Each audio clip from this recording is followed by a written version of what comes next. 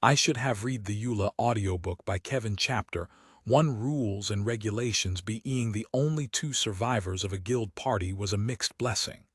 On the one hand, we were alive and victorious. On the other, we had to explain to the Adventurers Guild how 3 of our number were dead. I mean, it wasn't our fault the dungeon had been taken over by foul cultists, corrupted into a nightmare version of its former self, and then used to spawn a pain demon with an appetite for souls. That didn't mean I wasn't afraid the guild would want to pin it on us, and we couldn't afford to alienate one of the most powerful guilds on the planet. My expression must have been a sight because Lyra pulled me over to the side of the path and looked me deep in the eyes. "Breathe, Sebastian. You're getting all worked up over nothing. It'll be fine, you'll see. But what if there's a process? We follow the process, that's all there is to it." "Listen to her, love," Dara said in my mindscape.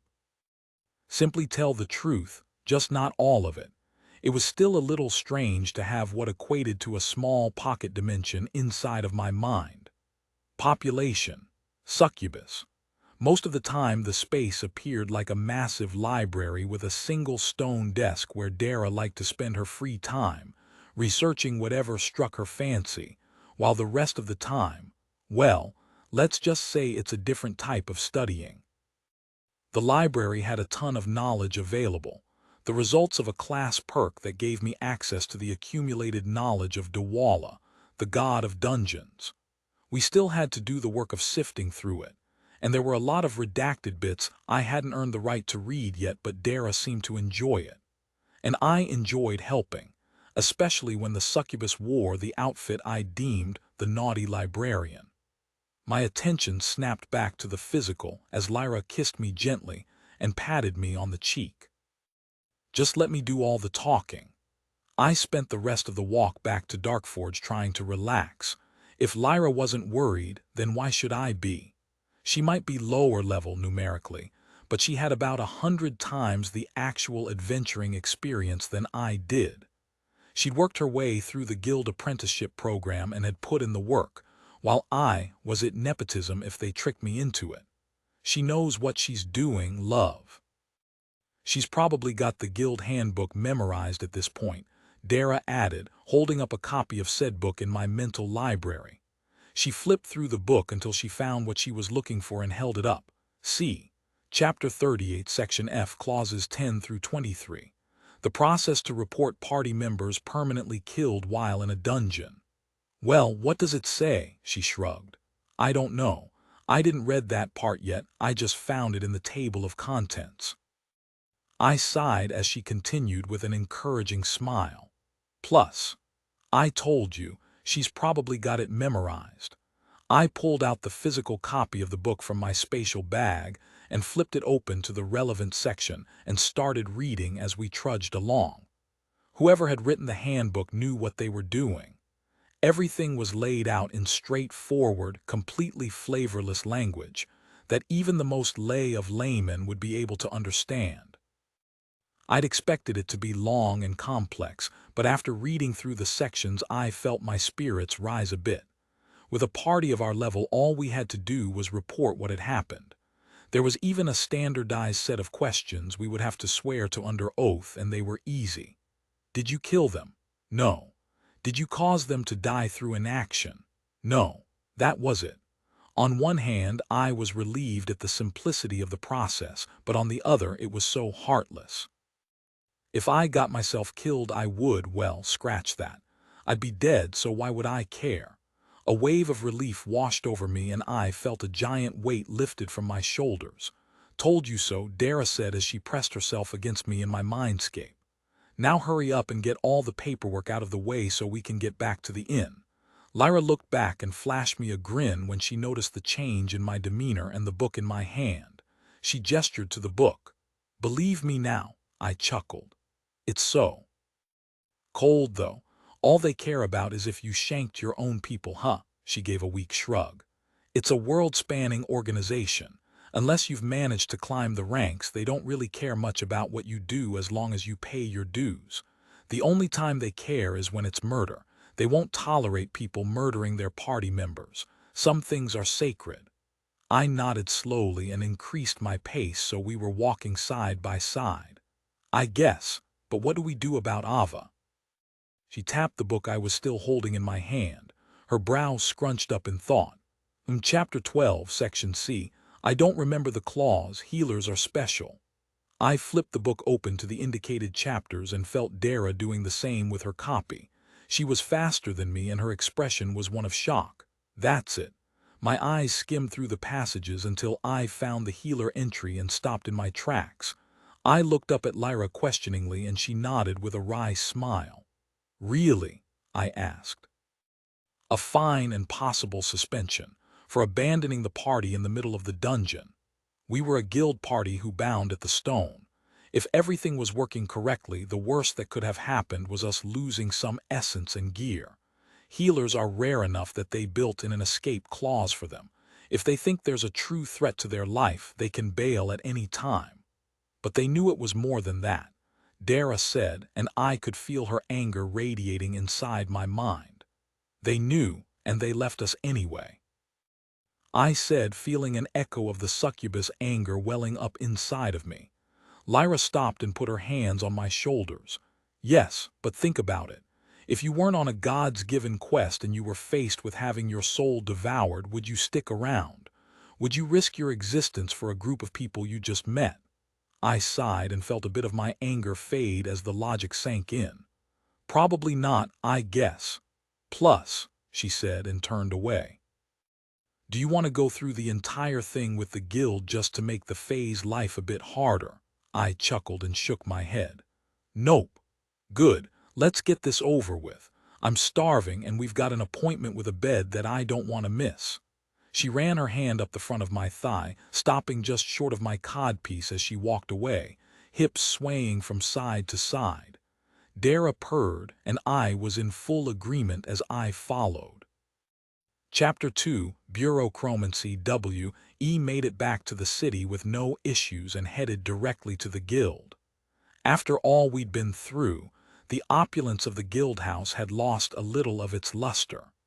Lyra led me through the building and to a small set of offices deep in the complex. The place reminded me of a modern-day office on Earth, with a medieval flair. There were rows of desks lining the room, each holding a massive pile of paperwork that the bored-looking employees were working their way through, copying data into massive books that I was pretty sure would require a forklift to move. We passed by the desks and approached a small counter where a richly dressed elven woman waited. Welcome to the Department of Guild Affairs. My name is Counselor Ina. How may I help you? Lyra pulled out the stone that we'd used to form our party and placed it on the counter. I'm here to report the loss of 2 of our party and the abandonment of our healer. The counselor waved a small wand over the stone and her eyes flashed blue. Her eyes moved as if reading something and she nodded and gestured for us to come closer. All right, you know the process. She slid a small crystalline tray across the table. Place your hands on the truth seeker. Lyra put her hand on one side of the device, and I did the same on the other. I felt a slight tingle flow from the tablet and through my body. Dara's head jerked up as she felt the foreign power flowing through me, and I could feel something inside me rising to resist. My eyes widened and I hastily tamped down my instinctual resistance. It must have been the charm immunity granted by my bond.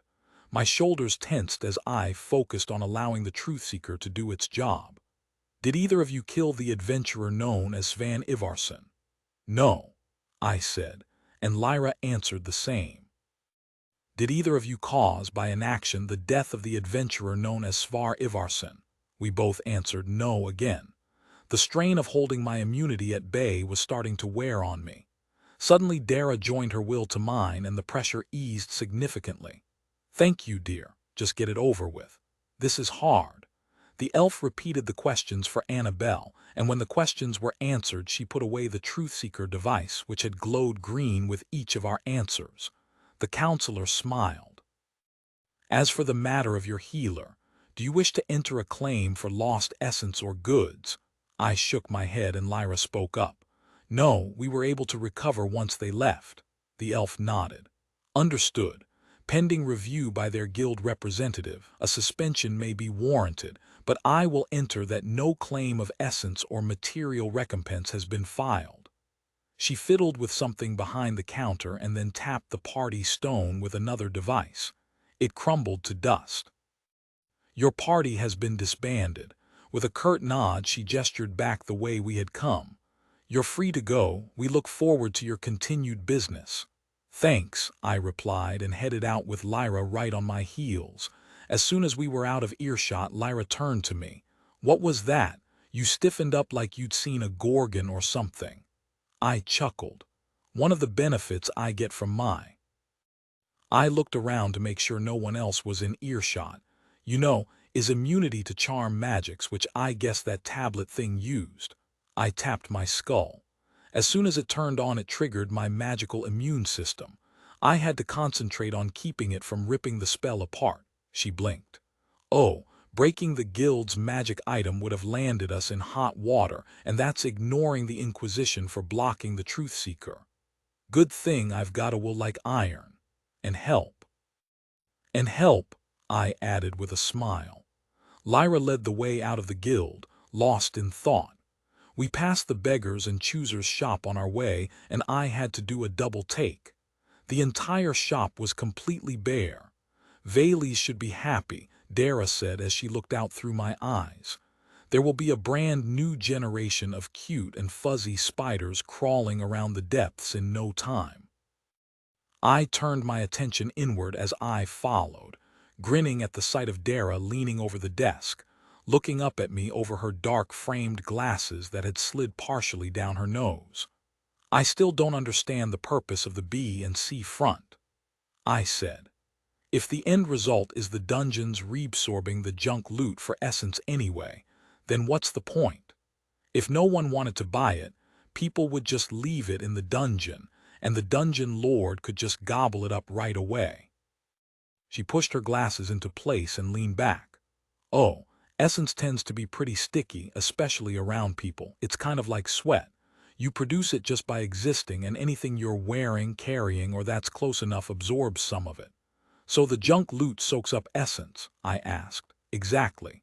Mortals carry the stuff around. It absorbs the essence they give off, and by the time the B and C sends it back to the dungeon, it'll yield a lot more than it cost to make. I paused for a second. Okay. That makes sense. The succubus smiled, showing her fangs. I'd hope so. It's been working for thousands of years. Chapter 3, a likely story. WE arrived at the Crusaders' call just in time for the dinner rush. A steady stream of workers flowed into the inn, leaving little room to maneuver. The common room was packed, and even the seats at the bar were filled with hungry patrons. Me girl. Vel's voice rang out over the throng, and the crowd split to let us through to where the dwarf was standing behind the bar. Ye had me a bit worried there, not returnin' last night. Thought I might need to dust off me axe and go on a little bard hunt. He gave me a flat glare. At your age, you'd be lucky to make it out of the nest before your legs gave out, Lyra said with a wide grin. Plus, I'd rather you not break him yet. Vel looked up at me. Ye managed to pull your foot out o' your ass then. Good. 'Twas getting hard to reconcile the fact I'd have ta be breaking your hands when they produced such entertainin' songs. I gulped and forced a smile. Yeah, managed to work things out, he burst out laughing. Good. Lyra's smile faded as she looked down at the white-haired dwarf. It was close, old man, and we're not out of the woods yet. I'm going to need your wisdom. All mirth drained from the dwarf's face, and his eyes became as hard as steel. What do you need, lass? Who needs ta die? A waiting patron opened his mouth to speak, but a glare from the dwarf made him recognize the error of his ways, and he moved away. Lyra's lips split in a weak smile. It's the dinner rush. We can talk once things have settled. Nonsense, he said, and turned towards the door behind the bar. Tort, get your ass out here. Seconds later, a large human with shaggy brown hair and the physique of a man who enjoyed his food pushed his way through the door carrying a crate of clean mugs. Here, boss. Didn't think we'd need the next box yet. Dinner just... He stopped as soon as he saw Lyra standing there. Oh, hey, Lyra. "Hey, Tort," she said as he put the crate down and looked at the dwarf. "Tort, you've got the bar," he said and leapt over the counter. "If anyone gives ye any shite, ye take down their name and I'll sort 'em later." The large human sputtered. "Wah, ye said ye wanted to be a barkeep. Well, now's your chance," he said and beckoned for us to follow. "Thanks, old man," Lyra whispered as we followed him into the back. Vel led us into a small dining room and shooed away the serving girls who were finishing up their meals. As soon as they were gone, he shut the door and chuckled. "Always wanted Ta do that. Tort's been buggin' me fer a raise fer months. Let's see if he sticks to it when he sees what Tendon Bar is really like." "Aren't you worried you'll lose customers if he messes up?" I asked. Lyra shook her head as Vel answered. "No chance o' that. The youngin's got what it takes, just needs a bit o' pressure to squeeze it out of IM." He turned back to Lyra and his expression turned serious. "Now how can I help me favorite girl?" She wilted and leaned against the table. "The dungeon was a shit show. Svan and Annabelle didn't make it and Ava abandoned us." The dwarf rushed across the room and grabbed her hands. "You tell me where to find the Fae shite and it'll be the last thing they ever did." She shook her head. "Thanks, Uncle Vel, but they had every right. The dungeon was broken and had they stayed, we all might have died." He huffed. "If ye managed to defeat it, then the Fae needs a lesson in situational awareness." "We were lucky," I said. "The only reason we survived was this crystal thing I found inside my bag that I'd been saving for a rainy day." Lyra and I had discussed a cover story for our survival, and the only one that could possibly explain things was that I had some kind of artifact that had saved the day. I had the Soulbone's special bag, and combined with my memory loss backstory, being able to pull a miracle out of my ass wasn't too far-fetched.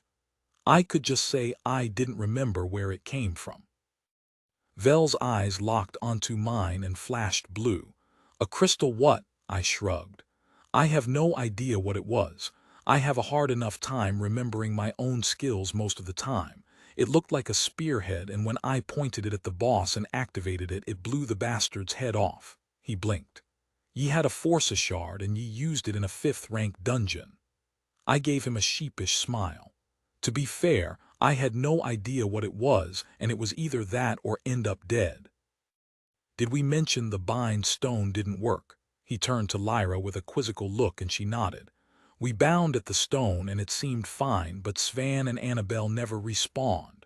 He made a gesture with his hand that I couldn't place, ending with it resting over his heart with his head bowed.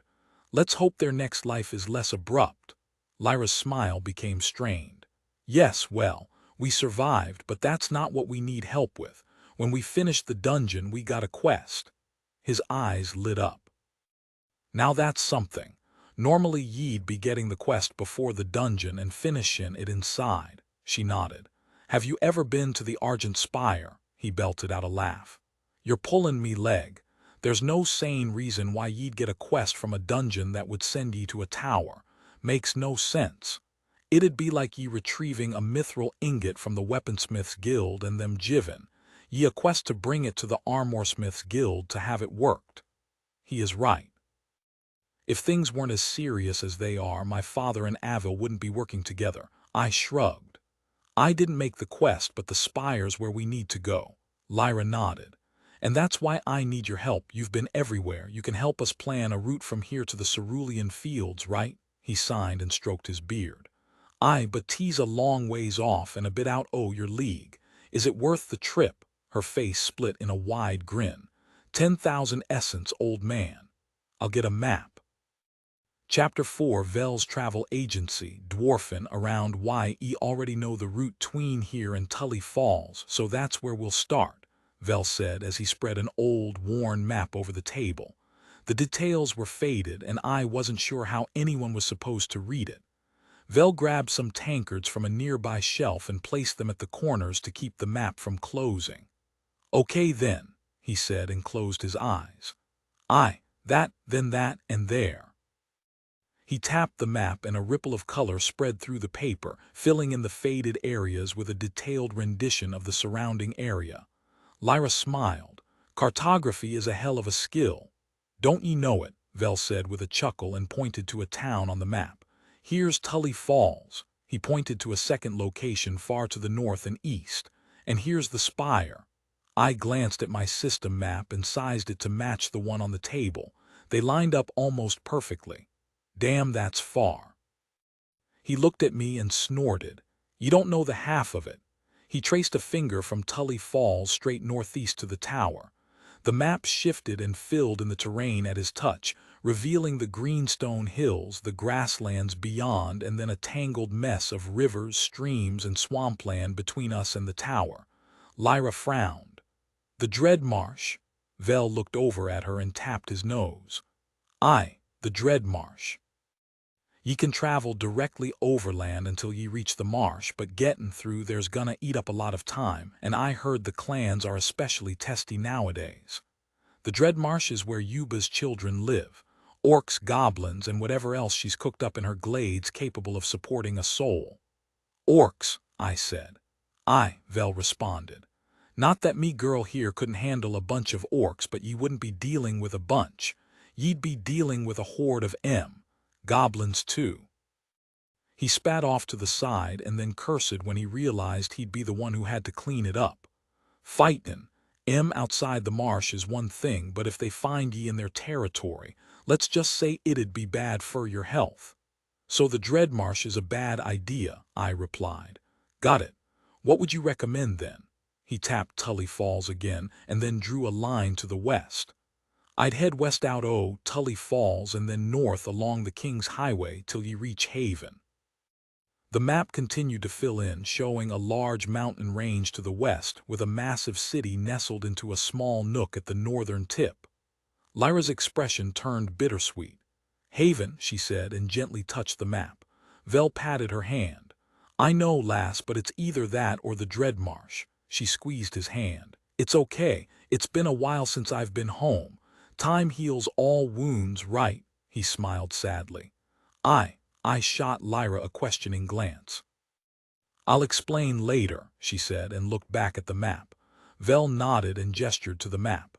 From Haven ye have two options.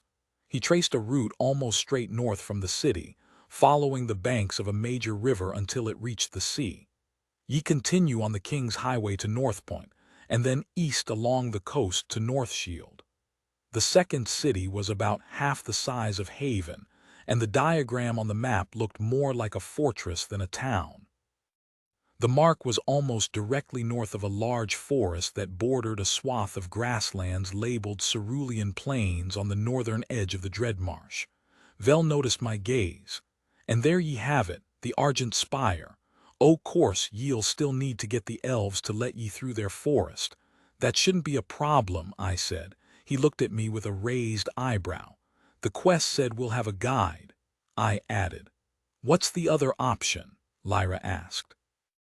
Taking the highway north and along the coast seems like it would take longer than navigating the marsh, orcs included, he chuckled. You're not wrong. The other option's a lot faster but has its own risks and cost. He tapped Haven again. Ye book passage on a skyship from Haven to Northshield directly. Passage is nothing to sneeze at, but it'll get ye to your tower a hell of a lot faster. Dara's squee inside my head was so loud I jumped, earning a concerned look from Vel. Sorry, got a chill, I said. Skyship, I've heard about those. Oh, please, please, please, let's go on the skyship. The neckline of her blouse dipped noticeably with each please, and I had to look away. If we can afford it, I replied. Aloud I said, how much are we talking about? Vel shrugged. Don't know the current rates, but when I came here a short while ago it was close to 300 essence a person. Lyra laughed. What? Vel said. It's a lot of essence. When you came here a short while ago, she said. Vel, it's been 10 years since you bought this place, and unless you've been making trips back to Haven 10 years, he said with a huff. A short while ago. He looked back at me. I don't expect the price will have gone up, but there's a tower in Haven ye can climb to raise some essence for passage, and good loot too. Monarch's Rise? Lyra asked, looking at the map with a sad expression. Aye, lass. Me and your folks climbed it many a time. She shot him a distraught look and he went quiet. I'm sorry, lass. I didn't mean ta, it's okay, just took me by surprise. She looked back at the map. Monarch's Rise will be perfect for us. I reached over and put my hand on her shoulder, giving her a comforting squeeze. She looked up and put her hand over my own. Haven it is then, she said with a resolved look, and I nodded. Haven it is. We can figure out the next step once we get there. Vel's meaty paw slapped me on the back and sent me stumbling. That's the spirit, lad. To life and death and everything in between. Now go get some dinner. I have ta make sure Tort hasna given away all o me good stuff. I offered Lyra my arm and she took it as we left the room. Chapter 5, a little late for a first date. Tee-hee crowd had died down a bit when we emerged from the back room. Most of the workers were finishing up their meals and making room at the tables for the next wave.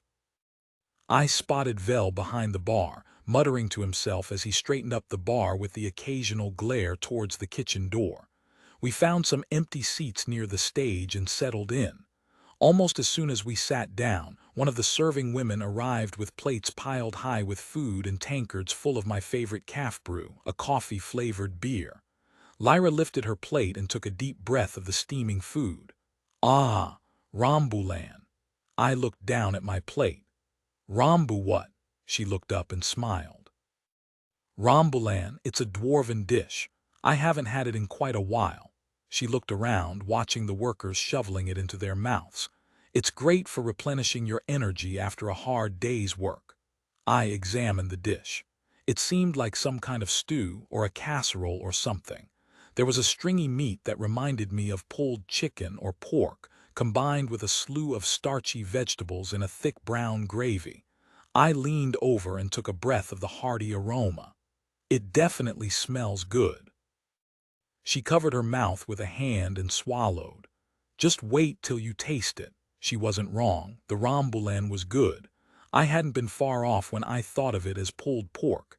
It had a nice smoky taste with a bit of a zing from some spice I'd never tasted before. The vegetables did a great job tempering the spice and the combination was delicious. I looked over to her with wide eyes. This is great, I said. She smiled and got a far-off look in her eyes. Brings back memories. So, I said, hesitating a bit. Haven, huh? She put down her fork and nodded slowly. Well, I know enough about you. I guess it's only fair that I share my own story.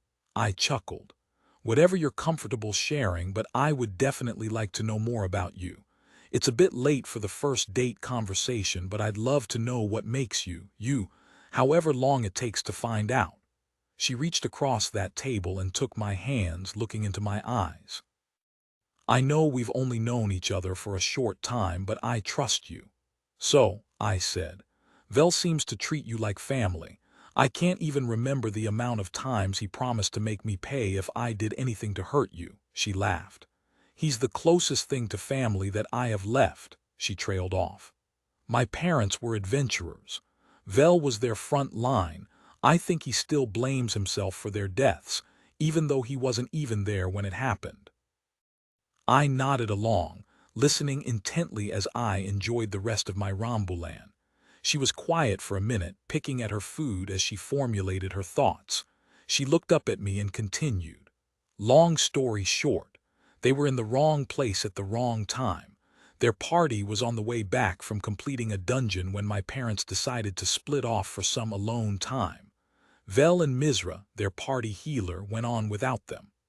There was a faraway look in her eyes. I was at the guild school when the messenger arrived. Tears formed in her eyes at the memory. A group of outlaws must have been watching the dungeons for victims and waited until my parents were sleeping.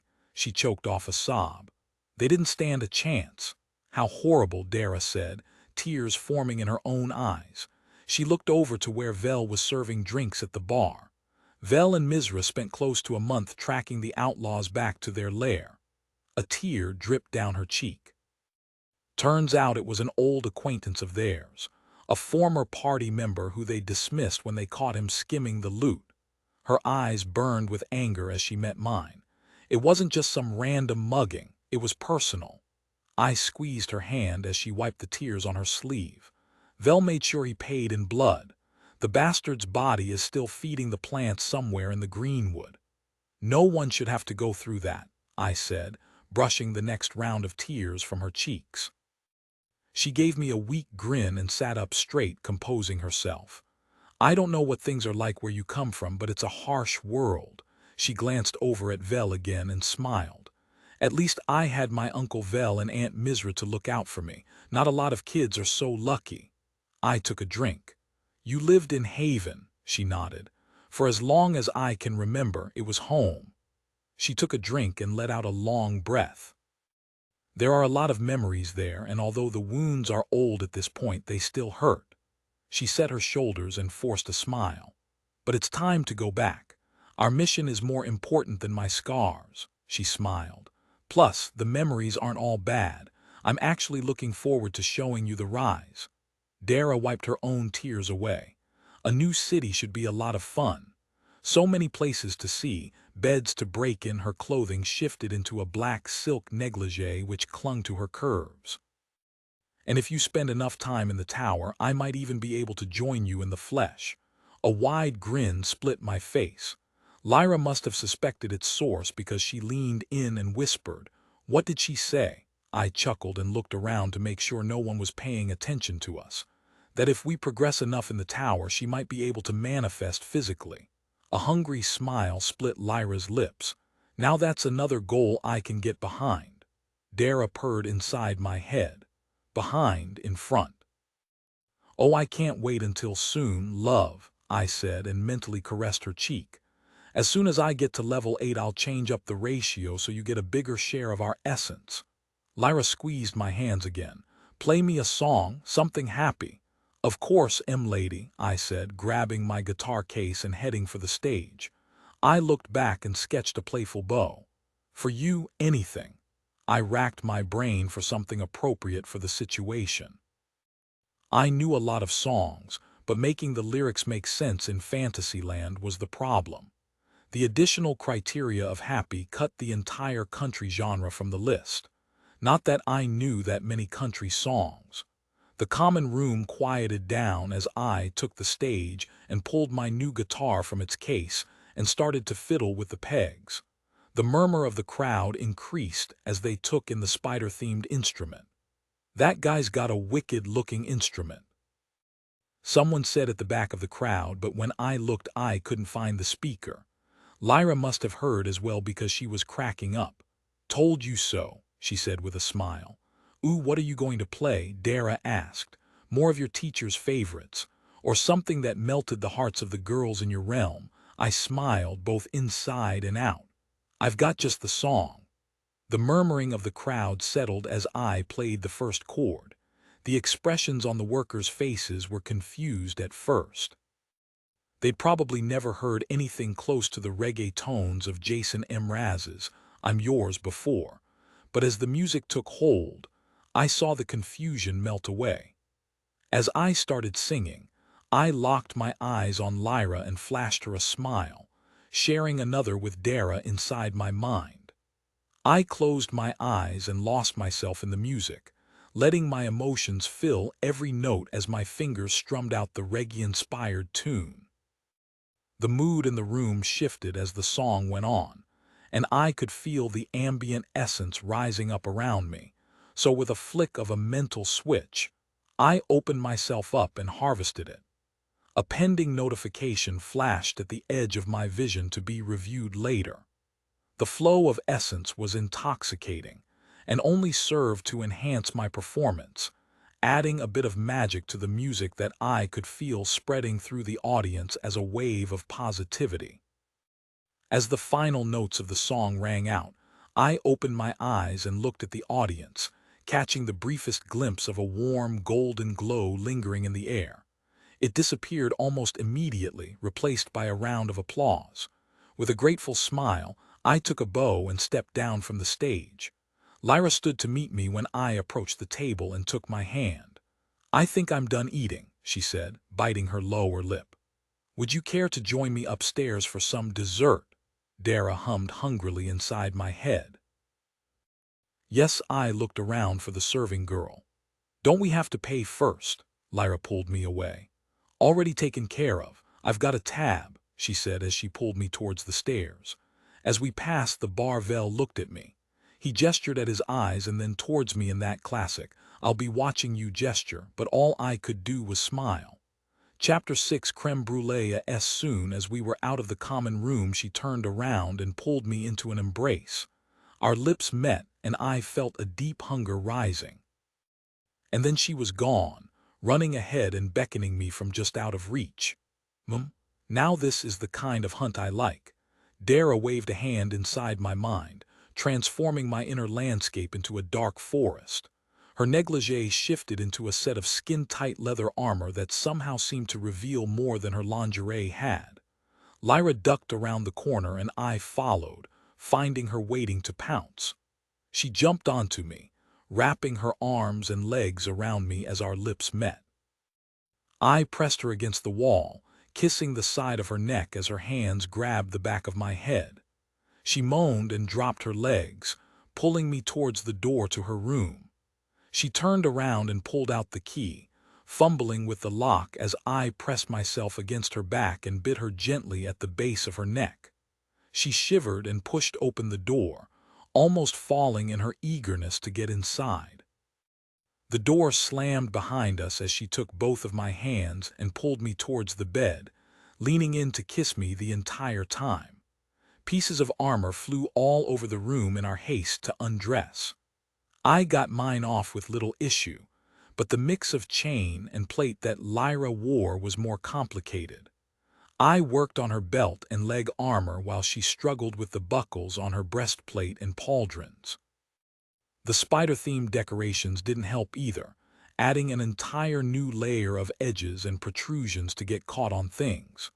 Her cuisses and armored skirt clattered to the ground, and I switched to helping her remove her breastplate. We pulled it up over her head, half of the buckles still in place, and it got caught in her hair when we tried to toss it aside. With a lurch, she stumbled to the side and tripped onto the bed, bringing me along with her. I landed on top of her and looked down into her emerald eyes. We laid there in silence for a moment, just gazing at each other. I leaned in and kissed her softly. Her lips parted before my questing tongue, and I reached up to gently untangle her bright red locks from the spider adornment on her breastplate. The metal clanged to the floor and I pulled away so we could finish removing the rest of her armor and clothing. As soon as the last piece was tossed to the floor, she grabbed me and tackled me back onto the bed. Her hot lips kissed my neck as her hand slid down my stomach to find my manhood ready to serve. The forest in my mind dissolved into mist and reformed into a giant bed. Dara was curled up in the middle with her eyes closed as she joined her senses with my own and opened herself to the sexual energy rapidly filling the room. I scooted back to the pillows and looked up into Lyra's hungry eyes as she crawled on top of me. I caressed a line down her cheek, marveling at how the scattered freckles perfectly accentuated her pale skin. She leaned in, kissing me again as she shifted herself higher. I felt the wetness between her legs as it brushed against me. She was already dripping with desire. With a hungry growl, she reached down and took hold of my cock, lining it up perfectly before pressing down. We gasped together as I slid into her tight pussy, joining our bodies together in mutual desire. She leaned forward and kissed me again as I grabbed her by the hips and pushed her down further, going as deep as I could. She gasped and arched her back, exposing her freckled breasts to be kissed. I kissed a circle around her nipple before taking it into my mouth and pinching it between my teeth. She sat up, grinding against me slowly and pressed her fingers over my mouth. Now, said between gasps. No teeth. I grinned and used my hands to lift her slowly off my cock, leaving just the tip inside for a second before pulling her down hard. She let out a primal grunt and a moan as she leaned forward, pressing her forehead against my own. "Okay," she whispered, "maybe just a little teeth." I laughed and pulled her down into a kiss, matching my movements to her own as she ground herself against me. She smiled, eyes closed as she rode me. "I've been looking forward," to doing this. Again, since the dungeon, she said between thrusts. She leaned her head forward, letting her hair cover me like a veil. It's just as good as I remembered. I ran my hands through her hair and pushed it out of the way as I leaned up to kiss her again. I caressed her breasts and then took hold of her hips, using the strength of my new body to increase my pace. She moaned and pushed herself up, arching her back to take me in deeper. I could feel the energy around us building with each thrust. Our pace quickened, and I had to concentrate to keep up. Her breathing was coming in quick gasps, and her normally pale skin had taken on a rosy hue. She closed her eyes and let out a soft moan of pleasure. I could feel myself getting close. Every thrust brought me closer to climax, but I was determined to outlast this beautiful redhead. I focused on every movement and smiled as I felt a sudden increase in the ambient essence of the room. Her movements became more erratic, until with a loud yell her entire body seemed to shiver. She lost all control of her frantic grinding as her body spasmed in pleasure. I held on to her hips and continued to thrust for all I was worth, giving in to my own pleasure as she cried out. Lyra's body gave one last shiver and then went limp, collapsing on top of me with a low moan. I could feel her pussy still quivering around my cock, and every movement seemed to birth an orgasmic aftershock in the feisty redhead. I wrapped my arms around her and basked in the afterglow, opening myself up to the energy in the room and drinking it in. She mumbled something against my chest and kissed my shoulder before closing her eyes and pressing in closer. I chuckled. Wasn't it the guy who was supposed to be the one to fall asleep immediately post-coitus? I glanced inwards and found Dara looking back, and before I knew what was happening, she had grabbed me and pulled me fully into my mindscape for a thorough reenactment of my time with Lyra. Except this time, she was the one with the teeth. Chapter 7, No Rest for the Wicked. I was in the best shape I'd ever been in. My body had been remade from the stuff of the universe. But I was still tired. So tired the next day when I woke up. Lyra was still fast asleep, and from the vague sense I got of energy moving through her body, she was likely in the middle of some upgrades. Dara was still snoring peacefully inside my mindscape as well. She was the main reason for my lack of true rest. It was worth it, though. Definitely worth it. The blinking notifications at the edge of my vision demanded my attention, giving me a rundown of all the essence I was able to harvest from the performance as well as what we generated from our amorous endeavors. With a mental push, I forced the system back into summary mode and felt it click into place. Plus 360 essence, 180 transferred to Dara, plus 360 harvesting XP, 16,792 20400.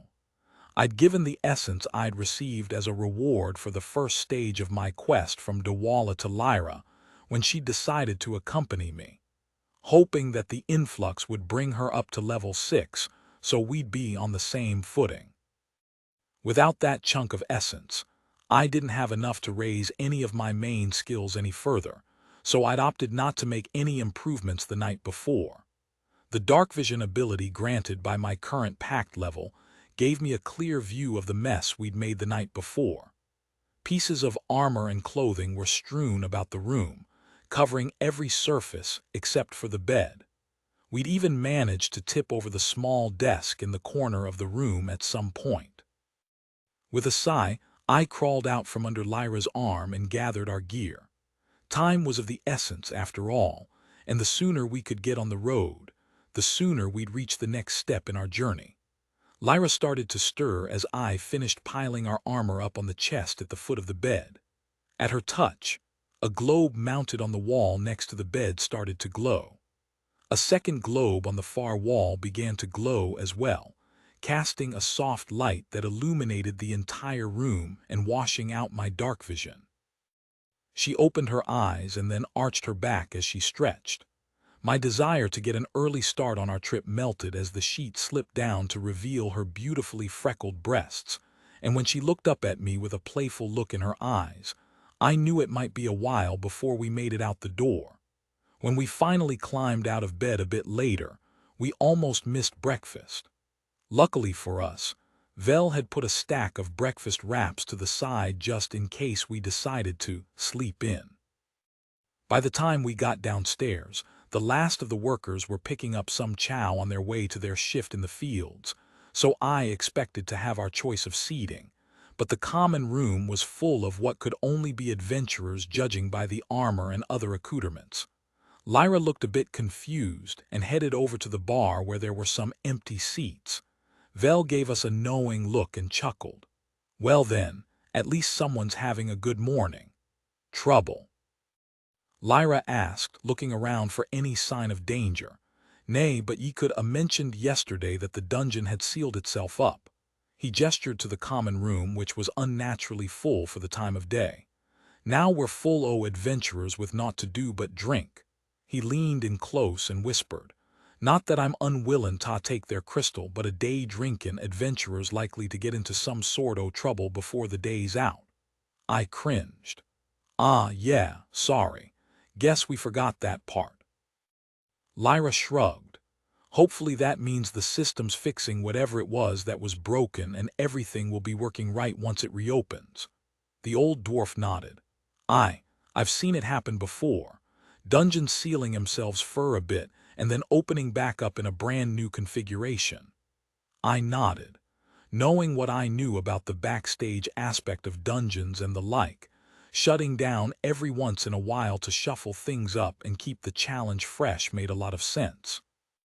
Wouldn't really serve its purpose if people just did the same thing over and over with no variety.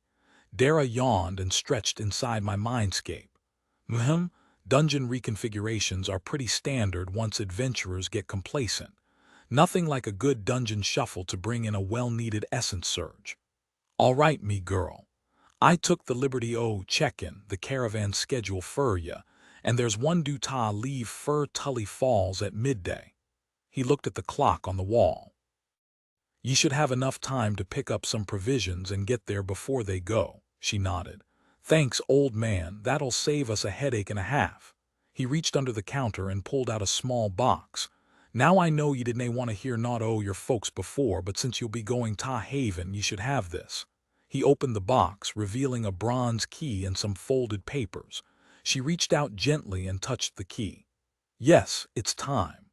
She closed the box and slid it into her pack. At least we won't have to pay Haven prices for an inn. Your parents always intended for ye to have it, was just a bit early is all. That's a copy of the deed in case ye need to chase off any squatters. The watch'll know what to do. Thanks, Uncle Vel, thank you for holding onto it for so long. I knew ye'd be wanting it one day. He reached out and put a meaty paw on top of her hand. Ye just make sure ta come back when ye finish up in the spire. He looked at me and narrowed his eyes. Ye can even bring this one back with ye if he's still around. I raised my hands in mock outrage. Hey, what I ever to do to you? He didn't bother with a response. Lyra reached out and took my arm. Shall we? Chapter 8. Back to the beginning. He tripped back to Tully Falls was surprisingly uneventful. The biggest bit of excitement was when the cook dropped a pan full of bacon grease into the fire and almost burned his beard off. The bacon was saved, so it could have been a lot worse. I spent most of the ride in silence, working inside my mind to continue translating my library of local songs into those I could play with my guitar, and trying to find out as much information as possible on the Argent Spire in my mental library. There wasn't much. Hell, there wasn't much about towers at all. I told you there wouldn't be, Dara said. Dad and Avil may be friends, but they are rivals as well.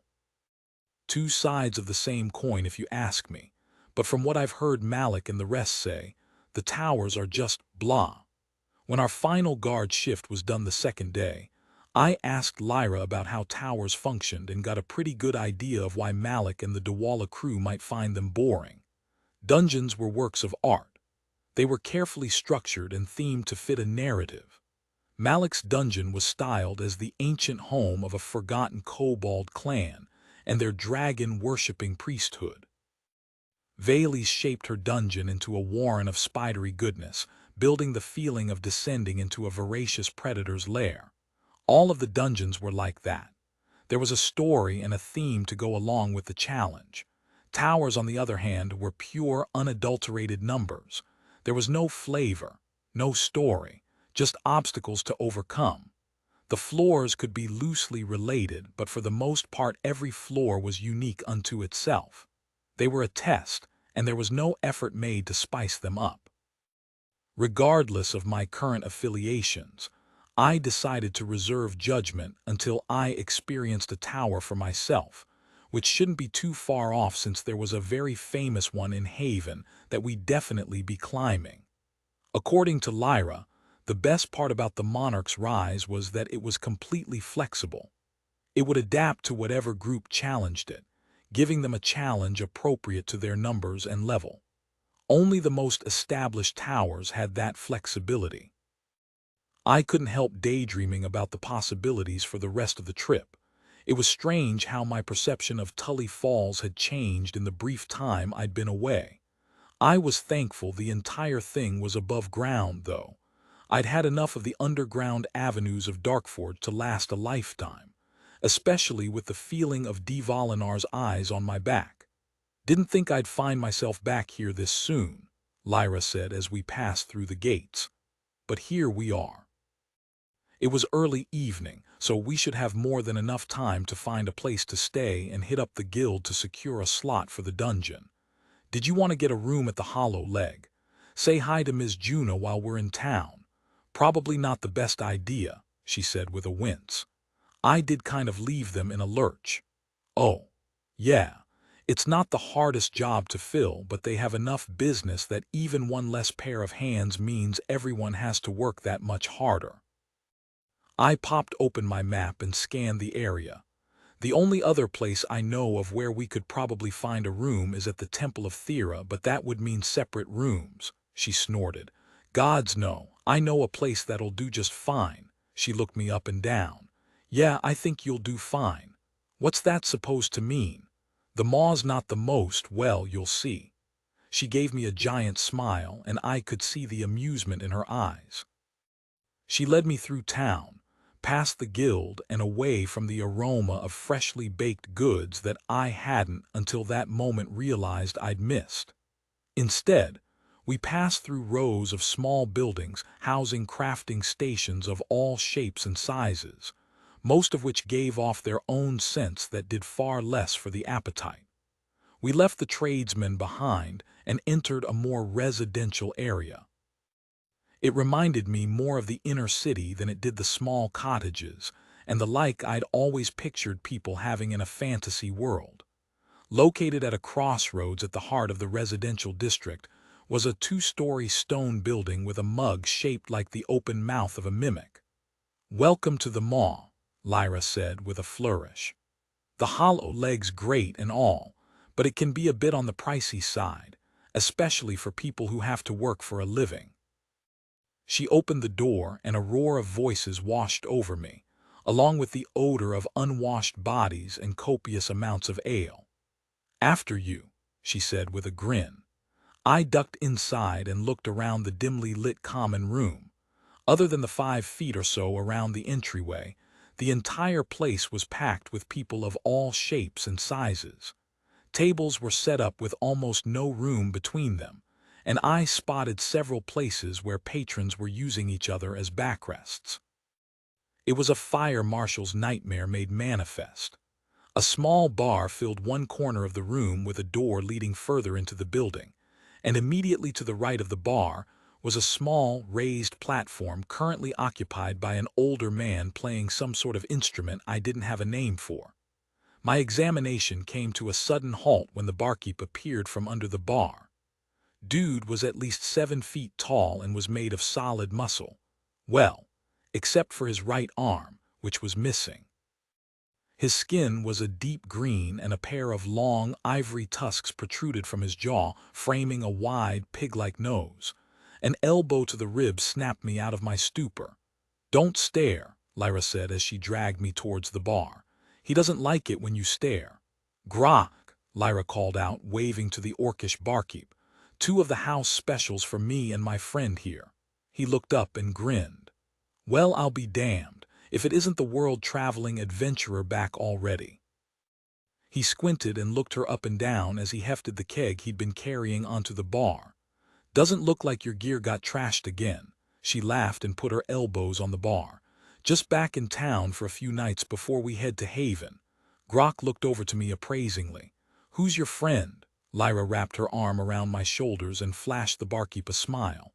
This is Sebastian Crow. She leaned in and whispered. He's a bard. The orc let out a bellow of laughter. A bard, in my shithole. He turned to the man trying unsuccessfully to play over the rumbling of the crowd. Davy, get your ass back into the kitchen. Firehair brought us a bard. I looked at Lyra and found her watching me with sparkling eyes. You, I said and narrowed my eyes playfully. I offered my hand in greeting to the massive orc, making sure to offer my left to avoid any awkwardness. He clasped my wrist in his hand, and I could feel the bones grinding against one another under the strength of his grip. I squeezed back as hard as I could, but my entire hand covered maybe a third of his meaty forearm. He looked down at me and chuckled. Well met, Sebastian Birdman. I am Grok One-Armed, slayer of the foul, 5th champion of the Bloodfist Moor, wielder of Griffinsbane and proprietor of this shithole. I shook my hand to restore some of the blood flow and grinned. Nice to meet you. Lyra slapped the orc on the shoulder. Damn it, Grok, how's he supposed to play if you break him? He snorted. I didn't break anything. He's a bit flimsy, but I know what I'm doing. Yeah, nothing's broken, but if it's not too much trouble, I'd love to get some food before we do anything else. I'm starving. The orc nodded and let out an ear-piercing whistle that cut through the throng. One of the serving women who was busy lounging on the lap of a handsy patron jumped up and wove her way to the bar. She was dressed in the classic Ren Fair wench outfit I'd always expected to see in a medieval tavern, and the outfit did an excellent job of showing off her ample cleavage. Her hair was a dark brown and was tied up in a neat bun. She had the look of someone who rarely got enough sleep, but she was attractive nonetheless. Yeah, boss, she said, and then saw Lyra. Her expression fell. Oh, you're back. She's cute, but nothing compared to Lyra, especially with that pout. Lyra slipped under my arm and gave the girl a friendly smile. Hey, Giselle. Yeah, we're here for a few days until we can book passage to Haven. If you can keep an ear out and let me know if you hear any, of course. I'll let you know as soon as possible so you can get out if she started. Grok grunted. None of that. He looked at Lyra. Your old room is still available. Haven't had any takers yet. Same rate, she nodded. Perfect. I was hoping as much. He gestured to me. He's staying with you. Yep, she replied. That cost more. No, just don't have another room is all. You can pile as many you want in there for all I care. Ooh, that's an idea. We could invite that Giselle girl.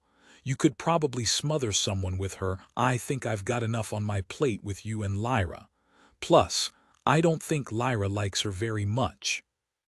And I don't think she's a likely candidate to join our little team, even if I'd love to put my face right in the middle of her tits and pretend to be a manatee for a few minutes. A manatee. You know, manatees motor boating. I pictured the act in my mind and willed it towards Dara. Her eyes widened. I don't understand the words, but that sure looks fun. I'm going to remember that when you can summon me physically and I learn to shapeshift. The loud snap of Lyra's fingers in front of my face brought me back to the physical. Sorry, daydreaming for a second there. Lyra hummed knowingly. I'm sure. She looked back to Giselle. Can we get 2 helpings of the stew, please? The serving girl nodded and headed back into the kitchen, mumbling the entire time. As soon as the door shut behind her, her voice rang out. Damn it, Davy, you're the cook. Lyra was busy relating the safe-to-share version of our exploits with the barkeep, so I decided to try and get a better sense of the crowd. This place definitely seemed like the kind of place that the wrong song choice could get you killed. Well, maybe not killed, but severely beaten. I could always reprise my performance of Farmer Jenkins' Midnight Run. That was bound to be a hit, but the vibe I was getting from this place was much more subdued. There wasn't enough room for the crowd to get too rowdy. Stepping into my mindscape, I found Dara standing behind the desk in its library configuration. "Hey love," she said, "I've already started looking." She grabbed one of the massive books from a nearby shelf and slid it across to me. "These are the ones from your memory." She paused at my confused expression. "Fun fact, Dawala's Insight is actively transcribing all of your memories and adding them to the library." Huh. Well, I'd recommend avoiding the ones labeled puberty. It wasn't pretty. "Nothing to interest you," she giggled. "Okay. I'll settle for the ones about your guitar teacher. I wonder if it records your imagination." My eyes went wide and she grinned. "Oh, I'll definitely be looking into that when I get a chance." I shook my head and flipped open the book, skimming through all the songs I'd ever memorized. I'd only gotten to the B's before Dara reached over and closed the book on me. She had a giant grin on her face as she pushed the tome she'd been looking through over to me. She tapped the page. "This one is perfect for this place." I took the book and turned it around, reading through the lyrics. It was perfect, and the notes were simple enough that playing it on the guitar would require a minimum of alterations. After the food arrived, I split my attention between shoveling the stew into my face and rearranging the song to fit better on the guitar. What I'd thought would be a straight translation ended up requiring an entire key shift, but I got it done. The stew was pretty decent, reinforcing my belief that the magic of this world was somehow able to maintain a bare minimum of flavor to ensure that everything was tasty. As soon as I was done, Lyra shoved me towards the stage. "Come on, Bastion, play us a song to remember." With a smile and a shrug, I took the stage and looked out over the audience. As expected, no one gave me a second look except for Lyra. Dara held up the music in my mindscape and I started playing. The tempo was a little strange at first, but I was able to keep it going once I got the feel for how it was intended. Nothing like playing a song for the first time ever from paper in front of a live audience. The song switched between two distinct sounds. The first was a melody in single notes, like a single voice addressing a crowd. It was immediately answered by a series of chords, like a war party cheering on their leader. I plucked out the beginning tune and then sang out the first voice. "Come all ye kin, come march with me, forward onto war. Today we live or today we die, but you know what we're fighting for." The chords rang out over the murmur of the crowd and several of the patrons looked my way as I chanted the chorus. "Life, love and honor, life, love and gold. Today we live or today we die. Fortune favors the bold." I looked over at the bar and found Lyra watching me with a smile as she tapped out the beat on the bar. Grok was nodding along as well as he doled out drinks to a new round of patrons. "Come all ye kin, raise your banners high, forward in victory. 'Cause tonight we live and today they died, and ensured our legacy. Life, love and honor, life, love and gold. Today we lived and today they died. Fortune favored the bold."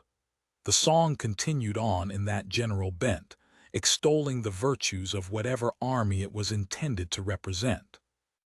By the end, I'd even managed to snag some of the patrons' attention and earned a few claps. There wasn't very much at all to harvest, though. Great song. I hope Grok liked it. Lyra handed me a cup of some kind of thick brown drink when I stepped back to the bar and clapped me on the back. "Good one," she said. I took a small drink and almost spit it all over the place. It was super bitter, like someone had taken baker's chocolate, mixed it with green tea, and then added a shot of lemon juice. I felt the barkeep stare on me, and through a force of will managed to hold it down. He grunted and held out a hand to Lyra. "Pay up." She groaned and handed over an orange essence, muttering under her breath the entire time. I raised an eyebrow. "What's that for?" Grok snorted. "She bet me you'd spit out the Kvogthrok." he gestured to Lyra. She spit it all over Giselle, he chuckled. I can still remember her shriek. Lyra grinned. That stuff is horrible, but it was funny. I shook my head and gestured to the barkeep. From the look this guy was giving me, I didn't want to offend. The orc snorted. Not many can handle a good orcish brew. I'll bet you 50 essence you can't drink the whole thing. Lyra's eyes went wide and she started to talk, but Grok silenced her with a look.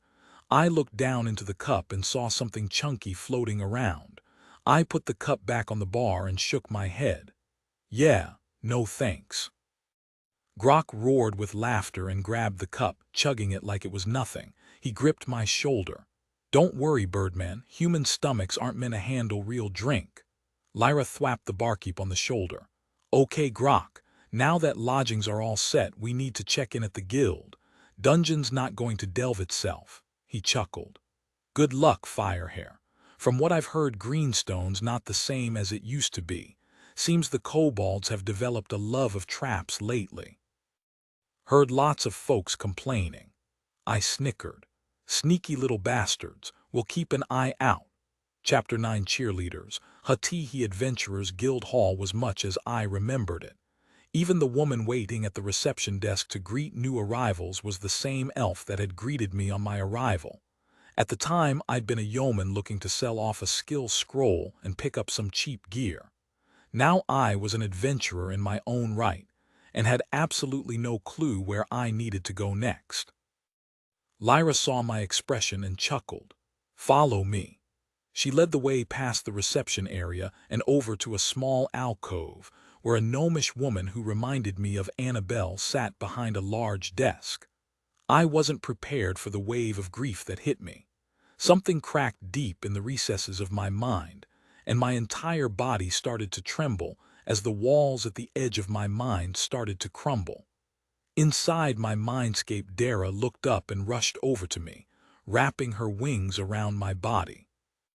A calming energy seemed to flow into me at her touch, pushing back the growing feeling of panic, and restoring the wall between my conscious mind and the flood of bottled-up emotions I'd been suppressing since my fateful meeting with Truck Kun. In the outside world, my expression must have been something because Lyra was looking at me curiously. She glanced in the direction of my gaze. Oh, she placed a hand on my shoulder. Losing someone is always hard, especially the first time. I blinked and forced a smile, my mind already slipping back into ignorance. I don't even know what happened. It just hit me hard. I don't know how you ever get used to losing people like that. She reached out and stroked my cheek while Dara echoed the gesture inside my mind. You don't, but you have to keep going. I took a deep breath and kissed her hand. Thanks, I said, squaring my shoulders and looking back over to the gnome. I think I'll be okay. The feeling of Dara's lips on my cheek sent another wave of calm through me, and I decided to focus on the good things in this world. No matter the horrors we were going to have to face, at least we'd be doing it together. The gnome looked up as we approached the desk. Can I help you? She said, brushing a stray wisp of hair out of her eyes. If you've come for the dungeon, you're in for some disappointment. Seems it's gotten quite popular since the kobolds renovated the place. I was surprised. Really? No slots at all. The gnome fixed me with a stern glare. Did I stutter? Lyra stepped in and rested her hands on the desk in front of the gnome, giving her a winning smile. Too bad, she said. My friend and I were hoping to find a group to rid the world of some kobolds before heading out to Haven. She stood back up, lifting her hands from the table to reveal an indigo crystal. The gnome snatched it up faster than I could consciously follow, and suddenly her expression was somehow a lot friendlier. Well, since you won't be sticking around for long, let me see if there are any teams who might need a. She looked between us and waited. Lyra grinned and gestured to herself and then to me. Front line and support. The gnome nodded slowly. Yes, She opened up a ledger and started skimming through. Might have something for you. The group's already got a front line, but from the look of the fellow, he'd be more suited to an offensive role. She pocketed the crystal. The team slot is for tomorrow morning, 3 hours past dawn. You should be able to find them at the hollow leg right now. Party leader's an elf by the name of Jaeger. She took out a small piece of paper and waved a hand over it, creating a drawing of some sort that she handed to Lyra. Lyra took a look and nodded before tucking it in her pouch. Should be easy enough to find. She sighed and turned to me. Guess we're going to the hollow leg after all. We turned to go, leaving the desk behind. Nice doing business with you, the gnome called out as we left. Gotta spend essence to make essence, I asked when we were out of earshot. Lyra shrugged. I was hoping she'd been keeping a spot open for someone. Usually slipping the clerks a little something can grease the wheels a bit. Either the price has gone up, or she was really telling the truth about the dungeon being extra popular. I'm sure Malik has been working extra hard to improve his dungeon after all the effort he spent on training you. Dara's lips formed into a spiteful smile. I can't wait to see the look on his face when you start looting his creatures. We headed for the exit when a familiar figure caught my attention from the door of the Beggars and Choosers as we walked by. God damn it, I said as he beckoned for us to approach. Lyra looked over. You need to sell something. I shook my head. No. Let's just say he works for the boss man. We'd better see what he wants. The boss ma, oh okay. Yeah, remind me to tell you the story of how that gremlin bastard set me up, I trailed off as we approached the Lishka. Hello Barton, I said in a flat tone. Hello again Master Crow, Mistress Stone, he said with a nod to each of us. We're kind of on a tight schedule here, I said. What do you want? He tusked. Now, I thought we were over the hard feelings. You certainly ended up ahead. He said with a knowing look at Lyra. 2 ahead if my count is accurate. Ha ha, I replied. You still did me dirty, lizard man. He shrugged and turned to Lyra. Since young Master Crow is not going to introduce me, I will do it myself. He gave a small bow. Master Merchant Barton, proprietor of the Beggars and Choosers, among other things, he said with a wink. She returned the bow. Nice to meet you officially. I'll look forward to seeing more of your shop once my ban is up. Waved a hand dismissively. Oh, that ban wasn't for you, just your ass of an ex-party leader. You are welcome to do business with us whenever you wish. Great, I said, interrupting. So what did you want? We've got a party to hunt down and some levels to grind. Barton looked back at Lyra. Is he always this impatient? Hey, don't involve me in whatever, she gestured between the two of us. This is, he chuckled. Fine. He looked back at me. I hope one day we can be friends, Master Crow. For now, at least, let me function as an ally. He held up a small metallic chit that looked like a dog tag. Had you come to me first, I could have told you that I had already secured a time slot for you in the local dungeon. In his other hand, he fanned out 5 more chits of a different color, as well as these passes to the Monarch's Rise for when you reach Haven. Lyra's eyes went wide and she laughed.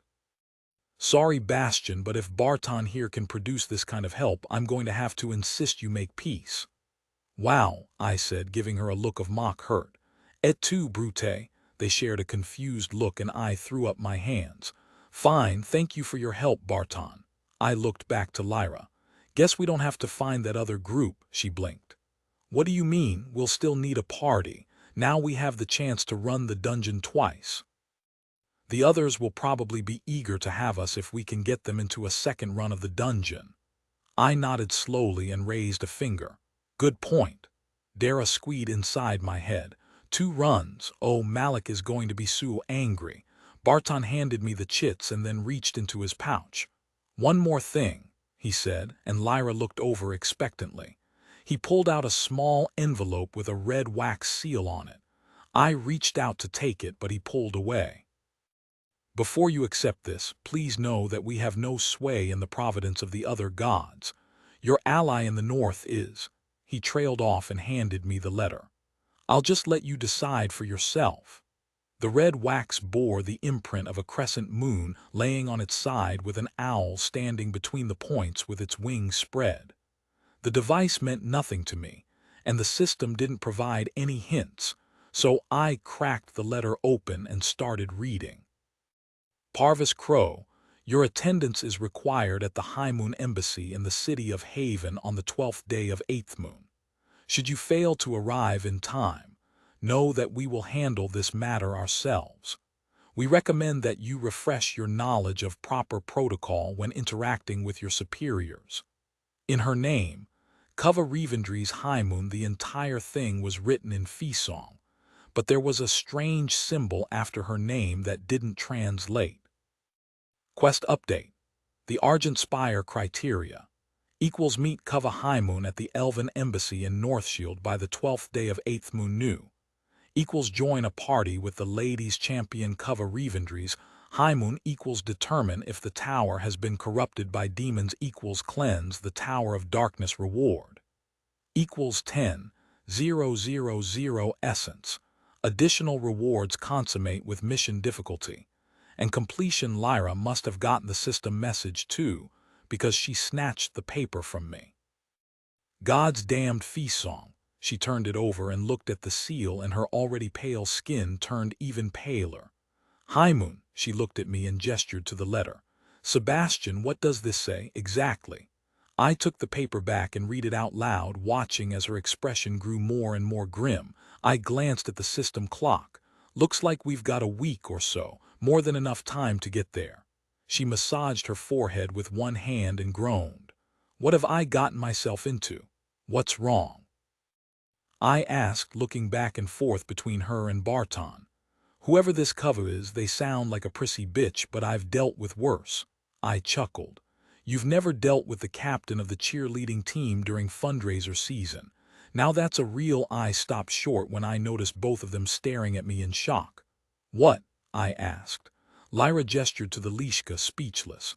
Barton scanned the crowd and then chuckled. Ah, young Master Crow, Kava is not a name, it's a title. He hummed in thought, scratching his scaly chin with a taloned finger. It means she is of the royal family, like a human princess, yet more complicated. Oh, I said and shrugged. Okay, so no fart jokes, got it. Lyra sat down on the ground and hung her head in her hands, earning several strange looks from the passer-bys. A curt nod from Barton kept them moving. I think you're forgetting something very important, love, Dara said. I replied, this isn't your world. For the common people of lore, the nobility hold the power of life or death. Their word is the law. Royals can be even worse. Getting on their bad side is sometimes worse than death. My expression fell. Oh, I said out loud. So diplomacy then. This was going to be harder than I expected. Barton chuckled. I see you realize the difficulty. The Kava has been instructed to cooperate, but instruction cannot undo a lifetime of privilege. He handed me a small book. I suggest you prepare. The book was titled Protocols of the High Moon Court. I held up the book. I'll read it, but I'm not gonna bend the knee to some snooty princess just because her parents were rich. Lyra groaned and looked at me. No, you bend the knee, whatever that means, so the princess doesn't have you thrown in prison for the rest of your life. I nodded. Point made. I have taken the liberty of booking your passage to Haven with a business acquaintance of mine at the Merchants Guild, Barton said, and handed me a small scroll. They depart in 2 days at dawn. He looked from me to Lyra and back. Please do not be late. The caravan master is an old comrade, but I doubt he will wait for you on my behalf. No problem, I replied and turned to leave. Lyra waved to the Lishka, and we were on our way. Chapter 10. Oh hey, it's EULA. Ira spent the rest of the walk to the hollow leg muttering to herself. I could barely make out what she was saying, but I did hear numerous strings of profanity mixed in with what sounded like her psyching herself up. The potential for riches and wealthy connections that came with an ally in the Elven royal family were nothing to sneeze at.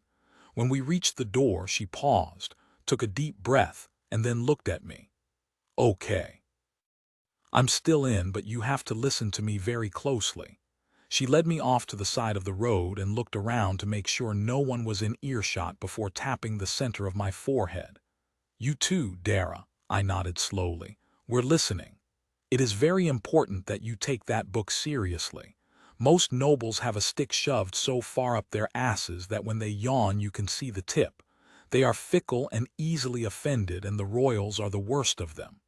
Okay, I'll be on my best behavior. Me too. Lyra flashed me a brief smile.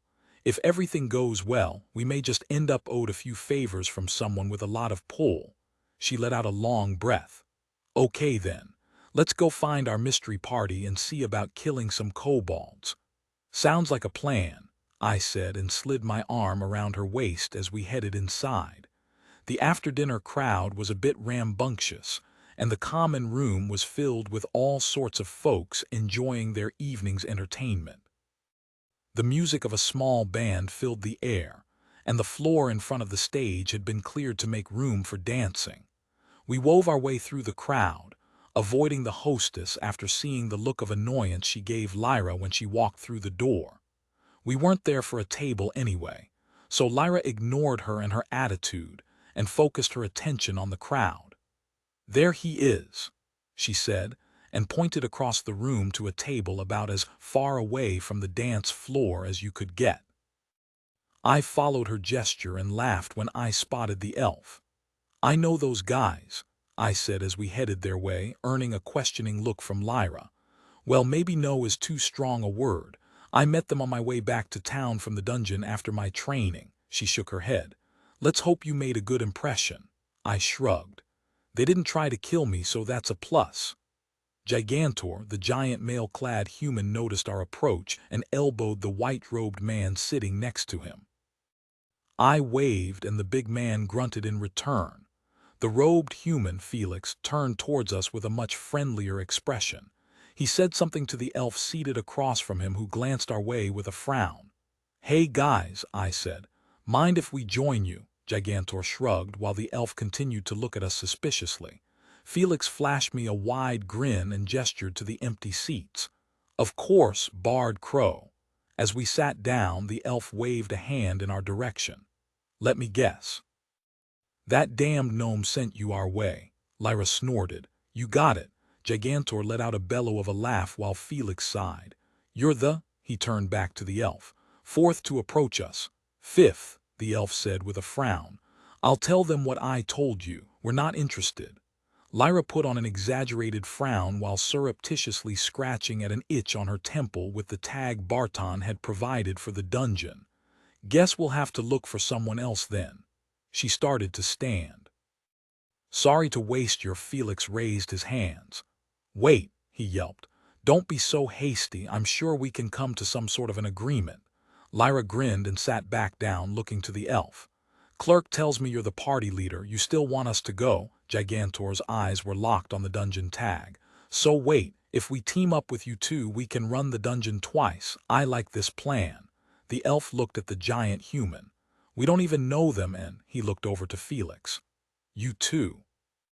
The priest shrugged. "If we ever want to make enough to progress beyond these fringe dungeons, we're going to have to make a few changes. Unless you want to go back to hunting for glades." The elf looked at Lyra and his eyes flashed blue. "A light blade, front line?" he asked. "Where else would I be?" she replied. He examined me next. "And a bard," he trailed off. "What abilities do you have?" "I can mesmerize an enemy, turn another into an ally, play songs that speed us all up. I can heal a little as well." I rubbed my chin in thought. "I know some fire magic and can defend myself with my blade if I need to." The elf nodded. "All-around support then. Good." The big man slapped a hand on the table and looked at the elf with a hopeful expression. "If they come with us, then I don't have to be the front line. I can just fight." His smile was almost wide enough to be creepy. The elf threw up his hands. "Fine," he said and looked at us with a shrewd gleam in his eyes. "Let's talk terms." Lyra held up her hand. "One more thing before we get down to the nitty-gritty." She wrapped an arm around my shoulders. "Tell them the looting thing." I looked at her, confused for a second. "Core-touched love, you know, where you get more loot from dungeon creatures." She booped me on my nose playfully and then dove back into the stack of books she'd been buried in. "Oh, yeah," I said and leaned in to whisper. "I've got a trait that gives me bonus essence when looting creatures inside of a dungeon." The elf's eyes went wide. "How much more?" he said slowly. I shrugged. "I haven't tested it yet, but anything is better than nothing, right?" He looked at Lyra. "Well, if we don't know how much, then we can't factor that into the split," so I raised my hand to stop him. "Listen, we just want a fair share, even split, standard guild allocations." Lyra sighed. "You ruined all the fun. Haggling is cathartic." Felix laughed and shook his head. "I think you might not enjoy it so much going against Jaeger. He used to be a magistrate before." The elf glared at him. "As I said before, we don't know them. Best not to spill all the beans unless you'd like to stop in at the temple before we head out." Felix's mouth snapped shut. "No need for that." Gigantor chugged the rest of his drink and let out a loud belch. "Bahaha, I love you guys. Never a dull moment." Jaeger pulled out a party stone and set it on the table under his palm. "In layman's terms," he glared at Felix, and then continued as the stone began to glow. "We agree to join forces for the purpose of delving the Greenstone Depths dungeon until completion, twice, or until 4 out of 5 party members agree that we should retreat. We agree to an even split of all essence, with the standard guild rules governing any non-essence loot and all other applicable guild policies governing the exploration of a dungeon for the first time with new party members. In addition, we agree the full allied party will together utilize the dungeon slot allocated to me, Jaeger Steelbrook, and that held by." He looked over at us and raised an eyebrow. "Sebastian Crow," Lyra said, handing me the tag that Barton had reserved in my name. "Sebastian Crow," Jaeger finished. The stone pulsed and he slid it to the center of the table. Gigantor and Felix added their hands, and with a shrug, I did as well. Lyra placed her hand on top of mine and flashed a smile around the table. "I have a feeling this is going to be the beginning of a profitable alliance. Jaeger Steelbrook has invited you to join his party. Accept." YN. I accepted and braced myself for the rush of information and sensations I'd gotten last time. Party members: Sebastian Crow, level 6 human bard status.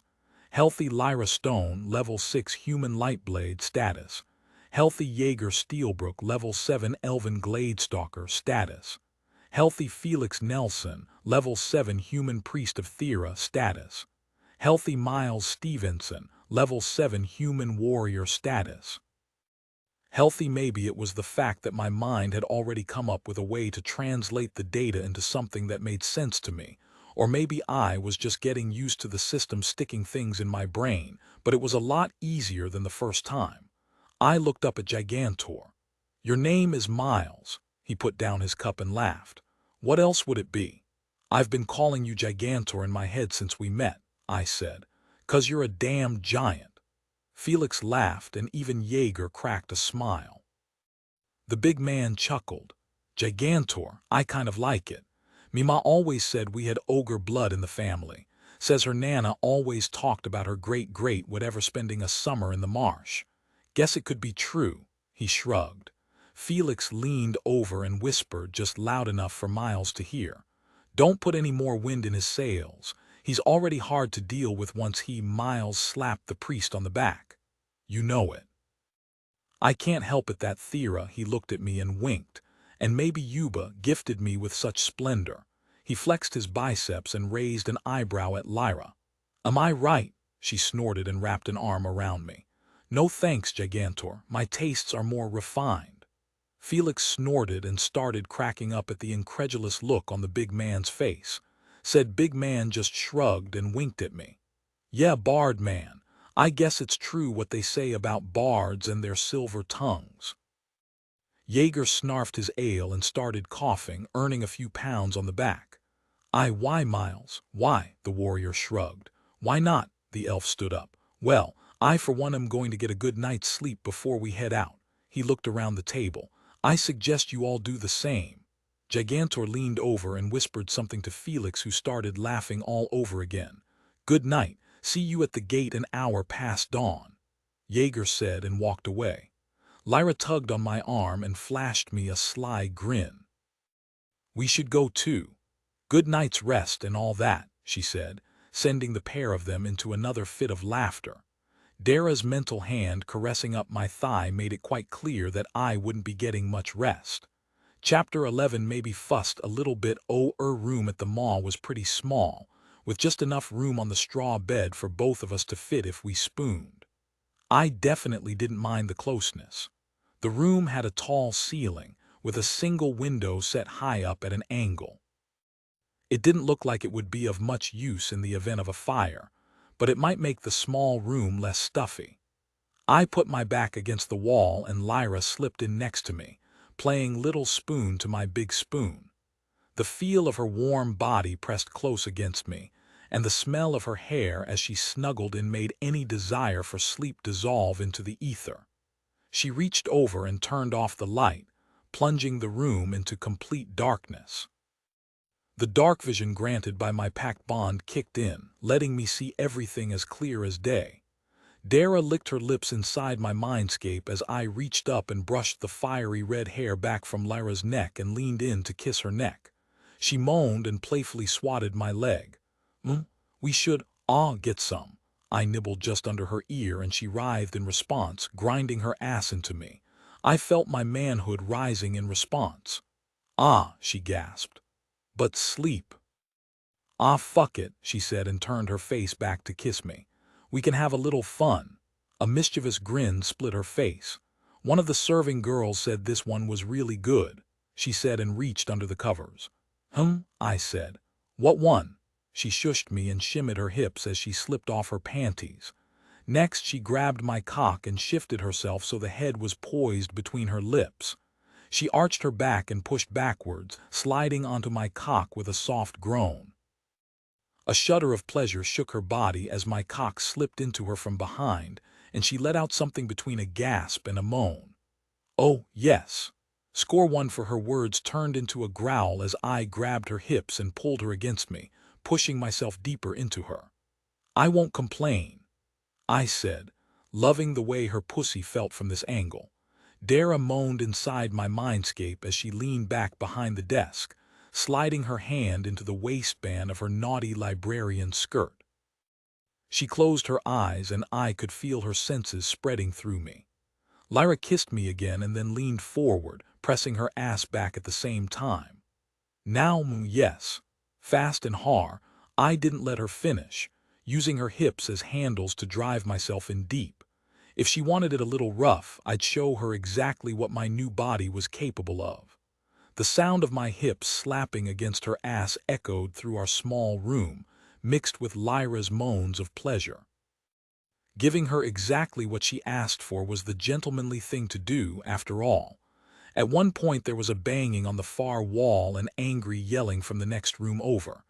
I slowed down for a second, but the look Lyra gave me was something I never ever wanted to see again. "Do not stop," she growled, so I picked up the pace. She grabbed a hold of the pillow and muffled her answering moans in goose down. Her breathing quickened as she grasped my wrists and ground herself against me as I thrust for all I was worth. Dara must have been really enjoying what she was feeling through me, and with a ragged gasp she came. A wave of orgasmic energy spilled out of my mind and through me, shattering my own control and pushing me over the edge. With a shuddering moan, I came, my body shivering with the combined pleasure of the succubus and myself. Much to everyone's surprise, the combined wave of orgasmic essence burst out of my cock with my seed and triggered an answering explosion in Lyra. Her entire body started to shake and she screamed in pleasure. The pillow did little to muffle the sound, but at that point neither of us cared who could hear us. Instinctively, I opened myself to the answering surge and drank it in. Seconds later, we both collapsed to the bed in a quivering mass, and every breath sent a jolt of orgasmic lightning up my spine. Lyra slid off my cock and turned around, resting her head on my chest. My heart was still beating a mile a minute, and I could feel hers pounding as well. "Wah, what was that?" she said breathlessly. 1 minute things were still building and then boom. It was like a dam broke inside me and all I could do was hold on as the river washed me away. I caressed her head gently. Well, you know how I told you how Dara can see and hear and feel everything I do, right? She said sleepily. Well, she liked what she was seeing, so she decided to have a little fun with herself and, she went on a solo delve. Lyra said with a chuckle. If that's what you call it here. When she finished her delve, the result hit me like a ton of bricks I couldn't hold back, and I chuckled. Boom goes the dynamite. Seems there was a bit of overflow into you. She snuggled in closer. Tell Dara she's delicious, and you too. I hummed in agreement, and the next thing I knew she was snoring against my chest. I let out a yawn and closed my eyes. My consciousness slipped into my mindscape, leaving my body to rest. Dara was still lounging on the desk chair, her eyes half-lidded in content. She gave me a smile and perked up as I approached. "Hello, love," she said. "That was quite exquisite. I can feel our bond getting stronger every day. Shouldn't be long now until I can join you in the flesh."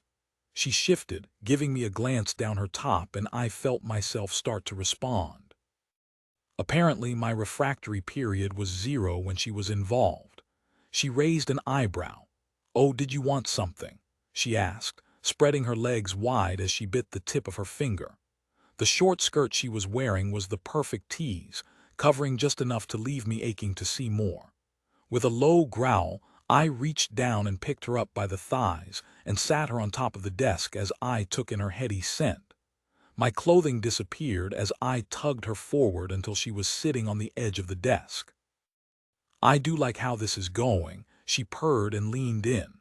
Our lips met and I pulled her against me, guiding my cock into her dripping wet pussy.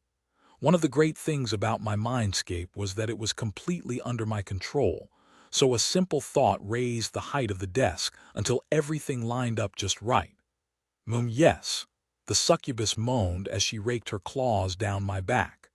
The pain was nothing compared to the feeling of being joined with her once again. Our essences melded into a single river, flowing in a giant circle between us that built upon itself with every cycle. She laid back on the desk, knocking over the piled-up books and scrolls with her wings. Her eyes met mine with an expression of pure hunger as she pulled me towards her. With an answering smile, I tapped into something in our bond and fed some of the essence I'd harvested from my time with Lyra into the flow. Almost immediately, the intensity of the bond strengthened, and Dara arched her back as her pussy spasmed in pleasure. She shuddered in orgasm and grabbed at the table, gouging its surface with her claws. "Oh yes, Sebastian. Oh yes." The wave of her orgasm flowed through our bond and my body vibrated with the influx of energy. I thrust one more time and then let go, riding the wave of pleasure towards my own climax. I collapsed back into the chair, shivering with the aftershocks of channeling so much essence at once. With a satisfied purr, Dara slid off the desk and into my lap, curling up with her head under my chin in a perfect echo of Lyra's position in the physical world. She patted me on the chest. "Soon," she said and closed her eyes. Blinking notifications at the corner of my vision caught my attention, so I opened them up. Plus 38 essence, 19 transferred to Dara. Plus 38 harvesting XP. 16,832,0400. Plus 310 essence. 155 transferred to Dara. Plus 310 harvesting XP. 17,142,0400. Essence, 50 essence transferred to Dara. That last entry must have been when I fed some of the energy I'd harvested from my tryst with Lyra to Dara during our coupling. I hadn't realized I'd given so much. I'd have to be more mindful of that going forward.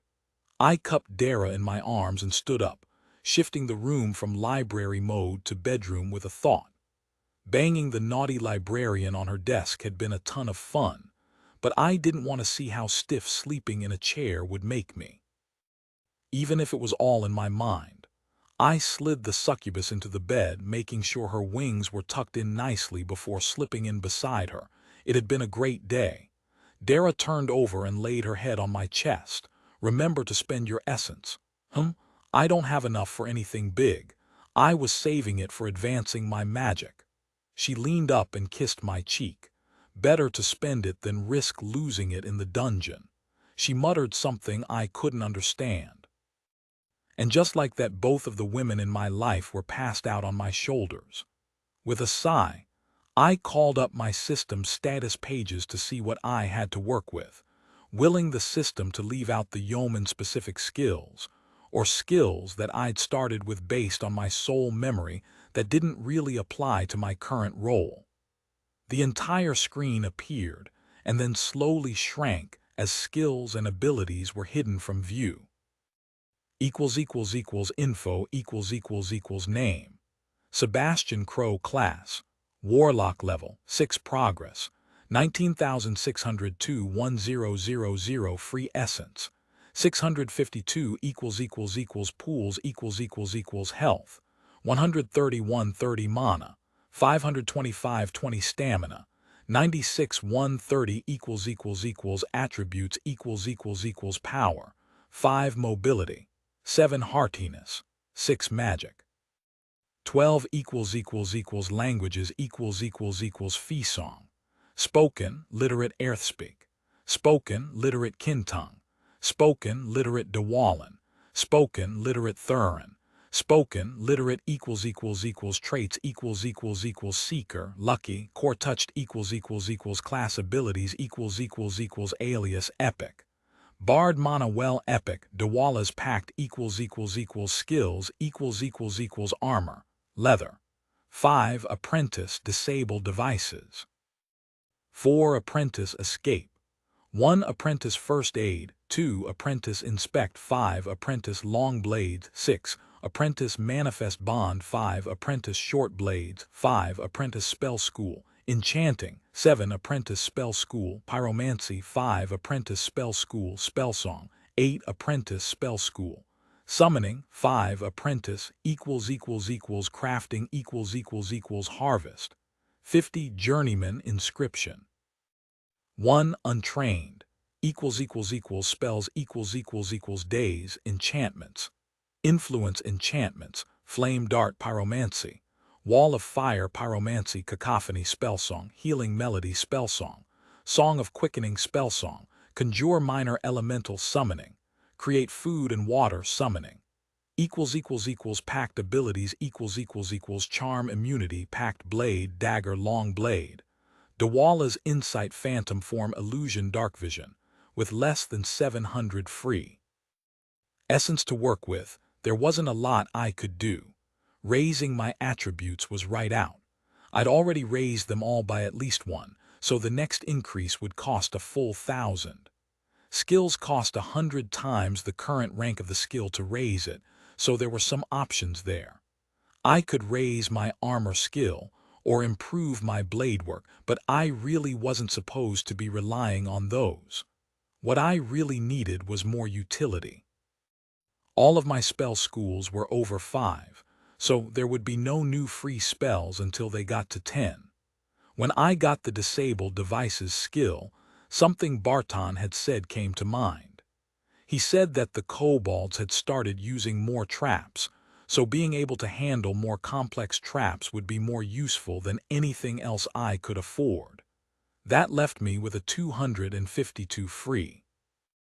It was just enough to raise escape to rank 2 and keep a little bit of a reservoir in case I had to go full murder hobo. It had saved my ass in the whispering depths. I queued up the upgrades and smiled as Dara sleepily snuggled into my shoulder. This was the life. Interlude, creeping doom tea, he bloody tears marring the statue's ivory face had transformed into a stream, painting the angel a bright red. A small puddle formed at her feet, spreading with every new drip, both outwards and down into the stone. Invasive rivulets of tainted viti flowed into the cracks in the worked marble, or created new ones, to infiltrate the tower warden's inner sanctum. Far below, servants of the Lord of Blood climbed the tower, desecrating each floor one by one.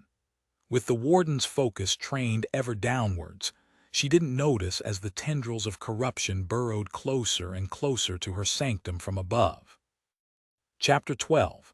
A hard night's day tea. Here were better ways to be woken up in the morning, but a soft kiss from a beautiful woman was still in the top 3.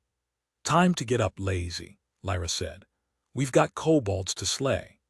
I groaned out something about 5 more minutes, but then I opened my eyes. Lyra was standing, completely naked in the center of the room, bathed in the first rays of sunlight filtering into the room from the small window in the rafters high overhead. My eyes popped wide open and she flashed me a smile and wiggled her hips. Figured this would get you up. She looked to where the blanket was starting to resemble a tent, in more ways than one. I opened my mouth to respond, but she chose that moment to toss my shirt over my face. We don't want to be late, do we? With a sigh, I pulled the shirt over my head and got dressed. As soon as I was done, I helped Lyra with the rest of her armor. The notification from my upgrades was blinking away, so I popped it open while we packed up the rest of our things. Upgrades complete 400 essence used to improve your knowledge of the disabled device skill. New rank, 100 essence used to improve your knowledge of the escape skill. New rank, 2, a more thorough understanding of the inner workings of mechanical devices seeped into my brain, and I paused for a second to let it settle. There was no similar experience for escape, though. Just the knowledge that the system would help me out of a jam in return for some stamina. Lyra raised an eyebrow. Upgrades, I nodded. Yeah, figured I might have to disarm some traps, so I upgraded that and escape. Good plan, always spend what you have before a dive. No need to risk losing it all if you don't have to. Dara said the same thing. Smart lady, she replied. Too bad she can't come out and play with the new folks around. I looked inwards to check on the succubus and chuckled. Of course she was still sleeping. Why wake up at the crack of dawn if you don't have to? She's sleeping now, but last night she said she was close to being able to manifest, so maybe by the time we get to Haven she'll be able to join us in the Monarch's rise. A smile lit up Lyra's face. That would be amazing. We can run the tower with just the 2 of us, but having a third we can trust means we can face harder challenges and get more loot. She planted a kiss on my lips and then opened the door. Shall we? The maw didn't offer breakfast, so we grabbed some food from a street vendor on the way to the gate. I didn't know what to expect from the 2 essence wrap, but it was actually pretty tasty. It was also very spicy. I swallowed the last bite as we came into view of the gate and washed it down with another drink of water. Only the fact that I had the create food and water spell saved me from forking over a lot more essence to an entrepreneurial water merchant conveniently located a block away from the rap guy. Jaeger was the only one there when we arrived, which wasn't surprising. Who knew how long Felix and Gigantor had been up drinking? He waved us over and nodded curtly. Thank you for being on time. Felix and Miles should be here soon, and then we can head out. Lyra looked in the direction of the hollow leg. They normally late risers, she asked. The elf grunted. They tend to overindulge when given the chance, but they'll be here on time. He grinned. Otherwise they'll owe me a percentage of the dungeon run. Almost as if his words were prophecy, the pair came tearing down the road. From the condition of their packs, they'd probably just stuffed everything inside before leaving their inn. I even spotted a linen garment of some sort sticking out of Felix's pack, streaming out behind him. We're here. Felix grunted and then doubled over trying to catch his breath. Gigantor arrived soon after with little evidence of any exertion whatsoever. The big man patted the priest on the back. You should work on your hardiness, my friend, Jaeger nodded. Especially if you intend to continue this behavior. Felix looked up and smiled. Gotta prioritize. I can either be better at healing you or be better at drinking. Which would you prefer? Gigantor shrugged. Why not both? And I couldn't help but laugh. See, the bard understands. More hardiness is good, right? He winked at Lyra. She chuckled. Oh, definitely. But since he's the one who's going to be keeping me alive, I'd rather his healing magic be his primary focus. Felix grinned. Right, he looked around, so why are we still here? Let's go kill some kobolds. Chapter 13 Kobold Renovations. Teehee Dungeon entrance was way different than the last time I'd been there. The Adventurers Guild had erected some kind of stone wall and set up a temporary base outside. A pair of well-armed and armored guards bearing the guild crest stood nearby to make sure no one tried to sneak inside. In order to get in, you had to hand in your tag at the desk. There were other parties of adventurers lounging around, waiting their turn. Still others tried to make a few essence selling repair services to the groups who'd finished up their runs. A third group was skirting the line between diplomacy and harassment, approaching every newcomer with offers to buy their slots in the dungeon. Jaeger's eyes had gone wide at the last, and I thought for a second he was about to stab the man who'd asked him. Gigantor came to the rescue, resting a hand on the elf's shoulder and staring at the solicitor until they wisely moved away. After that, we headed right to the gate. Our time slot was next on the list, so there was no sense in chancing another altercation. When our turn came, Jaeger handed over the chit, and through the gates we went. The stone walls created a small courtyard in front of the actual dungeon entrance, which had been changed to resemble a massive stone archway carved with images of the kobolds and their dragon god. Malik's really done some work since we left, Dara said with a yawn. Now I know why there were so many people waiting to go in. A brand new dungeon configuration is bound to be popular, especially with the bonus. Bonus? I asked. Oh yeah. Whenever a dungeon does an overhaul, my father boosts the loot for a while. Kind of an incentive for the dungeon lords to keep things fresh. New configurations means more deaths, so if they do it right they can increase their overall essence store, even if it does cost a bit to do the reconfiguration. Good to know, I replied. As soon as I stepped inside, a notification popped up and I opened it right away. You have entered the Greenstone Depths dungeon. Recommended levels, 4-8. In eons past, the Greenstone Hills were home to a clan of dwarves who dug deep into the mountains in search of the corpse of the ancient earth drake Haraldar. Little did they know that the drake's loyal followers, the kobolds of Clan Dar, had not abandoned their patron's resting place and were determined to prevent their patron's body from being defiled by the stout folk. Facing a seemingly endless tide of drake-blessed kobolds, the dwarves were forced to abandon their tunnels, which quickly became part of the domain of Clan Dar. After numerous incursions by the surface races, the kobolds of Clan Dar have expanded their fortifications to stem the tide. New dungeon bonus in effect, all essence and loot rewards are enhanced. He downgraded, Dara said. You must have really put a dent in his essence reserves. She smiled smugly. I almost feel bad for him. Is there a reason you're so giddy about us pilfering Malik's dungeon? He did introduce us and everything, I asked. Other than him being a smug know-it-all annoying, you get the picture. Sure, other than that. If you thought the training you had to go through was tough, just imagine having to memorize tables of essence costs, loot distribution schemes, balance techniques, trap construction, color theory, and all the other ins and outs of running a dungeon. So much math. So boring. I laughed at that, earning a look from the rest of the party. Sorry, was just remembering one of the songs I heard about this place. He was a tough teacher, and I was a very, very poor student, and waiting for a potential bondmate to come along was so lonely. I caressed her cheek mentally. Sorry, she laughed. For what? Not getting hit by a truck earlier. No, there was nothing you could have done. She ran her mental claws down my back and whispered in my ear. It was definitely worth the wait. I entered the bind room with a smile plastered across my face and goosebumps down my spine.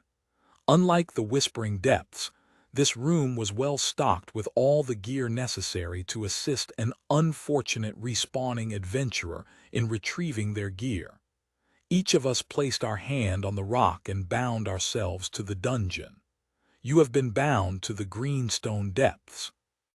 I'd had enough experience with the respawning process during my training period, and had no intention of experiencing it again, but not binding was just dumb.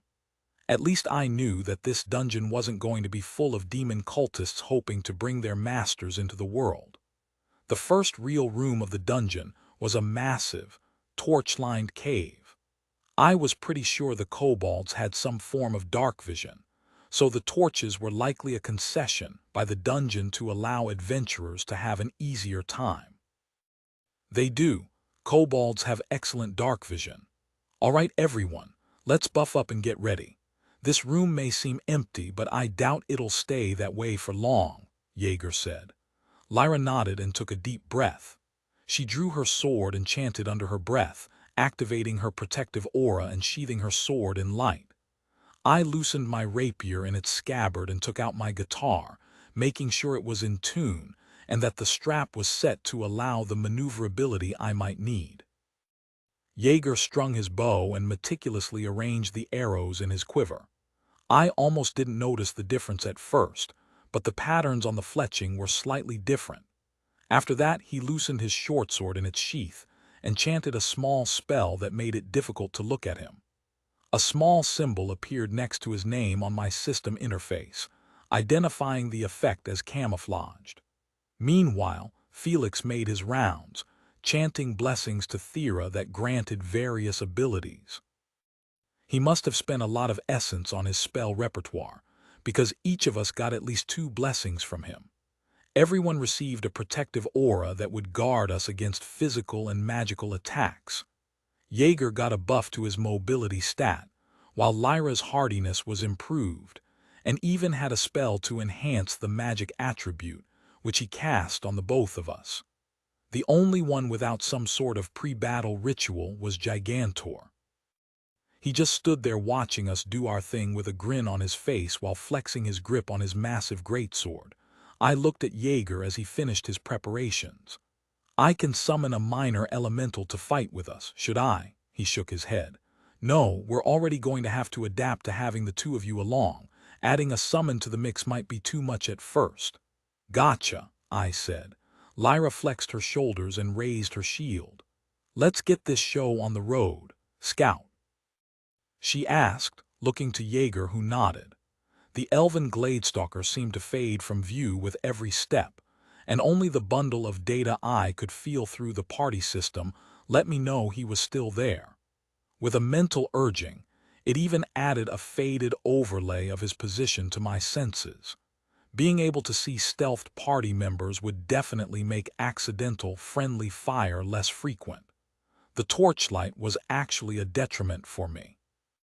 Having the light available forced me to rely on my normal eyesight as opposed to the dark vision granted from the bond, and that meant all the shadows cast by the torches along the uneven stone walls could be hiding anything. Lyra followed about 15 feet behind, enough room to leap into action if needed, but also enough to give her time to get out of dodge in case of any undetected traps. Gigantor was next, with me and Felix in the rear. I had my guitar out with my hand on the strings to keep them silent for the time being. About a third of the way through the cavern, I got a tickling sensation on the back of my neck, as if something was watching me, and I looked around nervously. Dara laughed inside my mind. Malik knows we're here, she sang. Jaeger faded back into full view up ahead and gestured for us to approach slowly. He knelt down on the ground and we gathered around. Traps, he said simply. I can see 3, but that doesn't mean there aren't more. These kobolds have a real knack for this sort of thing. I almost missed the first. Felix gasped in mock astonishment. A trap almost escaped the eye of the mighty Jaeger Steelbrook. They must truly be a master of the art. The elf gave him a flat stare.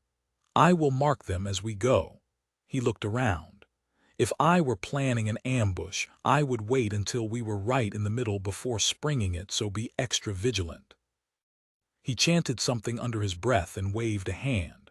A wave of green light washed over the cavern ahead, leaving behind 3 glowing red squares that covered the entire center of the path forward, leaving only a narrow pathway to either side that we could walk on. Don't step in the red stuff, Dara said.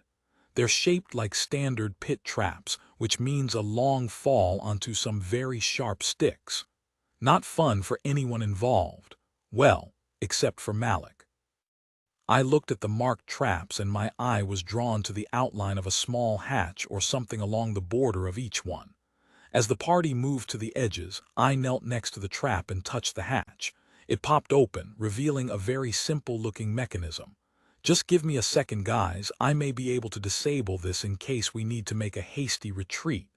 The elf paused and looked back.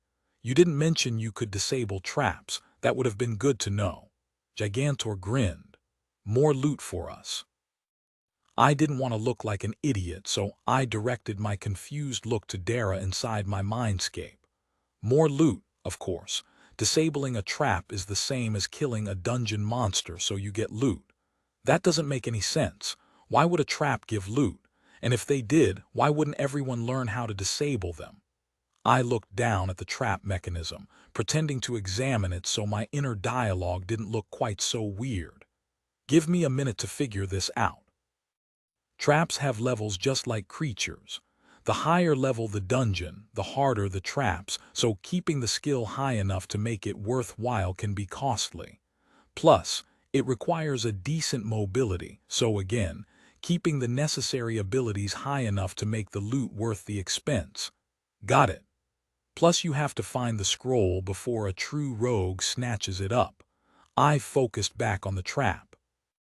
There was a small wire or something connected to the edge of the pit, and a narrow metallic cable connected to a series of gears. I didn't know how I knew it, but I was certain that that metal cable was the bit that would open up the floor when triggered, so if I detached it from the mechanism, everything would be safe. I grabbed a long set of pliers from my bag and found the attachment point for the trigger. With a deft twist, I detached the metal wire and let it rest in the casing. The entire mechanism flashed green, as did the square of red marking the trap, and a small loot bag appeared on the surface. Felix scooped up the bag and pulled out a pair of blue crystals. 100 essence. Not too shabby. Jaeger flashed me a rare smile and gestured to the other traps. The second mechanism was almost identical to the first, but had a hidden secondary trigger that I would have missed if Dara hadn't pointed it out to me. It was good to have an ally who knew all the dungeon tricks on your side. The remaining pair of traps added another 200 essence to the pot, although at a cost of some time. It wasn't a lot per person, but it would add up over time. I was a bit concerned with the sheer amount of essence I was going to need to get myself to level 8 in time, especially after splitting my share with Dara. I probably should have considered that before giving Lyra the entire quest reward after the Whispering Depths. It was actually a pretty good thing we disabled the traps, because as we moved further into the room, the real challenge appeared. There was a low rumble as two openings appeared on either side of the cavern, disgorging a half-dozen saber rats from each. They scampered into the room, skittering across the stone as their claws failed to find purchase. They were bigger than I remembered from my first encounter with the beasts. Each was the size of a small dog with fangs the size of daggers. As soon as the first one was in range, I used Inspect and caught the telltale blue flashes in my party members' eyes as they did the same. Saber Rat, level 6, bred by the kobolds of Clan Dar as both trash removal and guard animal. The Saber Rats have developed a taste for adventurer flesh. Here we go. Lyra yelled out and rushed into position, putting herself between the rats and the party. She let out a loud shout that echoed through the room, and 12 sets of beady little eyes locked onto her. Save some fun for the rest of us, Gigantor yelled and moved up next to her with his giant sword held ready like a giant baseball bat. Jaeger was already on the attack, sending a stream of arrows into the approaching pack. Each arrow found its mark in a rat's throat or chest, and 3 of the beasts were down before I played my first note. The magic of the Song of Quickening spread over the party, and I felt myself moving faster, just in time for the front lines to clash. Felix added to the mix with a spell that created a temporary wall of force that brought the rats to a sudden halt. It only lasted for the initial impact, but it was enough to make our follow-up attacks that much more effective. Gigantor's blade slashed in a giant arc that cut several of the rats in half, while Lyra was much more controlled, bashing the rats' teeth aside to expose their vulnerable bits to her blade. Between the warriors' wild strikes, Lyra's controlled ones, and Jaeger's precise shots, the rats were dead before I even had the opportunity to get in an attack spell of my own. The efficiency of the trio was impressive, and I could see how they'd been able to tackle dungeons with just the three of them before we came along. The two warriors had barely been scratched, so after making sure there wasn't another pack of rats waiting for us, we got ready to loot and move on. I walked over to the first rat and leaned down to loot it. "Wait," Jaeger said. "Let someone else loot the first so we can see the difference your trait makes." "Good idea," I said. "It'll be good to know the actual percentages." I looted all but one of the corpses, getting 207 essence apiece, some low-quality crafting mats, and a bunch of random junk that was destined for Barton's scrap piles. Jaeger looted the last for 188. He hummed in thought, doing the math in his head. A good 10% or so bonus. The numbers are small for now, but that trait is going to add up over time. He nodded and looked to the rest of the party. "The bard's on loot duty," I nodded. "Who's collecting?" Felix raised his hand. "That be me." He tapped a pouch at his waist. "Dive Master's pouch," he said, as if that explained everything. My confusion was cut short by Dara's timely answer. "It's a bag specifically enchanted for dungeon delving. It has unlimited space while inside a dungeon. It's pretty rare and expensive. These guys are pros. Seems we lucked out finding such a veteran group. First time I've seen one of those in person," I said. Felix chuckled. "Cost a bit, but beats lugging everything we find around or taking the time of having to sift through it all mid-dungeon." Gigantor grunted. "We done here. Those rats were a tasty appetizer. Now I'm ready for dinner." The doors where the rats had come from were the only ways out of the room. One led to a small cave piled high with scraps and other bits of garbage, stuff that was too far gone to bother collecting. The other door held a similar nest, with the addition of another path leading further into the dungeon. Jaeger left to scout ahead, and returned almost immediately with a thoughtful look on his face. We gathered in close as he whispered his findings. "The tunnel goes for about 50 feet before turning to the left. There are a pair of kobolds with crossbows stationed behind a small barricade right before the bend. They are both level 8, so be wary." Gigantor smiled. "A barricade isn't going to be able to stop me." Jaeger gave him a look. "That may be true, but there's a tripwire about 15 feet in and possibly more." Felix chuckled. "Ah, bait." The elf nodded and looked at me. "Do you have any skill in stealth?" I shook my head. "Number haven't gotten around to learning that one yet." "Any clue what the trap does?" Lyra asked, and then looked at Felix. "Maybe another one of those shields you used to stop the rats would protect us." He shook his head. "Unfortunately not. That spell doesn't work on inanimate objects." "What's the trigger?" I asked. "Tripwire, pressure plate, tripwire," Jaeger answered. "I haven't marked it since that would break my stealth." Lyra hummed in thought. "So can you stand where the trigger is while the rest of us rush the kobolds?" "We can just jump wherever you are." "That could work, but there may be additional traps outside of the range of my perception." Jaeger shrugged. "It's a risk." I shrugged. "I could summon a minor earth elemental and send him in Leary Jenkins style. Trigger any traps that are there. It would ruin the element of surprise." Lyra gave me a strange look, and Gigantor spoke. "Jenkins, like the song." "Gah, it's a local thing from where I'm from," I said, trying to come up with a plausible explanation. Guy named Leary Jenkins almost got his entire party killed by running into an encounter before everyone was ready. Felix tapped his chin in thought. I'd rather not trigger the trap if we don't have to. There's always a chance it could make the entire tunnel difficult to navigate. Plus, if we disarm it, that's more essence for the pot. Gigantor grunted. Let's just do what she said. Jump the tripwire, butcher some kobolds, and keep moving. Jaeger looked around and we all shrugged. It was as good a plan as anything else. Okay, when you see my spell go off, run. He knocked an arrow and faded back into stealth. We took up position at the entrance to the tunnel and waited. When the pulse of the spell spread through the tunnel, we were off.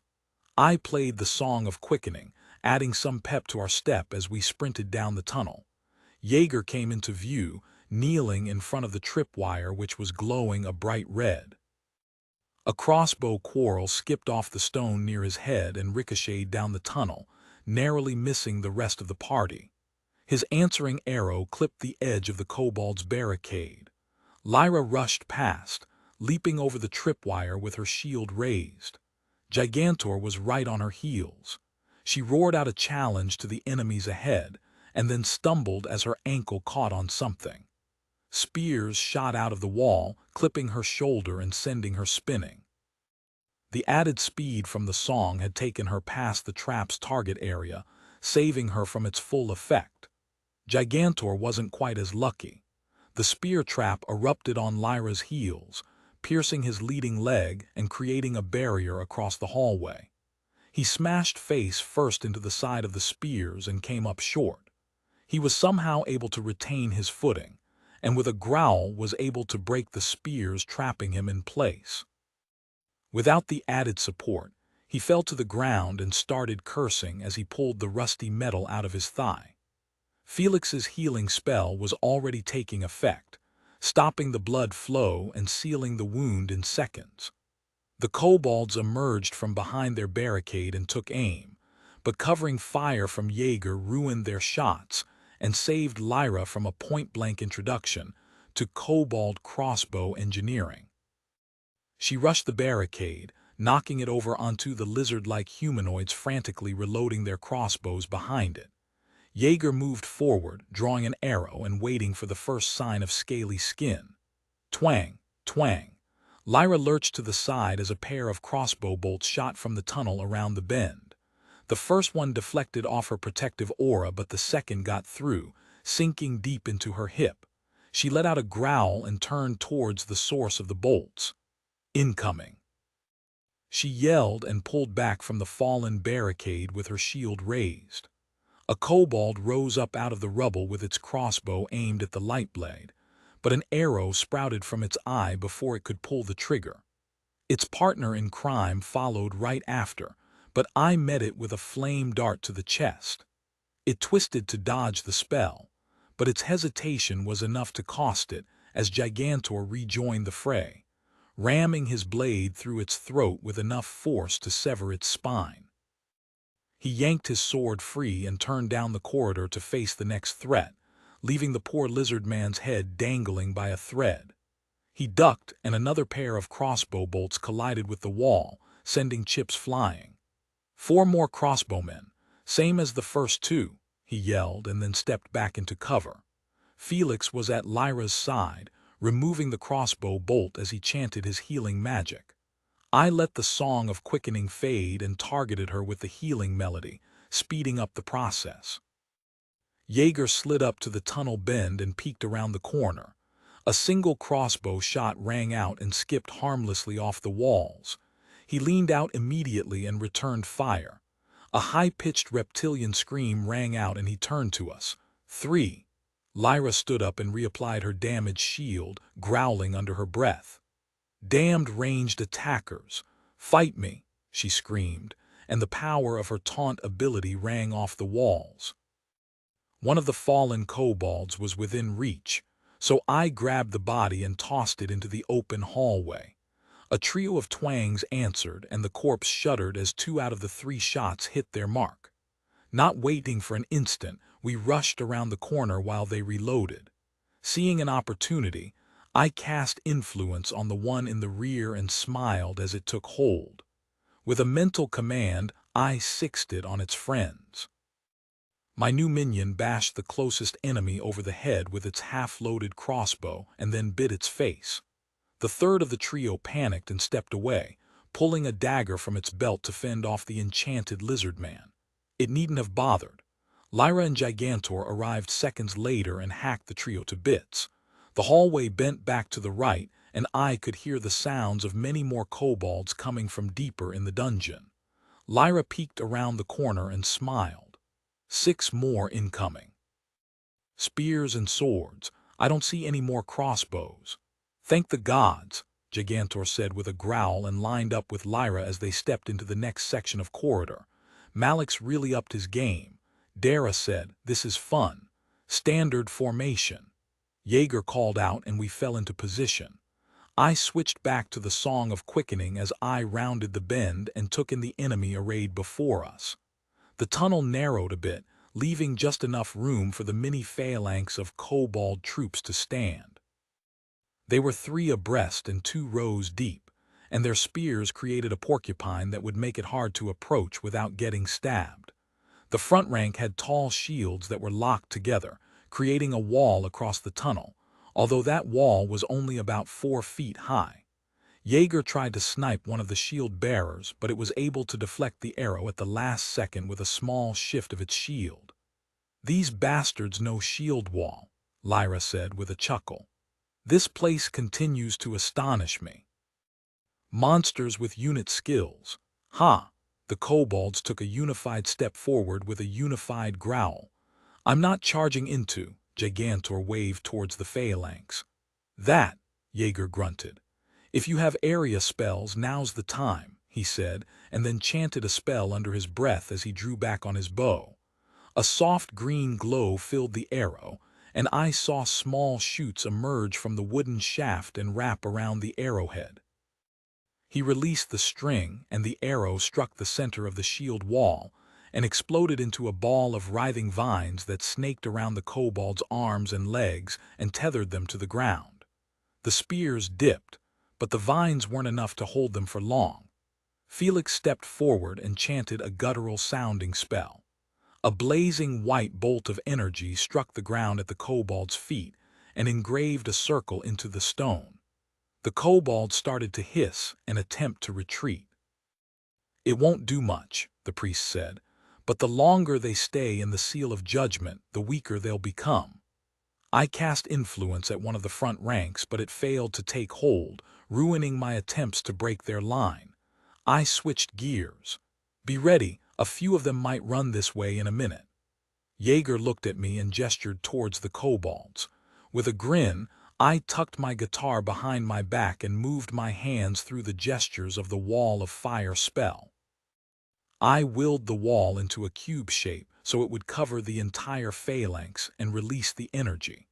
The mana flowed out in a rush, and the phalanx was engulfed in flames. The kobolds let out high-pitched screams that set my nerves on edge as they panicked, ripping at their bonds which gave way as the vines were also burned by the intense heat. The front line broke and stumbled forward, flailing about in an attempt to put out the fire, right into the waiting swords of Gigantor and Lyra. It was almost a mercy when the blades snuffed out their life forces, and soon the 4 that had come towards us had fallen. As soon as they were down, I canceled the wall, revealing the charred remains of one more unfortunate critter and 2 remaining kobolds who were out for blood. They charged over their fallen comrades and attacked. The first thrust its spear towards Lyra's exposed flank, but she easily brushed it to the side with her sword and stepped in. She knocked the creature back and stabbed it through the chest. The second targeted Gigantor, stabbing its spear tip towards his inner thigh with a toothy growl. The big man attacked the kobold's weapon directly, chopping through the spear and leaving the lizard man holding little more than a glorified stick. That kobold continued its charge, slamming the edge of its shield into the warrior's knee in an attempt to topple him. It might as well have hit a tree. Gigantor reached down and grabbed the kobold by the head in one meaty hand and lifted it off its feet. The kobold stabbed him in the chest with the broken end of its spear, scoring a shallow, splintery wound. With a curse, Gigantor slammed the creature into the stone wall, cracking its skull open on the soot-covered rock. I cast Daze on the remaining kobold and it dropped its shield, just in time to catch an arrow through its throat. It fell to its knees and toppled forward dramatically, marking the end of the current patrol. Lyra took a knee to catch her breath while Felix mended the minor wounds she and Gigantor had suffered in the clash. "Nice splinter collection you've got there," Felix said with a grin, earning a half-hearted growl. Now that the Kobold Brigade wasn't occupying my attention, I could see that we'd come to the end of the current twisting tunnel. There was a large iron-banded door ahead, blocking the way, but the enemies had been cleared out for the time being. Jaeger looked at me and gestured to the corpses. "Loot these and then go back and get the rest. If that first trap is still there, get that one too. The way should be clear." Gigantor flashed me a smile. "I'll go with him just in case there are any more critters about." "Thanks, Miles," I said and got to work. Altogether, the kobolds coughed up 3,300 essence in various denominations, a functional crossbow, and 24 bolts, plus another 188 from the trap. When we returned, Felix stuffed them all into his pouch and gestured to the door. "How are you with locks?" he asked. Gigantor grinned and raised his boot. "I've got a skeleton key right here." Jaeger grunted. "That would work as well, although I'd prefer not to alert the entire Warren if there's any chance of surprise." I moved forward and examined the door. The door was pretty simple, crafted of normal wood with some rusty iron banding, and the latch was a simple locking mechanism that I was able to pick with my basic tools. The lock clicked open. "All clear," I said and stepped to the side as it slowly swung inwards. Lyra and Gigantor rushed through with Jaeger on their heels. I followed behind with Felix in the rear. The door opened into a massive hall that looked eerily similar to the throne room where I'd gotten my Warlock class tome, with one exception. There were 0 chandeliers overhead. A small group of kobolds that had been standing in the center of the room noticed us as we entered and drew their weapons. There were 10 of them, 2 crossbowmen, and 8 with wicked-looking short swords and large, oblong shields. I used Inspect on the group, and was a little disappointed by the generic fluff. Clan Dar Kobold, level 10. The kobolds of Clan Dar come in many forms, following their chosen vocations to better serve their dragon god. "Control the crossbows," Jaeger shouted in my direction, and then started firing into the group. I cast Daze on the closest crossbowman, and then grunted in pain as a bolt shattered my shields and punched me in the chest. The rings of shielding had done their job and absorbed most of the force of the missile, but it still hurt. With a growl, I turned back towards my assailant and cast Influence, taking control of its mind and instructing it to start firing on the shield-bearing kobolds. Its reload speed was a lot slower while under my control, but eventually it would be able to do something to help out. Lyra belted out her area of effect taunt and went on the defensive while Gigantor turned into a murder machine. The kobolds were skilled foes and managed to score numerous wounds on the fiery tank, but Felix's magic was able to keep pace. I strummed the Song of Quickening and launched flame darts when the breaks in the song allowed, adding what little damage I could to the mix, but between Gigantor and Jaeger, there wasn't very much extra that was needed. Lyra had no trouble holding the attention of the kobolds who survived the initial clash, and her job got even easier when my controlled minion shot one of its former comrades point blank in the skull with a crossbow bolt. Fun fact: kobold brains are a very bright shade of pink. Neon even. I did not know that.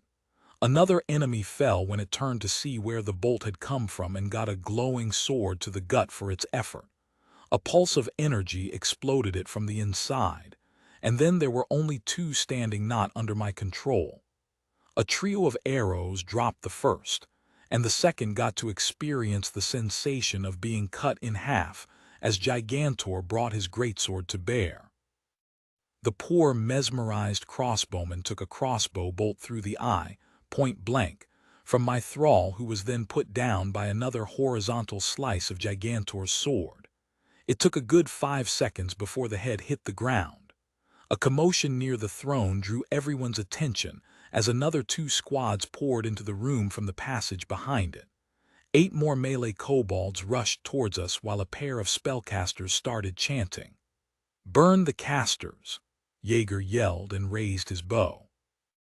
Not one to argue with a good idea, I cast Wall of Fire right on top of the casters as our front lines collided. My wall only lasted a few seconds before the kobolds were able to dispel it, but it was enough to disrupt whatever spell they'd been casting. One went down with an arrow in its throat, but Jaeger was forced to shoulder his bow and pull his sword as a pair of kobold warriors peeled off from the tanks and rushed into our back rank.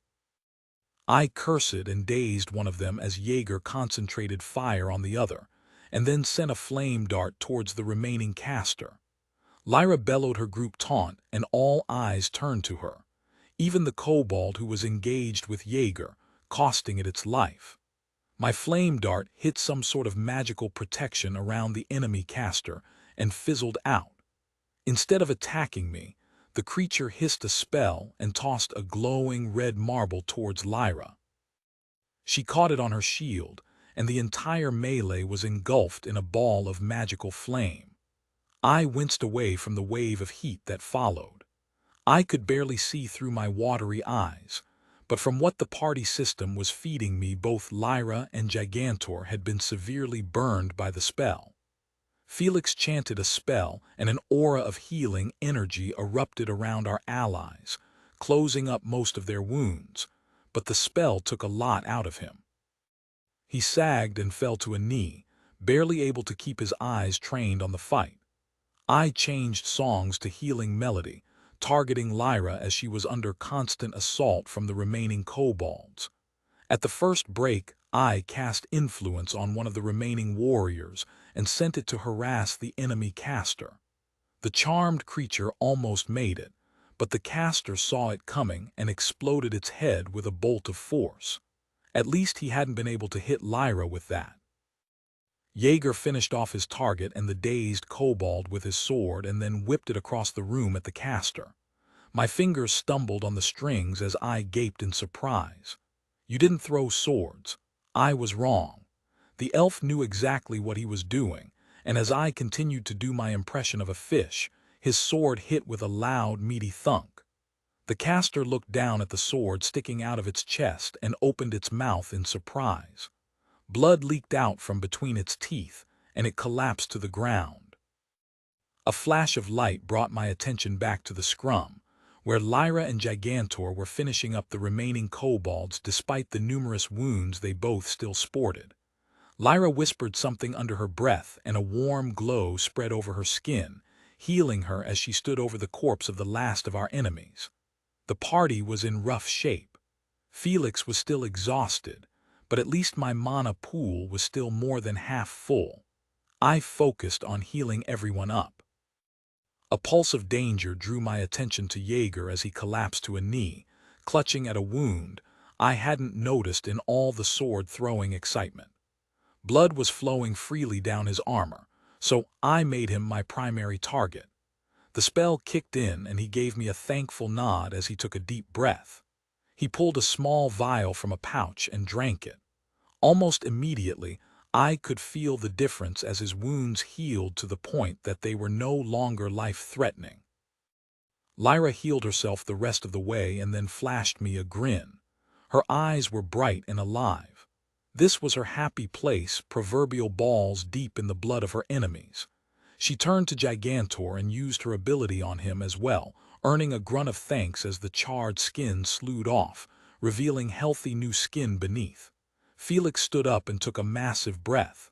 "Thera, I hate having to use that spell, like a kick right in the teeth every damn time."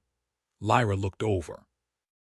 "Without it we'd probably all be making the long walk down from the bind stone." That was a very rare priest skill too. This Felix continues to surprise me. I paused. Hey, so if we did get massacred here, how does the system expect us to get our stuff back if we couldn't deal with the enemy while fully geared? She flashed me a sheepish smile and shrugged. I had to laugh. So you wipe, and unless you can run in, get your stuff and escape, it's as good as gone. It rarely happens, and most team leads have a plan for gear retrieval. It's a timing challenge, but not impossible. The sound of a gong echoed through the room, and a large stone door slammed down from the ceiling, blocking the way backwards. Felix groaned. Really? Give a man a bit to breathe. Lyra looked over. What's the gong about? That was the signal they used during the last version of this dungeon, Jaeger said with a frown. Their high priest will be here in about 30 seconds. He pulled out another potion from his belt and drank it in a single gulp. Get ready. I felt like I was visiting a frat party or something where everyone was downing shots of multicolored liquor. I chugged my lone mana potion, wishing I'd picked up a few more before entering the dungeon. But as they say, hindsight is 20/20. Energy surged through me and my mana pool shot back up to about 75%, and from what I could sense from everyone else, they were in the same boat. Luckily, Felix seemed to have gotten a bit of pep in his step. Jaeger gave me a hard look and waved towards the corpses. Hurry up and loot them before the boss arrives. Oh, good idea. If the high priest kills you all, then Malik will be able to reabsorb all this essence. Go, go, go. I ran around the room, looting all the fallen enemies and adding another 3 grand in essence gems to the pot, as well as some random jewelry and weaponry that slid easily into the small pouch with no effort. Jaeger rushed over to the caster and retrieved his sword and salvaged what arrows he could, while Lyra and Felix refreshed their buffs and Gigantor did some pre-battle stretches, and then it was time. Bong. Chapter 14 wears a chandelier when you need one. Here was a flash of light, and a large kobold appeared on the throne, gazing out over the hall with a pair of glowing green eyes. It looked vaguely familiar. Could have been the same boss who'd coughed up my warlock tome, but then again, this one wasn't pancaked under the weight of a massive chandelier, so it was hard to tell. I used Inspect. High Priest of Clan Dar Boss. Level 10, using his mastery of stone and affinity for dark magic. This kobold clawed his way to the top of the clan hierarchy, literally. Imbued with increased power from the spirit of his draconic master, this kobold has been the last thing that many adventurers have seen before succumbing to the sweet embrace of death. Malik had overdone it a bit on the description of this guy, but the boss tag next to his name let me know all I needed to know about the potential danger we were in. He locked his eyes on us and hissed out a spell. The floor shattered in a radius around him, and chunks of broken masonry swirled around him in a whirlwind. Piece by piece the shards settled into place, encasing the boss in a suite of stone armor. "Oh yeah," Lyra shouted and charged the creature, reigniting the aura on her sword as she closed. Gigantor was right behind her, while Felix, Jaeger, and I took a more cautious approach. My control spells weren't very useful against bosses. Days only seemed to last for a second or so, and influence was completely useless. Maybe one day it would be strong enough to bend lower-level bosses to my will, but for the time being it was reserved for ads. Jaeger hit the boss with an entangling shot just as Lyra got into melee range, holding him still just long enough for her to land a powerful slash into his rocky armor. Chips of stone went flying, and the boss retaliated with a pulse of force that drove both her and Gigantor back a step. I plucked out the first notes of the Song of Quickening and moved into range so I could contribute with a timely daze or flame dart when able. The high priest hissed out another spell, and the entangling vines withered and crumbled into ash, allowing him full range of movement once again. He turned towards Lyra and extended a hand, shooting out a neon green lightning that crawled over her protective aura, breaking it down to almost nothing. While his attention was focused on the light blade, Gigantor raised his massive blade and brought it down with a powerful shout onto the kobold's stone helm, cracking the armor in half, but doing no noticeable damage to the kobold himself. The two halves of the helm fell and shattered on the floor, and the high priest turned his gaze on the massive warrior. His claw lashed out, trailing the same sickly green light that was still leaking from its eyes, and ripped a deep gash across the warrior's chest.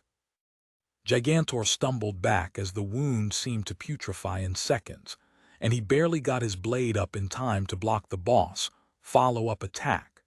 Felix's voice rose to a crescendo, and a bead of golden light appeared in the center of the big man's wound. The light unfolded in a complex pattern of sigils and runes that sank into the rotten flesh, replacing it with healthy tissue and sealing the cuts. Gigantor looked down at the chip that had been taken out of his sword and scowled. "Bastard lizard chipped my sword. What do you expect?" Lyra said as she deflected another blast of sickly lightning with her shield. "It's wrapped in stone." Gigantor growled and swung his blade at the boss' unarmored head, but at the last second the kobold turned his way and raised a hand, creating a force shield that fully absorbed the blow and sent the warrior staggering backwards. An arrow tipped with a globule of a black, gooey substance hit the kobold in the shoulder. The glob burst, covering the creature's armor in a thick paste that immediately started to hiss as it ate away at the stone. The boss' eyes narrowed to slits as he turned towards the Gladestalker and started chanting. I cast Daze, and sighed when the boss' expression went blank. It was only for an instant, but it was long enough to interrupt the spell, and give Lyra a chance to reapply her taunt. She stepped in and twisted her hips, driving the edge of her shield into the armor where Jaeger's corrosive shot had hit. The stone plates crumbled, opening up a small hole. A second arrow shot right through the hole, sinking up to its fletching in the boss' body. He let out a savage roar and clapped his hands, activating some sort of contingency spell. The remaining stone armor exploded outwards in a storm of shrapnel, breaking through Lyra's defenses and knocking her away. Gigantor didn't fare much better, taking the full force of the explosion head-on. Felix cursed and started chanting while I switched to healing melody and targeted Lyra as she stumbled to her feet. She raised her shield and spit a mouthful of blood to the side before giving the boss a red-toothed smile. "That all you got, Newt?" she said, her smile widening as Felix's healing spell washed over her. The kobold floated into the air as wisps of green light leaked from its eyes, creating a haze around the creature. An arrow flashed in, but before it could hit the kobold, the mist scooped it up and sent it flying back to its source. Jaeger grunted in pain and dropped his bow as the arrow pierced his arm. The arrowhead had gone completely through, and I could see blood dripping onto the floor as he worked to extract the arrow. I continued to focus on my healing song, sealing the rest of Lyra's wounds while she stalked back in towards the boss, and Felix divided his attention between Gigantor and Jaeger. When the next break in the song came, I shot a fire dart at the kobold. The fiery missile hit the green mist and burned a portion of it away. Lyra's glowing sword was likewise able to pierce the defensive aura. She drove her sword into the kobold's side, spilling its blood onto the stone, but as soon as her blade was withdrawn, strands of mist swirled in and sealed the wound. Gigantor brought his sword around in a wide slash. The boss' eyes widened and it attempted to dodge. It managed to save itself from being chopped in half, but wasn't fast enough to escape completely unscathed. The sword connected at the base of the kobold's tail, lopping it off in a spray of blood. Instead of dropping to the ground, the tail was caught by the mist and reattached, with only a glowing green scar to show as a result. I hit the creature with another flame dart, and its eyes flickered to me for a brief instant before Lyra's taunt recaptured its attention. Felix sighed. "Guess it's going to be one of those days," he said, and started chanting something I couldn't quite make out. The words were incomprehensible, but the tone was harsh, and I felt something building in the air. The kobold must have sensed it too, because he turned towards the priest and started chanting a spell of his own. I cast Daze, but the boss shrugged it off. Luckily, Felix was faster than the kobold and completed his spell. The sound of a tolling bell filled the air, and a giant hammer made of golden energy appeared floating above the kobold's head and struck. The mist was burned away in a second, and the boss was driven into the ground by the force of the blow. The kobold struggled to regain his feet, but Felix's spell had given us the opening we needed. I cast Daze again, and it took hold, holding the boss in thrall for the 1 second it took for my companions to make their moves. 3 arrows thudded into the boss' chest in rapid succession, and it let out a harsh gasp. Lyra's glowing sword slid between the kobold's ribs and then exploded in a burst of light, sending chunks of reptilian meat and intestines flying everywhere. A second later, Gigantor's sword chopped into the boss' shoulder, slicing halfway through his torso before catching on bone. With a savage grin, he ripped the blade free and the kobold fell to his knees. I thought it was surely dead, but then I heard a hissing sound coming from the boss. "How is it still alive?" I shouted. The kobold raised its head and let out a gurgled laugh as the glow faded from its eyes. The body fell to the ground and lay still. Its blood was another matter. Almost as if it had a life of its own, it flowed out of the kobold's shattered body and sank into the cracks on the floor. "Oh, he finally did it," Dara said. The kobold's body melted away, revealing a gold-banded chest sitting on the dungeon floor. "Did what?" I asked, turning my gaze inwards to see Dara's conflicted expression. "Malik was working on this during my training. With all the essence he spent, I didn't think he'd have enough to pull it off. My father must have given him some help." "With what?" "Oh, a second boss. So we have to fight that thing again." "Not that exactly. Something bigger." "Great." Dara smiled and caressed my mental cheek. "Just think of it, 2 boss chests." Speaking of, Lyra nudged me and gestured to the chest. "Your trait work on boss chests?" Felix asked as he finished patching everyone up. I shrugged. "I'm not sure, but I should probably open it anyway just in case. Not that I have something to compare it against." Jaeger nodded. "Do it." The chest held just over 3,000 essence and a small collection of potions. There were 3 of the red, healing variety, 2 mana and 1 stamina, as well as a small golden ring that Felix was able to identify as a ring of regeneration. A wide smile split Gigantor's face when he heard about the ring, but it was quickly dashed when the priest flipped it to Lyra. "Sorry, Miles," he said with a shrug. "She's the tank for this dungeon, so she gets the ring until the final split." The warrior gave a stoic nod. "Fair is fair, but be sure I'll be bidding on that when we're done with our run." Lyra flashed him a grin. "I don't doubt it." We took a few minutes to search the room for anything else of use. There were a few knickknacks, a dagger or 2, and some other junk that was likely only of value to the B and C, but nothing special. There was also a small door hidden behind the throne that led further into the dungeon. Felix's divine smackdown spell had totally wiped out his mana, so we settled in to rest. After a few minutes, Lyra got a worried look on her face. "Do you hear that?" "I don't hear anything," I said. Jaeger tilted his head and frowned. "Chanting." "Great," Felix said with a sigh before pulling himself to his feet. "Let's buff up." Chapter 15. Bards are friends, not food. Teehee passage behind the throne followed a twisting pathway down deep into the earth. The only source of light was Lyra's glowing aura.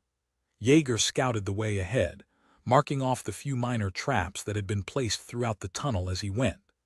Most were basic tripwires that weren't even classified as traps by the system, and thus gave no rewards for disarming.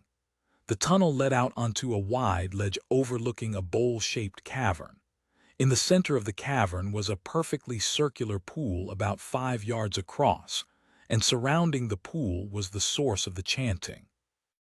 I could see at least 20 kobolds from our vantage point arrayed around the pool, chanting something in their hissing, growling language. The liquid filling the pool was crystal clear, showing the barest hint of a soft green glow somewhere in its depths. There didn't appear to be any other entrances into the cavern. We gathered out of sight to strategize. "So, that's a lot of kobolds," I said. Jaeger nodded thoughtfully. "Depending on their goal, they may all come at us at once or they may come in waves." "Hopefully it isn't the former. Luckily they are only level 3, Felix nodded. "They don't seem to be armed, but that many casters together would be pretty crazy regardless of level," Lyra frowned. "I can taunt them all, but I'm only one woman. I can't block from every direction at once. With that many they can just pile on until I can't move." Gigantor grunted. "If we get the jump on them, we can probably take out a few before they know what's happening, but after that it'll get dicey." The elf nodded and looked at me. "How many can you control?" "Reliably, 2, including influence. Maybe 3 if we push it." My daze spell could be used on multiple targets, but the strength of the spell decreased every time I cast it, and that decrease affected the ones already in place too. The training dummies in my training had 0 resistance, so I could daze them to my heart's content, but real monsters had actual willpower to resist. "I can tie up a few," Jaeger said, "depending on their strength." Felix hummed and looked at Gigantor. "I think we're going to need a second tank." The big man grumbled. "So much for fun." Lyra peeked over at the gathered kobolds. "Can't say I won't welcome the help." I looked at the room, doing some estimation in my head. "I may be able to funnel them into a smaller space. It will cost a chunk of mana, though." Felix and Jaeger shared a look. "Beats getting swarmed." "Okay." I unsheathed my dagger and drew an approximation of the cave on the floor. I gestured towards the center. "So the kobolds are all here. I'll put a wall of fire here and here," I said, drawing lines starting at the walls, extending to the center. "It won't close off the whole cavern, but it'll stop them from being able to flank us. Unless they are okay being barbecued." Jaeger gave a thoughtful look and studied my drawing. "How long are the walls?" I brought up the spell description. "Spell Wall of Fire School, Pyromancer type. Damage control range, medium duration, 5 men's rank calling forth the primal flames from the elemental planes. The caster shapes them into a wall of living fire to burn their enemies. By default the wall is 10 feet long, 10 feet tall, and 2 feet thick. This shape can be modified by the caster as long as the overall volume remains the same. 10 feet long, 10 tall, and 2 wide, but I can massage it a bit." I looked over at the others. "What were you thinking?" "The kobolds are short, so I don't think you'll need the full height," Jaeger said. Lyra looked over. "They can't jump, right?" Gigantor chuckled. "No, no jumping kobolds." "Good." Jaeger looked down at the drawing. "Extend the wall as far as you can without risking them getting through it." He looked around at the party. "Ready?" The kobolds' chanting was slow and steady and just loud enough to mask our approach.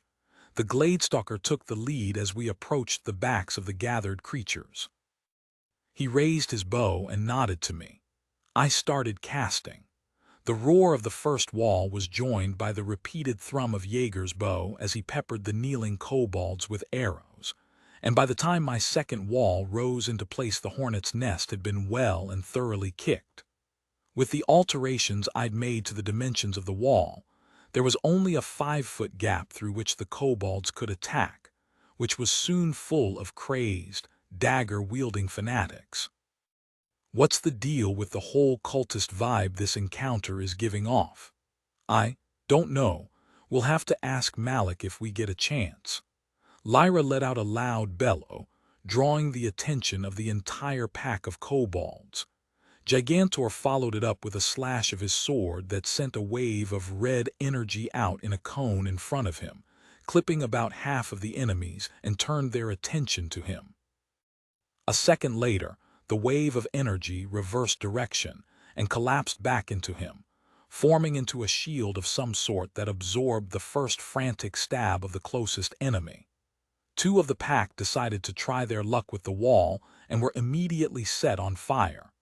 Their robes seemed to be made of an extremely flammable material and burned with an intensity that made me feel a little pity for the lizard men. Jaeger's arrows put them out of their misery. I dove into my spell rotation, switching back and forth between the song of quickening and healing melody, making use of the lingering magic of the spells to keep both up and active at all times. My mana was a lot lower than I was used to due to the twin walls, but there was still enough there to power the songs for a good while. The daggers wielded by the cultists were far less useful than their teeth and claws, which they brought to bear with prejudice against the twin tanks, and it was almost too much for Felix to keep up with. Jaeger kept a constant stream of arrows flying between the two, taking out any kobolds that reared their ugly heads, and when I had the opportunity, I used influence to loose some chaos on the enemy backfield. Eventually the elf ran out of ammo and rushed into melee, putting his twin short swords to work, but it was still not enough. After the first clash, it became obvious that there were more kobolds than we'd initially counted. I had no idea where they were coming from. They were weak, but there were so many of them they didn't need strength. Any who passed through my walls didn't live to reach our back ranks, but that didn't stop the line of battle from slowly moving backwards. The enemy's numbers gradually diminished, but their inevitable demise seemed to send them into a frenzy. With a mighty push, they broke through our lines. 5 of the kobolds escaped the pull of the tank's taunts and rushed towards me and Felix. They each held nasty-looking daggers clutched in their hands, but seemed more intent on using their claws and teeth. I cursed and abandoned my song, enthralling one with influence and using it to tackle the closest enemy. 2 headed towards Felix, who casually drew a small mace from his belt and smashed the first in its face, sending teeth flying through the air. I flipped my guitar to my back and drew my rapier, sidestepping the leading creature's rush. With a flick of the wrist, I slashed a line across its throat, but its hide was thick enough to protect its arteries. It rounded on me and leapt with claws extended. On instinct, I raised my arm and the kobold slid right onto my blade. It pulled itself all the way down the sharpened steel and sank its teeth into my shoulder. The shielding from my rings and the armor kept the sharpened teeth from piercing my flesh, but the pressure was still painful. I pulled my blade free, releasing a spray of blood onto the stone, and it finally stopped thrashing, but not before ripping open my armor with its dagger. Something hit me from behind. The remains of my shielding shattered like glass, and a sharp pain blossomed on my arm. I looked down and found the target my thrall had been fighting, attempting to make a meal of me. With a hiss of pain, I shook it off, losing a piece of my arm in the process, but freeing myself enough to counter. A quick stab of my rapier ended its life, but it was hard to concentrate through the pain. I glanced at Felix and found his brow furrowed in concentration as he poured the last of his mana into healing for the trio of melee fighters holding the last dozen kobolds at bay. The pair of corpses at his feet showed the fate of the rest of the enemies that had breached the line. Lyra was covered in blood, and I couldn't tell how much of it was hers, but the party interface told me she was in rough shape. Gigantor and Jaeger weren't much better off, but she was my priority. First, I played enough of both songs to put their effects in place, and then I rushed towards the melee, earning a confused shout from Felix. I slipped into the line, using my rapier to distract the creatures and buy Lyra an inch of breathing room. I took a deep inhale, and then used the last of my mana to cast Cacophony. The cone of dissonance blasted into the kobolds and sent the closest flying. Those caught on the edge of the cone stumbled, leaving themselves open to the renewed attack of my companions. The spell took a lot out of me, and I barely had the energy to skewer the closest kobold as it stumbled towards me, but by that point the creatures were broken. The party laid into the surviving kobolds, using the disorientation provided by my spell to make quick work of them. "Well, that was exciting," Lyra said with a bloody smile. She let out a short laugh. Almost as if it were contagious, Gigantor started laughing as well, and before I knew it, we all joined in. Chapter 16. Ooh, that looked like it hurt He laughter gradually gave way to exhaustion, and we all plopped down to recover. After looting the place, of course. I stopped counting bodies after a while, but there had to be upwards of 30 of the robed kobolds. Altogether, I looted about 2,400 essence from the corpse pile, plus another dozen or so mixed potions that we passed out immediately. There were no magic items this time around, though, just some mundane armor bits that both Gigantor and Lyra were able to use to patch up their kits. Jaeger even did me a solid and used some kind of spell that was able to seal up the teeth marks in my armor. It was a common spell in the nature magic school called Mend, and was great for those of us who wore organic armor. I would have loved to learn the spell at some point, but the nature school was almost impossible to acquire in book form. The glistening pool caught my attention. The water is probably the boss spawn point, so I'd stay clear of it until you're done with the rest of the room. Lyra had the same idea. That pool looks mighty suspicious. Agreed, Jaeger said with a nod. Let's see if there are any other surprises awaiting us before getting too close. We skirted around the edges of the cavern and discovered where all the added kobolds had come from. I hadn't noticed them before, but there were tapestries hung on the walls that looked like they hadn't been cleaned in ages. Behind each of the tapestries were small rooms full of the kobold equivalent of bunk beds. We searched them for anything valuable, but found nothing other than the typical dungeon junk for sale at the B and C. Other than the cubbies, there was nothing else of interest, except the pool in the center of the room. We were all fully recovered by the time we were ready to tackle that, at least in terms of having full health and mana. Everyone was still a bit worn out from the last fight, but we were all eager to get the dungeon completed so we could get out of there and plan for our second run. I can't wait to see what he made. I started to respond, but she cut me off with a wicked smile. So we can kill it and take all of the essence. We refreshed our buffs and got into position. As tank, Lyra had the honor of being the one to approach the pool first. I had mixed feelings about that. On the one hand, she was a strong woman who could handle anything I'd seen the dungeon throw at her. On the other, I really didn't want to see anything happen to her. The fact that we weren't in a corrupted dungeon and her death wouldn't be permanent made it a little better, but I remembered quite vividly the pain of dying and didn't wish that on anyone. She made it all the way to the edge before anything happened. Then things got crazy. The water shot out of the pool in a geyser. It crashed into the ceiling and sprayed all over the room. The water was uncomfortably hot. Not hot enough to burn, but not pleasant either. A dark form took shape inside the waterspout with glowing green eyes. The glow grew brighter as the shape seemed to solidify within the water, and with a final explosion, the water was gone, leaving behind a small drake. I used Inspect. Clan Dar Drake, High Priest Evolved Form. Level 12. Freeing the High Priest from his mortal coils has allowed him to fully embrace the nascent draconic power within his soul, to an extent.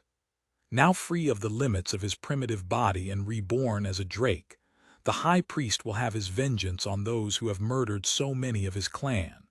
Small was a relative term. In the case of the drake, small meant 10 feet tall at the shoulder, and twice as long from nose to tail. It straddled the lip of the former pool and looked down on Lyra with a green-eyed glare eerily reminiscent of the High Priest.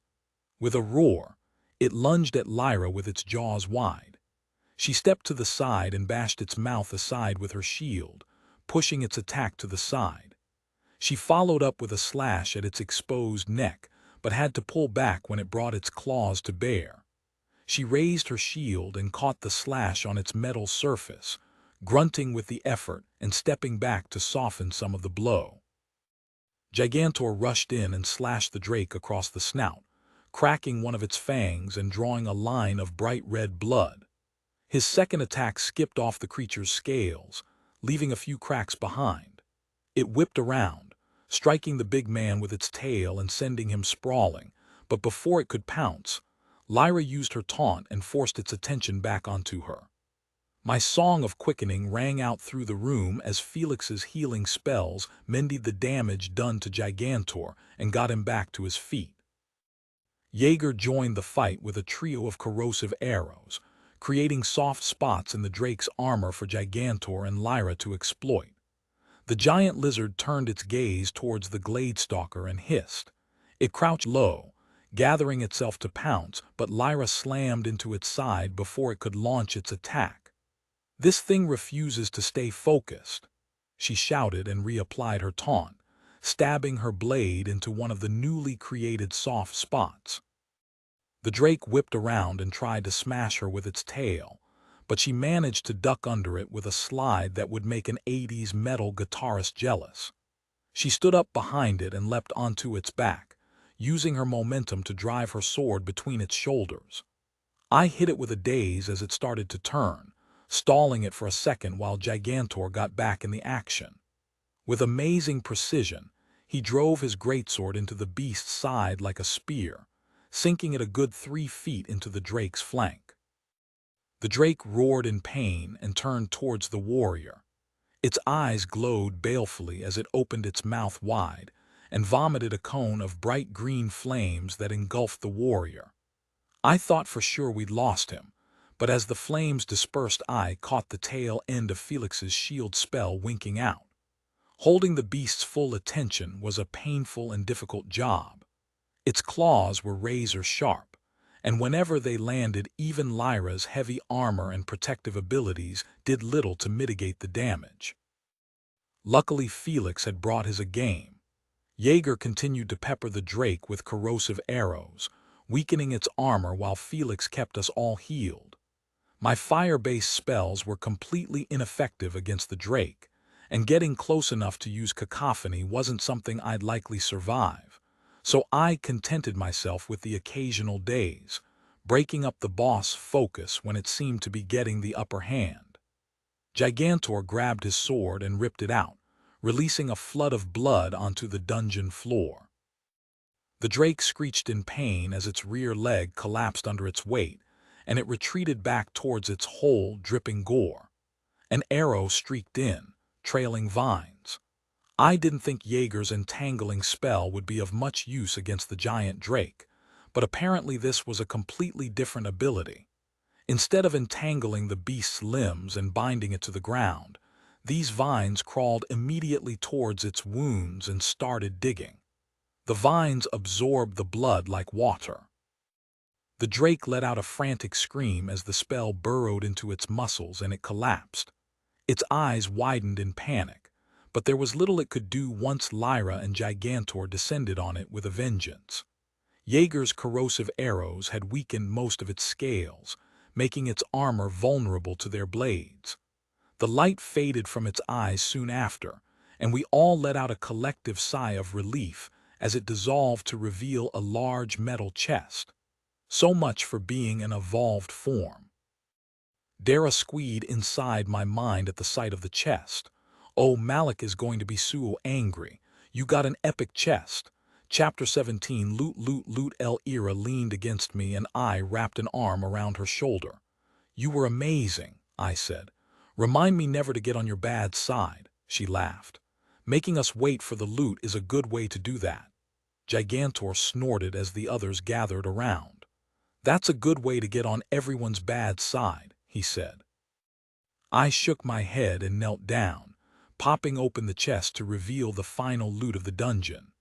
There was a little over 4,000 essence, a common skill scroll for the spear skill, a spell scroll for a spell called Frozen Ground, and a class tome for the footman class packed neatly inside the chest. It was an amazing haul, and even the normally stoic Jaeger couldn't help but smile. From the way they were all looking at the scrolls and the tome, I could tell we'd hit the proverbial jackpot. Felix scooped up the loot and added it to the bag along with a splattering of broken scales left over from the Drake fight. The stone slab blocking the way back had disappeared with the Drake, leaving the way clear to return to the surface. It'll be a lot easier next time you go through. Ambushes tend to fail when you know about them ahead of time. It seems a bit too easy that the dungeons do things the same way every time. Why not mix it up? What? Why? A lot of planning goes into dungeon encounters. Making sure each group of monsters is a challenge without being oppressive. Balancing out the difficulty throughout the dungeon so the adventurers are under pressure but not overwhelmed. It's a delicate thing, so just mixing it up. Oh, that would be a nightmare. Her expression inside my mindscape was priceless, like I'd put pineapple on her pizza or something. I was just curious, I said, and she looked at me, her expression slowly softening. You're lucky you're so cute, she said. Balancing a dungeon is an art form. You can't just wing it. Understood. I gave her a quick mental squeeze and then turned my attention back to the physical just in time to feel the breeze from the surface on my skin. We exited the dungeon and checked in with the Adventurers Guild clerk. There wasn't enough time to make the trip to town and back before it was time for our second run, so we made do with the services provided by the folks that had set up around the dungeon entrance to cater to the adventuring crowd. After a short discussion over some of the local cuisine, we agreed to split everything up after the second run. We needed to take the time to look up the values of all the items, scrolls, and tome before we could fairly divide the take, so there was no point in figuring out the rest until we had everything from both runs. The Ring of Regeneration was one that was sought after by most tanks and pretty valuable, as was the Charm Resistance Amulet. Keeping your healer from being controlled was a key to survival. I'd seen the look on Felix's face when Jaeger had identified it, and knew for sure he'd want a bargain for that as part of his share. According to the guild handbook, Felix would be the most appropriate party member for the item, which was why it was hanging around his neck. If he wanted it as part of his share, then he could take the item, but its value would be counted against his share of raw essence. The same was true of Lyra and the Ring of Regeneration. She could claim it, in return for some of the essence she would have gotten otherwise. The class tome and skill scroll were all up for bidding. None of us had cryomancy, so the frozen ground spell was useless, with the tome and scroll being close behind. All three could fetch a decent price at the archives, but until we checked in, we wouldn't know just how much. Some adventurers snapped those sorts of things up, playing the long game, but I wasn't interested in something that would require more work on my part to profit from. I'd much rather have the essence. I had levels to gain, after all. We spent the rest of the time until our next run discussing the encounters, the strategies we could employ, and basically plotting out the entire delve to maximize profits while avoiding the worst of things. I was still confused by the whole static dungeon configuration paradigm, but I wasn't going to argue with the ability to maximize our essence gains while at the same time minimizing the risk and the pain. I was definitely on board with anything that would keep me from getting chomped on again by giant lizards. When our time arrived, we went in with a detailed strategy, and it paid off. I disarmed all the traps, we killed all the rats with no issues, and we destroyed the kobolds setting up the ambush from range before they could bring their weapons to bear. Crossbows didn't work very well while on fire, and without the pesky ranged attackers, Lyra and Gigantor were able to live up to their full murder hobo glory. The first boss went down with little trouble. Like anything else in the dungeon, the lack of the element of surprise made things all very methodical. The kobold cultists, on the other hand, they were still a big problem. We were almost overwhelmed when a lucky shot from one of the knife-wielding lunatics disabled Lyra's shield arm and Felix was forced to bring out the big guns while she recovered. All in all, while his Aya smite did save our asses in the moment, it made the overall fight a lot harder. It had taken out a huge chunk of the enemies, but it also took him out of the fight while he recovered. Between potions and my song, we were able to squeak by until he was good, but none of us made it out of that fight unscathed. The final boss was pretty much the same as the first time, but knowledge of its various attacks let us keep ahead of the curve and put it down with about half the effort of our first run. In the end, we collected slightly more essence than the first run due to the extra disabled trap, and snagged another pair of enchanted items, scrolls, and a tome to divvy up. Plus, whatever garbage Felix had shoved into his pouch to sell to the B and C. As a bonus, I gained a point in my pyromancy spell school and spell song from their constant use. It was a good day's work. Chapter 18 Need or Greed D, dividing up the loot was an interesting experience. We'd gathered a ton of essence. Each share was close to 8,000, and that was before you took into account any of the items. Jaeger took his party leader job seriously and had some sort of subscription with the Adventurers Guild for a pricing catalog for various scrolls and tomes, and was able to look up the going prices and the standard equivalent essence value for loot distribution. It took him a while to get it all done, but it saved us from paying someone else to do it. None of the loot really struck my fancy, so I sat out of the bidding process while the rest of the party did their thing. It was educational, though. Lyra bid a good chunk of her share for an uncommon skill scroll we'd found for a skill called Bash that would allow her to stun opponents with her shield. Jaeger bid on the rest of the scrolls and the class tome. They were useless to the rest of us, so no one seemed to care too much. He'd probably be able to sell them all for more than what he had to pay into the pot, but if he was willing to put in the work, then more power to him. Lyra and Gigantor both wanted the Ring of Regeneration, but after the 2,000 she dropped on the Bash scroll, she wasn't willing to shell out more. I could see was disappointed, but in the end we were under a time crunch and couldn't afford more. With no objections, Felix took the necklace as part of his share. After all was said and done, my share of the pot came out to just over 9,000 essence, a pair of healing potions, a half-dozen mana potions, and a small pile of random bits of armor, scales, and other junk that I could sell to the B and C for a bit of extra crystal. Too bad there weren't any more slots for the next few days, Felix said as we walked back to Tully Falls. That new configuration bonus is amazing. Gigantor grunted. Maybe, but this guy's trait might have a bit more to do with it than just that. Lyra chuckled. It was definitely something, much more lucrative than the depths was. Jaeger looked her way. Oh, we were about to head that way when we heard it was closed. Something about a malfunction. I snorted. Word sure travels fast. Yeah, it was all wacky and random and then closed its doors. Gigantor grinned. Good thing we didn't waste a trip then. We'll head that way once it reopens and take advantage of the reconfiguration bonus. Felix looked at Jaeger's back and grinned as he turned to us. Any chance you want to join us for a trip to Spiderland when it reopens? Jaeger whipped around and saw the priest grinning at him. He harumphed. This arrangement was not a complete disaster, but I would prefer to keep our group as it was.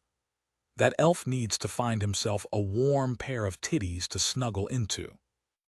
Maybe she could take the stick out of his ass. I snorted and shook my head. Thanks for the invitation, but we have to leave for Haven tomorrow. I smiled. Maybe next time we're in the area. By the time we made it back through the gates and into Tully Falls, it was almost dark. The slow and methodical approach was a lot more time-consuming than making it up as we went along. Our companions were heading directly to the hollow leg at the insistence of Gigantor. According to the big man, he was close to expiring due to a lack of ale in his stomach. They invited us to come along, but Lyra wasn't too keen on enduring the glares of the staff, and we had a lot to do before we needed to meet up with our ride the next day. We decided to hit up the Adventurers Guild first to sell off our junk. Barton was waiting when we arrived. "Back so soon," the Lishka said with a toothy grin. "I hope Malik's new dungeon met some of your needs." "Definitely," Lyra said, nudging me with an elbow. "We have some items to sell as well." His grin widened. "Good, good, follow me." He led us into the shop and into a back room that was mostly empty. He closed the door behind us and gave me an apologetic look as he pulled a large mirror out of nowhere. I apologized for the deception, but he shrugged and gestured to the mirror. Malik's face appeared in the mirror. He looked furious. "What in Dawala's name did you do to my dungeon?" He growled, and Dara started cracking up inside my mindscape. Lyra looked confused, gazing at the mirror. "Who the hell are you?" He turned his gaze towards her and sneered. "Insolent mortal I am," I cut him off. "That's Malik, the dungeon lord of the Greenstone Hills." Malik glared at me and opened his mouth to reply, but Lyra was faster. She flashed a winning smile at the dungeon lord. "Great job on the dungeon. I've seen a few in my days and yours is one of the best." He blinked for a second and then the hints of a smile appeared at the corners of his mouth. "Oh well, thank you. I put in many hours of work to make sure that." He shook himself and narrowed his eyes. "I see what you are doing, mortal, and it is not going to distract me." He looked back at me. "What did you do to my dungeon? The essence deficit for your runs has put me once again at a loss." I shrugged. "Sorry, not sorry, I just looted it. The system gave me an awesome trait when I saved Vayli's core, and now I get more essence when I loot dungeon monsters." The dungeon lord's head fell, and his hand came into view to massage his temples. "Why me?" he groaned. Dara muttered something I couldn't make out in my mind, but a bit of her previous bluster was gone. Sure, we'd pulled one over on her former teacher, but it was hard not to feel sorry for the guy, at least for me. I shrugged. "We've got a deadline, man, set by your boss. So we're going to use every tool at our disposal to get there. Sorry if it's an inconvenience to you, but better you deal with it than we fail to stop the void demons from turning the world into an all-you-can-eat soul buffet," he signed. "At least I know there isn't a flaw in my architecture and allocations." He gave me a serious look. "You had better be worth it. Do not take the towers lightly.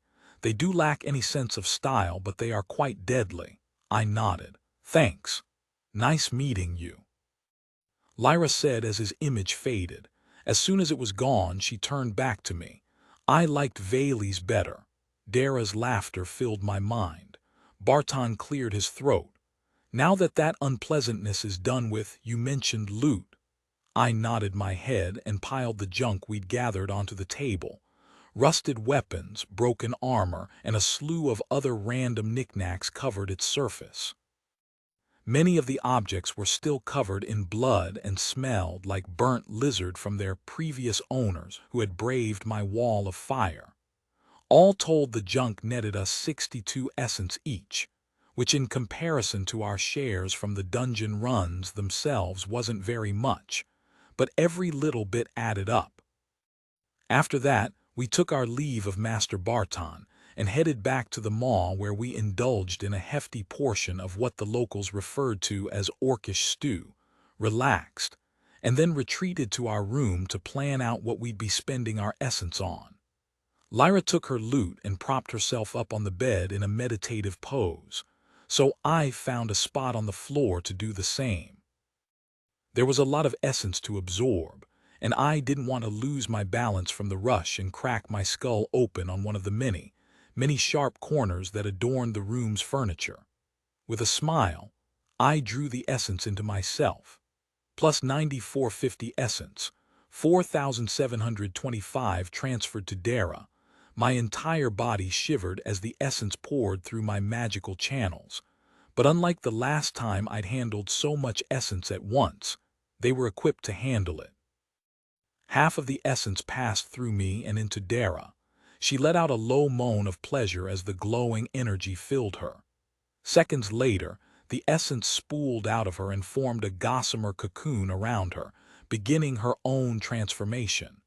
Seems she'd finally gathered enough for the improvements she'd been saving for.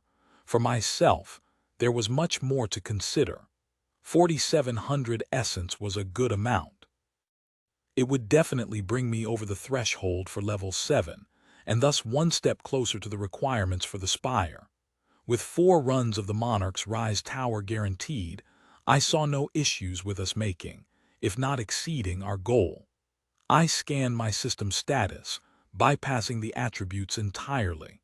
They were way too expensive to consider upgrading at this point, at least for the ones applicable to my current role. Upgrading by a single point would wipe out over half of my free essence. Skills were another matter. I needed more versatility in my repertoire, and that meant getting my spell schools up to level 10 to cash in on those free spells, or paying a visit to the guild and hoping they had something useful and cheap. I was worried that I'd have to take on the role of healer once we got to the tower, since as far as I knew we weren't planning on recruiting any additional companions. Unless Dara was able to join us, in which case it would be us 3. And as far as I could tell, Dara had no healing abilities. First things first, I queued the upgrade to the Spellsong School, which cost 900 essence to bring that up to 10. With our limited party, my crowd control abilities were going to be critical to our success, so I bit the bullet and selected the option to upgrade that by 3 points to rank 10 as well. Watching those 2,400 essence get locked for the upgrade was painful, but not as painful as getting gang-stomped by a horde of monsters. Slinging flame darts and strategic use of my wall of fire had served us well in the last dungeon, so I spent another 1,300 essence to raise pyromancy to 8, and then allocated 500 to raise manifest bond to rank 6 for those "oh shit" moments. That left me with just under 100 free to fuel manifest bond if needed. Lyra took a bit longer to make her choices, which made sense since she had twice as much essence to spend. The benefits of not sharing everything with a bondmate. By the time we both had everything queued up and ready, we had maybe 5 minutes before we needed to sleep in order for the process to be done by the time we were due to rendezvous with the caravan to Haven. There wasn't enough time for our usual nighttime fun, but we were able to curl up in bed together under the blankets and just enjoy the comfort of each other's presence as we drifted off. Interlude, Sanguine Stains. Another bloody tear dripped from the statue's eyes into the pool below, sending ripples outwards through the thick liquid. The ripples reached the edge, pushing the crimson liquid over the edge of the tower roof. A thin rivulet of blood joined countless others on their journey downwards before being absorbed into the white marble of the Argent Spire.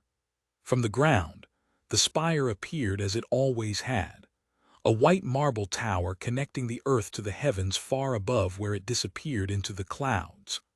On the top floor of the tower warden fought back against the corruption pressing in from all sides, but her strength was almost spent. Thin streams of crimson liquid flowed in arcane configurations around her inner sanctum, forming arcane sigils powerful enough to bind even someone of her power. With a pulse, the sigils tightened, closing in on her, and as she called out to her goddess, tears of despair flowed down her cheeks in an eerie echo of the statue bearing her likeness up above. "Lady Avil, help me!" Silence was her only answer. Chapter 19. Faceplanting for fun and profit. Ira nudged me awake the next morning and immediately started getting dressed. By the time I got my eyes open enough to see, she'd already put on most of her clothes, so there was nothing to distract me from opening my pending notifications. Upgrades complete. 500 essence used to improve your knowledge of the Manifest Bond skill. New rank. 2,400 essence used to improve your knowledge of the Enchantment Spell School. New rank 10. 900 essence used to improve your knowledge of the Spellsong Spell School skill. New rank 10-1300 essence used to improve your knowledge of the pyromancy spell school skill. New rank, 8 new spell acquired. Mass hypnosis. Spell, mass hypnosis school. Enchanting type, control range. Medium radius, up to 10 duration. 60 seconds create a field of hypnotic lights that can mesmerize all targets caught within. Mesmerized targets cannot attack, cast spells, or perform other actions that require conscious thought. Damage will break this effect. New spell acquired.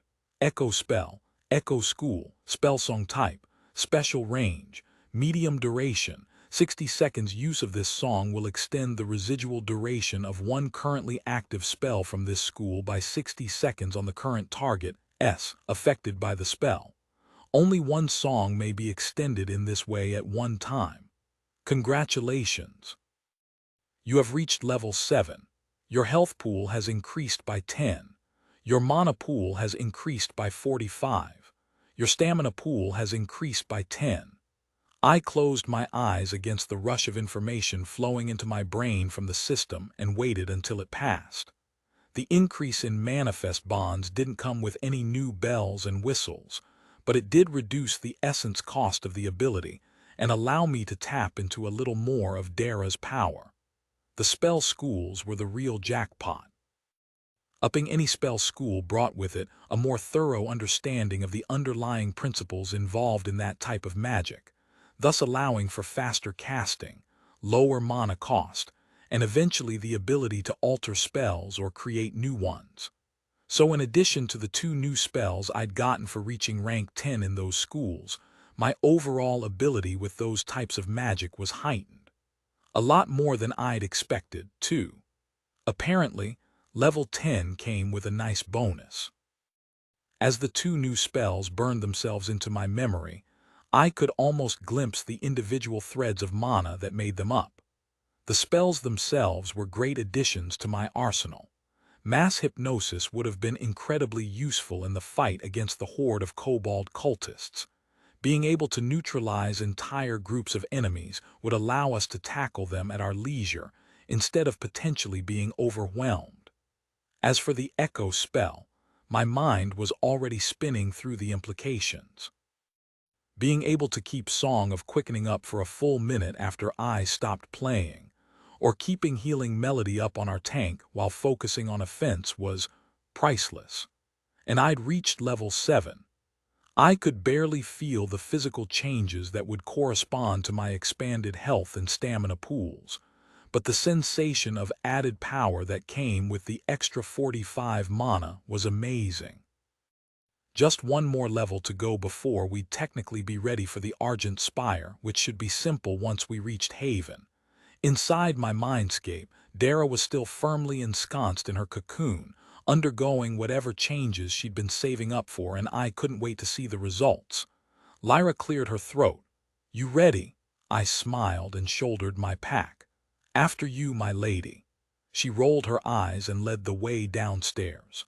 The common room was mostly empty. There were a few patrons nursing their breakfast beers while Giselle straightened the place up. As soon as she saw our bags, her expression lit up. "Lyra," she said with a wide smile, "leaving so soon. Grok will be sad he couldn't see you off himself, but I'll be sure to let him know you said goodbye." "Thanks, Giselle," she replied with a sardonic grin. "I'm sure we'll be back eventually." The serving maid's smile barely moved, but I caught a slight shift. "Of course. Did you need anything before you go?" "No thanks," I said. "Got an appointment to keep. Thanks, though." Once we left the residential district behind, my curiosity got the best of me. "So, what's the deal with Giselle?" I couldn't help but sense a bit of tension there. She shrugged. We've known each other for a few years. We took our apprenticeships with the guild at the same time and went through the initial training programs together. We hit it off, even went on a date, but I just wasn't feeling it. She's been a bit awkward ever since." She washed out of the apprentice program after our first real dungeon dive. She had aspirations of becoming a powerful elemental wizard, but getting mauled by a dire wolf broke her a little. She sighed. "Shame, too. If she'd stuck it out, she probably could have gotten pretty far in life. And now she spends her days and nights serving ale. Huh, Lyra shrugged. I think she sticks around for Grok. He was one of the adventurers that oversaw her training. He was a sort of big brother to her. But who knows exactly what's going on in her head? The rest of her words were lost to me as Dara's reemergence hit me like a ton of bricks. Your pact bond with the succubus Dara has reached stage 5. Your pact blade ability has been upgraded. It may now take the form of any weapon that can be wielded with one hand. New ability unlocked. Summon Bonded I was pulled fully into my mindscape by the pulse of intense emotion that flowed through our bond and the tsunami of information accompanying the Summon Bonded ability. My face split into a massive grin as the details fell into place. The skill had some things in common with the summoning spells I'd already learned, but was so much more. For one thing, it was an ability, not a spell. It still took an ungodly amount of mana to pull off, but I wasn't required to consciously do all the mumbo-jumbo necessary to create the summoning circle. Instead, once I fed the skill enough mana, all I had to do was project it onto the floor and voila, succubus in the flesh. Of course, it wasn't Dara's true body. It was merely a physical copy that she could possess, an avatar of sorts.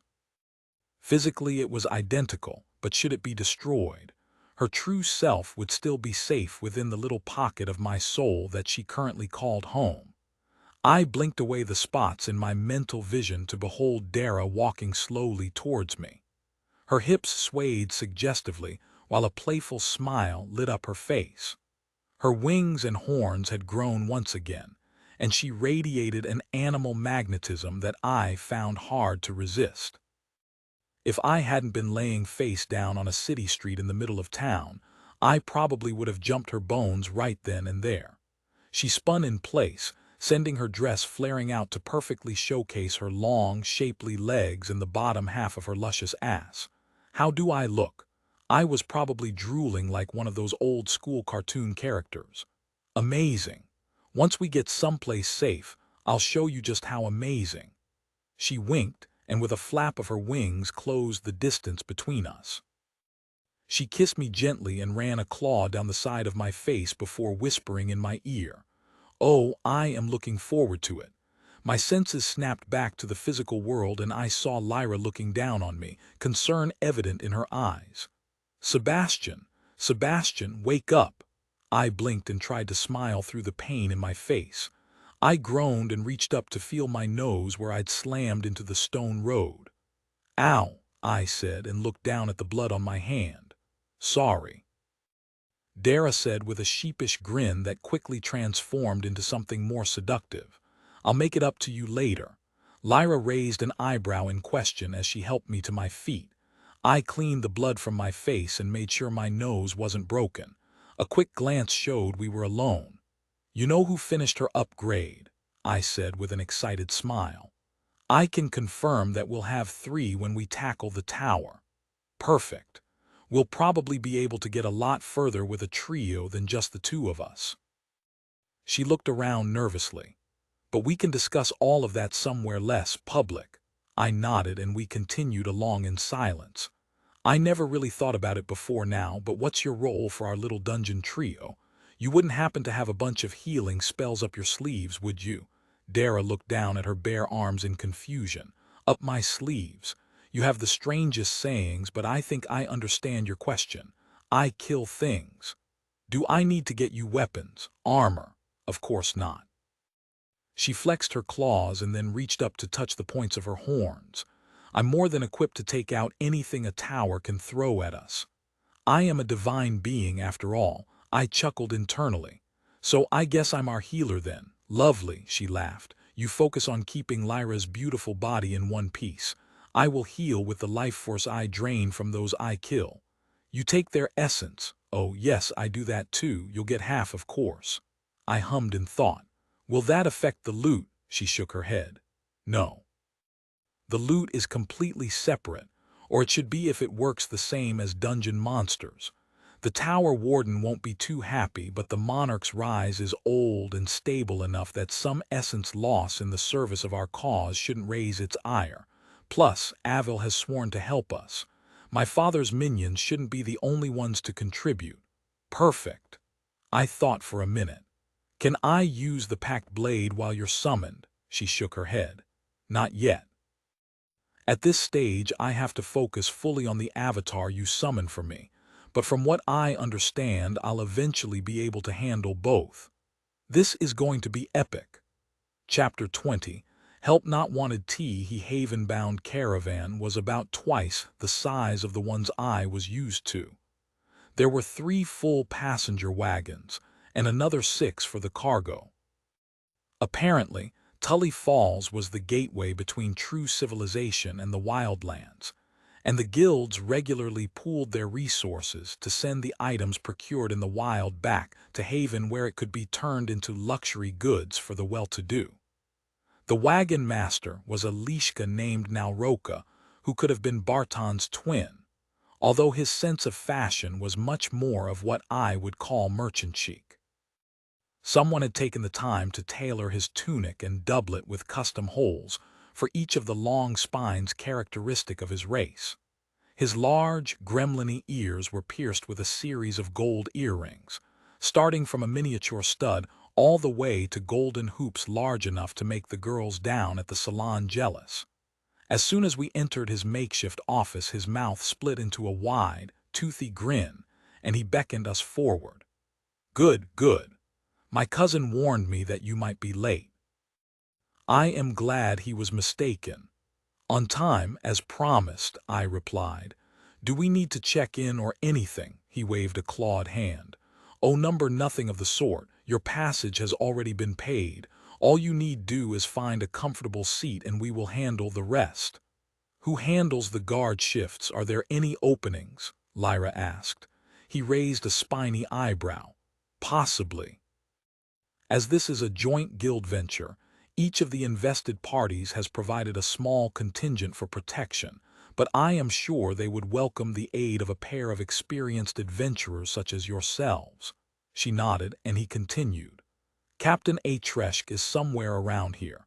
Just follow the sounds of rattling armor and you should be able to find him soon enough. If he objects, let him know that I have given my blessing." "Thank you, Master Nauroka. I'll make sure to tell your, cousin when we see him next," I said. He shrugged. "Business is business." It wasn't as easy to find the guard captain as the wagon master made it sound. In fact, it was almost like he was avoiding us. We finally caught up to him while he was occupied discussing the final preparations with one of the wagon drivers. "Captain," Lyra called out, and he turned. As soon as his glance took in our gear, his expression turned sour and he muttered something under his breath that made the merchant he was talking to sputter and turn away. "Yes," he said with a scowl. "What do you want?" I blinked. "Nice to meet you too. We'd like to sign up for any open guard shifts for the trip," Lyra said. "We can both," he spit off to the side. "We're full up." I blinked. "But Master," Lyra cut me off. "You got a problem, Captain." She stepped closer to him and fixed him with an icy glare. He grunted and dropped his hand to the sword resting at his hip. "Maybe I do. You adventurers strut in here, muck around in our operation, and then expect us to thank you for it. No thanks." I snorted. "He must have met your old team." Lyra looked over at me. "That would make a certain bit of sense." The captain was not amused. "The safety of this caravan is my responsibility. This is not a joking matter. We are a tight-knit team with specific training and protocols to ensure that this entire operation goes off without an issue," he growled. "It's raiding season in the marsh, and I don't need 2 know-it-all adventurers costing us lives." Lyra's eyes widened. "Hey now, we're not here to mess with your operation. Normally caravans are more than eager to hire on some extra help." "Yeah, man, we just want to help," I said.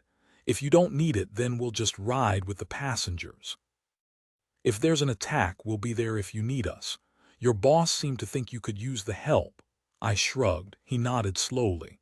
"I'll keep that in mind. For now, I'd rather stick to my people. We've done this route dozens of times and haven't lost a caravan yet. I'd like to keep it that way." Lyra sighed. "Fine, just keep us in mind if you have any shifts that need covering." He sniffed and walked away. "We'll see." I looked at Lyra. "I guess we get to relax," she snorted. "Maybe. I don't trust that guy." Turning away adventurers seems like a poor decision. Why don't you go get settled and find us some good seats while I look into the folks who will be protecting us? I leaned in and gave her a quick kiss. "Be nice," she laughed. "I just want to see. I won't step on anyone's toes." "Good. I'd rather not get kicked out of the caravan before we've even left. I promise to play something new at the fire tonight if we make it that far. I've got a song I'd like to hear her sing. It starts with "Oh, oh, ooh, Dara. I don't think there will be enough room in a tent for 3 of us." "Oh, fine. But the next time we have an in-room, I want to play with you both. That will be amazing." Lyra looked at me and raised an eyebrow. "Anything you want to share?" I gave her a wicked grin. "Dara is looking forward to the next time we have a private room." She smiled and bit her lower lip. "Oh, the feeling is mutual." She got a far-off look on her face and then shook her head to clear it. "Gah. Must focus." She pointed at me. "You're going to pay for putting that image in my mind. 2 songs." I laughed. "Your wish is my command." Chapter 21, a different type of song. Ira joined me in the carriage just as the caravan rolled out. She'd satisfied her curiosity about our guard contingent and was actually quite impressed.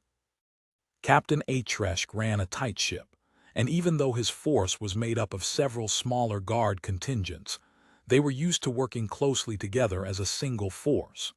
The extra essence and potential entertainment that a guard shift would bring would have been great, but it was also nice to just sit and relax. The passenger wagon was full of people making the trek back to Haven for one reason or another. Mostly humans, with a single halfling thrown into the mix. My few attempts at small talk were met with disinterest, and Lyra had decided that the trip was the perfect time for a nap. So, with the beautiful redhead sleeping against my shoulder, I settled in and turned my attention inwards. If I understood the map correctly, the journey to Haven from Tully Falls would take about 4 days, which meant I'd need to prepare some new material for the inevitable performance requests. Hell, I'd already promised Lyra too. Dara was sitting at the desk in my mental library, dressed in her naughty librarian outfit while she read through a book with a picture on the cover that looked suspiciously like me when I was 15. When she saw me, she immediately slammed the book shut and tucked it under a pile of scrolls. Doubling down on her attempts to hide whatever it was she was reading through, she leaned forward over the desk, exposing a generous view of her cleavage. "Hello, love." She smiled and bit her lower lip seductively. "Come to play." I didn't forget about the book, but I no longer cared as she crawled across the desk, knocking all of the books to the floor where they promptly disappeared back into the ether. "Now that you mention it," I said with a hungry grin, "no reason we can't have a little fun before I start transcribing." Her eyes glanced down at my pants to where my manhood was already at half-mast, and she smiled. She slid forward and off the desk, landing nimbly in a crouch. She gazed up at me with her dark purple eyes and reached up slowly to undo my belt. Impatient, I willed my clothing away and she pouted. "Aw, I was having fun undressing you. Like unwrapping a Christmas present," I chuckled. "I see you've been reading up on your Earth lore. Don't think I didn't see you reading that bookaboo," I gasped as she moved in and licked all the way up my shaft, completely breaking my train of thought. She said, brushing her cheeks against my cock. "Were you saying something?" Her lips were inches from my cock, and I could feel the warmth of her breath as she spoke. Her pink tongue darted out, licking the underside of my head and sending a shiver through my entire body. "No, nothing at all." She grinned and ran the soft skin of her lips along my shaft as she stroked the other side with the back of her fingers. "Good," she said and brought her lips back up, her lower lip barely touching the tip. "Now if you don't mind, I'm busy here."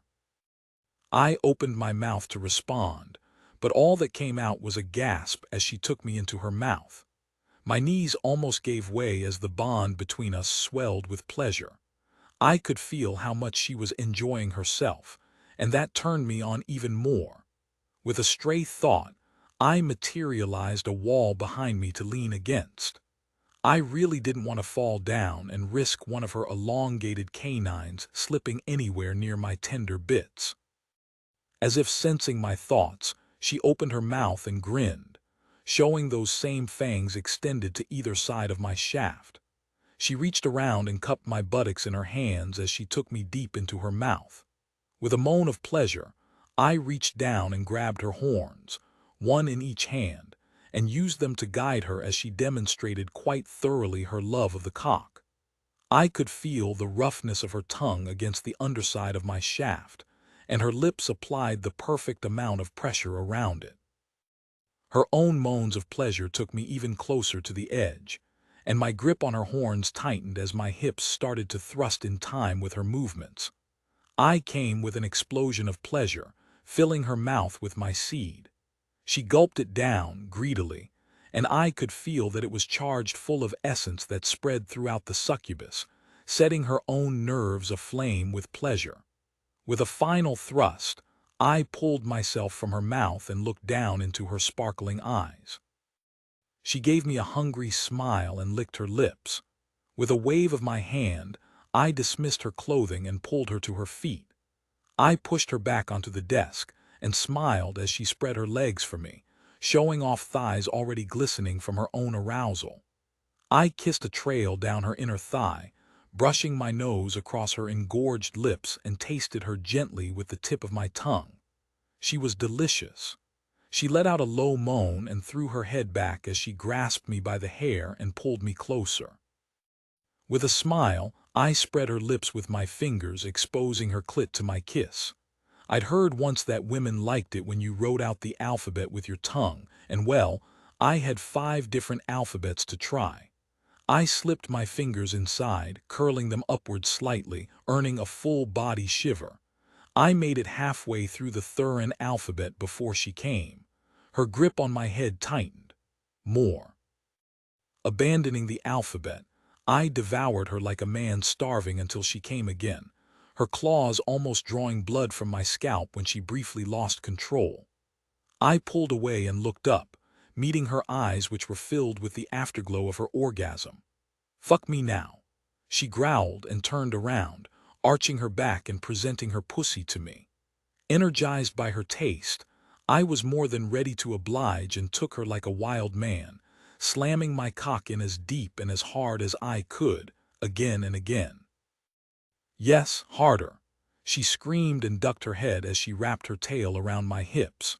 She was growling like a wild animal, and I felt the animalistic energy cycling through us both as I fucked her with abandon. Her orgasm hit me like a ton of bricks, pushing me over the edge with a burst of pleasure that was almost more than I could handle. The air was electrified, and I collapsed on top of her, almost crushing a wing as my muscles turned to jelly for an instant. She let out a long moan and somehow managed to slide around so we were face to face once again. She raised my head with a clawed fingertip and gazed lovingly into my eyes. Now that, my love, was way more fun than some musty old books. I smiled weakly. I can't argue with that. My strength had returned, so I picked myself up, scooping her up in my arms as mentally rearranged the room to extend the desk into a long table with 2 chairs facing each other. A small book was sitting on her side of the desk, the same one she'd been reading before, entitled Sebastian Crow, Sophomore Year. "Enjoy my more awkward years," I said and set her gently into the one chair. "Nothing too spicy in there quite yet," she grinned. "I don't know about that. Your imagination was quite nope. Don't need to rehash those times. You can read them if you want. I don't intend for there to be any secrets between us. But living through those years was enough for me."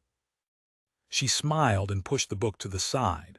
"Oh, all right." She waved a hand and her clothes rematerialized. "So what did you come here to research?" It took me a minute to remember. "Oh, songs. I need to prepare some songs for the trip." "Well, the sounds you pulled out of me would count as music in some orcish circles, but I assume you want something a bit more appropriate for polite society." "Definitely, although perfecting the orcish songs is something I'd love to practice. Often," she grinned. "Just wait until Haven. We can have a true ensemble." The songbooks materialized on the desk and she pushed one towards me, ignoring my distracted look. "Let's get started."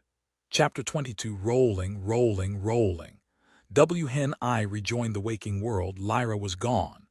I found out a little later that she'd left the wagon to chat with some of the guards. Apparently she'd attempted to wake me, but I'd been deep asleep. Her weapons and shield were gone as well, so she wasn't taking any chances. I grabbed my stuff and hopped off the wagon, walking alongside for a bit to get my blood flowing. I glanced briefly at the horses pulling the wagons and marveled once again at the lack of bit or bridle. The fact that horses were a fully sentient and sapient species in this world was still baffling to my earthly sensibilities. I was tempted to start a conversation, but frankly, I had no clue what to say, or even how to say it.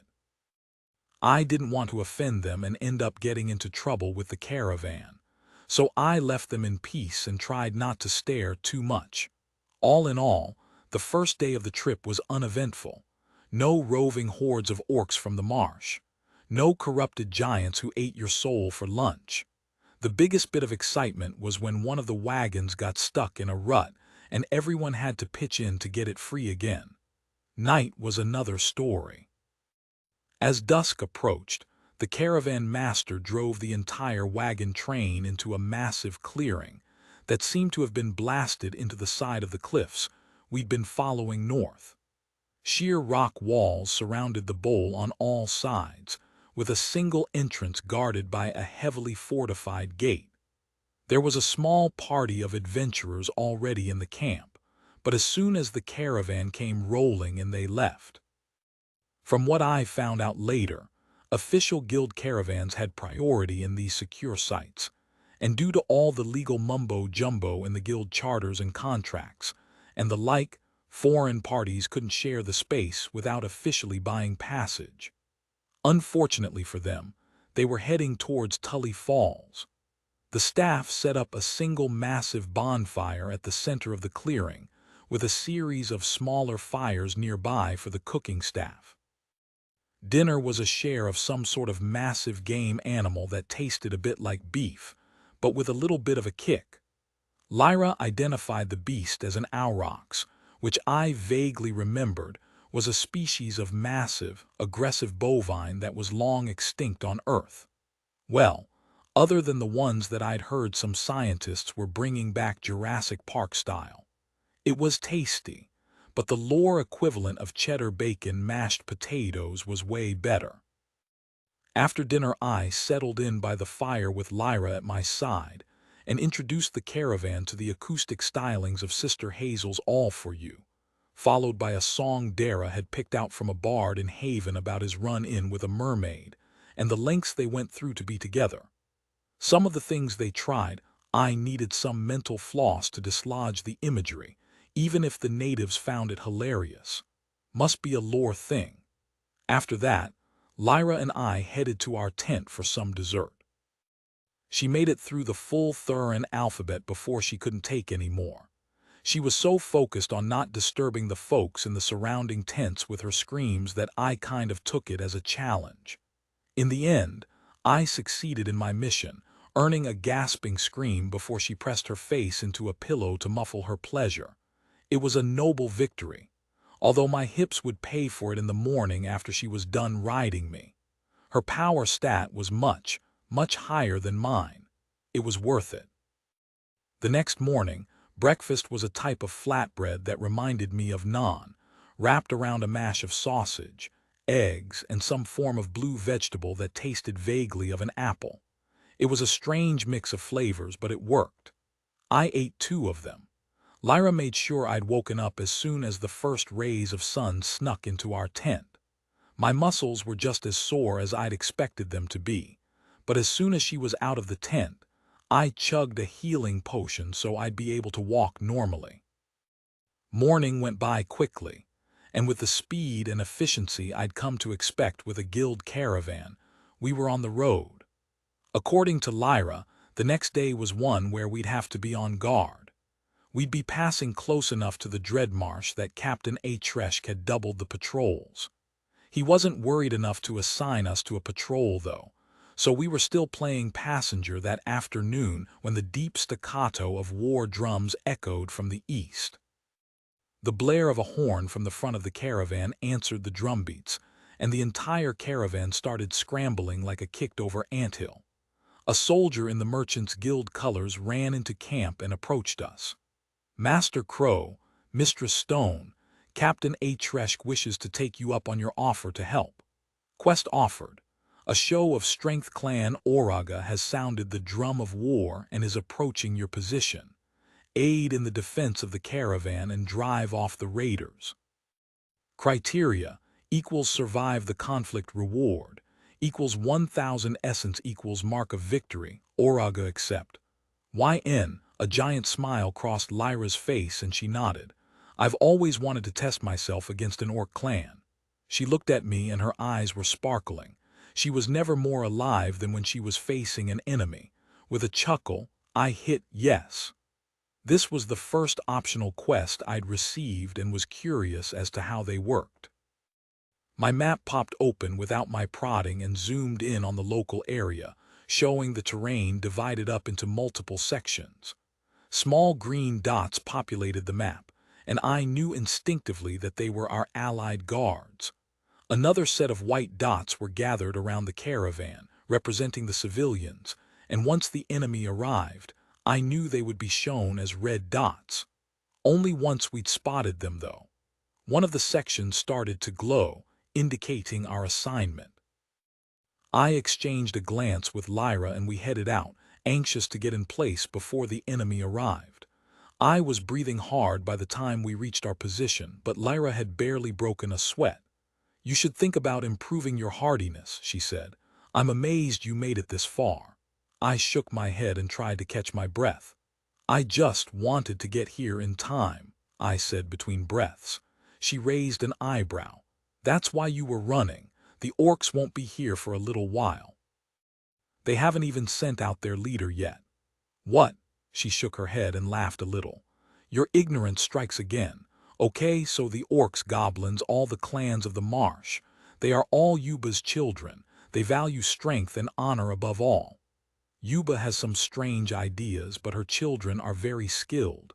She cupped her hand on her ear and nodded. "The drums are their official challenge to our defenders to show ourselves and face their strength. If we fled, they would hunt us down and kill us as cowards and then take the civilians to be kept as hostages they can use to trade for better weapons and armor. What if we lose? Won't they do that anyway?" She shook her head. "No. If we fight with honor and lose, they will accept a small tithe of goods from the caravan and let everyone go free, including those who survived the battle." "Huh," I said with a shrug. When they said raiders, I expected an ambush in the night. Goblin assassins sneaking into camp to slit our throats while the orcs carried away all the goods. I chuckled. "Guess we'll just have to give them a good, honest fight."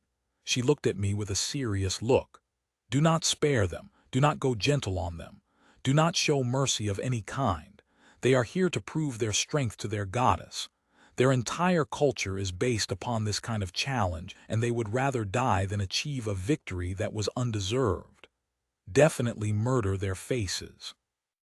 They won't show you any mercy if they get to you," Dara said as she joined the conversation. "You don't have to kill them as long as you defeat them. Knock them out, mutilate them, trap them as long as it is clear they are beaten. So they're like Klingons but weirder, got it?" At her perplexed look I continued. "Is that what happened to Grok?" Lyra snorted. "Hardly. That bastard could probably still beat me to a pulp with one arm tied behind his back. But he only has exactly," she chuckled. "He runs a bar because he likes it."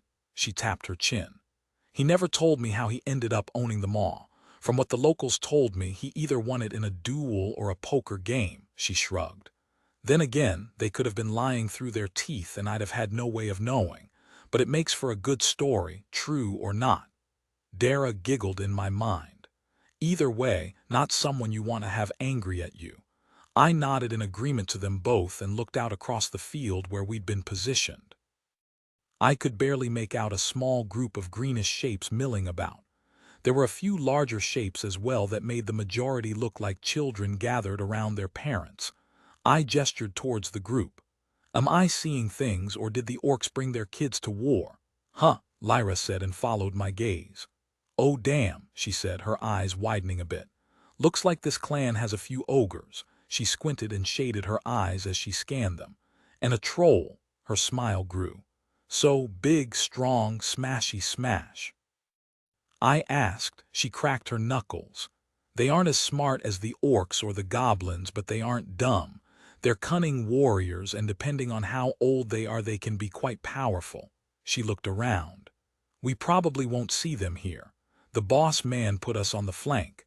But if we do, burn the troll and see if you can use your sparkles on the ogres. They don't usually have much resistance to control spells. Before I could respond, the drums picked up again, and there was movement as a large green-skinned figure decked out in some sick-looking armor walked into the middle of the field. Captain Atresh walked out to meet him. Come on, Lyra said as she walked closer. You're going to want to see this. Oh, I do love a challenge. I just followed, completely confused. Chapter 23 Smashy. Smashy MY nerves were completely on edge as we moved out of our assigned zone and closer to where the two leaders were standing across from each other at the center of the clearing. Across the way, I got a better look at the enemy forces. The ogres and troll drew my eye first. They stood head and shoulders above the rest of the army, and each represented a very different type of threat. The ogres were almost as wide as they were tall and were made of solid muscle.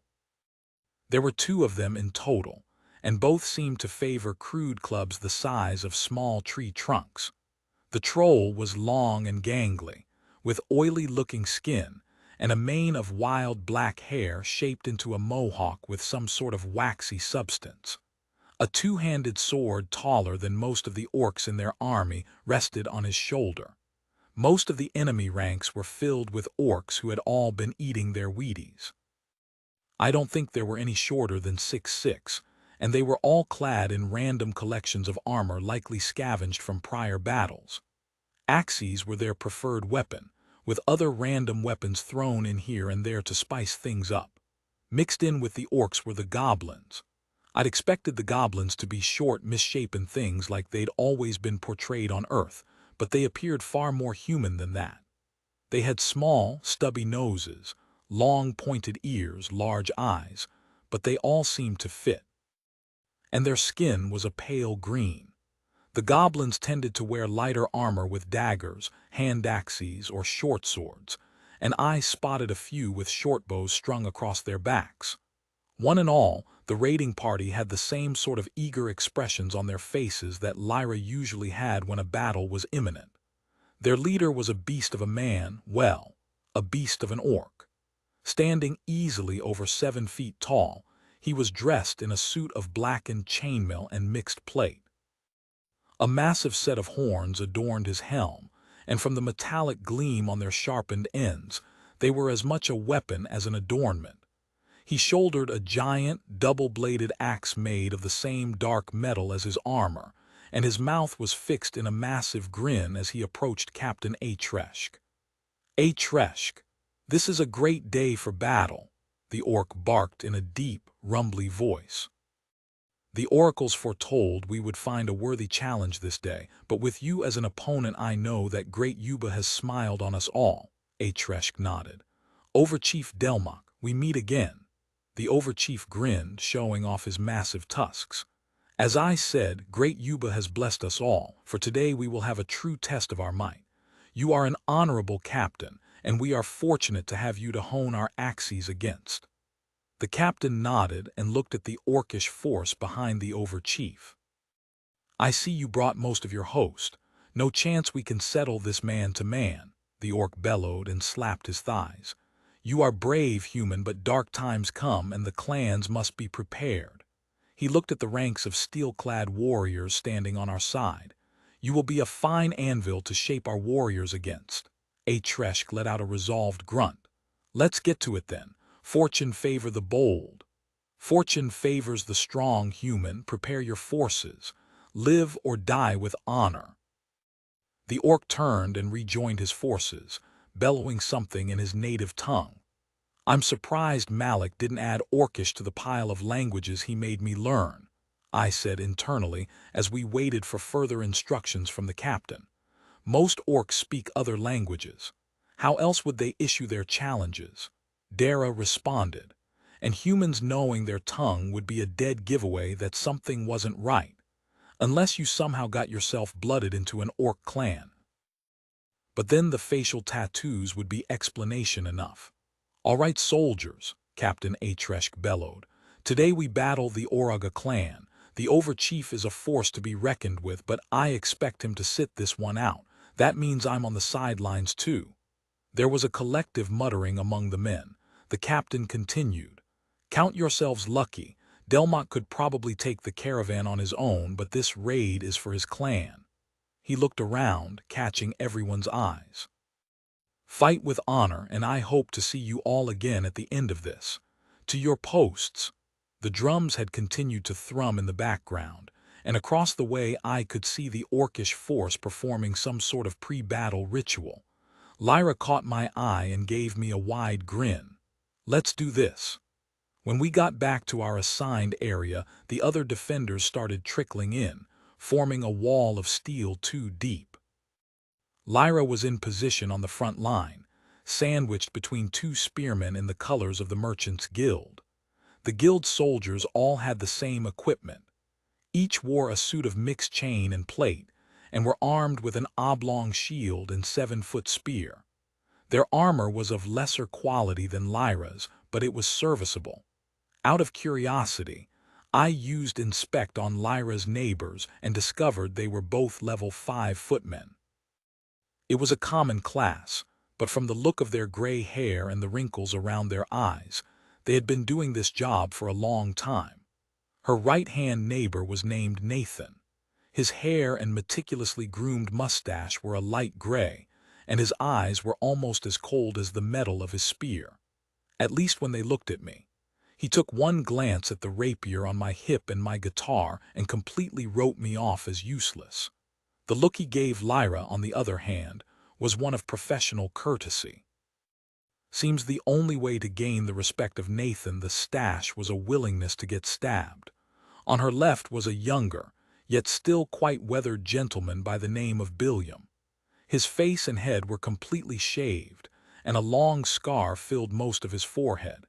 He seemed to hold the same opinion of me as Mr. Mustache, but I tried not to hold it against him. Yeah, bards aren't known to be the most reliable, sorry, Dara said thoughtfully. We were close to the southern flank, not close enough that we would have to worry over much about enemy forces trying to wrap around, but I'd keep my eyes open anyway. I caught Lyra's eye and flashed her a smile, earning a few tolerant looks from the soldiers in the second ranks as they shifted to see where she was looking. The only info they had on me was from my performance the night before, and until the raiders had shown up, their captain had wanted nothing to do with us pesky adventurers, so to the soldiers we were unknowns. Well, I was an unknown. Looking at Lyra, they could pretty much guess what to expect. Her weapons and armor were a billboard that screamed warrior, where mine didn't really say anything about me other than I had a strange love of spiders. They knew I was a musician, but that wasn't even my final form. I wish we could use your full strength here, love. They would stand no chance against us. With a grin, I started plucking out the first notes of the Song of Quickening, matching the timing to the beat of the orcish war drums. Mana flowed through me and into the guitar, empowering the spell, and a wave of energy radiated in all directions. Numerous heads turned my way. I looked at the closest guard. Spread the word. When they get within 30 feet, I am going to raise a wall of fire in their path. Be ready when they push through." He blinked and nodded slowly and then whispered to his neighbors. The tempo of the drums reached a crescendo and then stopped. Silence reigned for a split second before it was shattered by the roar of the orcs as they charged. I adjusted my song and prepared to put Operation Crispy Critters into action. The goblins dashed forward, easily outpacing the heavier orcs. Most of them had swords drawn, but there were a smattering who paused to fire their shortbows into our ranks. I scanned the enemy forces, searching for the ogres and the troll, and was relieved to see that they were all someone else's problem. In the enemy back ranks, I spotted an orc dressed in long robes covered in feathers and bones, chanting some kind of spell. With a flick of his wrist, the caster chucked a bolt of icy blue energy into the shield wall. The goblins had come into bow range of my section of the line, and one fired an arrow that was easily deflected by our defensive formation. My flame dart, however, was not so easily avoided and took the goblin right in the chest. The fiery projectile snapped his bowstring and burned a hole through his leather armor and some of the flesh beneath. The goblin collapsed as his legs gave way, but he recovered with a roll that would make any sensei proud. The enemy force easily outnumbered us 2-1, but with my new abilities I was confident we could withstand the assault. The greenskins picked up speed and I sprung my trap, letting the music of the Song of Quickening hang in the air as I cast my wall directly in their path. Fire erupted from the ground in a 10-foot line between us and the charging enemy. The leading goblins were unable to stop in time and plunged headlong into the flames. Seconds later they burst through the other side with their hair and clothing still burning. The goblin I'd pegged with my flame dart earlier collapsed face down, as did several other smaller greenskins. Some tried to rise, only to be knocked prone as the larger orcs burst through behind them. Their skin was covered in severe burns, but they grimaced away the pain and continued forward, leaving their smaller cousins to make their own way. In the front line, Lyra's golden aura blazed as she readied herself to absorb the charge, while the rest of the line lowered their spears. The leading orcs seemed to ripple as they activated some kind of skill just before colliding with the porcupine of spears. The loud snap of breaking wood filled the air as they ran headlong into the braced weapons. 2 orcs fell, impaled by a lucky spearman, but most were able to absorb the initial impact. They were wounded and bleeding, but nowhere near what I expected to see as the result of a headlong charge into a spear wall. Those in the lead hacked and slashed at the longer weapons, breaking even more and clearing room for the next wave of crispified orcs. An orc raised his axe and batted aside Billiam's spear, hooking the top of his shield with the beard of his axe in an attempt to pull him off balance. Seeing this, Lyra struck at the orc's arm, cutting through his triceps with a precise cut that sapped his attack of all power. Her follow-up attack cut into the orc's thigh, robbing him of some mobility and a copious amount of blood. Nathan dropped his spear and pulled a shortsword from a sheath on the back of his shield. He stabbed it into his attacker's ribs with a meaty thunk, adding another body to the pile growing at their feet. My wall of fire had caught the attention of the orcish shaman, and I felt a feeling of cold wash over me as the flames of my spell were snuffed out. The shaman's gaze locked onto mine, and he smiled a big, tusky smile as he began to chant. With a curse, I used Echo to extend my current song and focused on the caster, an ice mage. He'll likely have a defense against fire magic, but he doesn't have a defense against ogre. "What?" I said, dumbfounded as I sent a flame dart right at the caster's head. I could feel Dara nudging my gaze to the north to where one of the giant ogres was sitting there, glaring at the front lines as if waiting for some signal to engage. The ogre. My mouth split in a wide smile as I realized what she was suggesting, but before I could act, my attention was drawn to a cry of pain from the guards in front of me. One of the front line had been wounded. The guards in the back ranks pulled him out of danger, but the giant gash in his chest made his chances of survival without help pretty low. I immediately switched to healing melody and targeted the soldier, while the medics force-fed him a potion. A blast of Arctic cold crashed into my chest and knocked me backwards. My teeth started chattering, and I could feel that my rings had been completely depleted by that single attack. I forced myself to look back at the shaman who was chanting another spell. "Focus, my love. You can do this." With a curse, I searched for the ogre, finding it lumbering towards the front lines. I let my guitar drop and pushed myself through the gestures for influence. There was a brief push of resistance as the ogre fought against the magic, but it shattered under my willpower. With a mental nudge, I sent it after the shaman, whose chanting was rising to a crescendo.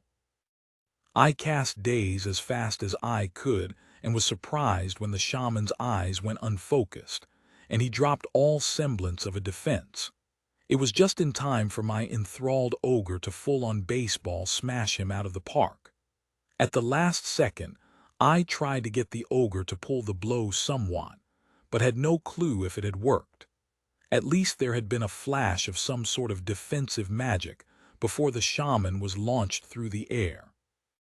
A loud bellow of a laugh drew my attention back to their over-chief, who was looking off in the direction the shaman had flown with an amused expression on his face. Seeing the power of the ogre, I didn't want to chance any accidental injuries to my allies, so I sent it after its kinsman on the far side of the battle and quickly forgot about it as more and more insanity started in my own neck of the woods. From my vantage point in the back ranks, I was able to get an overall feel of the battle. The orcish forces were relentless in their attack, but their fury was equally matched by our forces' resolute defense. I lost myself in the flow of battle and found that using echo with my Song of Quickening quickly became the most efficient use of the skill. Having the speed boost active for the full minute freed me up to focus on healing the injured or taking groups of enemies out of the fight when the press became too much for our forces to hold off. With the shaman out of the way, I was able to bring my wall of fire back into play as well, shoring up our allies to the north when the orcs created a gap in our line. No one wanted to go through a 4-foot wall of fire if they didn't have to, so our allies had a chance to rally and reform. The battle seemed to take forever, and after the first mad rush I found that even my expanded mana pool had its limits. I had to carefully consider every spell and every song, lest I not have any magic for healing when it was critical. Mana potions helped, but Dara pointed out that taking too many of them could completely frag my mana channels. Eventually, the ogres and troll joined the fray, but they were already severely injured from their bro battle earlier. The troll took one flame dart to the face and lit up like a torch, causing some of the orcs to break off their attack to help smother the flames. I almost felt bad for it. As the sounds of combat dwindled, it became obvious that we had gained the upper hand, and when the second ogre was taken down by the combined spears of a trio of guardsmen in Blacksmith's Guild colors, the drums began to beat again. In an instant, all fighting stopped dead and the lines parted, often with weary nods of respect shared between the remaining humans, orcs, and goblins. Lyra even went so far as to start helping the wounded greenskins untangle themselves from the piles of fallen, even clasping arms with several before they limped away. The whole process was completely mind-boggling. Captain Atresk and Overchief Delmok met again mid-field and exchanged words. I couldn't hear what was said, but the orc seemed to be in good cheer.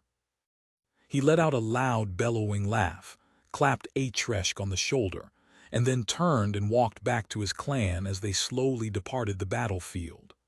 Quest complete. A show of strength. You have earned the mark of victory. Oraga, a small sack of essence gems, appeared in my hand, and my wrist started to itch and burn. When I looked down, I saw a band of black, symmetrical shapes tattooed around my wrist. Instinctually, I knew that I could choose to hide the mark if I wanted to, but it looked pretty cool, so I decided to leave it. I tucked the essence reward into my pouch and rushed forward to where Lyra was helping with the wounded, putting her limited healing powers to use. All told, we'd lost 6 guards, with another 18 that might not make it through the night without medical treatment. Almost everyone had been injured, even if for some it was just their injured pride at having been knocked out in the initial clash. From what I could tell, the orcs had lost a lot more. Their severe lack of any sort of self-preservation meant that many continued to press on even when they should have stayed down, and lost their lives because of it. But even in the face of so many dead, the surviving orcs were in good spirits, and as we returned to the caravan, I could still hear their drums beating out some sort of celebratory song. Yuba's children live for battle, and many new warriors were blooded on today's battlefield. They will mourn their losses later, but for now they celebrate another day of drawing breath and a battle honorably fought. Plus, a lot of them probably just earned some nice quest rewards for the battle. This world is weird. The aftermath of the battle was a somber affair. Lyra and I continued to volunteer our healing abilities to make sure that none of the injured joined the dead. It was an exhausting, yet very rewarding task. The least injured gathered our dead, and with help of the caravan staff prepared them for transport back to their families. The orcs sent out their own people to collect their dead, and deliver their loot to Captain Atresk, as was apparently the tradition. To the victors go the spoils. According to Dara, the orcs burned their dead, which explained the billowing column of smoke rising into the sky in the northwest, and the distant drumbeats that hadn't stopped since the end of the battle. The loot was divvied up among the survivors. It wasn't much compared to a dungeon run, but every little bit helped. At least I'd be able to replace the potions I'd used. That night after we made camp, the caravan guards held a funeral for the fallen. In many ways, the guard had been like a second family, and despite their disparate origins, they had grown close over the years.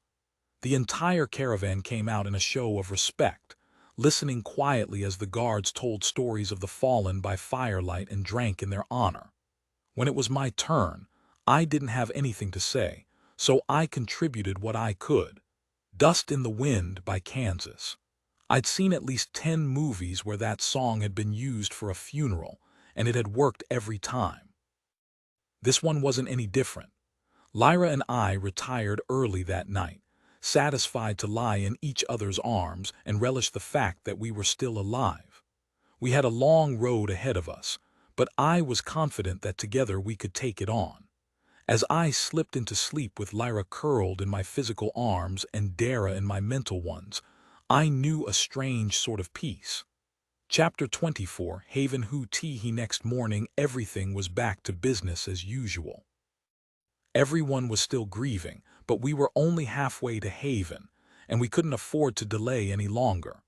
Not unsurprisingly, the soldiers had warmed up a bit to Lyra and me. Nothing forges bonds faster than standing shoulder to shoulder in the shit with someone. As we moved through camp, I exchanged nods with many of the guards who just a day before had pretended I didn't exist. Guess it would be a little hard to ignore the guy who'd shoved your intestines back into your body while stitching you up with a song. Even Atresk had a change of heart and agreed to assign us some shifts to supplement his forces. They weren't the best, but it was better than nothing. According to the other guards, the odds of there being more than one orc band raiding in the area were pretty low. The only thing orcs loved more than fighting against us pinkskins was fighting other orc clans, and when 2 were out at the same time, the drums would draw them from miles away for the challenge. Lyra and I were assigned to different shifts. We might have earned a bit of trust, but not enough that Atresk was willing to give us a patrol to ourselves.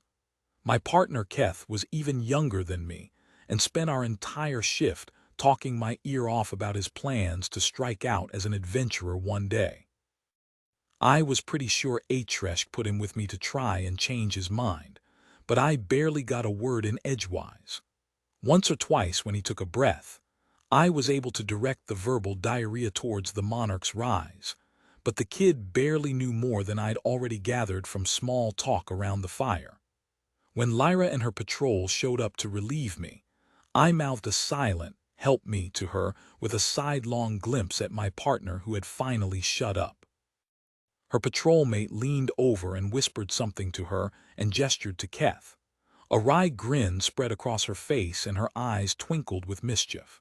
"Hey Keth, what's the first dungeon you're going to delve once you get your new class?" I shot her a glare as the kid launched into another diatribe about the positives and negatives of at least 5 different dungeons on this side of the continent. It would have been a treasure trove of information. Problem was, it was the third damn time I'd heard it all. She leaned in and kissed me on the cheek as we passed, and she whispered, "I'll make it up to you later." The rest of the trip was uneventful. Well, except for the time that one of our fellow passengers tossed a bucket full of water into our tent when the noises got too much for them to handle. What can I say? I'm good like that. Everyone's spirits were noticeably brighter on the last day of the trip.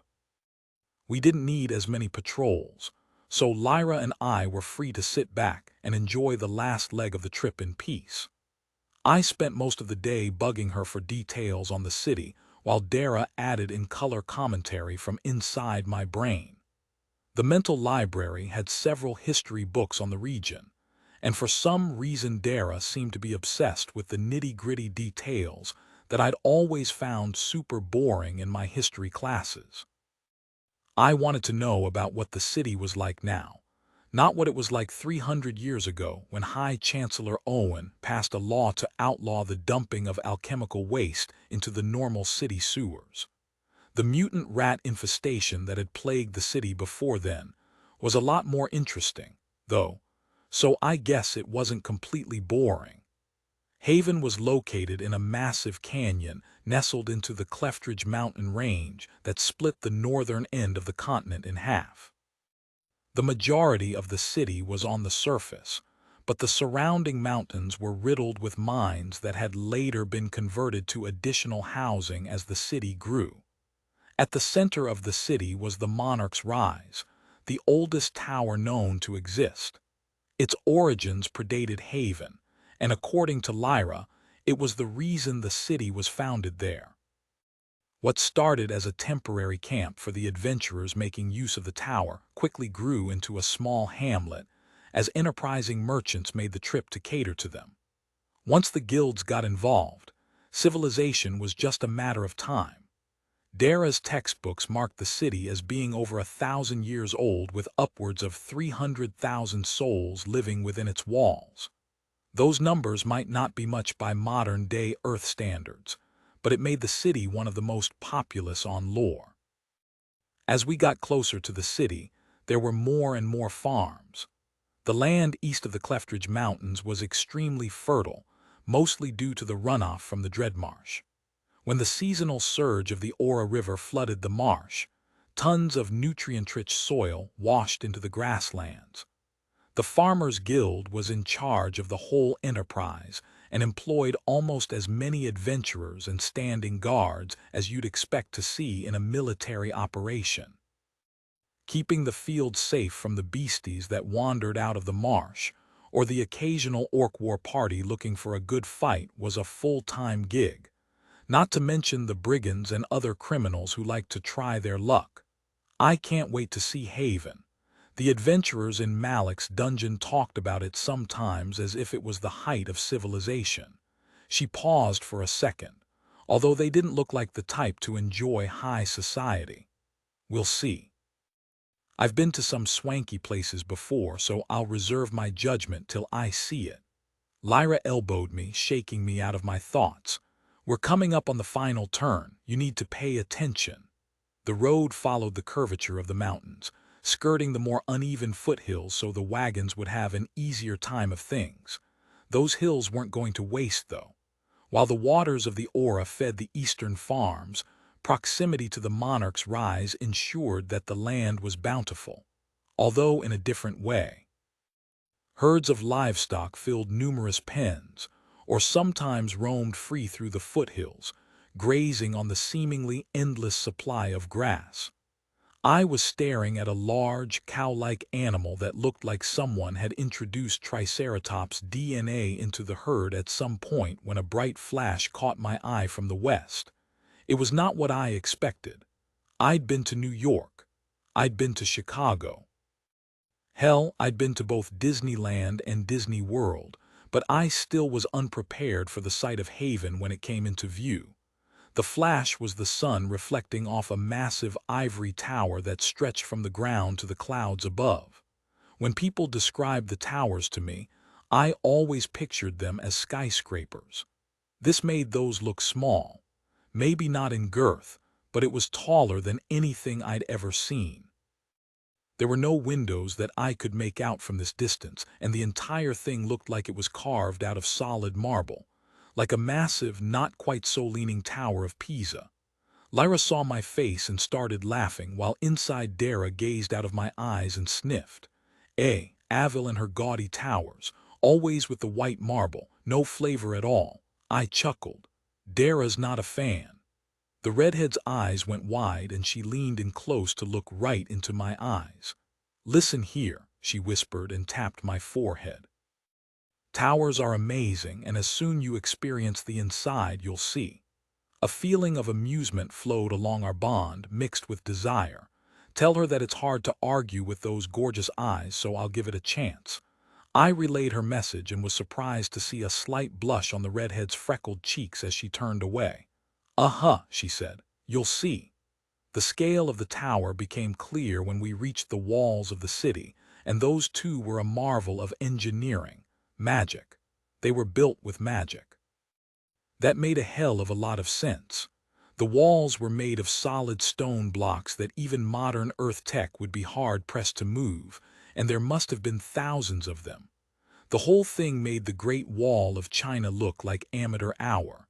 A shadow passed overhead and I looked up, hoping I wasn't about to be eaten by some giant predator. What I saw blew my mind.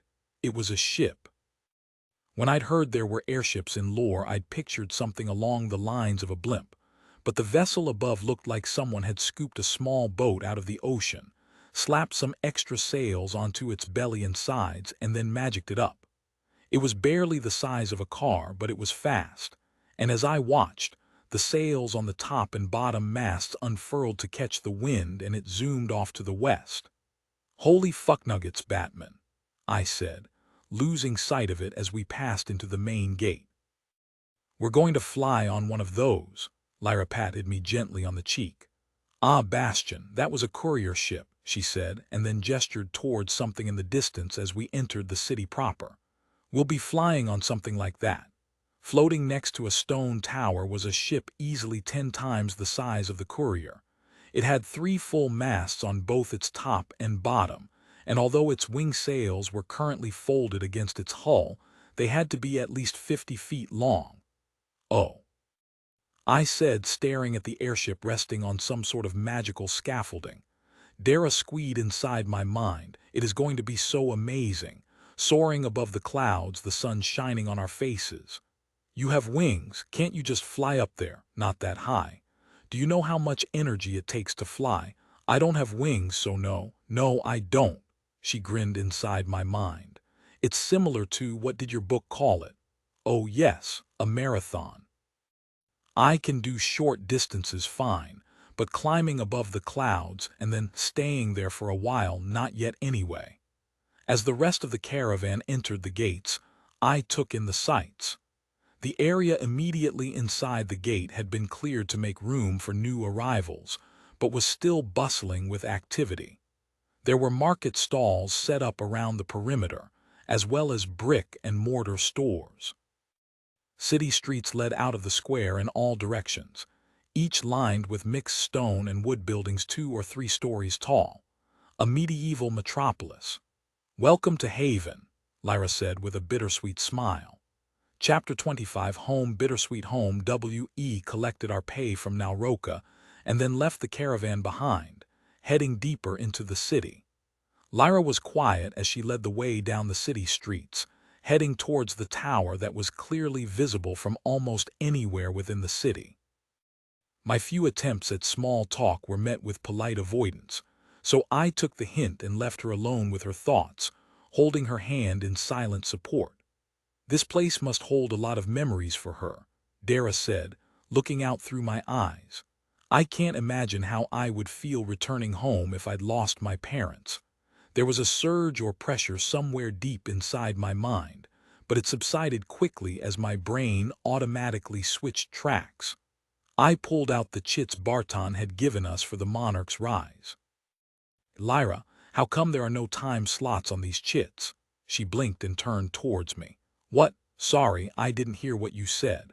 I held up one of the chits. "Why don't these have time slots?" "The Rise doesn't have the same limits as most dungeons and towers. No matter how many groups go in, it always seems to have more room. The guild ran an experiment once to see if 2 teams could find each other inside, but it was almost like they were in a different world once they stepped through the door." "That's pretty spot on," Dara said as she looked up from her latest research project. "Once a dungeon reaches a certain tier of power, it can split itself into multiple instances. Each group would effectively be inside their own subdimension for the duration of the run. I'd imagine towers have the same kind of mechanics. Dungeons do the same thing, or so I'm told." I replied to Lyra's comments. "So we can go there whenever. We can go right to the tower if you don't want to." She shook her head. "No. I need to face this. If I don't, or if I wait, I'll be distracted the whole time we're in there, and distractions mean death." I stepped over to the side of the road and pulled her closer to me, looking down into her bright green eyes. "I've got you. I'm here for you." "Me too," Dara added, her mental hands settling over my own where they held Lyra's. "Dara too," I added with a smile. She chuckled and then nodded to a small building across the street. "Good, because we're here." The building reminded me of a modern-day townhouse, although with more medieval materials. Instead of bricks, the bottom floor was crafted out of large, fitted granite, with a second floor built out of dark wood. Lyra unlocked the door and let us inside. The furniture was covered in sheets, like one of those old-time movies where the stars inherited some ancient house and had to avoid getting murdered by the vengeful ghosts that lived there. The strange thing was that the place was completely spotless. Other than the sheets, it didn't look like it was abandoned. The door led through a short foyer and into a large living area. Lyra started pulling sheets off the furniture piece by piece, staring at each one silently for a few seconds before moving on to the next. "You grew up here?" I asked, and she nodded. She gestured towards the couch against the outside wall. "I used to sit there after school, waiting for my parents to return when they went to the tower." She blinked as tears came to her eyes. "Sometimes I'd fall asleep, but they always woke me up when they got home with stories of their adventures, until I was old enough to join them." "Wow, your parents took you into combat," she nodded and smiled at a fond memory. "A few times, although I wasn't allowed to do anything but watch, really. I learned combat basics at guild school, and Vel taught me how to hold the line, but it was only a few times." She went quiet for a good minute as she stared into space and then sighed. "Okay. I don't think I'm quite ready to take my parents' room, and my old room is way too small. The guest room has a nice big bed though, so we can stay there." "How big a bed are we talking here?" I asked, and her face split in the first real smile since we'd gotten there. "It can fit at least 3, she replied. Dara purred inside my mind. "Sounds perfect." Lyra dropped off her pack in the aforementioned room, and then we were off. It was just after midday, and we hadn't eaten since breakfast that morning, so we decided to pick up some food on the way to the tower. She introduced me to another dwarven dish called garadun, which was pretty much a shish kebab. The vendor had a selection of at least 6 different meats to choose from, and they all looked delicious. The only issue I had with the food was that I didn't have enough room in my stomach to eat more of it. It was that good. If I was going to have any issues with the tower climb, an empty stomach wasn't one of them. The walk to the tower itself was a lot further than I expected. Whoever had planned out the city had been drunk. Did the city planners never hear of a straight line? I asked. Lyra looked at me curiously as we walked. What's a city planner, and what do you mean? I gestured around. This place is like a maze, like the streets turn and twist with no rhyme or reason. If I didn't have the system map, I'd probably get lost and starve before I found a familiar street. It's a huge city. What do you expect? I shrugged. Organization, logic, maybe a few street signs to tell you what street you are on. She shook her head. Sometimes you are so strange. Why would we need signs? So you could give someone directions on how to get somewhere so they don't get lost. She moved over to the side of the street and looked at me for a second. Like this, she said, and there was a flash on my map as a waypoint appeared labeled Monarch's Rise with a glowing golden trail leading to where we were standing in the city. I blinked a few times. Oh, I guess that is a lot more efficient, I said as we continued towards the tower, gobbling up the golden trail on the map like Pac-Man gobbling up power pellets. No need for street signs when everyone's got a built-in GPS. She rolled her eyes. Come on. We should be able to get to the first milestone if we start now. At my blank look, she stopped again. That's right, you have no clue how towers work. Okay, walk and talk. Oh, I want to know too, Dara said, and I could feel her focus her attention on my senses. So, first off, towers are nothing like dungeons, she said, so just forget about them. Of course they aren't. They're obviously inferior in every way, Dara commented. Okay. We'll start off on the bottom floor. The tower will present us with a challenge like a fight. Possibly. It could be an obstacle course, a fight, a puzzle, almost anything, she shrugged. Point is, it's independent of anything else. There's no warren of caves to explore, no kobold defenders to defeat to reach the boss, or any of that. Sounds boring, Dara said dismissively, and I had to hold in a laugh. Lyra continued, when we defeat the challenge, the tower will give us a choice. There will be a chest or a stairway. We can open the chest and collect our loot or go up to the next level. A wide grin split my face. Wow, a chest at every level, that sounds great. Loot the monsters, loot the chest, and we'll get all the essence we need in. Lyra gave an impatient sigh. Now I know how my instructors at the guild school felt. I shrugged. Sorry. She took a deep breath. Okay, there is no individual loot for creatures in a tower. The chests are the only loot. I opened my mouth to ask a question but thought better of it and gestured for her to continue. If you open the chest, you get the loot you've earned so far and the climb is over. Take the stairs and you move on to the next challenge, and so on and so forth. If you die, you forfeit any rewards you'd accumulated by that point and all of your free essence. Oof, I said. Oof is right. But that brings us to the next part, she said with a sparkle in her eyes. Every 5 levels is a milestone encounter. Usually it's a boss fight, although I'm told it can be other things, but those aren't very common. Once you defeat that encounter, you can collect the chest without leaving the tower. Awesome, I said. And you can keep climbing. Seems overly complicated. Just kill things, loot them, profit. What's wrong with that? Yes, but that's not the best part. Once you reach a milestone, you can start any future climbs at that point and go from there. My eyes widened at that. Like a save point. I almost understood that, she replied. The next time you enter the tower, you can choose to start at the bottom or at any milestone floor that you've reached before. She looked at my expression and laughed. We won't be doing that, at least for now. We need the essence, and that means starting from the bottom. I nodded. The higher floors don't have higher rewards. They do, but they generally take longer and we are pressed for time, so it would be best to do multiple runs of the easier challenges to maximize essence, and going up is always a risk. Well, yeah, but if it's too much, just go back down and call it a day. She shook her head. Oh no, there's no going back. You climb the stairs, you either defeat the level or you die. My eyes went wide. Holy crap, all right then. She paused for a second and thought. Depending on availability, we might be able to get our hands on another chit or two. Well, I do like the do or die part. I bet the essence efficiency is pretty good if people can't just run away with all the essence in crystal form when things get tough. She sighed. The whole thing seems so bland, but I can see how it might be better for training than running a dungeon. I think that's the point, dear, I said inside my mind. Looks like Avil just wants people to get stronger without any of the baggage that comes along with maintaining a story.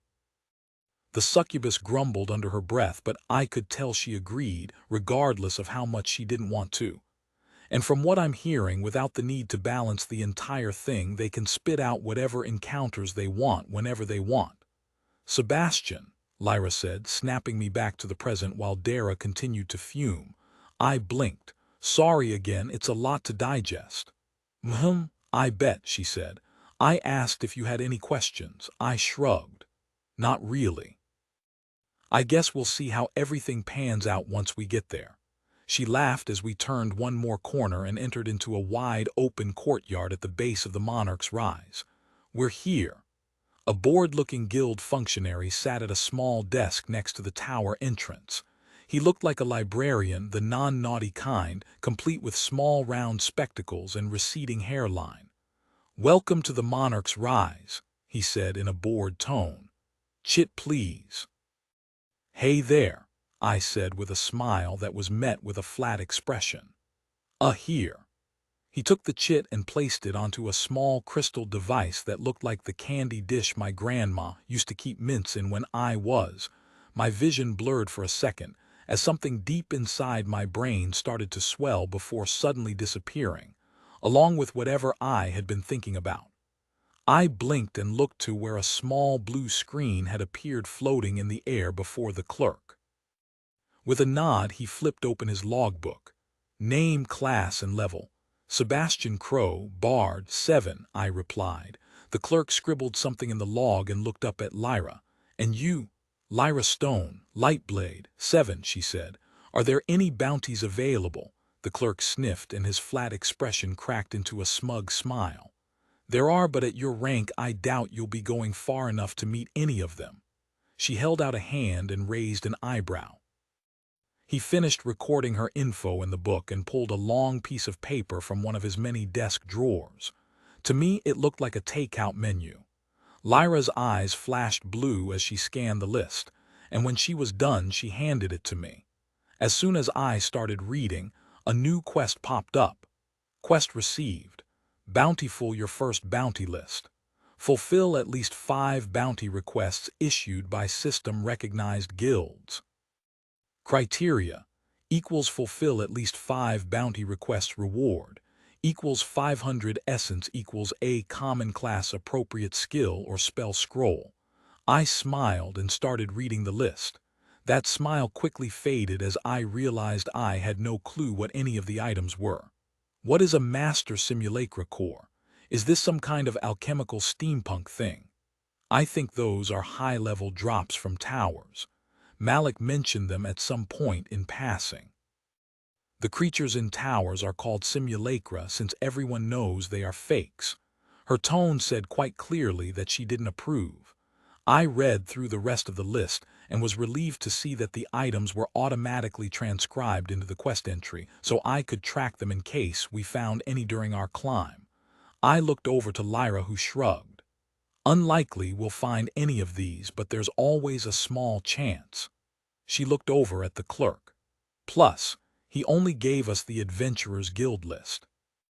The crafting guilds will probably have their own we can check once we're done. The clerk sniffed. This is an Adventurers Guild posting, ma'am. Why would we provide assistance to our competition for the choicest bits? I chuckled. He's got a point there. I gestured towards the door. Shall we?" With an excited gleam in her eye, she took my hand and together we entered the tower. Thank you for listening to the story on KevinAudio.com. Chapter 26. Holodeck T. He whirled flashed as we crossed the threshold of the glowing white portal and were suddenly somewhere else. A bright white tiled floor extended in all directions as far as the eye could see.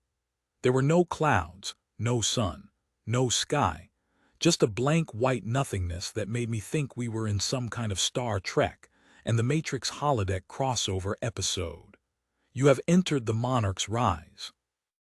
Recommended levels, any highest floor reached, 0. Standing before us was a slowly rotating cube floating in midair. "Bind stone," Lyra said as she walked over. She placed her hand on the closest side and I did the same, willing myself to bind to the stone. "You have been bound to the Monarch's Rise Tower." The voice of an older man filled the air. "Welcome to the Monarch's Rise. Your first trial will commence in 5 minutes. Prepare yourself." "I'm ready." Dara squealed inside my brain, jumping up and down and giving me quite a show. With a smile, I triggered the summon bonded ability and watched the magic happen. A bunch of beams shot out of my hand and etched the summoning circle into the ground like the Magitech version of one of those laser etching machines they had at the mall. When the circle was complete, most of my mana rushed out of me and into the circle. I fell to my knees, panting as a small storm appeared inside of the circle and formed into Dara in all of her glory. When the spell finished, the circle disappeared, leaving the floor spotless. I rose to my feet just in time to be tackled by the fully formed succubus. I didn't even get a chance to say hi before her lips and tongue stole my breath. A few seconds, I think it was seconds later, Lyra cleared her throat loudly and Dara pulled herself away. The Lightblade was standing a short distance away, looking a little out of sorts. Dara stood and furled her wings, turning them into something similar to a cloak. The effect was pretty stunning, especially when combined with her current outfit, which was quite different from what I was used to seeing her wear. Her black silk dress had been replaced by a leather bodice revealing a healthy amount of cleavage. So much so that I was a little concerned and hopeful that she might fall out at any moment. She had skin-tight leather pants, with some thicker patches on the outside of her hips, knees, and shins, and partially down her tail. Her shoulders were protected by some leather pauldrons, and matching bracers covered her forearms. She looked like a complete badass. Her wings parted as she sauntered towards Lyra, giving me a view of her ass as she swayed with effortless grace. Lyra's lips curved in a small smile and she offered her hand. "Nice to meet you in the flesh, so to speak," she said hesitantly. Dara took her hand and then pulled her in close, producing a slight gasp of surprise from the feisty redhead. "No need to be shy," the succubus purred, inches from her face. She caressed Lyra's cheek with her free hand and grinned, showing off her elongated canines. "Just as smooth as I imagined." Lyra shivered and her freckled cheeks blushed slightly. I wanted nothing more at that moment than for them to kiss, but the opportunity was spoiled when the bind stone disappeared in a flash of light, and the room transformed into a forest complete with its residents, a small pack of slavering wolves. Dara stepped away and spun in place, growing a set of claws that Freddy Krueger would have been jealous of. She winked at Lyra and smiled. "Business before pleasure, I guess." I used Inspect on the enemy as the succubus launched herself across the room with a powerful flap of her wings. Wolf Simulacrum, Level 7, modeled on the Deepwood Gray Wolf. This simulacrum possesses formidable natural weapons and speed. It has been classified as a standard difficulty. There were 3 of them that I could see, but there was a chance more were out there lurking in the woods. Lyra rushed towards the enemy with her sword drawn, but Dara reached them first. The lead wolf growled and lunged towards her, snapping and snarling. With a seemingly casual gesture, she backhanded the beast, knocking its muzzle aside and exposing its throat to her counterattack. With a slash of her claws, she almost severed its head. The joy on her face mirrored Lyra's as she joined in on the fun. She slammed the second wolf aside with her shield, sending a spray of teeth flying through the air before stabbing it through the heart. A second later, the wolf exploded in a burst of light, showering her and Dara with simulated gore. The third wolf sank its teeth into Dara's calf and tugged, causing her to stumble for a second before Lyra's taunt drew its focus. It released its grip and tried to charge the light blade, but I guess Dara wanted a little bit of vengeance first. She reached out and grabbed the wolf by the scruff and stopped it in its tracks. With a savage smile, she bit the wolf on the neck and ripped, sending fur, flesh, and a gout of blood spilling onto the forest floor. I just stood there, a bit dumbstruck. I'd been so fixated on the ladies doing their thing that I'd done absolutely nothing. They'd killed the entire encounter so fast I didn't even know where to begin. Dara's claws shrank down to manageable levels, and she wiped her mouth on the back of her bracer as she turned back to Lyra with a wide smile. Lyra's eyes were dancing with adrenaline, and any hint of the uncertainty that had been there before was gone. "You are amazing," the redhead said, moving closer to Dara. "The way she made a slashing motion. And the bite in the end." Dara stepped closer and placed a hand on Lyra's hip. "They were rude," the succubus said with a pout. "Rude?" Lyra asked. The succubus smiled and leaned in as she replied. "They interrupted our moment." Lyra managed only an "oh" before their lips met in a passionate kiss. "I don't think I could have gotten any harder." When they parted, Dara whispered something into her ear and they both turned their gazes my way with matching, hungry expressions. I was wrong. I could get harder. Unfortunately, my plans for a little simulated woods threesome were interrupted when the entire scene dissolved back into the white room, and an alert appeared across my vision and new notifications flashed at the corner of my vision. Encounter complete. Anomaly detected. There was a crack of thunder and a figure appeared in the room. He was wearing a plain white robe, and if it wasn't for the long elven ears poking through his pure white hair and the small golden spectacles resting on his nose, he would have been the spitting image of an angel. The Christmas tree topper type, not the "be not afraid" wing and eye monsters of the source text. Physically, dude looked like he'd be more comfortable doing someone's taxes or inspecting the local Denny's for health code violations, but I could feel the power radiating off him. With a well-practiced gesture, he pushed the spectacles higher on his nose and faced us. A series of blue flashes passed over his eyes and a slight frown creased his features. The angel faced Dara, whose claws were once again in their longer form. "Why are you in my tower, cousin?" he said in an almost bored tone. "Your involvement in this encounter has resulted in an imbalance in my books and endangers the scaling of this entire climb." She shrugged. "Adapt then. Your people like doing things all." She waved her hands around randomly, on the fly. "So do it here." His frown deepened. "Cousin, I can sense that you are still young and your understanding of how things work is thus lacking in any sense of depth. Those wolves that you cannibalized for their essence cost a full 2,100 to create.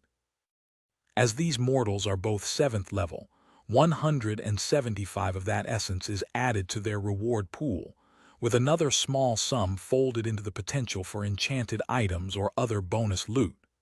And," she said, he sighed. "So out of that 2,100, let's assume the loot table selected for this instance was a generous one, so each wolf kill would be returning to me 1,800 essence." Lyra looked like she was going to say something but wisely thought otherwise. She looked at me and mouthed, "What is happening?" I shook my head and looked back at Dara, who just seemed annoyed.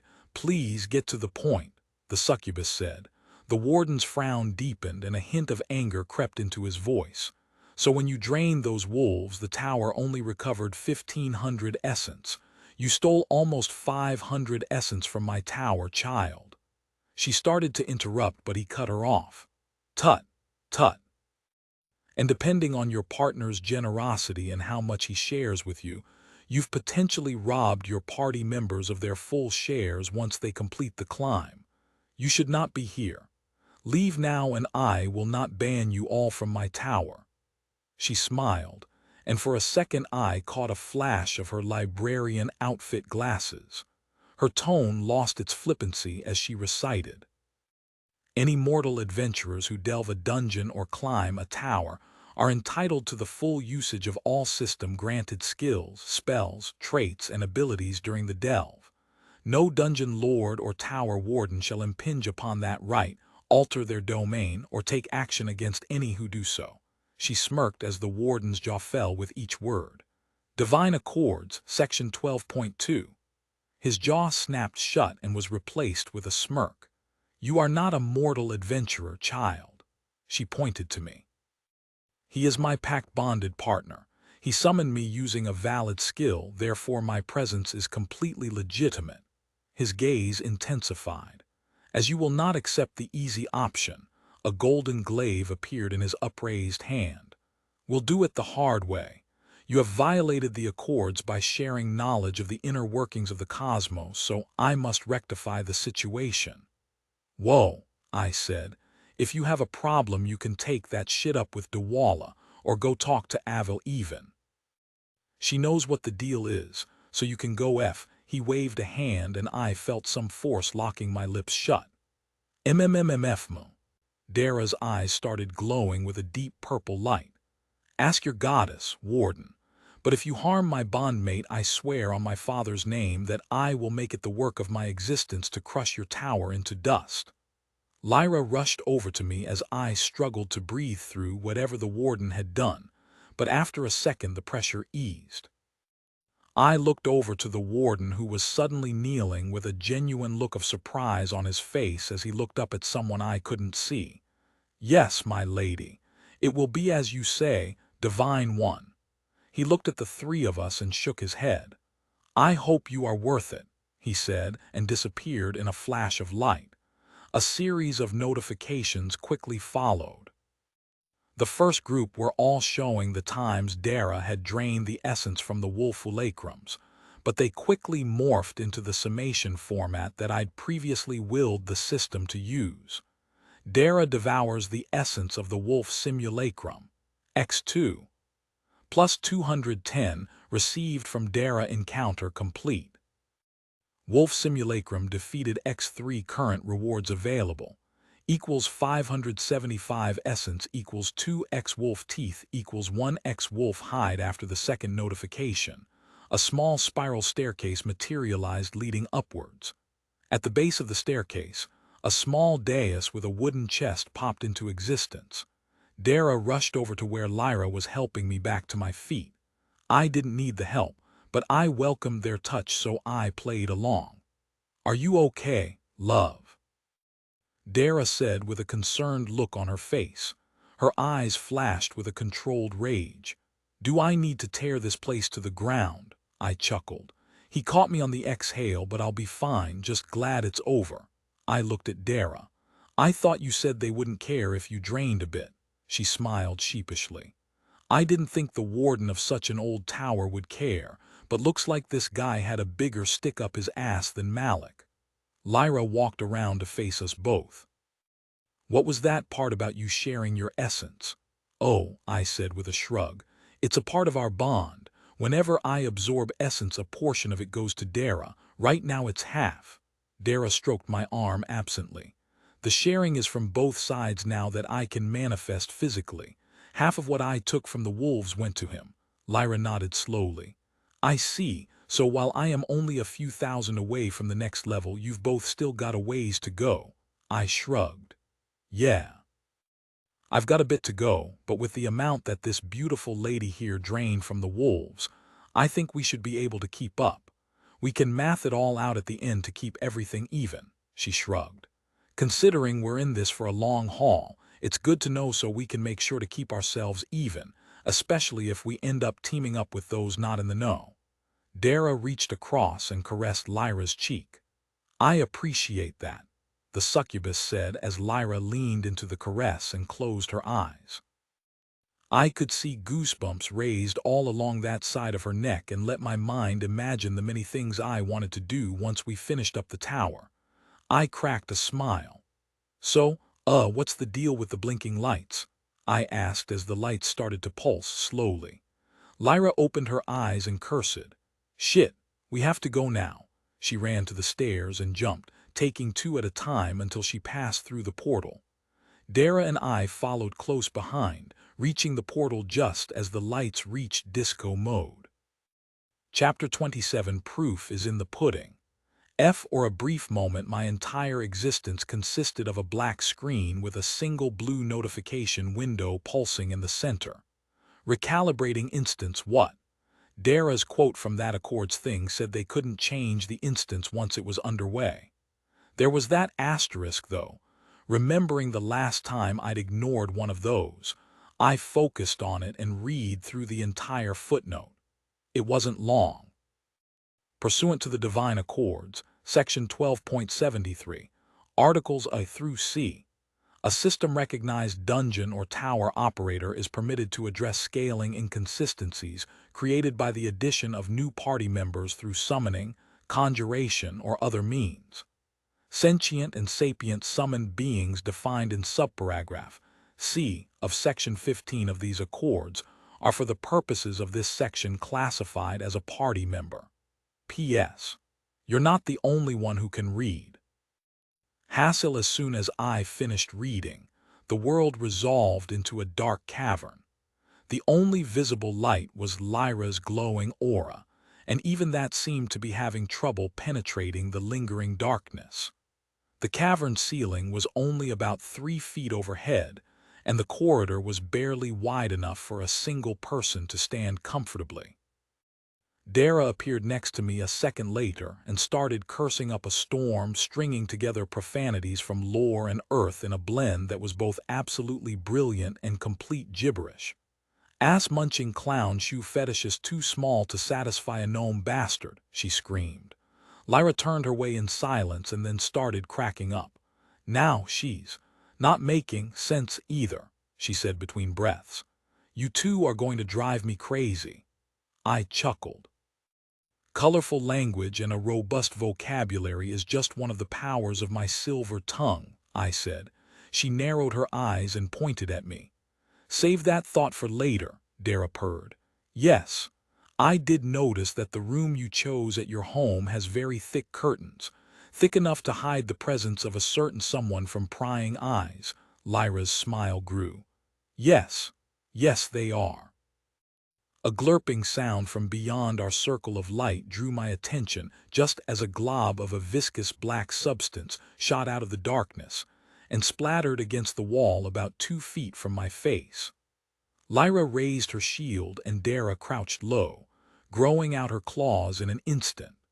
Not wanting to be the guy who stood by and did nothing again, I whipped my guitar around and plucked out the starting notes of the Song of Quickening.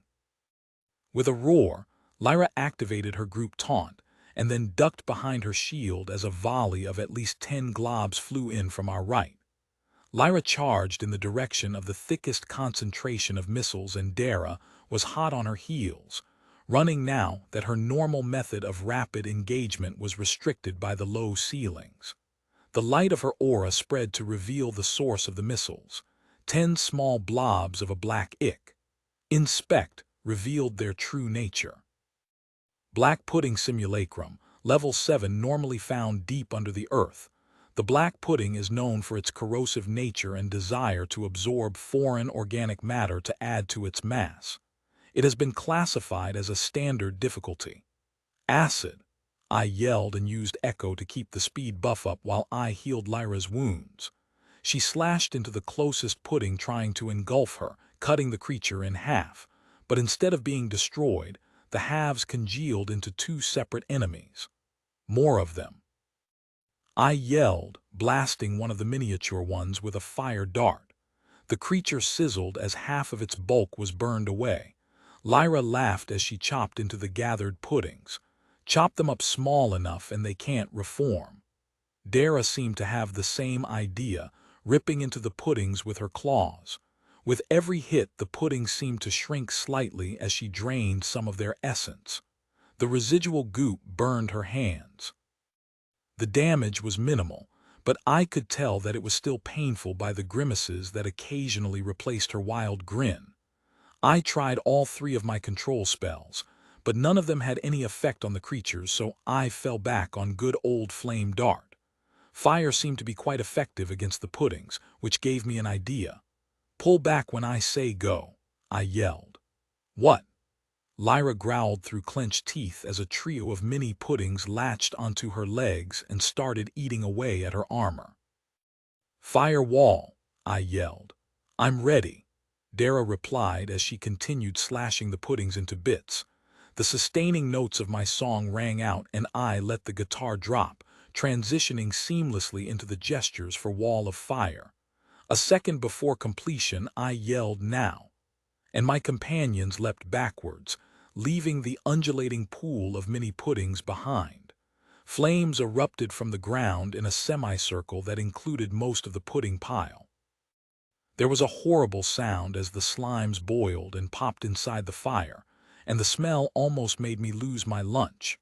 Unaffected by the nasty, Dara gently scraped the clinging puddings from Lyra's legs and then tossed them into the fire while I played healing melody to undo the damage they'd caused to both ladies. Seconds later, the last pudding went pop and the battle was over. I opened the notifications immediately. Dara devours the essence of the black pudding simulacrum. X8. Plus 502, received from Dara encounter complete. Black pudding simulacrum defeated X10 current rewards available.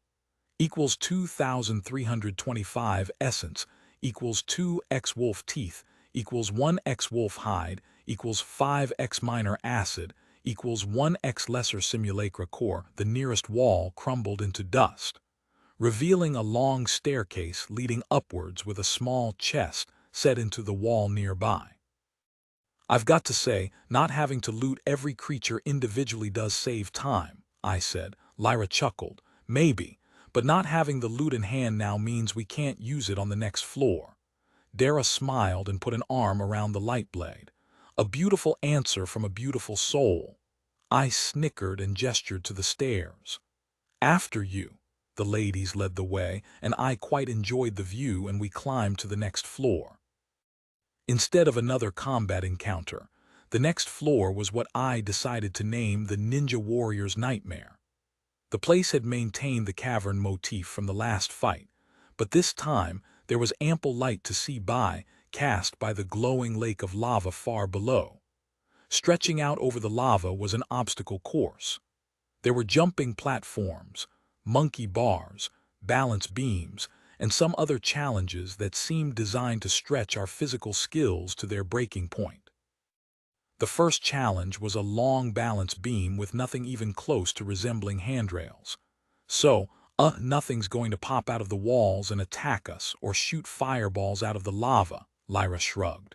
"There shouldn't be anything like that at this level. Maybe higher up in the tower, but this is only floor 3. "This doesn't look that difficult," Dara said as she spread her wings. She looked at me. "Your mobility should let you navigate this pretty easily." The redhead nodded in agreement. "This is a pretty basic course. The guild school has harder versions available for new trainees. Just watch what I do and you'll be fine." She sheathed her sword, secured her shield across her back, and then she was off. She dashed across the balance beam with no effort at all and then jumped onto the monkey bars. She made it seem so easy that after the first few obstacles, any of my worries for her safety melted away and I sat back and enjoyed the show. I glanced over at Dara and saw her likewise fascinated. She caught my eye and grinned before leaning over to kiss me. Her lips were hot against mine, and I was suddenly impatient to get back to the house. Lyra finished the course and called out from the far end. "Next," I gestured to Dara. "Ladies first." She leaned in and nipped at my ear. "Don't keep us waiting long," she said, and then dashed towards the obstacle course at full speed. My eyes widened in surprise as she completely ignored the balance beam and just leapt over the lava towards the far platform. Her wings flared out and caught the hot air rising off of the lava below as she glided effortlessly over the end platform. She made it to the far side in less than a quarter of what it had taken Lyra. Being able to ignore the course and just fly over was a pretty big advantage. I started out strong, crossing the balance beam and the monkey bars with no issues, but then things got dicey. Not because of anything with the course itself, but because I was distracted.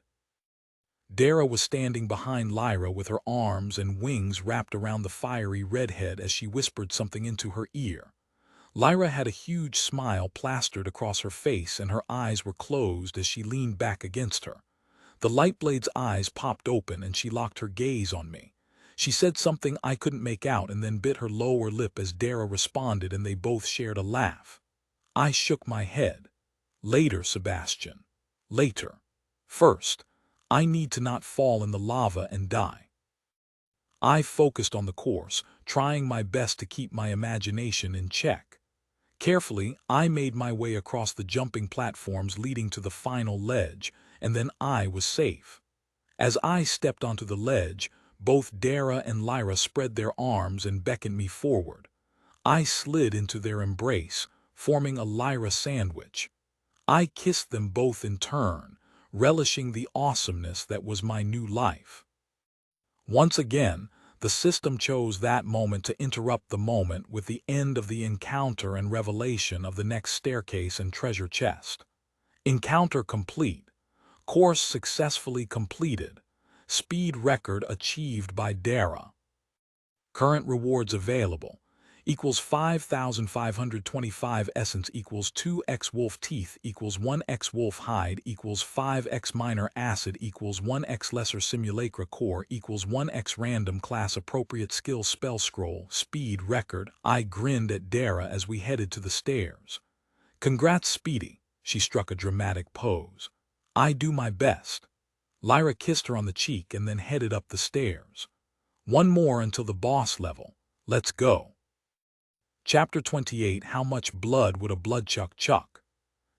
Fourth floor was another combat encounter that we dealt with ruthless efficiency. Between Lyra's ability to hold the attention of multiple enemies, Dara's offensive output, and my support, the pack of slavering hyena simulacra the tower sent against us didn't stand a chance. That encounter upped the loot by another 1,600 essence, a smattering of hyena pelts, and a fresh coat of blood that thankfully disappeared as soon as the simulacra did. Lyra had a giant smile on her face as we gathered at the foot of the stairs to the next floor. The next encounter should be a boss fight, she said and turned to focus on me, so keep the healing flowing. She looked over at Dara and smirked. I know Little Miss Murder Machine has been able to keep herself in good condition, but it might not be enough against a true boss. Dara preened under the praise.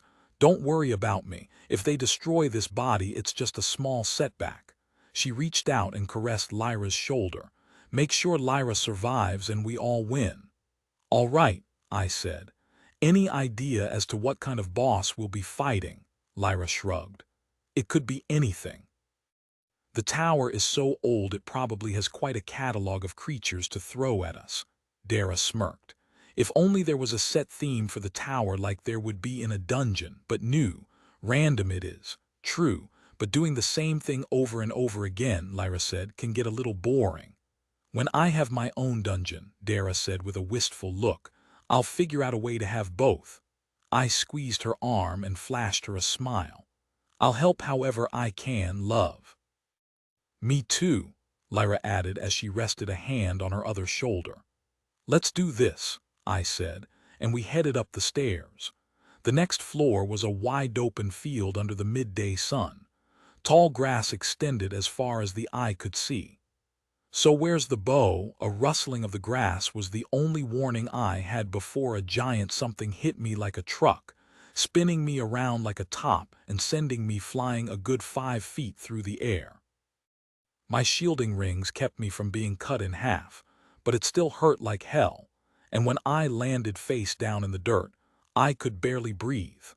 The sound of Lyra's taunt skill broke through the ringing in my ear, and I could feel the outrage radiating from Dara as she went wild on the beast. I had just enough sense left to pull a healing potion from my pouch and down it. The warm sensation of healing magic washed through me, and I surged to my feet. The scene before me was insane. Facing off against Lyra was a giant woodchuck. Correction. The product of a woodchuck mating with a porcupine whose child was then bitten by a vampire and told Santa wasn't real. Its eyes were jet black, and its fur was a mottled red with black spines and a demented mohawk from the tip of its nose to its nubby tail. I pulled my guitar around and was relieved to find it undamaged by my unceremonious fall. It was slightly out of tune, but that didn't seem to have any impact on the magic. Just my nerves. Healing melody rang out, closing up a trio of bloody gashes on Lyra's thigh. With that out of the way, I used Echo to extend the healing spell and then inspect to see exactly what we were dealing with. Bloodchuck Simulacrum Boss. Level 9, the Bloodchuck is a hematophage that typically dwells on the plains of the southern continent of Astavon. Using their razor-sharp teeth and spines, the Bloodchuck inflicts bleeding wounds upon its victims to weaken them enough so that it can slake its thirst. It has been classified as above average difficulty. The feedback from my bond let me know that Dara was injured as well, but her wounds were slowly closing. Albeit at a cost of the essence she'd managed to drain from the enemy. The healing potion had closed up the worst of my wounds, but the rush of adrenaline from the battle was the only thing that was keeping me upright. I was pretty sure I could use Manifest Bond, but I didn't want to burn more essence just for a little relief. Lyra landed a savage blow to the creature's snout, cutting down to the bone and severing a number of its spines. The rodent drew back. It hissed in pain and turned in place, flaring its spines out defensively. With a soft thwomp, it launched its spines in our direction. Lyra ducked behind her shield, blocking most of the missiles. Dara wasn't so lucky. Dozens of spines ripped into her, and I collapsed to my knees as a wave of pain surged through our bond. I was far enough away that the spines that reached me didn't have enough force left to penetrate my armor, but they still stung. A second later, the true horror of the attack manifested. Blood spurted from the ends of the spines. They were hollow, like giant hypodermic needles. Dara's pain was too much, so I dismissed her avatar with a thought, and her body dissolved into mist. She whimpered as her presence reformed inside my mindscape, but I couldn't spare any attention at the moment if we wanted to live. I quickly used Echo and the Song of Quickening to get things moving, and then switched to Healing Melody, targeting the spines draining Lyra of her life, while she fended off the creature's renewed attacks.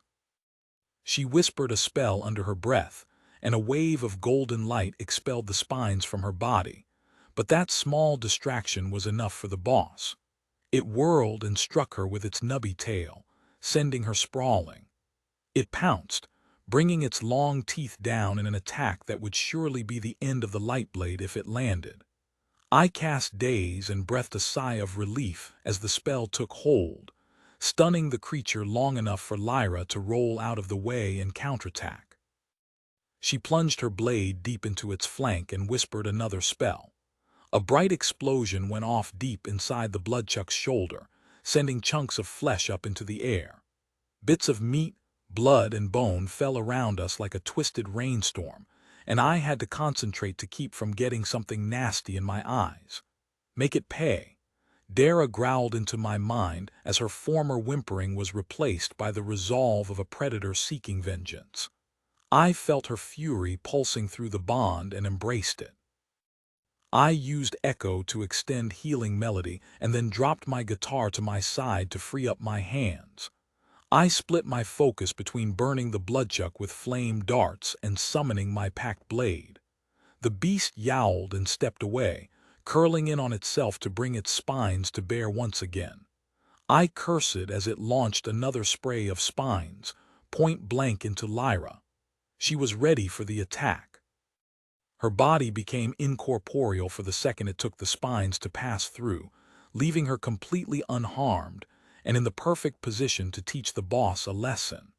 I leapt to the side and rolled, hoping the video game-like mechanics would extend to the dodge roll. They did not. Two spines embedded themselves in my shoulder and stomach and started gushing. My life force started to fade and blackness pushed at the edge of my vision. I fought back, cursing the necessity of spending essence to shore up my flagging body. I activated Manifest Bond, tapping into the health regeneration offered by the skill.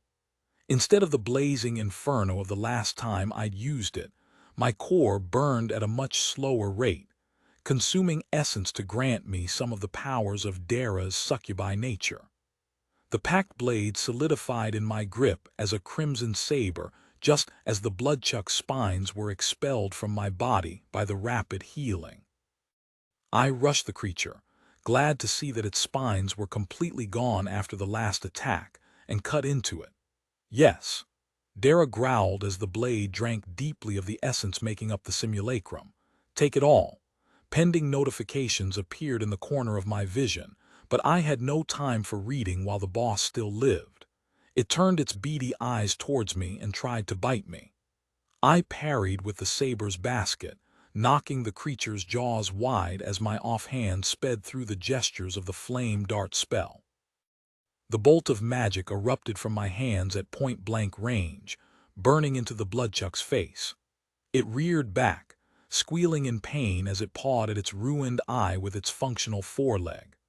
Lyra flashed me a grin as she rushed past me and slashed the creature's stomach. Her blade glowed a bright white as it cut through the boss, flesh, and spilled its guts all over the ground. The creature went into some sort of death frenzy, but that stopped quickly when I drove the packed blade through its eye and into its brain. Essence surged into me in one final burst, and then the beast dissolved into mist. I released the skill and let the blade dissolve as I fell to a knee, breathing hard. I pulled my guitar around and searched for Lyra, ready to resume healing melody if she was still bleeding, but she was not. I cleared the notifications from my essence use, cringing when the total came out to be over 200, but the drain had more than made up for it. Dara was virtually thrumming with the essence I just pulled through her blade form. She gazed out at me hungrily from my mindscape. That was delicious. Now if you would be so kind as to create another avatar for me, I will show you and Lyra just how delicious. My mana was at a third, so it was going to be a while. As soon as my mana recharges, I replied. The pouch she gave me was almost enough to use a mana potion. Almost. Lyra knelt down next to me and looked at me with excitement dancing in her eyes. I opened my mouth to say something, but before I could get anything out, she kissed me.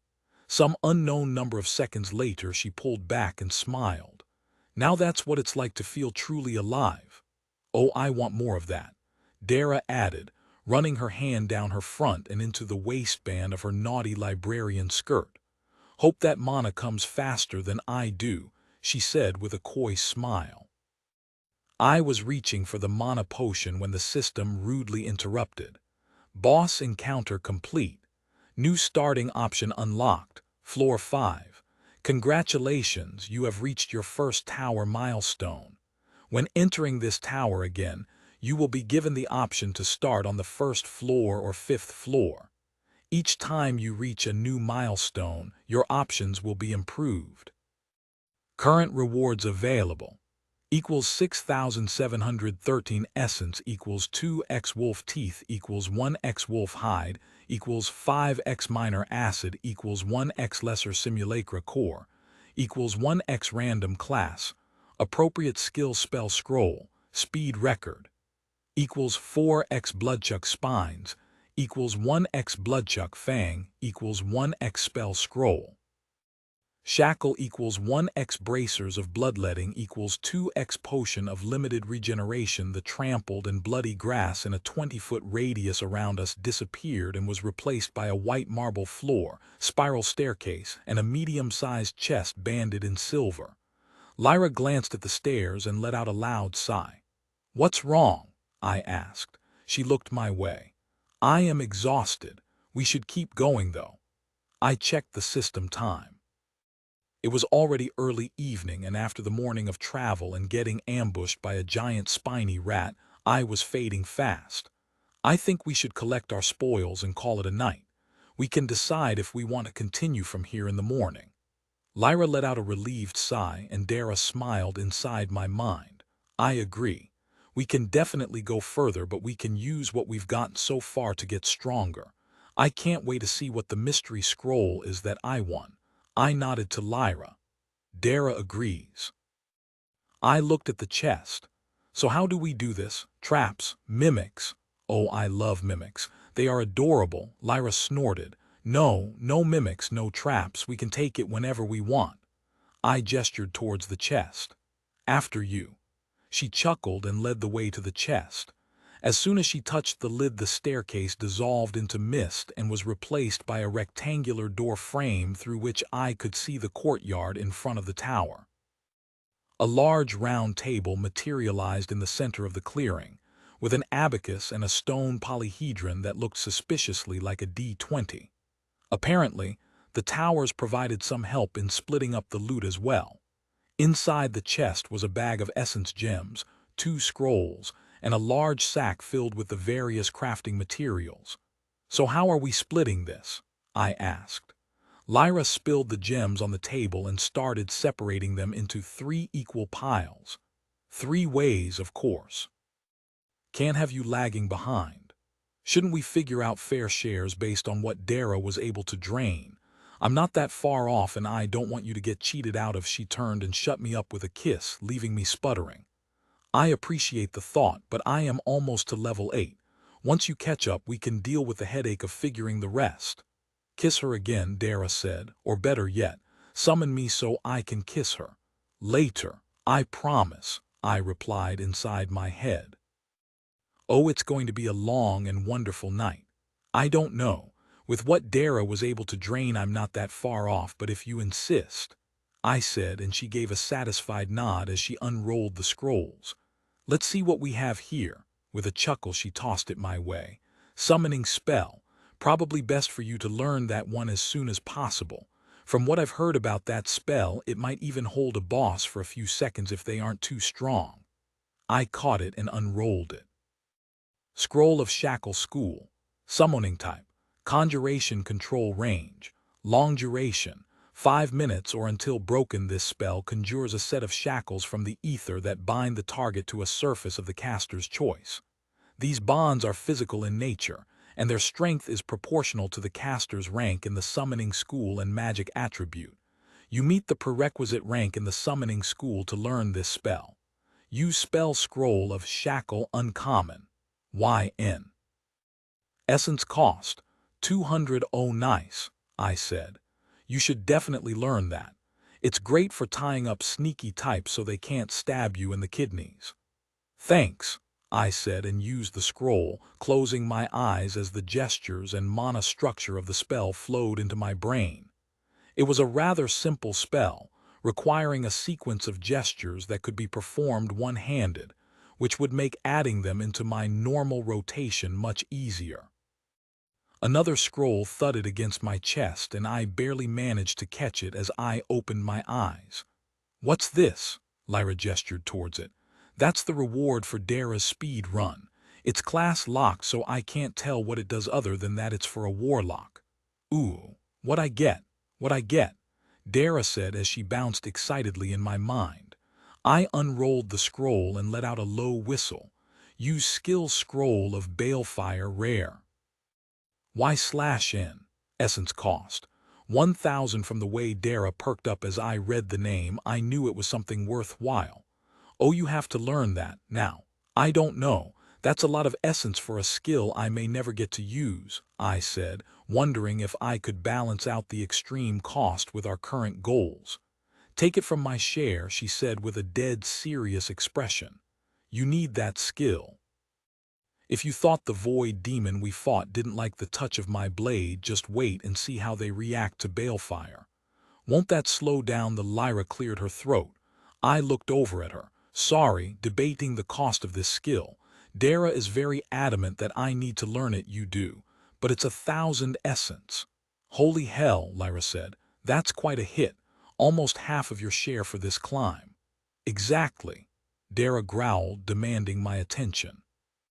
"Take the 1,000 from my share and learn the skill, Sebastian Crow. Or I will spend tonight reading your memoirs of your vacation at Aunt Charlotte's when you walked in on your—" "Oh God, no," I said, trying desperately to keep the memory from surfacing. "Fine, yes, okay." Lyra raised an eyebrow. "What?" I sighed. "Sometimes having someone inside your head with full access to every memory you've ever had can be a bad thing." "Uh-huh. I'm going to learn the skill. The consequences of doing otherwise are unpleasant." She frowned. "That's going to set us back a bit, isn't it?" I shook my head. "Dara wants me to use part of her share for it. She thinks it's that important. And if she is willing to delay us getting the skills needed for her to accompany us all the time, I am inclined to believe her." Lyra nodded. "Okay." She slid the 2 piles of essence crystals towards me. "Each share comes out to be 2,238 essence." She gestured towards the sack of crafting materials. "Plus whatever we can get for those at the guild hub." "All right," I said and looked down at the crystals. "Do you need to summon Dara back so she can get her share?" Lyra asked. I shook my head. "I could, but I can channel her share to her just as easily. Plus, I would feel bad summoning her back only to have to dismiss her immediately so we can leave. Save your mana for when we get back to the house." She grinned wickedly. "Then you can let me out to play." Her outfit transformed into something that would make Victoria give up all of her secrets for the pattern, and I had to force my focus back to the material world before my pants got even more uncomfortable. I gulped. She said to wait till we get back to the house to summon her again. I did some quick math and glanced at my system stats to see my free essence. I had enough to use the scroll, so I'd do that first. "Okay," I said, unrolled the scroll and hit accept. 1,000 essence rushed from my pool and into the scroll, transforming it into 1,000,000 motes of light that were then absorbed back into me, bringing with them the knowledge and skill needed to tap into the primordial forces of the cosmos and unleash them in their most concentrated form, balefire. Using the skill, I'd be able to channel beams of pure, primordial power towards my enemies. It was the underlying force of creation, forged into a weapon that could destroy almost anything in its path, depending on the amount of energy I put into it. It still needed mana to function, but the destructive power wasn't fixed. I could add more or less mana to my heart's content, and even add pure essence to boost the power even further. It was, quite frankly, terrifying. If this was the kind of firepower warlocks could bring to bear, I could see why they were feared. Well, other than the whole sacrificing people to dark gods bit. With that done, I pulled myself back to my feet and gave Lyra a tired smile. "Now I know why the system knocks you out for this sort of thing," she chuckled. "Normally people sit down before using a skill scroll." "I'll remember that next time," I said with a laugh as I collected the remaining essence crystals into a pile. I separated out 1,000 and then absorbed the rest, keeping the normal distribution ratio in place. Plus 3,476 essence, 1,738 transferred to Dara. Then I absorbed the rest, keeping the full amount for myself. Plus 1,000 essence, my body was vibrating from the influx of energy, but it was nowhere near what it had been after the last dungeon. I was slowly becoming used to the feeling. Lyra's touch on my shoulder still felt wonderful, and I could feel my hunger merging with Dara's as we looked up into her sparkling green eyes. "Let's go back to the house," I said as I reached up to caress her freckled cheek. "We can sell the other stuff in the morning." She nodded and bit her lip. Let's go. Chapter 29 Undue. Toi we grabbed food from another street vendor on the way back to the townhouse. Lyra seemed just as anxious to get there as I was, so our choice of cuisine was more about speed than taste. It wasn't that bad, but I definitely had better. Lyra opened the door and headed into the washroom to freshen up while I dropped off my things in our new bedroom. There was a whole house to explore, but I was still hesitant to let any of my gear out of my sight for long. My bag was safe from theft, but the rest of my stuff wasn't, unless I wanted to try shoving it into the bag, which was a possibility. There was a smaller washroom attached to the guest room which was unoccupied, so I slipped in and cleaned myself up. I hadn't realized just how dirty a job adventuring was, and the magical equivalent of a hot shower was quite refreshing. Halfway through, Lyra slipped into the room and joined me in the small enclosure that kept the water from soaking the floor. Her hair was already wet from her own shower, but I guess she wanted some company. Her hands caressed down my shoulders as I turned to greet her. She went up on her toes, and a shiver of excitement ran down my spine as I met her lips with my own and pulled her against me. "Oh, naughty girl," Dara said with a longing look on her face. "Summon me, please." I leaned back and held up a finger. "I think we're missing someone." Lyra looked up at me and nodded like the girl in that "yes" gif. I laughed and stepped out of the shower. The windows in the guest room were all closed, and the floor was big enough for the circle, so I picked a spot and activated the summon skill. A few seconds later, Dara appeared completely naked and rushed into my arms. Lyra was still enjoying the warm water flowing through her hair and looked out at the succubus with a small grin. "Care to join us?" "Oh yes," the succubus said and stepped into the alcove, furling her wings to make room as she drew me in after her. I wrapped one arm around each of them as Lyra reached behind me and fiddled with the controls on the magic shower, transforming the steady stream into something more akin to a warm rainstorm. Pulling them against me, I looked them each in the eyes and smiled. Now this is a much better use of an evening than getting beat up in a tower. Lyra laughed and ran her hand down Dara's shoulder as the succubus's short claws scratched gently down her chest. With a grin, I pushed them closer. Their breasts came together, followed a second later by their lips in a deep and passionate kiss. Their bodies pressed together, and Lyra slipped her hands around to cup Dara's buttocks, earning a hum of pleasure. I slid behind Lyra, running my hands through her hair before pushing it aside to expose her neck. With a playful growl, I leaned in, kissing her pale skin as I slipped my arms around them both. Lyra gasped as I bit her gently at the base of her neck and pressed herself backwards against me, grinding gently against my cock. Dara tilted her head and looked into my eyes, parting her lips from Lyra's to meet mine in a brief kiss. The redhead shivered and turned her head, looking up into my eyes. Dara leaned in and nibbled her earlobe on the other side. I gasped as Lyra's questing hand found my cock and started to slowly stroke it. I shifted slightly as Lyra leaned her head against me under the succubus's ministrations, and watched as my bondmate went to work. She moved slowly down the redhead's neck, drawing a line of kisses over her clavicle and down her chest until her lips found a nipple waiting for a kiss of its own. My eyes locked onto Dara's as her lips parted, and she took Lyra's nipple into her mouth, caressing it with her tongue as she gently sucked on it. Lyra moaned and grasped the succubus by the hair. Lyra's hand left my cock and she slapped absently at the shower controls until they turned off. She pulled free and grabbed both of our hands, pulling us out of the shower enclosure. "Bed, now." She almost made it to the bed before Dara pounced, tackling her on top of the blankets. But darling, I wasn't done with my evening snack. I slid onto the bed and watched as their lips and tongues danced once again. Dara deftly maneuvered Lyra onto her back and continued her exploration of the redhead's body, careful to keep her horns from damaging her pale, freckled skin. I caressed Lyra's head, keeping my own desire under control as I watched the two most beautiful women in the universe fulfilling one of my oldest fantasies. I dated some adventurous girls before, but none that were this adventurous.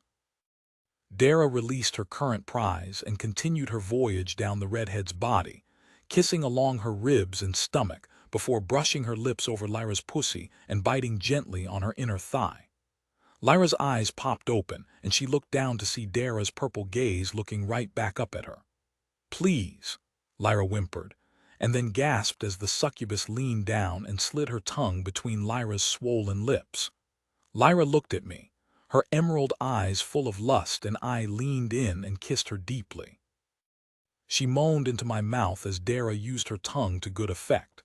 I backed away and watched her eyes cloud in that haze of pleasure and grinned. I leaned down and kissed her breasts, licking her nipple before taking it gently between my teeth. The pinch seemed to enhance her pleasure, and with a gasp she grabbed me by the hair as her body shuddered in orgasm. "Good girl," Dara purred as she lifted her glistening cheeks from between Lyra's thighs. She licked her lips, and at that moment I needed to taste them. I turned and pulled the succubus towards me, kissing her deeply and relishing the combined taste of her lips and Lyra's juices. My pleasure was only heightened as I felt that connection between us surge with shared pleasure, and then expand to include Lyra.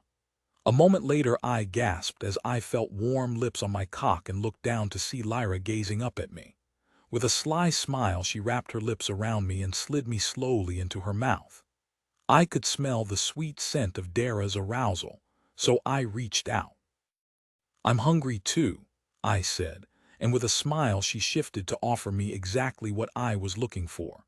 The taste of the succubus melded perfectly with the last bits of Lyra on my tongue, and I buried my face in her wetness. It was hard to concentrate fully on what I was doing with my cock deep in Lyra's mouth, but somehow I was able to partially focus on doing justice to Dara. Eventually it was too much and I had to pull away. Dara pouted, but I was just getting started. "Who said that was the end?" I said and pulled them both to a seated position. I kissed Lyra, who seemed to hesitate slightly, but after the first taste of the succubus on my lips she leaned in eagerly. "Why not go right to the source?" I whispered, and she nodded eagerly. Dara leaned back and gave me a wide smile as she spread her legs wide for the redhead. Lyra dove in with abandon. "Oh," Dara said and then leaned back, eyes wide as Lyra hummed and rocked her head up and down. I couldn't see what her tongue was doing, but I'd have to ask her later because it was quite effective. "Oh yes," Dara cried and arched her back. Just keep doing that." Lyra was on her hands and knees, face buried between Dara's thighs as she moaned along with the succubus. Her back dipped down, thrusting her still-dripping pussy towards me, and I happily accepted the invitation. I slid into position and took her from behind, driving my rock-hard cock deep into her snatch. She gasped and looked back at me briefly with an evil grin before diving back in. Dara met my eyes and shuddered in pleasure. She ran her hand through Lyra's hair and cupped the back of her head, holding on as her excitement built. The three-way connection solidified further, and I could sense the building pressure in both of them as I took hold of Lyra's hips and fucked her for all I was worth. Some primal instinct took hold, burning away my normal desire to ensure that my partner came first, and somehow deep inside I knew that I didn't have to worry about that right now. I didn't know how it was possible, but everything was linked. Each thrust, each lick, hell, every breath moved us all closer to climax. I grabbed hold of Lyra's shoulders, pushing myself deeper, and she arched her back and moaned with each thrust. Dara's eyes were locked on mine, and I smiled as I felt the slight quivering of Lyra's pussy around my cock, telling me she was close. Dara closed her eyes and leaned her head back, biting her lip as her hands grabbed a double handful of Lyra's hair. The succubus's hips arched upwards, grinding against Lyra's mouth as her own orgasm approached. With one last thrust, I gave in to the building pleasure and came, filling the fiery redhead with my seed and a small chunk of my essence. She drove herself back onto me and yelled as she came as well, the pleasure of her orgasm combining with mine and traveling up her spine and into Dara. Her body shuddered in an uncontrollable spasm, and she let out a howl of pure pleasure as the combined wave of orgasmic energy pushed her over the edge and beyond. She fell back onto the bed, shivering uncontrollably. But that wasn't the end. The combined waves of pleasure flowed back through our bond and hit me like a truck. I could barely keep myself upright as the wave traveled through me and back into Lyra through my cock, which was still buried deep inside her. Over and over again, the wave of energy washed through us in a circle. Each time the jolt was smaller, but by the time it was done, we were all three collapsed onto the bed, panting for breath. "What was that?" I asked as we rearranged ourselves into a more comfortable position. Lyra tried to talk, but no words came out, so she just waved her hand in agreement. Dara chuckled. "I am a divine being, lovely mortals. There are many things that I can do." Lyra laid on one shoulder while Dara took the other. I basked in the afterglow and opened myself up to the lingering essence in the air, drinking in with my harvest skill. "Shall we do it again?" Dara asked playfully, and I could only laugh. Lyra joined in. Yes, but not right now." Dara pushed herself up onto an elbow and leaned over me to speak with Lyra. "I'm glad you decided to join us, darling. You are quite delicious." Lyra sat up as well, leaning in to give the succubus a kiss. "You too." I kissed them each, and then Dara let out a long sigh. "Alas, I cannot stay in this form for the whole night, so back to Bastion's lovely mind I go." "Oh," Lyra said. "Tomorrow then," I grinned. "Definitely for the tower and after." The redhead nodded eagerly. "Yes," Dara shrugged. "That depends on how well we do. If we get enough essence, I'll need some extra time to, as Sebastian puts it, finish cooking." At Lyra's confused expression, she grinned. "Yes, I don't understand what it has to do with cooking either. Beings of my nature sometimes require more than the 8 hours you mortals need to process our improvements." I nodded.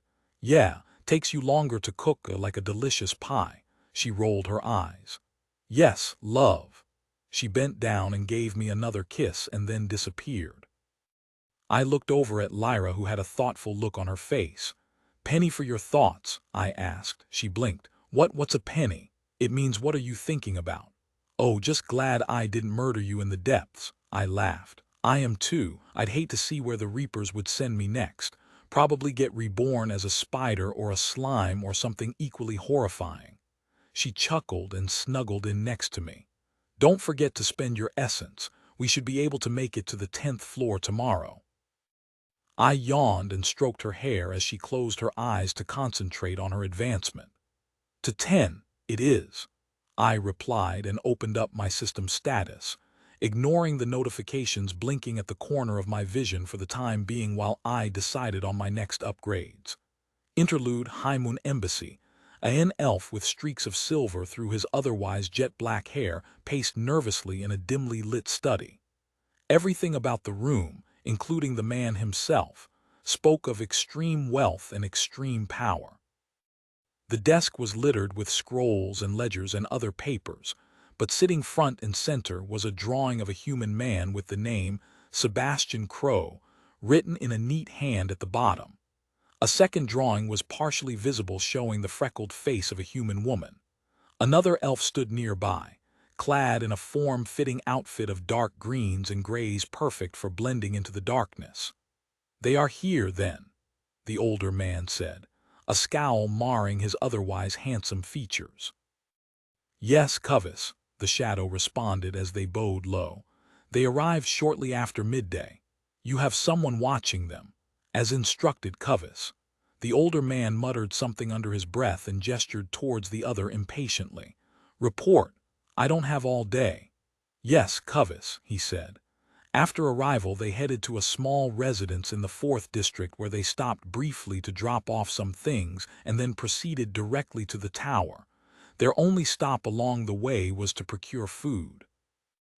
Yes, yes, what else? What about them? Did you see any evidence of corruption? The shadow paused. There was nothing unusual about their behavior. They demonstrated the typical human behaviors I have come to expect of their kind.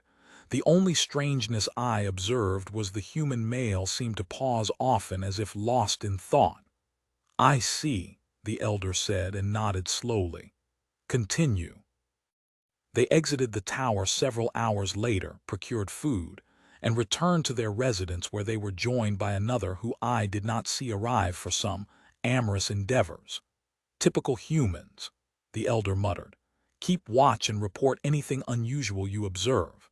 The Kava has made it clear that she intends to journey with these two to the north when they arrive, but we must assure that she is in no danger physical or spiritual. We cannot have one of our blood tainted by these humans.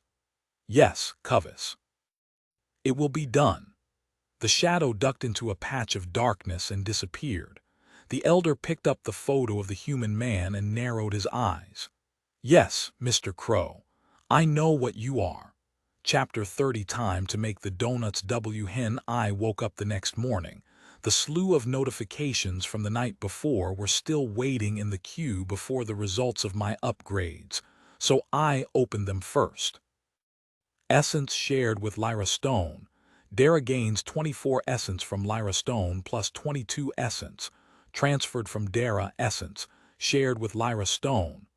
The numbers decreased by small amounts, likely the system's readout of the cycle we'd formed during our evening entertainment.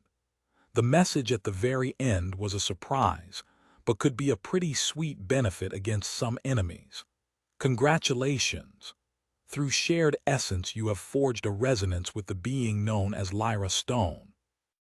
This resonance will allow for a limited sharing of the resistances provided from Dwala's pact with this being, granting charm resistance and limited dark vision.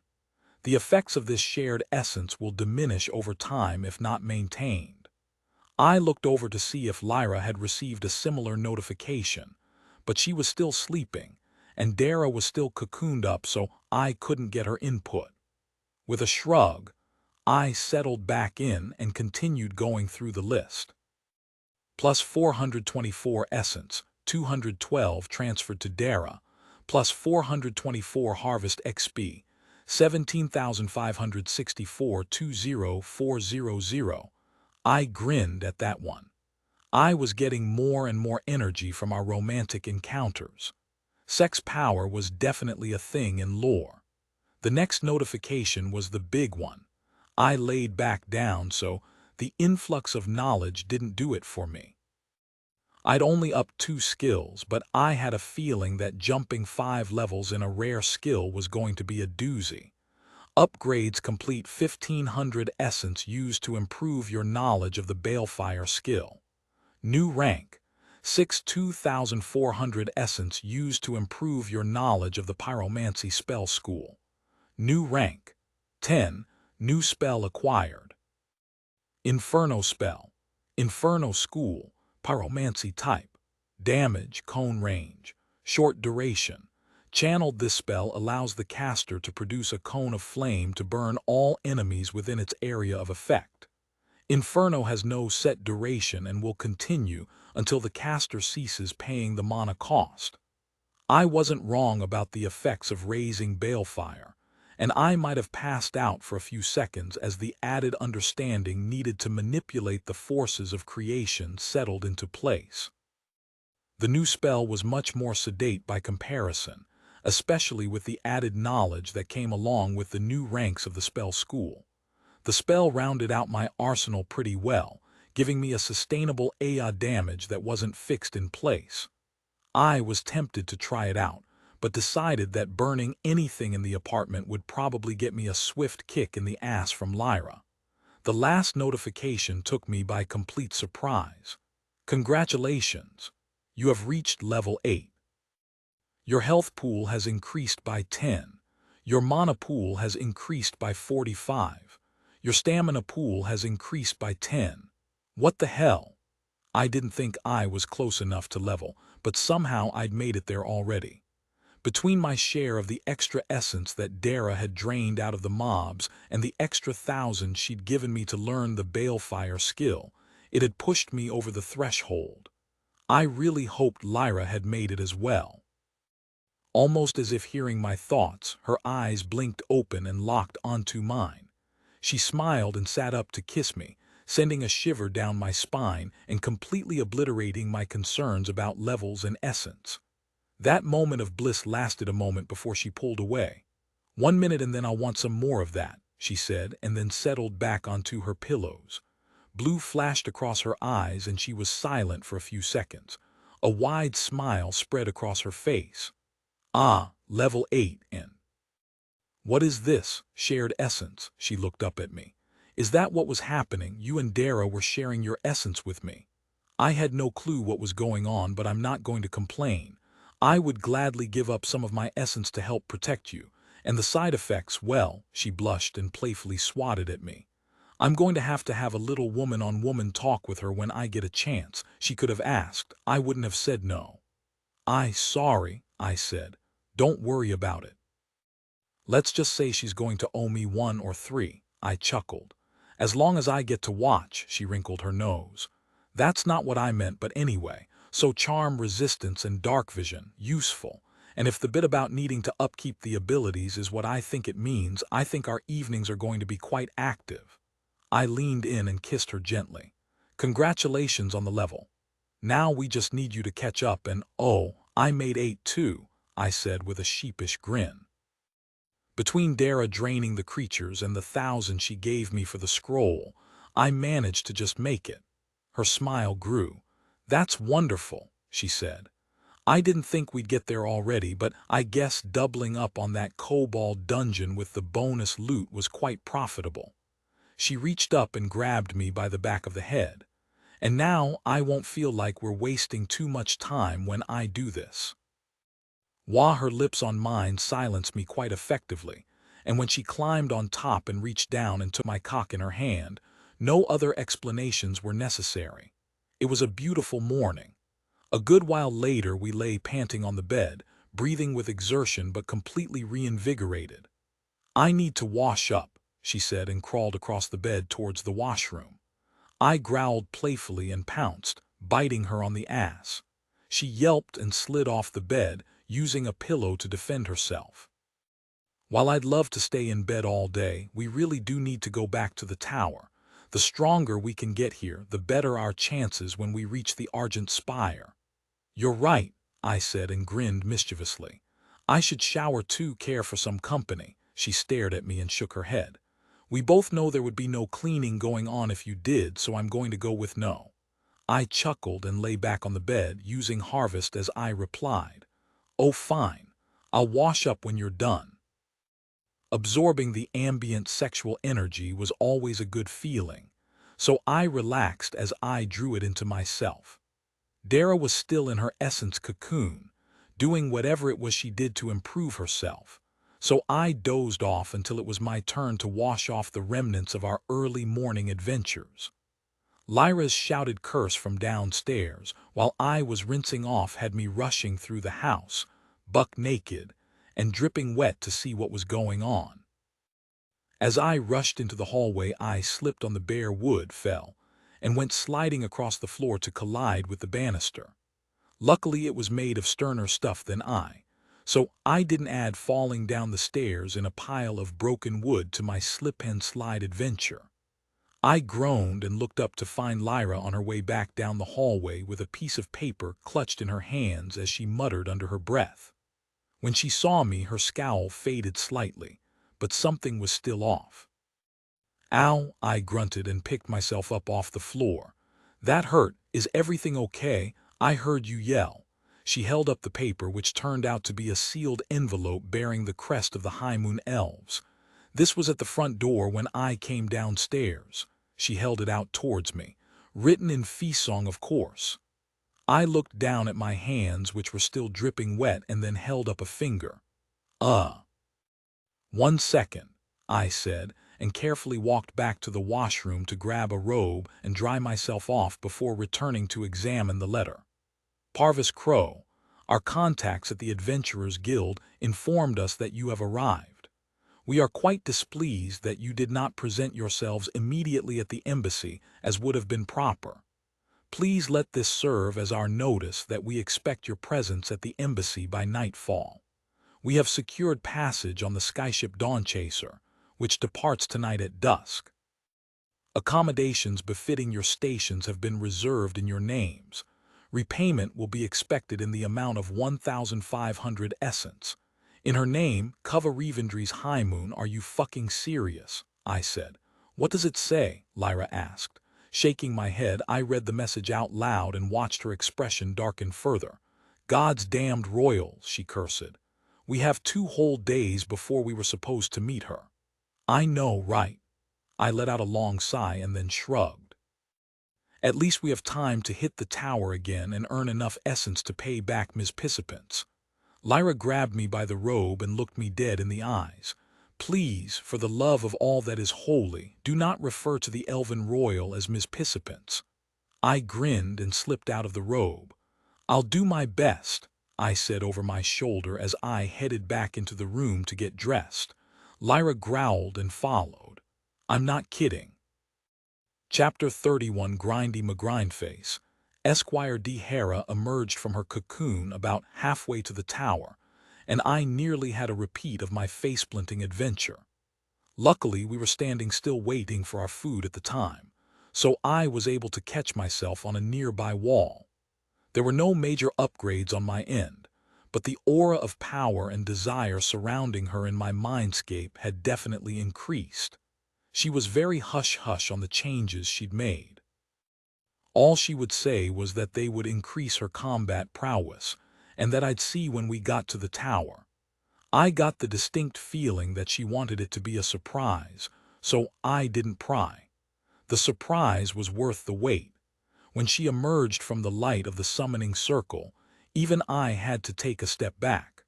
Her combat burlesque outfit had been replaced with a set of deep burgundy armor that looked like it was made from an insect's carapace. It didn't look as sturdy as Lyra's plate and chain, but it would clearly protect the succubus a lot better than her old outfit had. And it looked amazing. The body armor, while protective, had all of the staples of your typical fantasy artwork. Cleavage cutouts, open midriff, strategically placed gaps, and other windows designed to show the supple flesh beneath. It was dead sexy and scary as hell at the same time. As soon as the spell was complete, she did a pirouette and posed to show off her new look. "What do you think?" she said as she turned in place, giving us a full 360 view. "You look stunning," Lyra said and smirked. "But how do we get it off you?" I was too busy appreciating the view to answer right away, but when Dara shifted uncomfortably, I snapped out of her bubnosis and gave her a warm smile and a chef's kiss. Perfecto. Death and desire rolled into one. She winked at Lyra. "It's an ability. I can dismiss it when I want to, so no worries on that front," she said, and then looked at me with a naughty grin. "The enemy will get the death, and I can already taste the desire."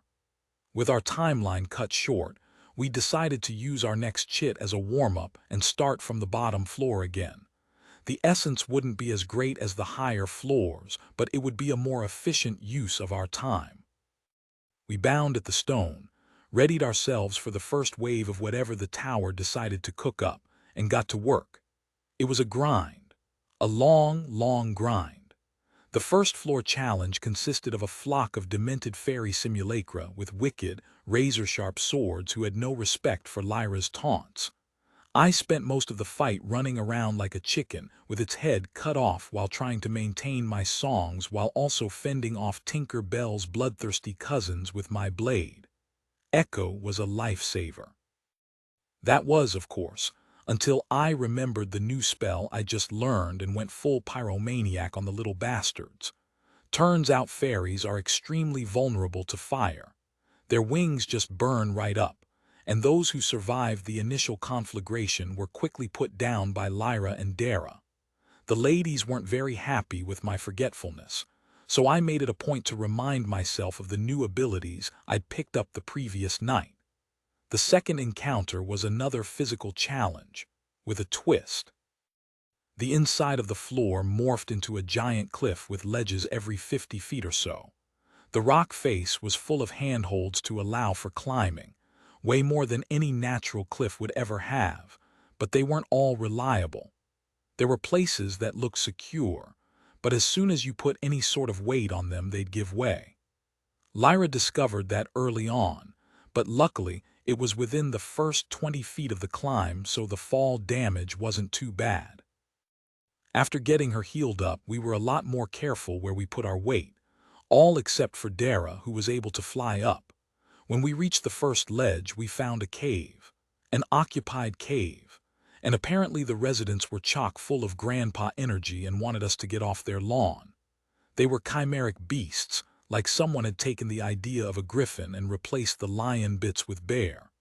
At one point during the battle, I almost learned how to fly, sans wings.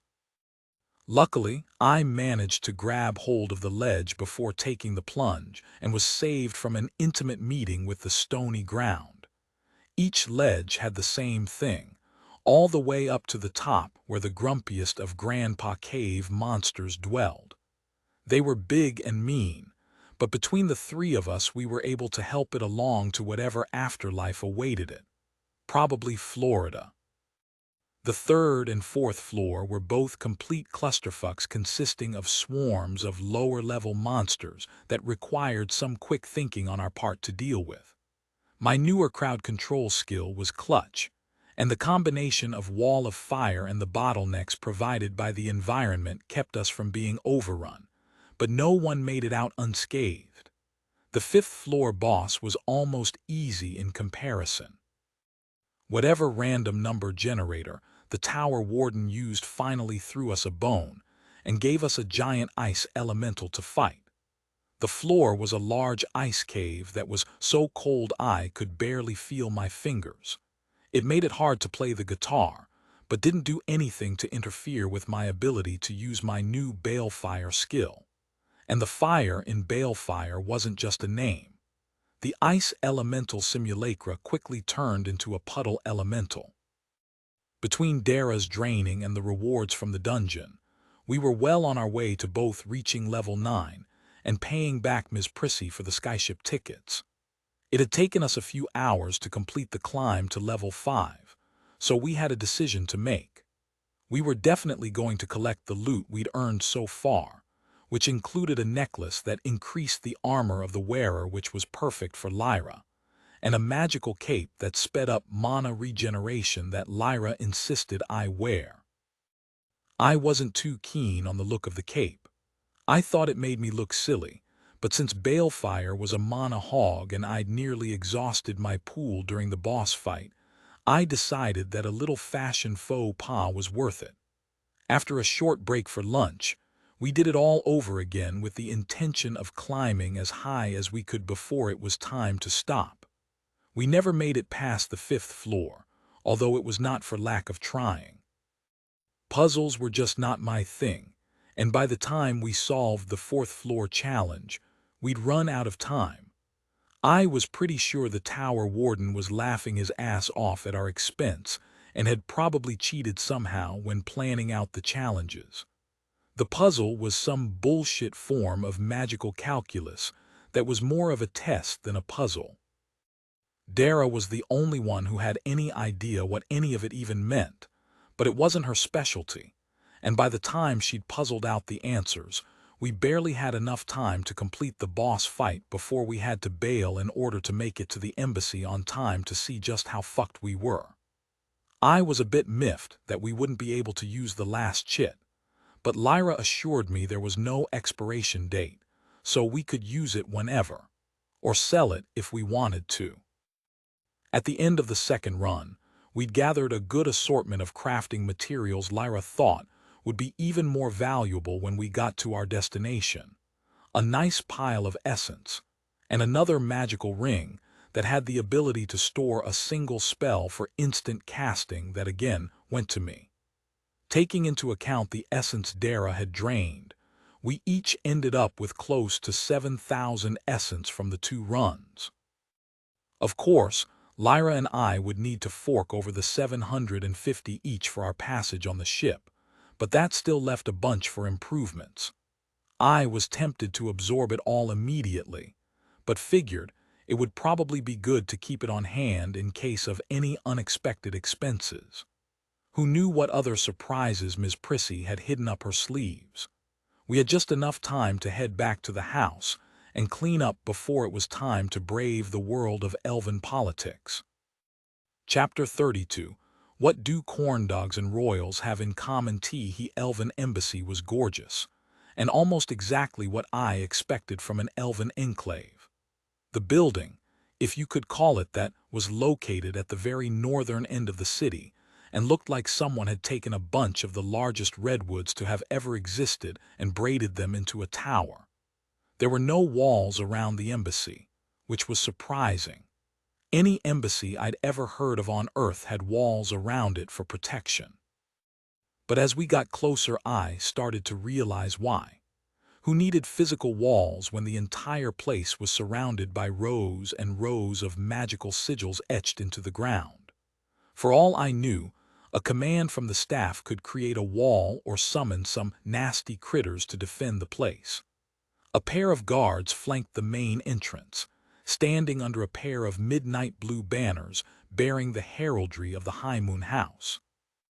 Each was dressed in an intricate suit of form-fitting armor made of some material I couldn't identify, complete with a full-faced helm that hid any hint of their features behind a dark black veil. Each held a long glaive forged of the same substance across the doorway, blocking our way forward. "Halt," they said in unison. The one on the right turned its empty face towards us. "State your business at the High Moon Embassy." Lyra nudged me forward. "This is all you." I slid both letters out of my pocket and stepped forward, only to have the twin blades of the guards' weapons appear at my throat. "Whoa," I said and held up the letters. "We're, expected." One of the blades disappeared, and the letters were snatched from my hand and handed to another elf who seemed to materialize into existence between the guards. They were dressed in long silk robes with a wide hood framing the same sort of faceless mask as the guards. They waved their hand over the broken seals, and the wax started to glow with a light that reminded me eerily of the moon. They made a small gesture, and the guards backed away. "You are late," they said with a gesture towards the sky. "Come." I glanced up. "We're not late, it's still light, shh," Lyra said and nudged me forward. "Just follow him." We entered the main embassy, and it was hard not to stare. The interior designer had gone for full Louis the Roman 14-level opulence, but with the moon as the focus instead of the sun. Silver was the metal of choice, which I knew wasn't all that valuable in terms of wealth on lore, but the slight shimmer of magic evident on pretty much everything told me the High Moon clan had essence to burn. Our guide led us through a large hallway and paused in front of a large set of double doors to whisper something to an unmasked elf dressed in servant's attire. The elf's eyes widened and he glanced our way before slipping through the door. A second later, the doors swung open, revealing an audience hall. Rows of elves stood to either side of the main aisle, leading up to a dais on which two thrones were visible. On the smaller of the two thrones sat an elven man in rich robes of the same dark blue as the banners outside. His hair was jet black, with a few streaks of white through it. His features were those of an older man, and judging by the look he gave us, he was not happy to see us. The larger throne held a young woman that in another life I would have described as an angel, minus the wings. She was dressed in pure white robes, which matched her skin tone and hair color almost exactly. The only color visible on her entire body were her eyes, which were a bright sapphire blue. That blue was the perfect color to match the icy stare she turned my way. Her features didn't even shift a millimeter as she barely acknowledged our presence before returning to a supplicant patiently waiting nearby. The crowd's eyes turned our way as the servant rapped a large staff against the floor and chanted in fee song. announcing Parvis Crow and Parvis Stone. The sniffs of disdain and upturned noses from the crowd reminded me of the time I'd been invited to the Sweet 16 party of a girl I was interested in when I was a freshman. Her family was pretty well off, and my church suit wasn't quite up to the standards of their other guests. I'd spent the evening being looked down on. I almost left too, but the whispered promise of another type of down from the birthday girl once things got quiet motivated me to stay. Unfortunately, she must have shared her plans with someone who wasn't a fan, 'cause instead of the promised fun, I was escorted from the party by an angry dad. Apparently, it was my thing. Lyra looked a lot more nervous than I was. I had a lot of experience learning to not give a shit about the opinions of people who spent their lives meticulously straightening the sticks they'd permanently lodged in their asses. They weren't worth my time, but Lyra had lived in this feudal society for her whole life and had been programmed to behave a certain way. I had to remember that. Our guide led us to the base of the thrones where the older elf and ice princess turned their attention to us. I felt a palpable presence press in on me and then slide off like oil on water. None of that now, Dara said with a growl inside my mindscape. Auras of dominion. No wonder the common folk bow and scrape. Good thing you've got me, or you'd be kissing royal feet right about now. Thanks, I replied, looking between the growing frown of the older man and the curious expression on the ice princess' face. The herald continued, "You stand in the presence of Kava Revendry's High Moon, chosen of Avil, priestess of the Silver Moon and 32nd of the Blood Royal. You stand in the presence of Kava's Javin High Moon, Lord of the Twisted Spire, second seat on the Elder Council and 49th of the Blood Royal." What's the number about? Some sort of ranking? I asked internally. That's their spot in line for the throne. So 31 people have to die before she'd be queen. Lyra fell to a knee, so I followed suit, glancing up at the royals as if expecting something else. The older elf was still glaring at me, but with Dara's protection in place, all I felt was a slight tickle. Lyra was waiting patiently. She didn't know Feesong, but we'd stopped by an apothecary en route and purchased her a potion that would allow her to speak the language for the next few hours. It was expensive, but worth it. The princess stood and approached the edge of the dais, looking down on us with a gaze completely devoid of emotion. "Welcome to the evening court, adventurers. Lady Avil," she said, raising 2 fingers in a ritualistic gesture that was repeated by the majority of the crowd, "has charged us with a task of great importance. I hope you are up to it." I opened my mouth to answer, but a quick elbow from Lyra turned my response into a hesitant cough. The male elf approached. "Yes, welcome to the court. You may take your place with the other supplicants until we are ready to discuss things further," he said with a cold glare, and then waved his hand in an obvious dismissal. For a second I thought I caught the barest hint of something in the priestess's eyes, but it was gone before I could be sure. Our guide led us back down the aisle to the very back of the room, behind even the elven servants. "Stay here and be silent," they whispered, and then left us. I looked at Lyra, but she shook her head and pressed a finger over my mouth. "I got the point. Good thing you can talk to me, my love," Dara said with a smile as she ran her claws over my shoulder. I shivered, earning a stern look from Lyra. "You're going to get me in trouble. Guess you should have read that book." "When did I have any time to read?" "Oh, I don't know. You had several days to read on the way to Fine. I don't want to read the damn book. If I do read it, then I'll have to follow it. If I don't, I can at least cite ignorance." She shook her head. "You should really read the book." "Fine, I'll read the damn book." "Good." The court was pure pageantry, with one supplicant after another doing their best and failing to impress the elves up on the dais. I watched them, one by one, presenting some gift or another, coupled with a request for something. Rights to some trade thing or another, or some promise of aid at a future time, yada yada, blabbity blab. I was surprised the royals' asses weren't chapped from the constant kissing. Most of the requests were aimed at the priestess, but it was Javin that did most of the talking. She just sat back, nodding politely and offering responses that had a very ceremonial feel to them. She seemed bored and impatient. I did notice something strange about the whole thing, though. Of the multitude of elves who approached the dais, none of them had the same white coloration as the high moons. Of course not. They aren't royals. What? High moon family is special. They are born into the world completely devoid of color. As they age, it changes. First their eyes, then their lips take on some pink, and eventually their hair starts to turn black, completely backwards from you humans. So, Douchey McDouchenstein up there isn't going gray, he's going black, exactly. The current king has jet black hair with not a hint of white to be found. His skin is still as white as milk, but not the hair. I looked at the priestess. So she's very young then. Maybe a year older than you, although you've probably seen more of the world.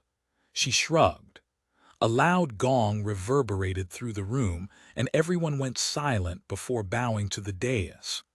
The supplicants started to file out of the room, but my party's exit was halted by our robed guide, who faded into existence for long enough to whisper, "Remain." When the room was empty, the doors closed, and I got a fleeting glimpse of several pairs of elves staring at us from outside the room, incredulous that two humans were allowed to remain. "Come," our escort said, and led us to where the priestess and older elf were having what looked like a heated discussion. Both went silent as we approached. The priestess looked us over again. "The Dawn Chaser will be boarding within the hour. I take it you have already procured the supplies you will need." I nodded. "Yeah. We restocked before we came here. Figured you'd want to skedaddle as soon as the feel of a cold blade against the back of my neck brought me up short." The older elf's frown deepened as he growled, "You will address the cover with the proper respect, you insolent cur." Lyra bowed low. "Apologies, Covis. My companion has endured significant memory loss due to soul damage and has trouble recalling the correct protocols for addressing those above his station." "What she said," I added, wincing as a small stream of blood trickled down the back of my neck. "Enough," the priestess said, and waved off the shadowy guide. "I recommend you rectify your memory loss as soon as possible. It is a long trip and my entourage tends to be unforgiving." I nodded. "I'll do my best," I said, and at a glare from the older elf added a hasty cover. "Almost," she said with a curt nod and waved towards a door at the side of the hall. "Use the side gate. Courtiers will delay you otherwise. I will see you on the Dawn Chaser." Lyra tugged me towards the door, muttering under her breath. As soon as we were out of sight, she punched me on the shoulder, hard. "Ow," I said, and rubbed my shoulder. "What was that?" she growled, and then stopped short as the realization hit her. She stared at me. "You didn't read the book." "I'm going to tonight, I promise."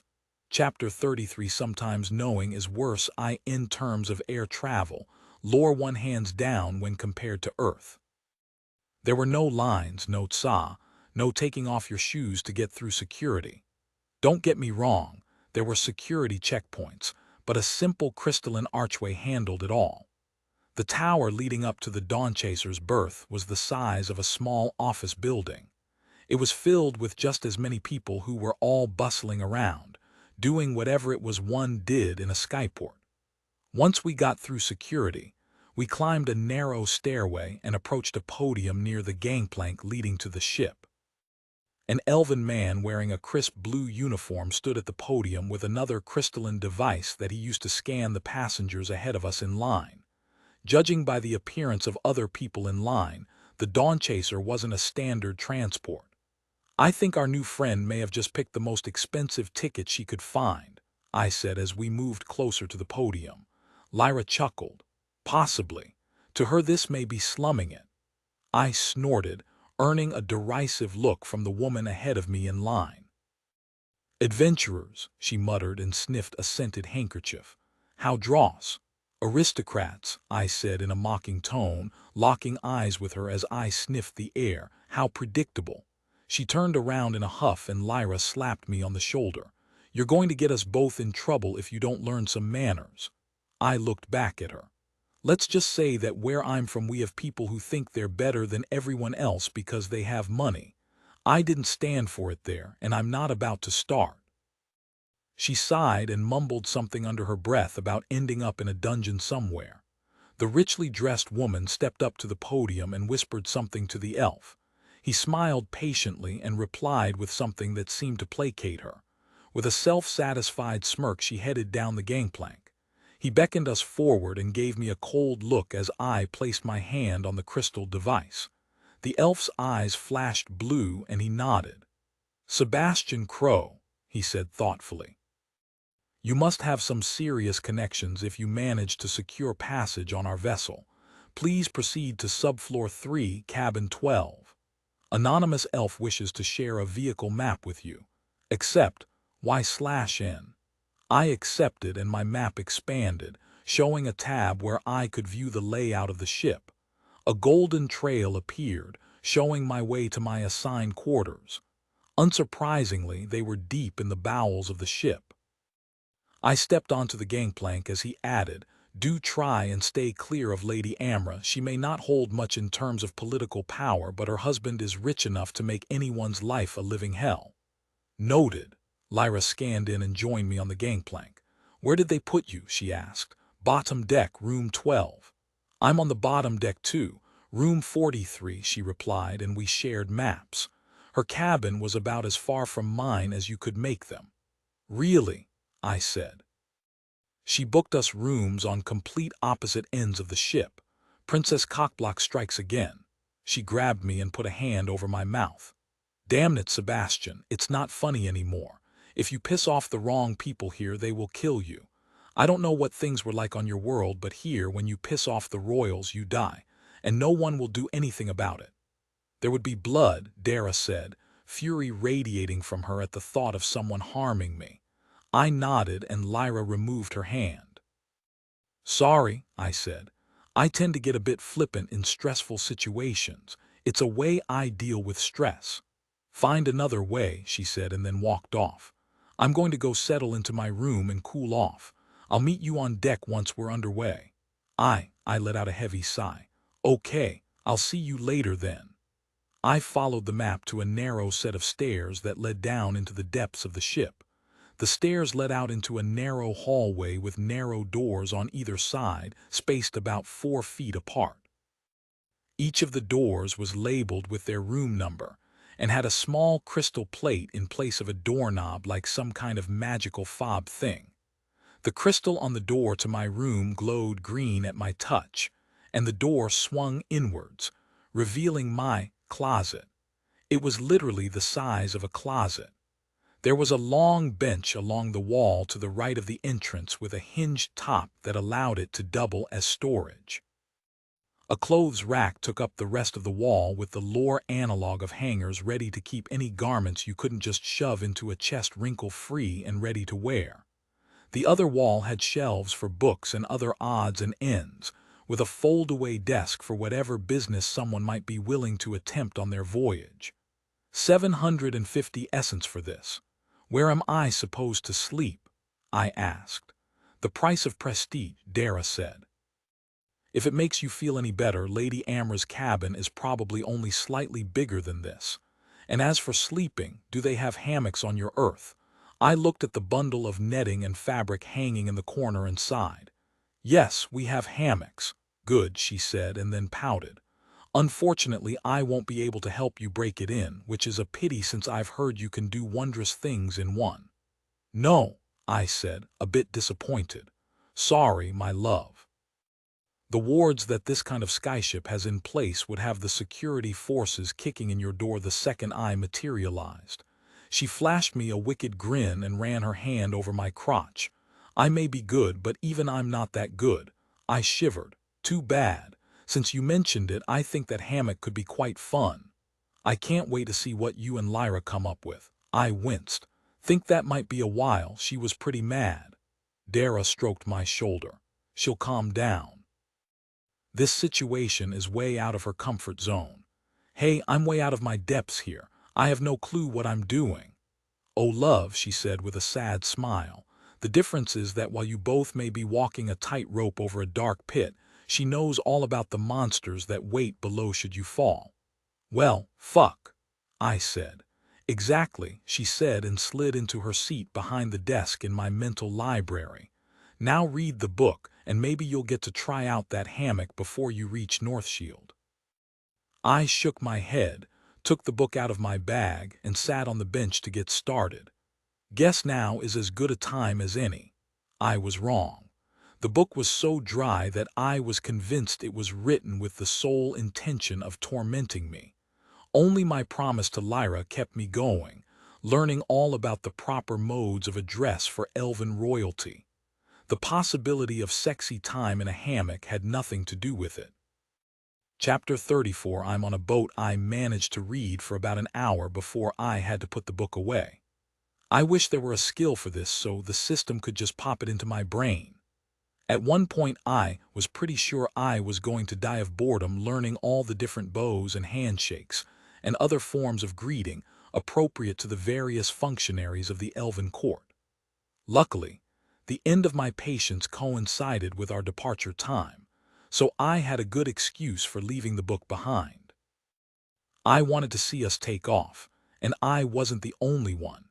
Taking off on a magical ship wasn't something you did every day. Most of the crew were busy making preparations for takeoff, but a few were held in reserve to wrangle passengers like myself who were bound to get in the way if not properly chaperoned. The lucky crewman directed me along a roped-off path to a spot near the forward rail where some of the other passengers had been likewise corralled. There were a few such spots, but luck, or maybe not, meant I ended up with both Lyra and Kava Revendries and her escort. The Highmoon guards were dressed in the same strange armor as the ones at the embassy, but without the full-face helms. This set's faces were plain to see, and filled with barely restrained animosity towards anyone lacking pointy ears. Lyra's expression when she saw me was a mixture of emotions that I couldn't decipher. I gave her an apologetic smile and then performed the best bow that I could to the elven priestess. I am honored to be in your presence, Kava Highmoon. The barest hint of amusement flickered across her features, but I was much more interested in the obvious relief on Lyra's face. Arise, Parvis Crow, and be at ease. Avil herself has vouched for you, so for this venture you will be treated as Yith, she said. I had no clue what it meant. I hadn't gotten that far in the book, but the audible gasp from one of her guards told me it wasn't something they'd expected either. Kava, he is of the guard started to speak, but a freezing glare from the priestess silenced him in an instant. Are you contradicting me? She said. He bowed low. No, Kava, of course not. It shall be as you say. Good, she said, and moved over to the rail, looking out over the city below. Now leave us. I prefer to enjoy the liftoff alone. The guards bowed and moved to the other end of the enclosure, while Lyra and I went to the opposite end, leaving the priestess to whatever privacy she desired. As soon as we were out of earshot, I leaned in and whispered. What is a Yith? She looked at me with wide eyes. I thought you were going to read the book. I started it. That thing is drier than a calculus textbook and I had to take a break, I said. Plus, I didn't want to miss takeoff. She sighed and leaned against me. Please tell me you are taking this seriously, please. I nodded and wrapped my arm around her. I am. I will read the rest of that damned book tonight. Good. If nothing else, I need to know what the hell a Yith is, she chuckled. I could tell you that one, but I won't spoil the fun. As the sails unfurled, she leaned her head against my chest.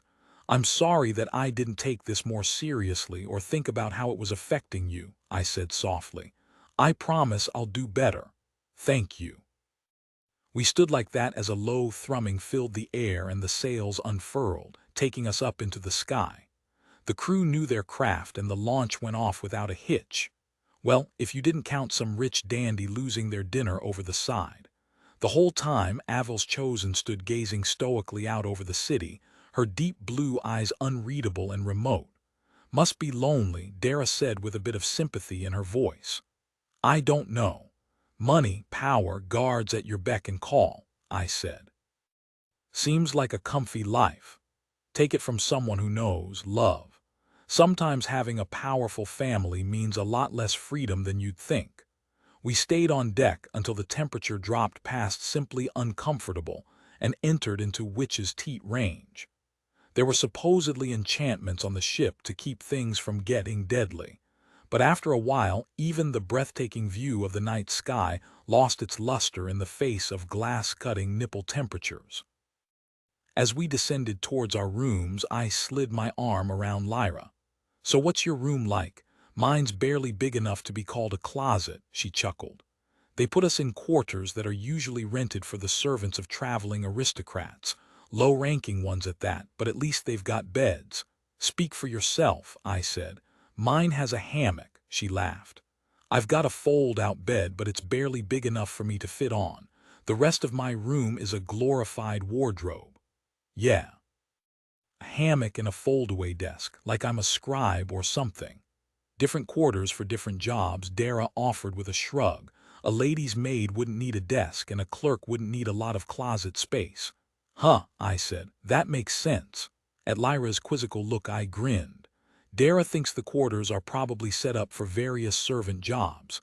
"At least I've got room for my armor," she said. When we reached the bottom deck, I turned to face her. "So, think that bed will support two?" She laughed and bit her bottom lip. She leaned up and kissed me gently. My heart started beating quickly in anticipation, but she pulled away. "I'll tell you what," she said with a teasing smile. "Come and find me when you finish that book and we'll see just how sturdy it is." With that, she walked away, swaying her hips. She glanced back. "Hope you're a quick reader." "God-damned book," I muttered as I adjusted my pants and turned towards my own quarters. "Oh, don't fret, love. At the rate you're reading, you should be done by the time we reach North Shield." I scanned the map of the ship as I made my way along the hallway. A good portion of the ship was grayed out and labeled as off-limits to passengers. Probably the crew quarters and whatever qualified as an engine room on the magical ship. As a luxury liner, the ship had a number of amenities available to the passengers, including a dining area, a ballroom, and even a small casino. I was curious about the last bit. I'd always enjoyed playing cards, but I wasn't sure I'd be able to afford the buy-in at this level of society. There was a small chapel as well, located at the very center of the ship, and I wondered what gods it might be dedicated to. "Probably all of them," Dara said, "although if it's just one then I'd bet on Kalishka. Sailors always have a thing for Lady Luck." Because of the casino. Oh no. Because of the storms. I slipped into my room and yawned. "I think I'm going to read until my eyes refuse to stay open and then get some sleep." I paused for a second and then let out a laugh. I didn't even bother to check how long this trip is going to take. 4 days. 4 days. Okay, time to get to work. First off, I took my collection of crystals out of my pack and sorted them into 3 piles. 750 essence went into the first to cover the cost of passage on the skyship. The second pile was what I wanted to keep on hand for expenses. I figured 500 or so would be enough for any miscellaneous expenses once we got to North Shield. The last and biggest pile was for absorption and held around 8,000 essence. Glancing at my system stats, I shifted a few over from the absorb pile to the spending money pile to round out the amount I'd have to spend to the nearest 100. I had to do some mental juggling to keep the ratios right, absorbing the entire pile and then redirecting some extra to Dara after the split. The rush of all that essence burning through my channels was a welcome feeling, giving me a bit of extra energy that I thought might let me get in more late reading than anticipated. Dara shivered in pleasure as our bond fed half of the absorbed essence to her. Plus 7444 essence, 3722 transferred to Dara minus 379 essence, 379 essence transferred to Dara. Mushi purred and curled up on the bed inside my mindscape. While I would love to recreate the hammock in here for some fun, I don't think we have time. I think you will be pleased by my next upgrade. I slipped into my mindscape and took her in my arms, dipping her low as I kissed her deeply. Are you sure? I said, and she laughed. Oh, all right, she purred, evaporating our clothing with a wave of her hand. I dissolved the bedroom scene and replaced it with a close approximation of the hammock hanging in my quarters with a few modifications. I'd rather not risk any rope burn, even if it was just in my mind. Dara giggled, hopping up onto it and swinging back and forth. She leaned back with her buttocks right against the edge and spread her legs wide. Oh yes, this is going to be fun, she said. It was. Chapter 35, Idle Hands He book was just as boring as I remembered, but with the new influx of essence I was able to read for a few hours before the subject matter conquered the rush. I did manage to learn the meaning of the Yith title, though. It was the rank normally reserved for direct vassals of the royal family. It put me outside of the normal elven hierarchy and a step above the guards. It was no wonder the guard had been scandalized. It wasn't something I'd expected, but I wasn't going to complain. When I could barely keep my eyes open, I put the book away and queued up my upgrades for the night. Waiting until I was dead tired to decide on upgrades wasn't the best of ideas, but I had a good idea of what I needed. Expanding my spell repertoire was high on my priority list, so I dropped a massive amount of essence to bring my summoning school up to 10. Not getting murdered was also high on my priority list, so another point in hardiness was much overdue. Another 600 went to up balefire for some additional oomph, and 500 into disabled devices in case of traps, leaving me with some reserves in my oh shit fund. There was a lot more I would love to do, but it would have to wait. I was asleep as soon as I locked them in. The next morning, I awoke with a buzzing in my entire body, as the essence I'd invested in myself waited for acknowledgement before reaching culmination. As soon as I opened the notification, that buzzing turned to fire as the final changes took hold. Upgrades complete. 1,000 essence has been invested into your hardiness attribute, raising it from 6 to 7,600 essence used to improve your knowledge of the balefire skill. New rank, 7,500 essence used to improve your knowledge of the disabled device skill. New rank, 3,500 essence used to improve your knowledge of the summoning spell school. New rank, 10 new spell acquired. Circle of replenishment spell, circle of replenishment school. Summoning type, circle static range, as inscribed radius, 5 plus 1 per rank as inscribed. Duration, 10 min plus 1 min per rank by inscribing this circle onto a fixed surface. The caster taps into the underlying magic of the world and creates a zone of amplified rejuvenation power that amplifies the natural healing rate of all allies within, in addition to increasing the frequency of mana replenishment. Your health pool has increased by 10.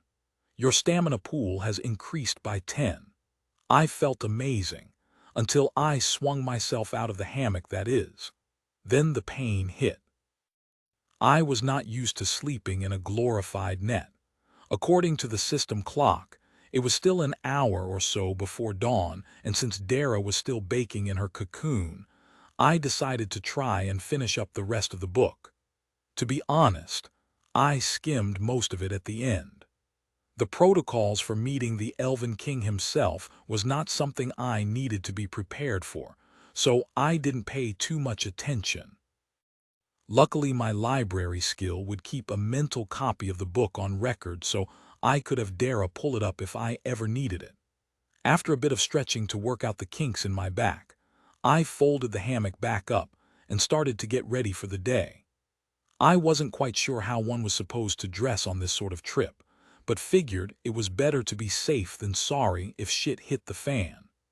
I strapped myself back into my leathers and strapped on all of my normal accoutrement. I was an adventurer, after all, and from everything I'd experienced so far, we were expected to be a bit more eccentric than the general populace. To be extra safe, I took the time to store a charge of the shackle spell in the ring Lyra had insisted I take from the tower loot. I'd originally intended to put my healing song in there for some emergency triage, but it turned out that the ring couldn't hold it. I could have put in something more lethal, but figured blasting someone in the face with fire in the middle of a wooden ship, while some thousands of feet in the air, would be a bad thing. That and handcuffing someone to the deck would be easier to resolve in the event of a misunderstanding than burning a hole through their chest. I reached the deck just as the sun was coming up on the horizon and froze. The view of the sunrise from the airship was breathtaking, and I wished Dara and Lyra were awake to see it. There wasn't a lot to do on the airship without way more available funds than Lyra or I had, so we trained. The ship was equipped with a training area usually reserved for the ship's crew, but once we demonstrated we weren't the normal brand of hoity-toity passengers, they were happy to share their facilities in return for a few stories of our adventures, a song or two, and a bottle of calf brew that I'd procured from Vel before leaving Darkforge. Dara emerged from the cocoon around mid-morning and was so excited she was literally bouncing around in my head. Her latest round of upgrades had instilled in her a limited ability to shape change. The upgrade didn't allow her to completely hide her succubus nature. It let her hide her wings and tail, but the horns were still a dead giveaway. It was strange, since logically the smaller horns should be easier to hide, but there must have been some sort of magic logic at work. But that wasn't the bit she was the most excited about. She wanted to grow her breasts so she could finally experience the fine art of the motorboat. Of all the things to fixate on, that was the one she chose. While I practiced my swordplay, she worked on subtly changing her features inside of my mindscape. I still preferred her in her natural form, but the new skill brought us one step closer to her being able to be out and about in the physical world without us getting burned at the stake. The day of practice was very beneficial too. The captain of the ship's security force had been a renowned duelist before accepting his post, and was able to teach me some new techniques that expanded my understanding of melee combat quite a bit. Enough that the system recognized it and upped my level in long blades by 2 and leather armor by 1. Lyra spent her time practicing against 3 or 4 guardsmen at once, perfecting her ability to adequately handle multiple skilled opponents without sacrificing too much offense. The way she moved was amazing and made me even more thankful that she'd chosen to be with me. When it was almost time for the evening meal, one of the priestess, houseguard, appeared with an invitation to join her for dinner. From his tone, it was obvious it was more a command than an invitation, and thanks to that damned book, I knew it was a rare thing and refusing it would be a grave insult. It was a formal affair and no armor or weapons would be allowed. As soon as the elf left, I turned to Lyra. "I guess we need to get Gusset up." "What?" she said. "Gusset," I sighed. "Dressed up, fancy, dinner with the princess." "Ah, yes, I have something that should suffice you," I nodded slowly. "I think so." Malik gave me a bunch of outfits. I think there was some fancy stuff in there. A formal dinner date. I'm so jealous. You'll be with us the whole time. Anything I taste I'll replicate for you in here so you can share it. I'd love that. Meet you at your cabin in an hour, I asked.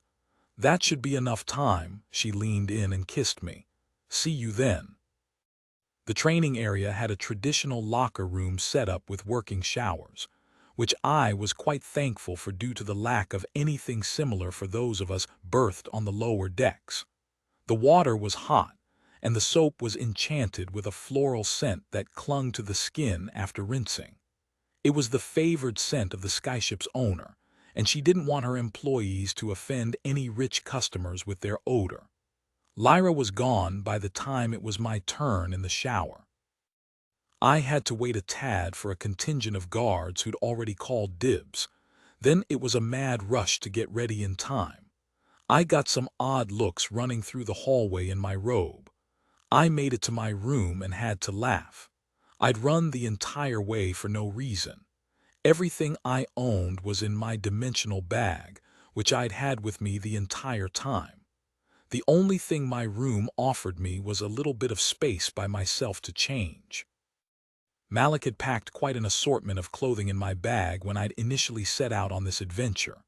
Of them all, only one of them seemed appropriate as far as I could tell for a formal dinner. It made me feel like a musketeer, with its frilly shirt and black doublet with silver embroidery. My rapier would go nicely with the coloration, but protocol dictated no weaponry was allowed.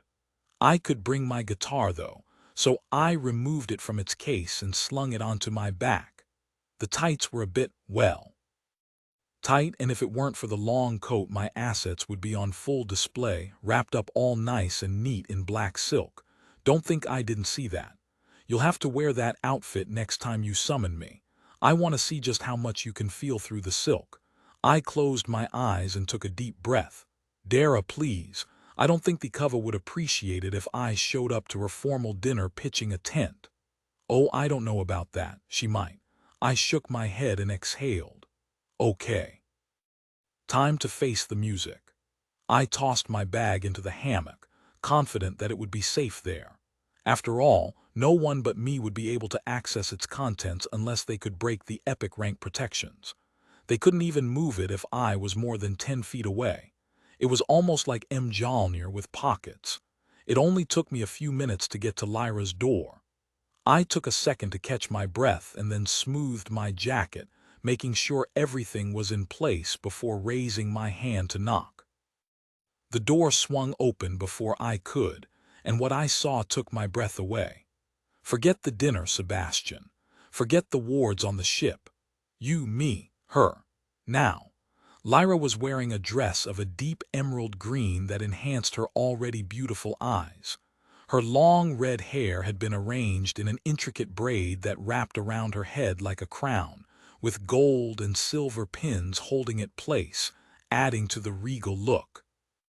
The neckline dipped just far enough to offer a peek at her freckled cleavage, while still maintaining a modicum of modesty. But the way the dress hugged her curves left little to the imagination and made me wish we could play hooky. Her lips were redder than normal, and I realized after a second that she's put on makeup for the occasion. "How do I look?" she asked with a shy smile. The first thing out of my mouth was pure gibberish, but a deep breath brought me back to reality. "You are absolutely stunning." If it wouldn't be an incredible insult to our new partner in crime upstairs, I'd blow off the party in a second to just watch you in that dress. She raised an eyebrow. "Watch me, him?" I chuckled. "Well, for a few seconds, I don't think I could hold myself back for more than that," she laughed. "Maybe after. It was a hassle getting into this thing. I might just need some help getting out of it again. Scissors. Definitely scissors." "You'd ruin the dress. We can afford to have it fixed." Lyra cleared her throat. "Yes," I chuckled. "Dara loves it too, but I think she's more interested in what it would look like crumpled up on the floor." "What?" she said, and then it clicked. She blushed slightly. "Oh," I offered my arm. "Shall we?" "Let us away." Chapter 36. Pass the catsup. Hen, I'd heard it was a formal dinner. I thought it would be something akin to a wedding reception or something like that. I wasn't expecting a 12-course meal of rare dishes served in a ballroom that took up half the deck. The cover was seated at the head table, accompanied by a uniformed elf that I assumed was the ship's captain, and a collection of other opulently dressed individuals who had probably paid a fortune for the honor. Lyra and I were escorted to a table just below the dais, close enough to see the looks of surprise and disdain on most of the pay-to-play folks sitting at the head table, and the crowd of lesser functionaries who'd been seated below us. The fiery redhead looked just as uncomfortable as I felt as we took our seats. I leaned in and whispered. The book didn't have anything on this sort of function. I gestured to the array of plates and silverware in front of me. "There are 12 utensils here that I haven't the faintest clue on how to use." She smiled slightly. "When in doubt, imitate. she said, and gestured towards the human sitting across from me who was busy talking to an elven woman to his left. Some of them look more like weapons than for eating. Dara was right. There were some interesting-looking cutting implements on the table that I hoped I wouldn't have to use on anything too exotic. I thanked my lucky stars that the elven royalty was apparently vegetarian, so I wouldn't have to dissect any creepy crawlies. I had no clue what the dishes were that they put in front of me, but I took Lyra's advice to heart and delayed digging in until seeing how the other guests behaved. Everything was delicious.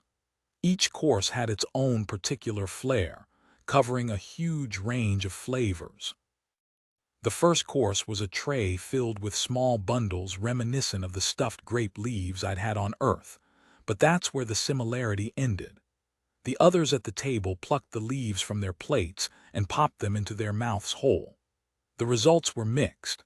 Some simply ate the small morsels, while others made a show of really enjoying them, as if the very act of enjoyment might somehow be interpreted as a compliment to those at the higher table. I opted for the more sedate approach. The rolled-up leaves were filled with a savory substance that reminded me of red bean paste. It was amazing, just not moan like I was about to climax amazing. The other guests at our table mostly ignored us after a few hesitant inquiries. Finding out we were adventurers was enough for us to be written off by those more interested in climbing political ladders. I was happy with the arrangement, though, as it meant I didn't have to answer any stupid questions. The following 11 courses were just as good as the first, hitting every flavor type imaginable. Sweet, savory, spicy, soothing, all arranged in such a way to complement and enhance the rest. As promised, I replicated the dishes in my mindscape, but Dara was so bored of the whole experience she bowed out by course number 3 and buried herself in another book about my formative years inside my mental library. I was tempted to join her, but would have felt bad going zombie mode and leaving Lyra to face the derision of the brown-nosers alone. When the last dish was served, the feel of the entire room changed. There was no dance floor, but the devouring of that single puff pastry seemed to free the diners from the invisible chains binding them to their seats. Guests began to mingle and plot, and I noticed more than one suspicious glare in our direction. Lyra and I abandoned our spot at the table and moved off to the side. A quick glance at the high table revealed the Kava following me with her gaze as she pretended to listen to the skyship captain's latest boast. "I'm not sure what the point of having us here was," I said. "I mean, it was a good meal and all, but it just seems like a complete waste of time." "Politics, silly," Lyra said. "Probably some scheme or another." I snorted. "More likely we're the raw meat tossed to the wolves." She raised an eyebrow. "What do you mean?" "They're all talking about us, wondering who we are, why we are here," I put on my best hoity-toity accent. "Oh, what is the deal with those adventurers here? Did you smell them? How vile, how the Kava could expect us to dine with such crass individuals." "What is she getting at?" Lyra laughed. "Possibly, or she just wants to torture us." I nodded slowly. It was a possibility, but I doubted it. There was something calculating in the way she looked at us that made me think we were the ones being tested, or more specifically, me. The first brave soul to approach was an elderly man that reminded me of the guy on the Monopoly box. He even had the monocle. "Ah, such a lovely dinner, don't you think? A great boon bestowed on us all by the High Moon clan," he said with a smile. I nodded and made a non-committal grunt, which only seemed to encourage him to continue down whatever convoluted political avenue he was interested in pursuing. He rambled for 15 minutes about some sort of trade deal between his trading partners and the High Moon family, watching me for any reactions as he gushed about their fair trade practices. It took him another 5 minutes to realize that I had no clue what he was talking about, at which point he sniffed rather rudely and left. Lyra chuckled. "What was he talking about?" "I don't know. Something about the wheat trade. Dude would probably be better off finding that covetous fellow from the embassy and chugging the cock like a good suck-up. Her eyes went wide and I realized what I'd said. I looked around hurriedly, but the only eyes I found looking my way were those of the princess, and they seemed more amused than anything else. Lyra was approached a few times with similar results, but after that we were left alone. A loud gong announced the end of the event, but when we attempted to leave, we were instructed to hold back. Her Highness wanted to speak with us in private. The VIPs from the high table seemed to notice us for the first time as they filed out. The nobility seemed to be quite taken aback by the apparent favoritism shown to a pair of lowly adventurers, but the skyship captain just let out a loud laugh and saluted us as the doors closed behind him. That left just us, the Kava, and her two bodyguards who had taken up their customary position at her back. She gestured to the table across from her, where two chairs had been set up. "Please, join me."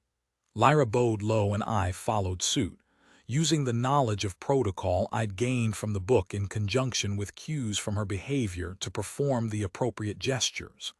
After that, we were able to take a seat, and things became about as informal as they could when part of the puzzle was a royal. Protocol dictated that she be the one to speak first, so I did my best to wait. Sensing my agitation, Dara popped out of her reading fort and looked out through my eyes.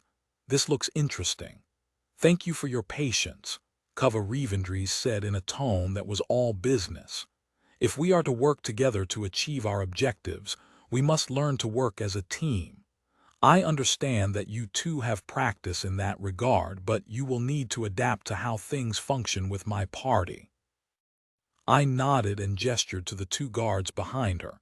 "These guys seem pretty formidable." Her eyes widened in surprise. She gestured towards the twin house guard. "Oh no, they are not members of my coterie, however much they would love to be. No, my team will join us at the tower." "Ah," I said. "Guess it wouldn't be too much of a challenge with Tweedledee and Tweedledum here killing everything." I hastily added the honorific to the end of the sentence just to be sure. She nodded. "Exactly." "Lady Ava would not approve." She looked at Lyra. "I understand that you normally fulfill the role of front line for your team." When Lyra nodded, she continued, "Are you capable of filling another role?" "I can, Kava, although my skill set is not optimal for them," the redhead replied respectfully. "Good," she looked to me.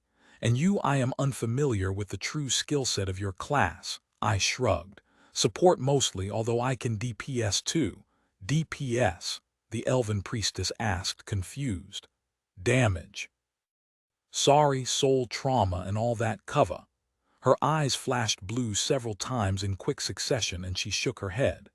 "I am a skilled healer, Yithvis Crow, chosen by my goddess and blessed with an ability to diagnose and treat many things beyond the purview of normal healing." She looked between us and then focused her gaze back on me. "Your soul is undamaged." Lyra looked at me, worried. I raised my hands and the guards stepped in, brandishing the glaives that had appeared in their hands. "Okay.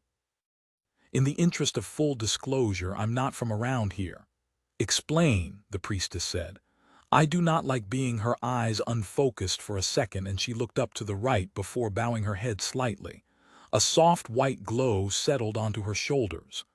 "I see, my lady. Of course, my lady," she said, pure worship ringing with every word. The glow expired and she looked back at me. "I understand," she nodded to herself. "My coterie has a front line as well as both damage and limited support, but we will find a way to mesh our abilities." "Thank you, Kava," Lyra said. "We won't disappoint." The elf smiled slightly. "Tell me what you can do." We discussed our various power sets for what seemed like hours. I was already familiar with what Lyra could do and had experienced firsthand what a dedicated healer could pull off, but the elven priestess was something else. She'd been trained by the best of the best, and the sheer number of spells that she'd been able to learn was amazing. Instead of some general spells that could handle multiple conditions, she had those as well. She had specialized abilities to tackle any problems. Poison, curses, bleeding wounds, disease. You name it, and she had a spell designed to deal with that affliction specifically. The weird thing was that she was only level 9. With that many spells at competent ranks, I would have expected her to be much higher level. I learned later on that most of her skill ranks were due to meticulous training and study. It was kind of inspirational. If I could save my essence for attributes, new skills, and the like, then I could branch out a bit without worrying about falling behind in my main skills. And for the first time, I discovered that books and scrolls weren't the only way you could learn new stuff. Classic training could do it as well. The princess was very interested in my warlock class skills, much to the discomfort of her guards, who spent the entire time gripping their glaives so tight that their hands had gone as white as their charges. She seemed fascinated by the concept of the bond and the abilities it bestowed, especially the fact that it made me immune to her dominion aura. Once we all had a better understanding of our various skill sets, and those of our future teammates once we reached the spire, we were summarily dismissed. Lyra was not happy by the end, and when I playfully suggested we head back to her room to work off some of her frustrations, I almost got my head bitten off. I retreated to my closet of a room and settled in for the night. The cover had hinted at some sort of formalized training in the morning, and I definitely didn't want to be half asleep if I was going to get manhandled by her overzealous guards. While my body settled into hammock, my consciousness took a wrong turn en route to my mindscape and fell into the bottomless pit of sleep. Chapter 37. What the What? Tee-hee sound of wood creaking woke me suddenly in the middle of the night. I opened my blurry eyes and looked around the room. With a start, I noticed that something was in the room with me and instinctually triggered my spell-storing ring, targeting whatever it was with shackle. There was a golden flash, and a pair of bronze and steel manacles appeared near the center of the blurry intruder, and then shot up towards the ceiling, connected to chains of the same metal extending from the roof above. The intruder let out a startled yip, which quickly turned into an amused giggle. I didn't know what was more surprising, the giggle or the image that resolved before me when I turned on the lights and got my eyes to focus enough to identify my intruder. Standing in the center of the room, arms chained to the ceiling by my shackle spell, was the cover. My eyes almost popped out of my head as I took in the view. Instead of her formal outfit, she was dressed in a short silk robe more appropriate to a honeymoon suite than a servant's cabinet. The ties were loose, allowing it to hang open just enough to reveal the inner curve of her firm breasts and toned stomach. Her entire body was pure white, except for an intricate series of tattoos that stretched from the bottom of her sternum down her stomach. I hurriedly looked up to see her eyes locked onto me. She gave me a mischievous grin. "Oh no," she said with obviously feigned terror. "Is the big bad warlock going to do horrible things to me now?" "Wah what?" I stammered. "Of course not." She pouted and shifted her stance, spreading her legs apart and thrusting a hip to the side, causing the robes to shift just enough to expose the small white patch of hair between her legs. "What if I ask nicely?" she said. I felt Dara wake up inside me and gaze out through my eyes. Her own surprise lasted barely a second before being replaced with a burning desire. "Oh yes, please, big bad warlock. Let's do horrible things to her." "Are you feeling okay?" I asked. This whole thing was like a bad porno, but instead of the pool boy there was me. She grinned and licked her lips. "I've been so mean to you. Don't you want to punish me?" "What the is this, some kind of test?" I asked Dara. Oh no, she is radiating desire. She is exactly where she wants to be right now. The priestess pulled on the chains holding her in place. "Trapped and completely in your power. What can I do so you will set me free?" "I'll do anything you want," she said as wet her lips. I was very confused and at the same time completely turned on, and she knew it. Her gaze found the bulge under my sheets, and she reached out with a foot and kicked them aside. "Oh no, What are you going to do with that? Dara offered several suggestions for exactly where and what I could do to the bound priestess. I stood up and pushed the hammock back into the corner, clearing enough room to move around. Revendrese turned away from me, looking back over her shoulder with wide eyes, and tilted her hips to show off the bottom of her milky white ass. I moved close enough that I could feel the heat radiating from her skin, and brushed a strand of snow-white hair away from her delicately pointed ear. I leaned in, not really knowing what I was going to do next. One of the things that was repeated over and over and over again in the damn protocol book was that one should always give the royals what they want. Being intimate with both Dara and Lyra was already a lot for me to deal with, and now I had another gorgeous woman who wanted me. It was almost intoxicating. I knew Dara was all in, but what would Lyra think? Luckily, or unluckily, depending on how you look at it, I was saved from making that decision when the priestess suddenly froze as blue lights flashed across her eyes. God's damned house guard. I never get to have any fun, she growled. Her shoulders slumped with disappointment.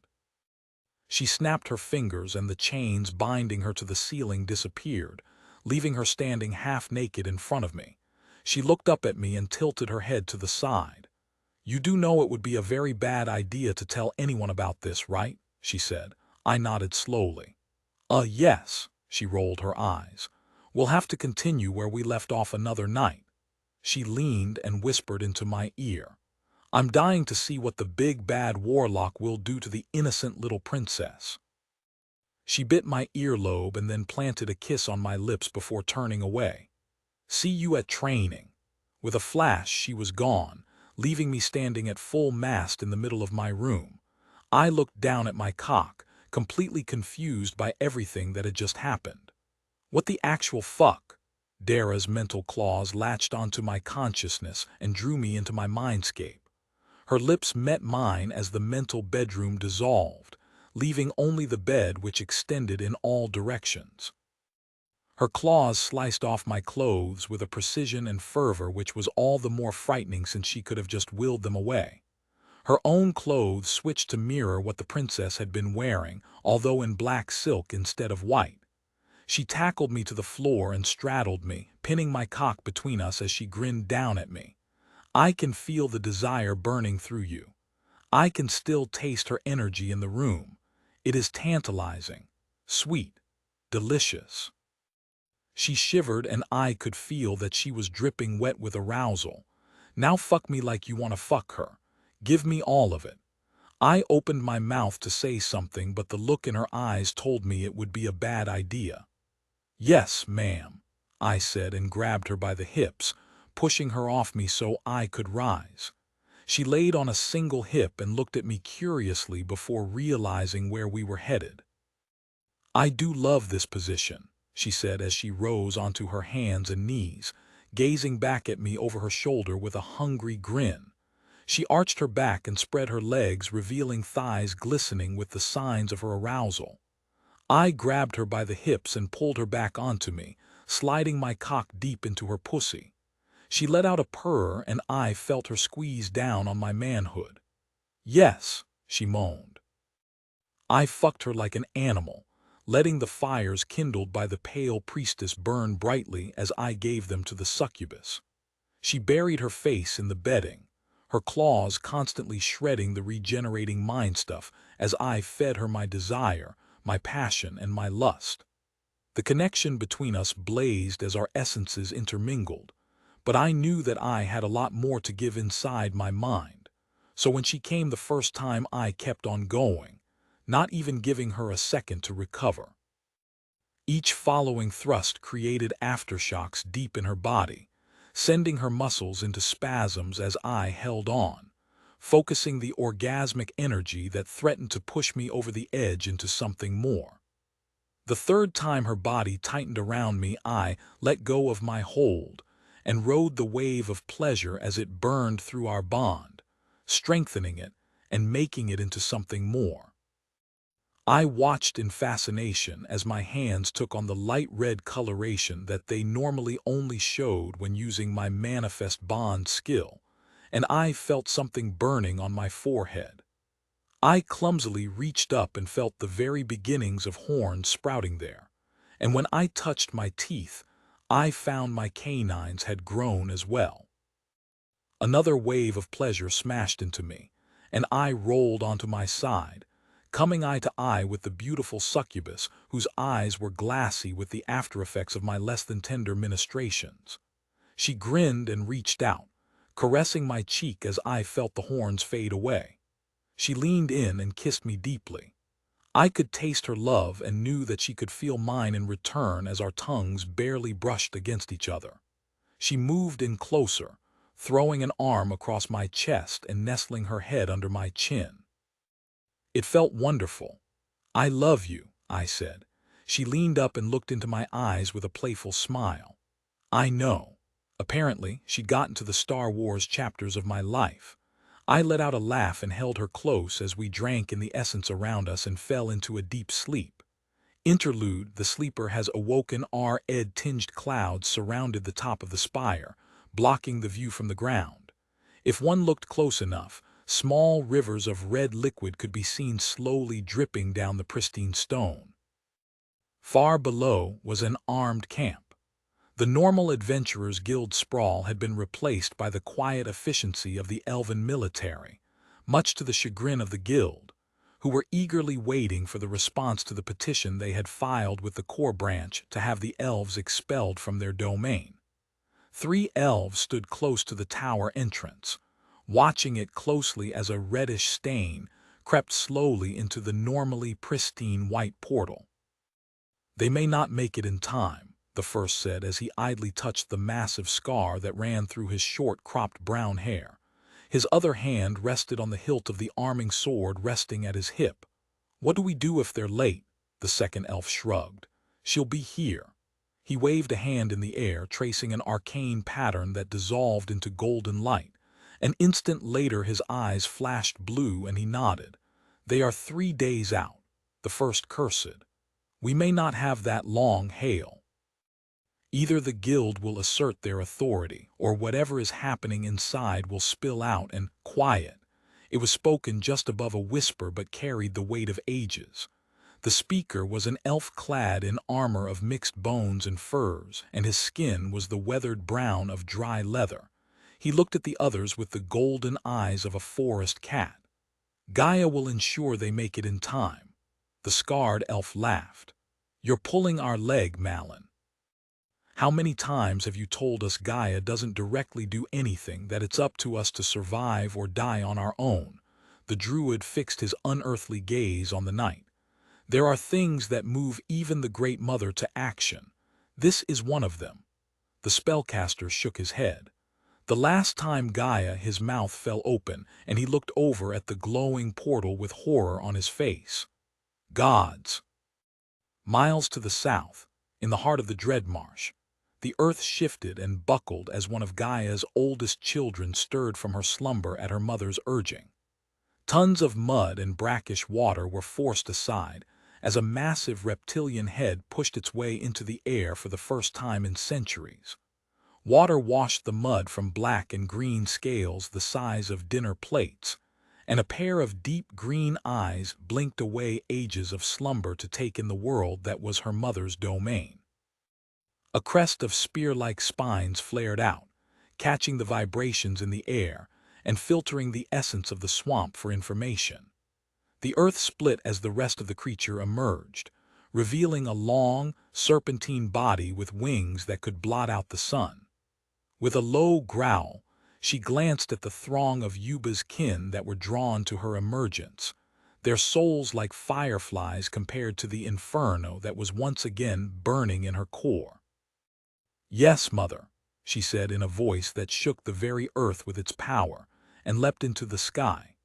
With a beat of her wings that sent the mortals on the ground tumbling, and a flick of her long serpentine tail, she headed south almost faster than the eye could track, her mind fixed on the skyship that was trundling along at a snail's pace, much too slowly for her mother's purpose. The air rushed across her scales, and the joy of flying filled her soul. She let out a roar that could be heard for miles in all directions, and as the encampment scrambled for their weapons, sure that their doom was upon them, the druid smiled, a thing that happened even less often than the emergence of a creature of legend. Chapter 38. The best laid plans. I woke up in the morning with a new notification waiting. Your pact bond with the succubus Dara has reached stage 6. New ability unlocked. Nexus affinity or mortal form has become completely entwined with a being of the Nexus. As such, you have become more resilient to the forces of the physical world. The cost of manifest bond has been drastically reduced and will no longer burn essence at its lowest configuration. Mana will be used instead. I blinked away the box and grinned before remembering the changes that had happened at the end of our mental tryst. I reached up to feel my forehead and let out a sigh of relief as my questing hands found no evidence of horns. Well, that's a relief, I said and looked into my mindscape for Dara. Him. She purred as she stretched out under the covers, exposing a long, shapely leg. You should get moving, love. You're going to be late for training. I glanced at the system clock and cursed. I was already late. I grabbed some training clothes and got dressed, snatching up my bag, rapier, and guitar as I ran out of the door and head first into Lyra, who was waiting in the hallway. We went down in a tangle of limbs, landing in a position that would have been quite welcome if not for the current situation. Lyra rolled me off of her and stood, pulling me to my feet. Well, that answers that, she said with a grin. Forgot to set an alarm. I shrugged. Guess I got used to you waking me up in the morning when we needed to be somewhere, she chuckled. True, I have been spoiling you. The amused look fell away as she continued. The cover seems annoyed this morning, so I'd be careful when we get there. Who knows what she'll do since you're late? She sent you to get me. Yeah, poor princess. Escaped too soon from the wicked warlock man. Didn't even get to enjoy a good spanking before Dara. Do you enjoy tormenting me? Walking around with a semi-24 hours a day can't be healthy, she giggled. Let's go before she gets even angrier, Lyra said. I held up a hand and winced. I think I know why she's in such a bad mood. Lyra looked at me and narrowed her eyes. What did you do? What didn't you do is more like it, Dara chimed in, even though Lyra couldn't hear her. I looked up and down the hall, making sure no one was in earshot, and then pulled Lyra back into my room. The priestess warning gave me second thoughts, but I wasn't going to keep something like that, Lyra. I leaned in and whispered in her ear. She showed up in my room last night, barely dressed. She pulled back. What? I gestured frantically for her to quiet down and then leaned back in. I woke up and she was standing over me. I didn't know who it was, so I bound her with shackle and chained her to the ceiling. Lyra let out a soft whimper. We are so dead. When I could finally focus on what I was seeing, she was, well, let's just say that what she was wearing was not something one wears to a formal dinner. Then she started talking about how I was a wicked warlock and I should punish her, and basically offered herself to me on a silver platter. She leaned back and stared at me for a solid minute. Please tell me you did what she wanted. Well, I was thinking about how you would feel if she raised a hand and started rubbing her temples. Oh my gods, your outworlder ways are going to be the death of us. I opened my mouth to respond, but she cut me off with a sharp gesture. Listen, while you are the only man that I will have in my bed, I am perfectly fine with you being with other women. I may want to join you, I may not. I may just want some sleep like last night. But as long as you are there for me when I need you, or it's not someone I personally detest, that means no Giselle, then you can sleep with whoever you want. She tapped me on the forehead. And you should have told him that. I did. She did. She let out a sigh. So then what happened? I don't know. One minute it was all 50 shades of gray, and the next she got some notification or something and disappeared. She said we'd pick up where we left off the next time she dropped in. Probably best you don't let her know that you know. She didn't really want me to tell anyone. Well, When she comes back, I'm sure it'll be something to remember. Make her toes curl, and maybe in the end we'll come out of this with a valuable ally. She gave me a wry grin and patted me on the shoulder. I believe in you, I snorted. This is one of the strangest conversations I've ever had with a woman, and that includes last night. My whole life everyone tells me to keep it in my pants. No, not here, not on lore. Here everyone wants a taste, and my partners are pimping me out to the nobility. Welcome to lore, lover. She snorted, and her eyes flashed blue. Now let's get to the training deck, or we'll be even deeper shit than we already are. Okay.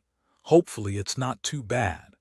Kava Revendries was not in a good mood when we arrived. I wasn't quite sure what we were supposed to be practicing for, since we didn't have the full team on board and I couldn't use half of my abilities without the chance of getting tossed overboard. But she was interested in seeing the rest of our skills live. Luckily, her displeasure was not directed at us.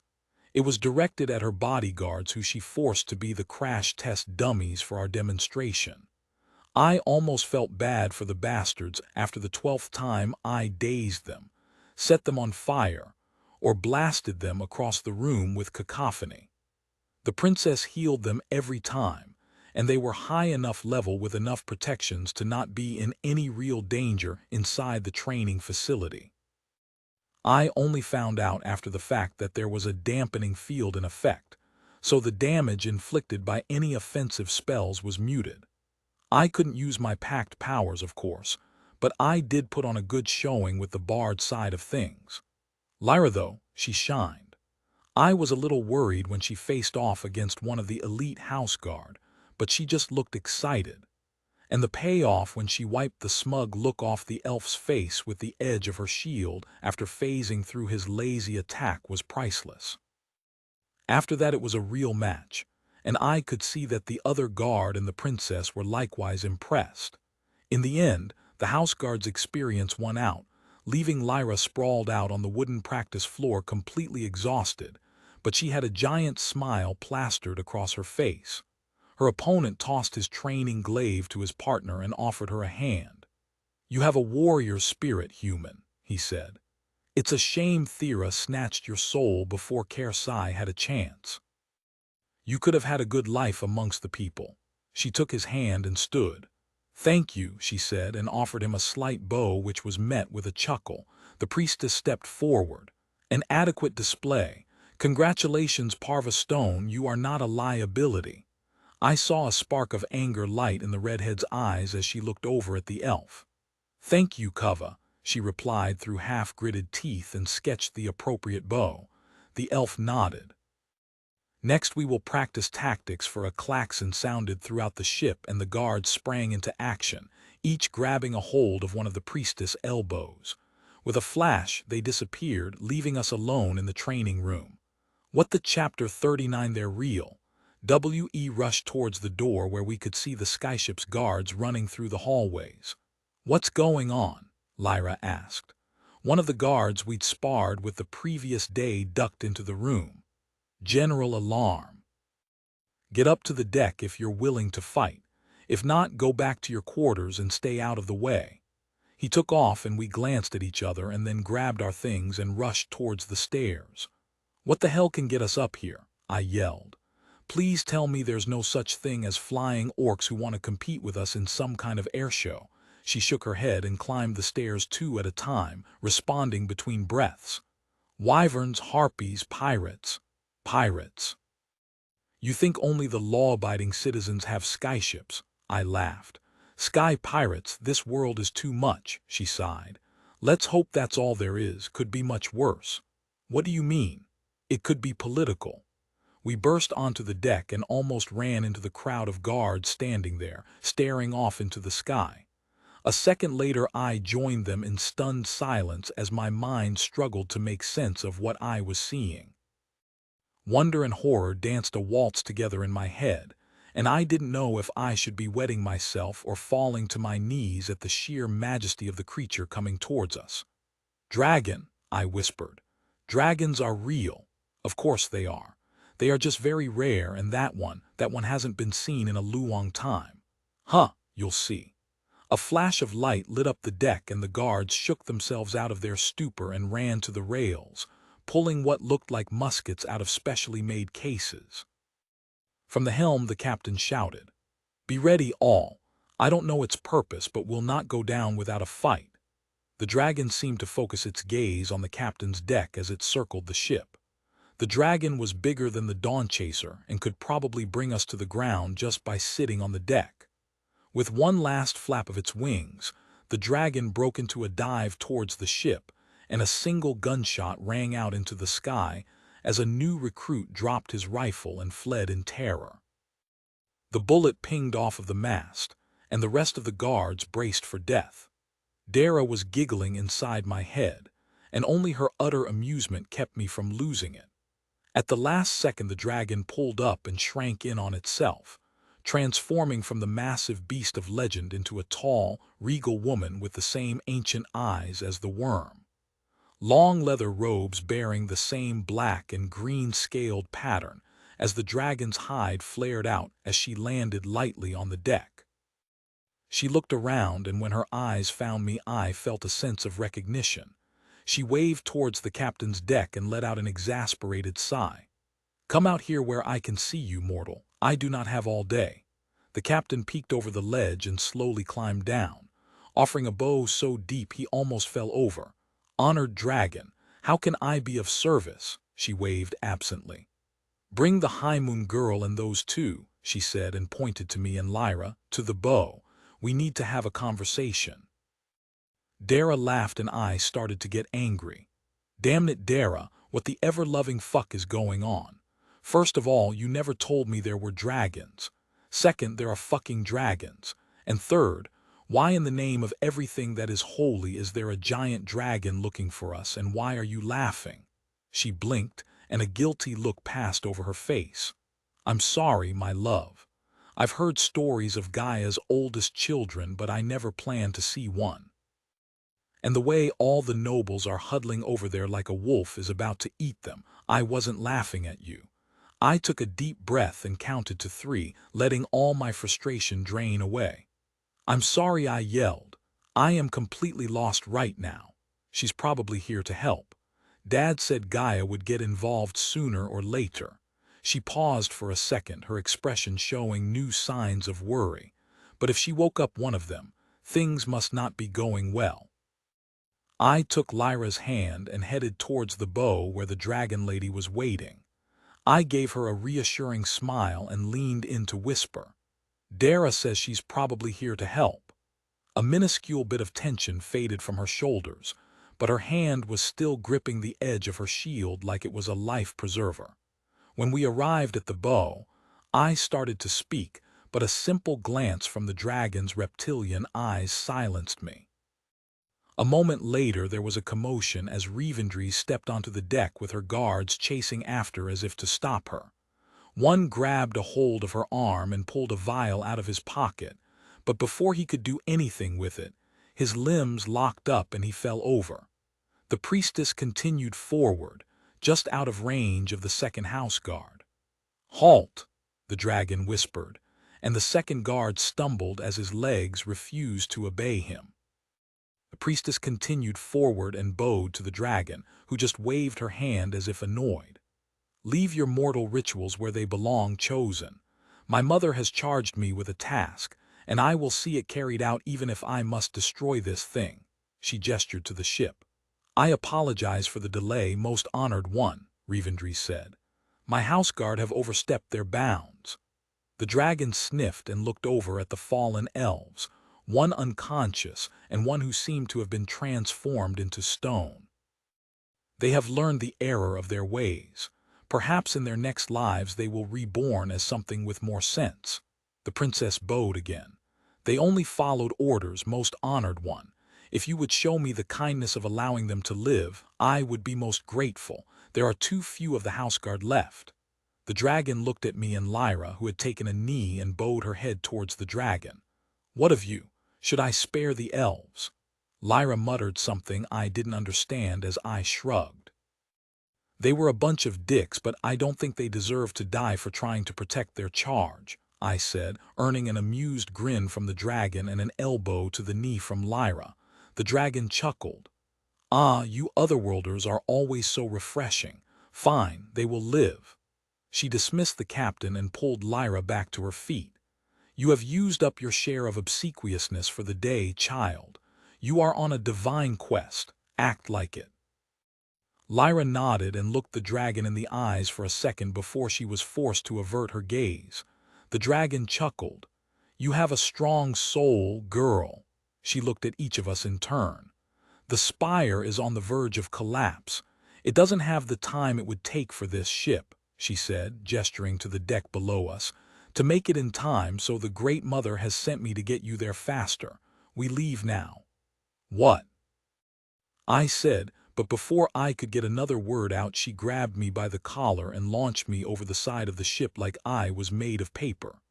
Lyra and Revendries came flying over soon after. Luckily, I didn't have enough time to panic before a shadow passed over me, and I smashed face first into the palm of a massive claw. Stars danced around my head and consciousness fled. Chapter 40. So dragon, much fast, wow. I opened my eyes to the sight of the princess kneeling over me. "He's awake," she said, looking over her shoulder. The pain in my head was fading fast. Getting smacked around by a dragon, even accidentally, wasn't a pleasant experience. I groaned and rubbed my forehead. "Where are we? Oh, thank the gods you're okay."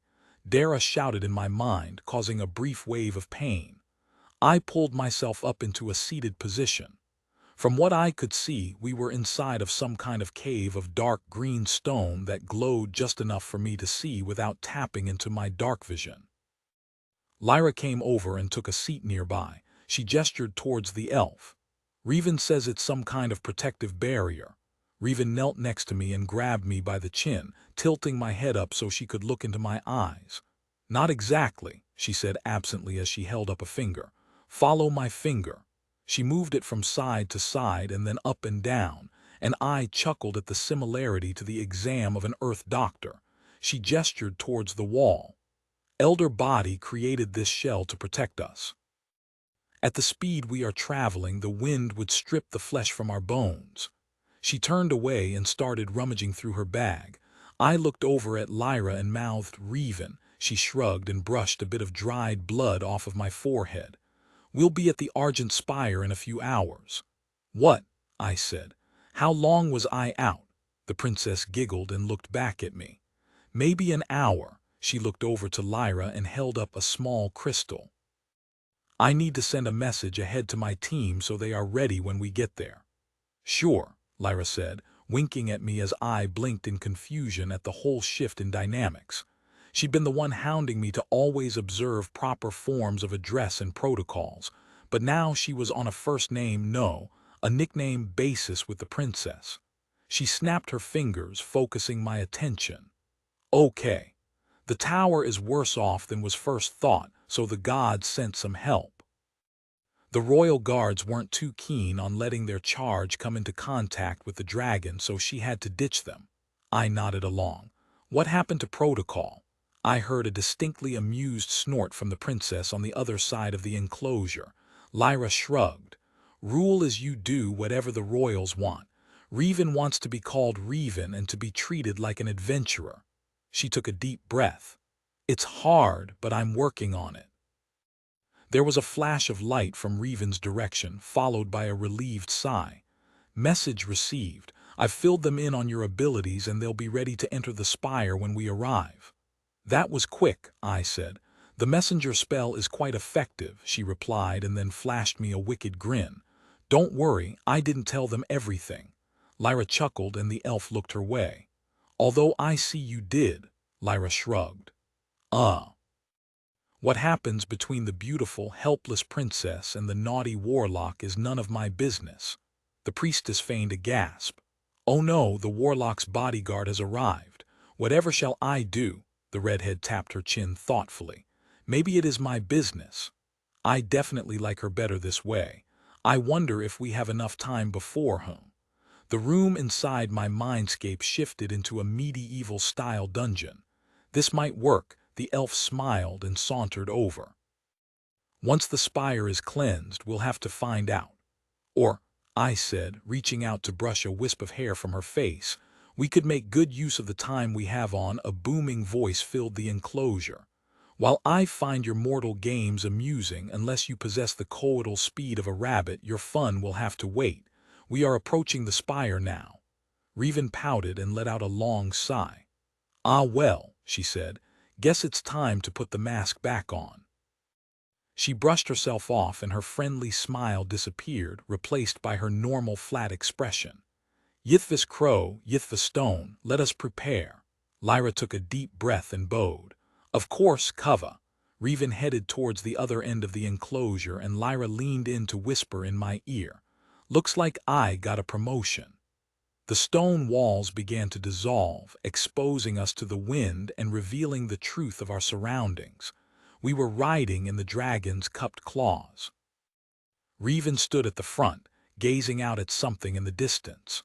The wind was whipping her stark white robes against her body, giving hints of the curves normally hidden below.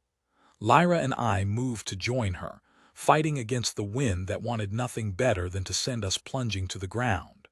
I hope we get some alone time after this whole thing, Dara said playfully. I really want to know just what the evil warlock is going to do to punish this poor, innocent girl. I rolled my eyes as Lyra yelled something that was swallowed up by the wind. I shook my head and pointed to my ears to indicate I couldn't hear her. She pointed towards something out in the distance. I squinted, trying to make out what she was pointing to, but all I could see was a large cloud with something darker popping out of the top. As we got closer, that dark object became clearer, first as a speck of red against the white and then as the spire of a massive tower. They come in red? I asked. My words were swallowed by the wind, but Dara heard them. No, love, they do not. We may be too late.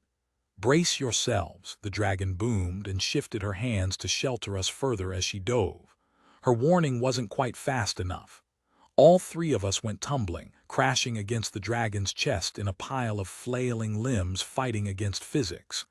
Under different circumstances, it might have been the start of something fun, even with the elven elbow I took to the face. Seconds later, we were rocketed forward as the dragon touched down a few hundred feet from the tower. A small force of elves and adventurers with weapons raised poured out of the encampment. Between us and them were three figures waving frantically at the gathered forces to lower their weapons. The dragon placed us on the ground and brought her massive head around. Go, your people await. We all bowed low and Revan spoke. Thank you, honored elder. Will you be in the area should we be unsuccessful? The dragon snorted, letting out a puff of greenish gas into the air. You are not the only reason I was roused, mortal. I have other things that require the attention of me and my kin. She focused her gaze on each of us in turn. Your path is simple. Do not fail. With that, she leapt into the air and with a single beat of her massive wings, sped away to the west. The force of the wind knocked me off my feet, and by the time I recovered, the dragon had disappeared into the clouds. Kava. The trio who'd been trying to hold back the others was running our way, and I saw a slight smile cross Revan's features when she spotted them. She stood straight and cast a quick spell that cleansed her robes of the dirt and dust kicked up by our landing and the dragon's departure. The speaker was dressed in metallic armor that was similar to the house guards, but with a lot more bulk. His close-cropped hair revealed a long scar, and his expression upon seeing Revan was one of pure relief. The other two were both staring off towards where the dragon had disappeared. An older elf clad in furs and bone had an expression of pure worship plastered across his face, but the other, a spellcaster of some sort judging by his long blue robes covered in arcane sigils, looked like he just avoided a very unpleasant fate. The warrior and caster approached Revan and bowed low. Kava, the warrior said with relief evident in his voice. Thank the goddess you have arrived. The spire, well. You'll have to see for yourself. Thank you, Yithvis Darkwater, Yithvis Silveroak, she said with a brief nod to the warrior and caster in turn. Please tell Yithvis Moontouch to stop gawking and come meet our newest additions." "I heard that," the fur-clad elf said as he turned his feline eyes her way. He looked off towards the elven forces and performed the correct bow, more to appease those watching than any show of formality towards the priestess. "Damned wolf and puma show, if you ask me." "It's good to see you too, uncle." She quickly suppressed her amusement as a second group approached, this one consisting of the elven military commander and an officious-looking gnome. The gnome was the first to speak, outrage clear in his tone. "I demand you take your military forces away from this place. This is a guild encampment, and your troops have denied our lawful entry into the tower for too long." Everyone went silent as Revan gave the gnome a cold look and then completely ignored him as the elven commander approached and fell to one knee. "Honored Kava, I apologize for Guildmaster Keplin's lack of decorum. He has been quite difficult of late. No adventurers have been permitted into the tower since we arrived." She nodded. "Commander Snowlock, thank you for your aid in this matter. My house is eternally grateful for your service." The elf bowed again while the gnome sputtered in impotent rage. His companions fidgeted nervously behind him, and one of the pair, an elven woman in intricate amber robes, pushed her way past the gnome and bowed low to the princess. "My most humble apologies, Kava Haimoon." She gestured towards the gnome who was being quietly ushered away by the last of their companions. "The guild leadership has been putting increased pressure on us here as the complaints reach headquarters." Revan nodded in response and answered loud enough to make sure that the gnome could hear. "Apparently those who administer the guild in this area have forgotten that the Argent Spire is my Lady Avil's domain, and any access to it, or any of her towers, are with her permission." The elven adventurer bowed again. "We have not, Kava. We give thanks to Avil for the blessing of her towers and would not dare to question the authority of her chosen." Revan looked at Commander Snowlock. "Please escort the guild administrators back to their camp while I confer with my team. Let them know that hopefully the tower will be open to them soon." "Of course, Kava. It will be as you say," he said with a bow and then got to work rounding up the combined parties. As soon as they were gone, Revan let out a long sigh and turned to face us. We'd naturally gathered in our respective groups, with the three elves on one side with Lyra and me on the other. "Some privacy, if you please," she said with a look at the druid. He gave a stoic nod and chanted out a short spell that formed a small tornado with us at its center.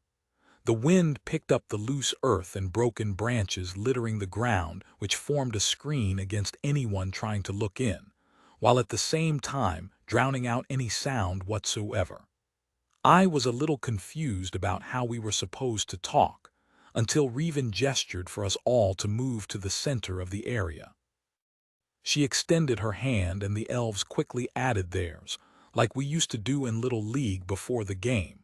She gestured for me and Lyra to add ours as well, so we did. As soon as we were all touching, she closed her eyes. "Silence," she said, and I could feel the word resonating with power as it spread to encompass the clearing, completely negating the sound of the whirlwind.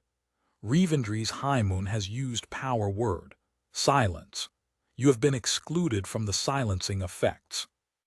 "Finally," the caster said and let out a long breath. "If I had to spend one more minute with either of those two idiots, I think I might have gone insane." "All come on, Hale," the knight said. "They aren't that bad, a tad officious and eager to push their political weight around, sure, but nothing compared to those bastards at the embassy." The druid snorted and looked at Revan with a weary frown, his leathery features once again devoid of anything remotely resembling emotion. "Just get on with it." The warrior looked at me, a guarded expression on his face as his hand rested ready on the pommel of the sword hanging from his hip. "Are you sure about this? How do we know this isn't some demonic ploy to sacrifice you to his masters inside the tower?" The robed elf nodded along. "We should just do this ourselves. Outsiders will just complicate things." Lyra was watching the trio closely, and from the tension in her shoulders I could tell she was ready for anything. The druid just sat there, watching. Revan let out a long sigh. "We talked about this, Eret, at length." "But we never," Eret said, but was cut off. "Yes, we did," she said. "And as I told you, Avil is the one who requested his aid." Her easygoing tone showed a bit of her ice princess persona as she continued. "Or are you claiming to know better than my goddess?" The druid shook his head. "If he were a danger to this world, the dragon would not have brought him here. She would have eaten him. As a snack." I shrugged. "I'm here to stop whatever the hell that is from happening," I said and pointed towards the tower. "Yes, I'm a warlock. No, I don't serve the void demons. Yes, I have some powers that can drain the essence from things. No, I'm not going to use them on you. Yes, it's pretty badass. No, you can't have my autograph." By the end, everyone was looking at me like I was insane, including Lyra. "You are so weird sometimes, love." I held out my hand. "Sebastian Crow, chosen of Dewala. Nice to meet you." The druid snorted. "An outworlder too. This just gets more and more amusing." The others looked at him, expecting some kind of answer, but he just ignored them, staring up at the tower. Lyra stepped forward. "Lyra Stone, Lightblade, pleased to meet you." The other elves nodded reluctantly, and the knight held out a hand. "Give me your hands. I'll need a drop of your blood to add you to the party." I looked at Revan, who nodded. "It's one of his abilities. A skill I was able to procure for him from my house, so we wouldn't be beholden to the guild every time we needed to form a party." Lyra shrugged and held out her hand. The elf took it and produced a small ceremonial knife, and used it to make a small cut at the base of her thumb. The blood dripped onto the knight's hand, and blue light flashed across both of their eyes. "You guys don't mess around," she said, as Revan cast a minor spell to heal the wound. I offered my hand and received the same treatment. "Eret Darkwater has invited you to join his party. Accept." YN. The rush of information through the party link was a lot smoother than my previous experiences, which was weird since there were more party members than ever before. I wondered if it had something to do with the nature of the skill. Party members: Sebastian Crow, level 8 human bard status. Healthy Lyra Stone, level 8 human lightblade status. Healthy Revendry's Highmoon, level 9 elven priestess of Avil status. Healthy Hale Silveroak, level 9 elven magus status. Healthy Malin Moontouched, level 9 elven druid status. Healthy Eret Darkwater, level 9 elven knight status. Healthy. That notification was followed immediately by a quest update. Quest update.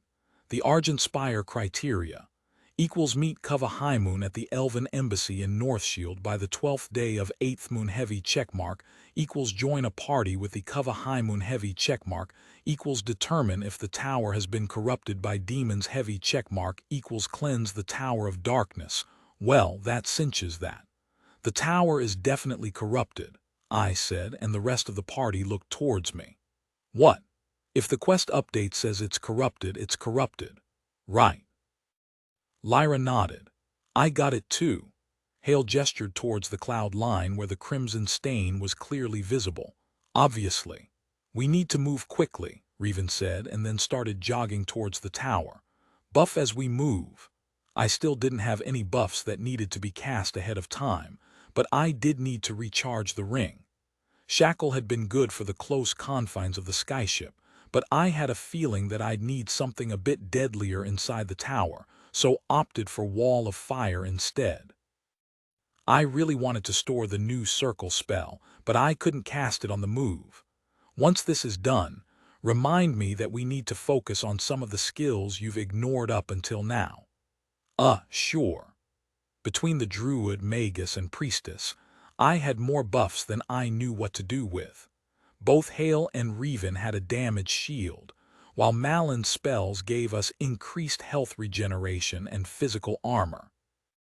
Eret and Lyra had their own personal buffs too, as well as a few extras from Revan that would give them increased resistance to all sorts of things. We passed through the elven guards in no time and headed straight to the tower entrance. The portal was bordered in blood-red energy with tendrils that seemed to be trying to spread through the white energy. Revan put her hand on the stone next to the portal and closed her eyes. A soft white glow spread from her hand into the tower. She let out a long breath as the glow seeped into the tower, but then things changed. Red energy seeped out of the stone and engulfed her hand. Her entire body went rigid, and only Aerith's quick action saved her from whatever was going on. He grabbed her by the waist and pulled her away from the tower, breaking the connection with the stone. The red ink splattered to the ground and then flowed together, surging towards Revan, who was having some sort of seizure on the ground. Faster than I thought possible, I finished the gestures for Inferno and let loose a torrent of fire onto the goop. The air was filled with a high-pitched scream as the substance was reduced to dust. Malin rushed over to Revan's side and grabbed her by the wrist, pulling the hand she'd touched the tower with into view. Her pale skin was badly burned and coated in a thick layer of the substance that was slowly burrowing into her flesh. He cursed and called us over. "Hold her down," he said as he tied a leather strap tightly around her bicep. He pulled a wicked-looking obsidian axe from his back and grunted. "We need to remove it before it gets to her core." Lyra wrapped her arms around the priestess and cradled her head against her chest, whispering comforting words that were lost on the semi-comatose elf. A single blow severed her arm just below the joint. Almost as soon as it hit the ground, a questing red tendril poked out of the severed end and reached towards Revan. "Burn it!" the druid shouted and then started chanting. The severed limb twitched and started pulling itself back towards Revan. It launched itself through the air, only to crash headlong into a barrier of force hastily raised by hail. Aerith stepped in before it hit the ground and slashed it with his arming sword, sending it flying into the tower where it hit with a dull thud. The red ooze clung to the tower, and more started to seep from the stone, forming into an elbow and an arm. "Fuck that," I said, and unleashed another inferno, burning away the arm, blood, and coating the tower with soot. Malin's chanting drew my attention back to the unconscious priestess. I rushed to her side. "What can I do to help?" The druid glared at me and continued his spell, covering Revan's arm with a glowing amber gel. It looked like a very thick honey if the bees had been taken from Chernobyl. I could almost feel the mana draining out of the druid and pouring into the substance. The honey shifted, shaping itself into a replica of her lost forearm and hand, and as the final words of the chant rang out, she woke up with a gasp. I caught an elbow to the side of the head as she started flailing, but the sight of Malin seemed to calm her. She looked down at her arm. Instead of her pale white flesh, her skin was the same golden hue as the substance Malin had used to grow it back. "What happened?" she said, and then looked at the druid with narrowed eyes. "What did you do to my hand?" Her shouts had drawn some attention, but the elven military had kept the adventurers far enough back that they probably hadn't seen anything. "It had to come off. The demon spawn from the tower had gained a foothold in your flesh." She looked over to the scorched wall of the tower and shivered. "You burned it?" she asked. The druid gestured in my direction. "He did." I rubbed the knot where her elbow had connected absently. "Nasty thing, looked like some sort of blood-pudding blob monster." Aerith helped her back to her feet. "What happened? I've seen you read the towers many times before." Revan let out a slow breath. "The spell had just completed when that thing attacked me. I haven't been able to examine the results yet." She held up a hand and a dozen flashes of blue light played across her eyes. With each one they got wider and wider. "Avil's mercy," she said. "We need to act fast. There is another group inside and they have been doing something to destabilize the tower." I looked at Lyra. "Cultists," she nodded but focused on what Revan was saying. The priestess looked down at her amber hand. "This feels like mine. Will it hold up?" she said with a look at the druid. He snorted. "It is yours now. The color will fade over time, don't you worry." "Okay, uncle." She reached out and squeezed his shoulder gently. "Thank you." He waved a hand. Better this than have to explain to your mother how I had to cut off your hand. Her lips curled in a smile. It would almost be worth waiting to see that conversation. Eric cleared his throat. The tower. Yes, I can tune the portal to enter the same instance as the other group. We have to stop whatever it is they are doing and then continue to the top. I looked up into the clouds. That's a lot of stairs, Hale chuckled. I've been here before. It's not as high as it seems. There are only 15 floors. Lyra let out a long whistle. That's still a lot of fighting. We won't have to clear anything until we reach the other group, and after that who knows what we'll face, Revan replied. I raised a hand and everyone turned to look. If it's anything like the corrupted dungeon we cleared out last week, it won't be easy. The druid's eyes locked on mine. Tell me what you found. The entire place was rotting from the inside. At first there were only minor changes, but as we got deeper the entire dungeon started to fall apart. The creatures were twisted shells of what they should have been. The big mama jamma that was supposed to be the boss was the worst of all. It was possessed. It was possessed by a pain demon. That bastard ate 2 of our party, gobbled them up, soul and all. Eric glanced towards Lyra and me with a skeptical expression. And how did you survive? Remember those essence-draining skills I mentioned earlier? Well, demons are pretty much pure essence. I stabbed it in its core and rode it like a bucking bronco until it ran out of juice. The druid hummed in thought. Interesting. Hale looked over to Revan. Sounds implausible, but she shook her head. He was chosen by his god for a reason, and Avil has vouched for them, so that is enough for me. He shrugged. Okay, that's enough for me. I looked at the other 2 elves who nodded slowly. Revan moved up to the portal and placed her normal hand on the shimmering surface.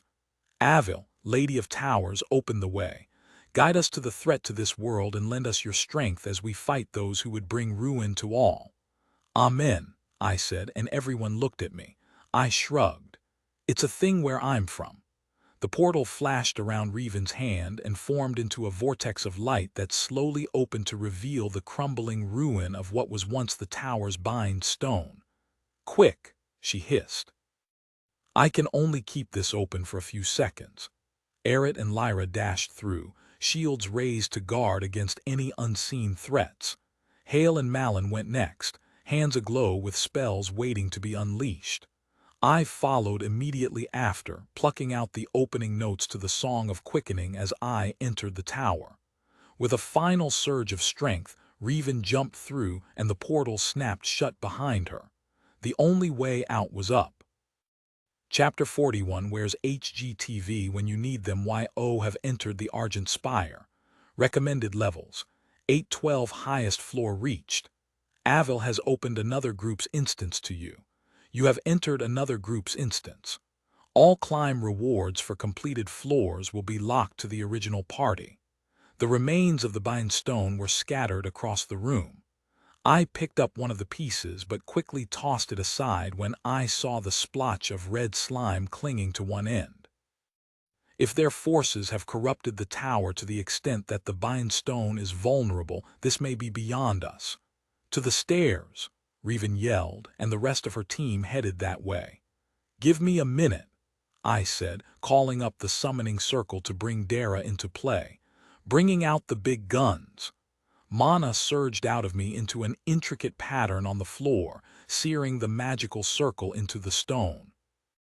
With a flash of light, Dara appeared in what I decided to call her battle form, complete with black glossy armor and stiletto heels. Everyone but Lyra took a step back, going instantly on guard as the succubus posed for effect, flaring her wings. Ah, it's good to be back in the flesh. Hey D, Lyra said. Ready to slay some cultists? The succubus nodded and gestured towards the elves. I'm ready, but they seem more interested in pointing their weapons my way. I raised my arms. Whoa there. I gestured towards Dara. This is my bondmate Dara. I summoned her here to help us clear the tower. Dara's our friends, not food. Lyra muttered something under her breath that I couldn't hear, but judging by the grin on Dara's face I could imagine. She's a powerful ally, Lyra said. Revan walked forward and examined her. My apologies. My lady didn't see fit to inform me of this particular skill. Dara reached out and took her hand and brought it to her lips for a kiss. Pleasure to meet you in person, Kava Haimun. I hope we will have more time to get to know each other once this matter is dealt with. The elf nodded. I as well. She turned away and headed towards the stairs. Let's move, we're running out of time. Lyra ran to join Aerith at the front and Dara moved up beside me. This place feels oppressive. It is much harder to inhabit this avatar. Be on your guard.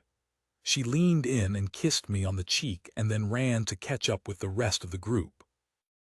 Revan looked at me and shook her head before jogging after the group, leaving me to catch up. The next 5 floors were completely empty as well, except for the stairs, which confused me even more. Why are the stairs down still here? I thought there was no going back. Is the tower that far gone? Revan looked at me oddly. What do you mean, why wouldn't they be here? These are cleared floors. I thought once you went up a floor everything before that was closed off. Aerith and Hale shared a look. What? The knight said. How would you get back to your group if you fell? Never mind, I said. Soul damage and all that. The elves just shook their heads and moved towards the next staircase. Lyra dropped back and gave me a patient smile as we followed after. When you get to a new floor, the way back disappears, but the lower floors are still available. So when a party member dies and respawns at the stone, they have a way up to rejoin the party. Ah, I said. I should probably stop asking questions any child adventurer would know in mixed company, huh? She laughed. It couldn't hurt, but then again, if it's important, it's better to look like a fool than a corpse, no. True that. The top of the next staircase was different. Instead of a simple opening into the next floor, there was a portal similar to the ones I was used to from the Monarch's Rise. Revan called a halt, and we hastily refreshed our buffs and topped off our mana pools. The enemy will be on this floor, Revan said, gesturing to the portal. We go full offensive as soon as we pass through. Have your openers ready for immediate use. If we can take them by surprise, we should be able to take out their support before they realize what is happening. Priority targets are anyone wearing robes. Yes, Mom, Hale said, earning himself a slap to the back of the head from the druid. Revan gave him an unamused look. I know you know the drill, but they don't, she said as she gestured to us. Thanks, I said. Kill the crunchies, sort the rest out as we go, got it. Aerith snorted. Basically, Revan will mark the targets with fairy fire. Priority order from highest to lowest is red, orange, yellow, green. He looked my way. Got it. Yeah, what about control? How do those fit in? I asked. He nodded thoughtfully and looked to Hale. You normally handle that. What's your method? The Magus shrugged. Depends. Revan said you have a few tricks up your sleeve. What level creatures can you reliably control? I thought about it for a minute. 10th. Unless they have a lot of resistance to enchantments. If it's all I focus on, I can mez a group of enemies, one more with my single target version, shackle another, and enthrall one to fight on our side, or burninate them all with fire or balefire. The druid hissed. You didn't tell us he could wield balefire, niece. You'll also note that I said nothing of his class or his class skills within the missive either, she replied. The spell is secure, but we all know there are ways of intercepting such things, and you know how closely Javin has been watching me ever since my goddess put me on this path. Damned fool, he replied. Mark my words, his ambition will be the ruin of our family. Aerith cleared his throat. Leave the politics at court, folks. Some of us enjoy our lives. Seconded, Hale replied. Enthrall orange, control yellow, and green, burn red. Got it. I turned to Dara, who was waiting patiently, flexing her claws. Anything you know that we should worry about? She smiled, showing off her fangs. If they are true devotees of the Lords of Hell, then they may have abilities similar to your own. They will be bound to minor void demons and may be able to summon them to their aid. Lyra shuddered. Are we talking soul-eating demons here? Dara reached out and caressed her cheek. I doubt that kind of hellspawn would bind itself to a cultist that could enter this tower. They tend to be very elitist. Seeing my confused look, she continued. since no one above level 12 can enter here and they tend to want more powerful servants. The redhead let out a long sigh. Well, at least there's that. Revan nodded. I will mark them accordingly. She looked around the group. Let's go. Chapter 42. Have you heard the bad word? W.E. burst into the room like the Kool-Aid Man, murder hobo version. It took me a few seconds to read the room, but by that time the fighting was well underway. There were a dozen cultists chanting in a circle around the remains of one of their number. I didn't get a good look at the body, but there was a lot of blood, so I didn't think he'd be joining in on the fun. Malin unleashed a bolt of lightning that slammed into the closest cultist, burning a hole through its robes and continuing onwards. Electricity arced from the point of impact to the nearest two cultists, hurting them but not enough to put them down. Hale's follow-up finished the job, cleaving through the pair with a wave of compressed air that cut like a blade, disemboweling them while blasting another off her feet. Not wanting to be left out, I hit another cultist with a fire dart and then played the Song of Quickening, extending it with echo as soon as it was in effect to free up my hands for some more pinpoint casts. Colors sprang up around the cultists, marking those closest to the tanks in reds and orange, while those further away were green and yellow. I moved through the gestures of my mass hypnosis spell and dropped it in the middle of the low-priority group. Multicolored clouds swirled around their heads, taking them out of the fight. The enemy was on the back foot, but the Hellspawn hadn't chosen schlubs as their servants, and they recovered quickly. A sharply spoken word from one of the cultists raised a wall of jagged rock in between their front ranks and our melee fighters, stopping them in their tracks. Lyra dropped into a baseball slide and barely avoided impaling herself on the sharp stone, and only a frantic flap of Dara's wings kept her clear. Revan's voice reverberated through the chamber as she spoke a single word: break. Existence seemed to resonate with the power of her will, and a second later, the stone wall shattered into a million pieces, revealing a line of cultists in the middle of a spell of their own. Each had a bloodied knife in one hand that they'd used to slice deep wounds into their opposite wrists. Blood gushed out of the gaping wounds, but instead of spilling onto the stone, it formed into long tendrils that joined with the other cultists, to create a complex web reminiscent of my elemental summoning ritual. Hale cursed and raised a hand just as the cultists completed their chant, raising a wall of force between us and the wave of boiling blood that gushed out of the cultist's spell form. Cracks appeared in the transparent barrier, but it held for long enough to absorb the force of the blow. The barrier dropped and Dara rushed in, ripping apart the closest cultist with her claws while Lyra and Eret charged his friends. Revan marked one of the cultists in the back ranks with an orange light, making him an ideal target for influence. My hands danced through the motions of the spell, and the mana rushed out, assaulting his mind. There was a bit of resistance, but it popped like a bubble under the force of my will. With a nudge, I sent him forward and had him stab his buddy in the kidney. Blood sprayed from the target's mouth in a gasp, and she fell to her knees as life left her eyes. Dara's target went down as well, while the other two folded under two coordinated attacks from Lyra and Eret. Meanwhile, Hale and Malin's combined attacks put down the four that I'd mesmerized while Revan healed the tanks of the wounds inflicted by the cultists' knives. With the hostile cultists dead, Dara pounced on the cultist under my control and literally ripped his head from his shoulders, sending a geyser of blood high enough to paint the ceiling. Everyone relaxed for a second as the last cultist hit the floor, but it wasn't over yet. Beneath the splattered gore in the center of the room was a ritual circle that now pulsed with power. Blood flowed along the ground, drawn as if by a magnet to the central corpse. I felt the power calling to my own blood and had to brace myself against it. Revan called out word that raised a shield around the party, cutting off the pull so suddenly that I stumbled backwards as the strings were cut. Form up. Eric called and we got back into formation. The blood formed into a solid column in the center of the room.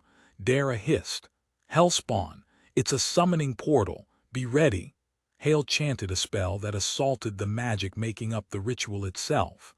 Blades of force stabbed into the glowing circle but failed to find purchase. "It's too strong for me to dispel without more time," he said. Revan attempted to dispel it as well, but her spell was reflected back upon her, stripping half of her buffs in the process. The druid pulled a handful of thorns from his pouch and tossed them between us and the portal. He chanted a short spell, and they grew, sinking roots into the stone, as they grew into a field of sword-sized thorns angled towards the summoning circle. Lyra and Eret shared a look, and then moved to stand shoulder to shoulder as the bloody column collapsed in on itself, revealing a trio of ogre-sized humanoids that looked like someone had taken 3 plastic bubbles shaped like the Hulk and filled them to bursting with blood. Malin rained lightning down on them as soon as the summoning circle disappeared, blasting a hole in the center demon's torso and burning chunks out of the other 2. Hale added to the destruction with a conjured blade of force that chopped into the creature, tearing a hole in its membrane. The creature deflated, but instead of spilling onto the ground, the blood formed into a smaller version of the demon and joined its brothers as they rushed towards us. I used Inspect. Blood-quenched Hellspawn, level 10 colored fire coated the creatures, marking our priorities. "Lyra, taunt orange, I've got red," Eret shouted and stepped to the left. "Got it," Lyra said, raising her shield as the creatures crashed into the thorny barrier, impaling themselves on the thorns and spawning even more mini-demons. The partially deflated demon was marked with yellow fire and was able to maneuver through the thorns a lot easier now that it wasn't quite so big. I was pretty sure these things were going to be resistant to my enchantments, but figured it was worth a try anyhow. I tagged Mr. Yellow with my Aya Mez, hoping to catch as many of the smaller ones in the Aya as possible. The cloud of scintillating light appeared, and to my surprise, the entire group froze in place as the magic took hold. Raising the school to 10 had definitely been worth it. "Yellow and its spawn are mezzed," I yelled. Eret and Lyra slashed into their targets, using their single-target taunts to peel them away from each other and provide more room for our damage dealers to act. The knight's target slammed into him like a freight train, hitting his shield so hard there was an audible crack as the arm supporting it snapped. He yelled in pain, but still managed to dodge out of the way of the demon's follow-up. "Damn, these things hit hard," he yelled. Taking the elf's words to heart, Lyra changed her stance and deflected the creature's attack to the side instead of blocking it head-on. She struck back with her glowing blade, partially severing the creature's exposed hand. Black smoke wafted from the wound, but it closed up rapidly as the Hellspawn's amorphous body shifted to compensate. Revan chanted a short spell, and a wave of silvery energy washed over Eret and his opponent, healing the elf while burning the demon with holy light. Dara charged into the spell's wake and launched herself onto the demon's back, ripping into where its head should be with her claws. Surges of essence flowed through our bond with each slash, and the creature started to deflate as it lost chunks of its life force. The Hellspawn screamed, sending a wave of agony through the room, stunning everyone except for Dara and Revan for a split second. It reached back and grabbed at Dara, trying to dislodge her at all costs. "Burn red," Eret yelled as soon as the stun wore off, and the others acted quickly, focusing their fire on the distracted demon.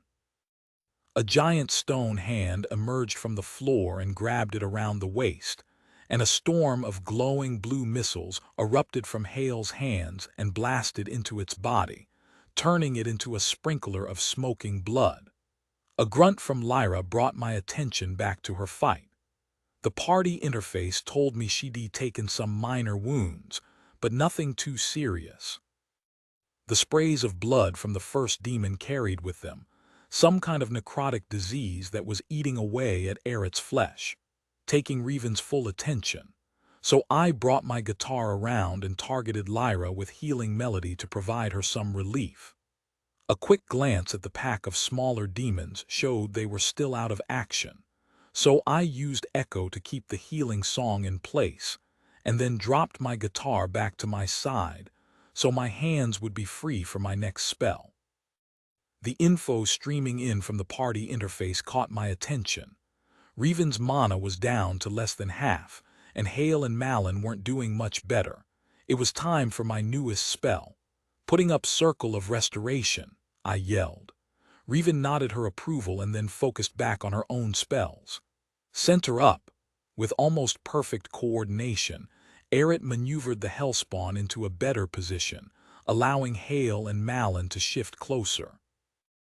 I took a deep breath and started casting, tracing the multi-layered circle with a focused beam of mana around myself and the other casters. The design was complicated, but nothing compared to the one for creating Dara's avatar. It was just big and time-consuming. Eret blocked another ground-shaking attack from the Hellspawn and growled as he was driven to his knees from the blow. "Any time now," he said.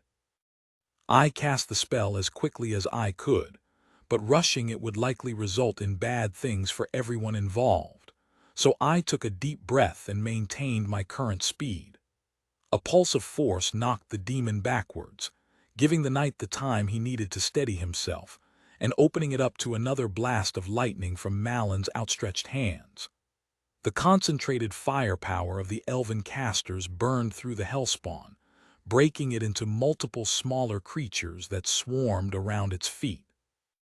The smaller creatures were almost harder to deal with than the original as they attempted to pummel the knight's legs. I finished the last line of the circle, and it came to life, drawing in the ambient essence of the tower to bolster our regeneration rates. Almost immediately, I could feel a change in the air and felt invigorated. Dara was having a field day. She was up to her waist in the smaller demons, shredding them with lightning-quick slashes of her claws. The bottom half of her face was stained with blood, and I could feel an almost constant flow of essence surging through our bond as she drained the creatures out of existence. Her legs were covered with small wounds, but the necrotic disease carried by the Hellspawn didn't seem to affect her at all. I could practically taste her excitement as she fed on the power keeping the Hellspawn anchored to this plane and purified it for our use. There was a dull thwack and Lyra went flying through the air to land at my feet, followed closely by the demon she'd been keeping at bay. It raised both of its hands above its head and brought them down towards me. "Look out!" Lyra yelled as she looked up at the charging demon. I thought for certain I was a goner, but Revan had brought her a game, and a golden shield appeared between me and the demon, absorbing the blow. Not one to look a gift horse in the mouth, I used my new lease on life and unleashed balefire. My brush with death might have pushed me to channel a bit more mana than was necessary into the skill. I thrust both hands out towards the demon, Kamehameha style, and a 2-foot-wide beam of multicolored light burned a hole clean through the demon's torso. The energy blinked out after a second, leaving a faint afterimage behind as the demon fell. Lyra was still getting to her feet, so I opened my mouth and used cacophony, shattering it with the sonic attack. A wave of healing brought Lyra back to her feet, just as my mass hypnosis spell shattered and the demons charged. "Shit!" I cursed and activated my ring, raising the wall of fire to keep them at bay while we finished cleaning up the current set. The smaller demons were mindless killing machines and ran headlong into the fire, cooking themselves in an attempt to get to us.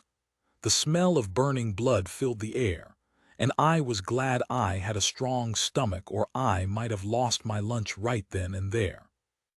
The bits and pieces of the demon I'd blasted apart were starting to reform into smaller versions of their papa. Half of them rushed in my direction, and the rest charged at Lyra, who was almost back to 100%. She looked at me with that excited sparkle in her eyes and grinned. I'll group M up. You burn M down. She roared out her area taunt, and the swarm heading in my direction immediately swerved towards her. The two swarms converged and formed a massive wave of blood that rose up over the light blade. "Lyra!" I yelled in fear, but instead of swallowing her up, the blood tsunami passed right through her incorporeal form, crashing onto the stone behind her in a pile of thrashing pseudopods. I didn't waste a second, casting Inferno and burning the pile of creatures to dust. Reven's cry of warning came a second too late as the last of the bigger demons made its move, leaping over the wall of flame and landing in the perfect spot to smash me into the ground with its massive fist. I tried to dodge but wasn't fast enough, and the punch connected, shattering my protective shields into a million pieces and continuing through to smash my shoulder into paste. I screamed in pain and fell to the side. My guitar strap shattered and the instrument went skidding across the stone, playing discordant notes quite in line with my thoughts as I struggled to keep my wits about me. The demon raised a foot to stomp me into oblivion, but lurched to the side as a succubus missile hit it like a semi-truck. Dara's face was a mask of fury as she sank her claws, teeth, and even her stiletto heels into the hellspawn, screaming in rage the entire time.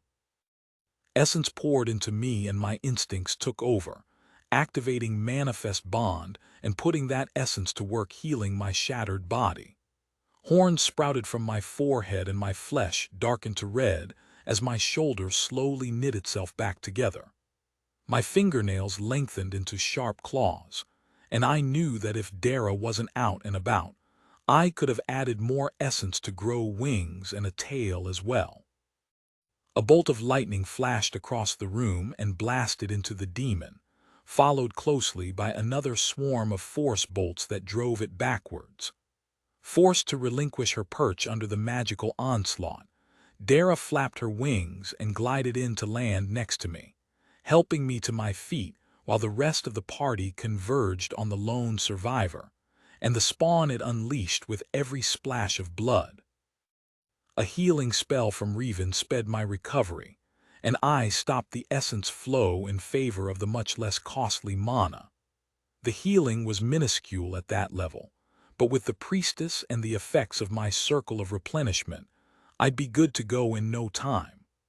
Lyra taunted the bigger demon while Eret used his own Aya taunt to gather the smaller hellspawn so that Malin could blast them with some kind of lightning storm attack. Her blade blazed with golden light as Lyra carved chunks from the demon's form, giving birth to even more miniature hellspawn with each slash. As soon as I was on my feet, Dara rushed back into the fight, ripping apart the smaller demons with abandon while the rest of the party dealt with the rapidly diminishing giant. The entire time, Reven was constantly in motion, sending healing spells, cleansing spells, and renewing shields as the enemy's necrotic blood burned through them. A cone of force from hail blasted apart the remains of the bigger demon, and the combined effects of a lightning storm from Malin and an inferno from me put the remnants of the hellspawn to rest. One last wave of healing from Reven cleansed us of the last of the nasty necrotic ick, and the room went silent. Chapter 43 Loot first, ask questions later. Hera grinned and wiped her mouth on the back of her sleeve. Ah, hellspawn are delicious. Eret frowned and looked a little sick. Their blood was foul and full of disease. How can that be delicious? The succubus smiled, but it was Hale who answered with a thoughtful expression. The hellspawn are made of pure essence, he asked. Dara nodded. Exactly. They were summoned using the essence of their sacrifices, and the ones we killed, drained them of their fuel and pop back to a puddle they go. What about the blood plague? Reven asked. From what I could tell, you were immune. Dara gestured towards her body. I am a divine being. Mortal diseases have no power over me. Really? I sent to her through the bond. That wasn't something I was aware of. No, silly, but they don't need to know that, she replied. I burned away the nasty with essence before it could take hold. She gave me a wide smile and then brushed some of the ick out of her hair. Does anyone have any water? I really don't want it to dry this way. Aerith stared at her and then blinked while Lyra burst out laughing. The knight looked at her. What? He said. You wouldn't understand, Sir Shaved Head. Dried blood is hell to get out of anything. Hair. Clothes, Lyra replied. Revan rolled her eyes. Gather round, she said and started chanting. About 10 seconds later, a glowing ball of white energy appeared above. It dripped off the ceiling like a giant raindrop and splashed over the party, washing away all of the dirt and grime that had built up since the last time I'd had access to a shower. I looked at her with a raised eyebrow and she shrugged. You'd be surprised how often one must become ready to host dignitaries or other important people at the drop of the hat. Dara clapped. Oh, I like her, she said with a smile. Hale was studying the remnants of the circle with a worried look. The summoning ritual wasn't the only thing done here. They did a good job of obscuring things, but the residue isn't comforting. We gathered around and I tried to see what he was looking at. There was a half-erased glyph near a puddle of red wax, half of a small red leaf, and a severed claw of some kind still attached to the finger bone. The bucket of knowledge associated with my summoning school told me that all three of those ingredients had properties that would make them useful in weakening the barrier between the physical world and the astral. Dara picked up the claw and examined it. This once belonged to an imp. Malin took it from her. An imp. A servant of EULA, she said thoughtfully. They are not of this plane. Candles are ubiquitous, Revan added, and the leaf looks like angelspane. It's used in poisons specifically designed to harm celestial beings. I opened my mouth to ask the nature of the tower wardens but caught myself. I didn't know how much the rest of the elves knew about the backstage workings of the whole Dungeon Tower enterprise, or even if Revan had seen the folks behind the curtain yet. She gave me a knowing look and minuscule nod that I don't think anyone else noticed.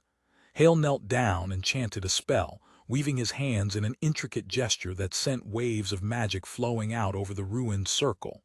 The power sparked and then fizzled out, and the elf cursed. Damned cultists, there's not enough left to identify it fully. Aerith patted him on the back. These guys knew what they were doing. He looked around. What I don't understand is what the point of this floor was.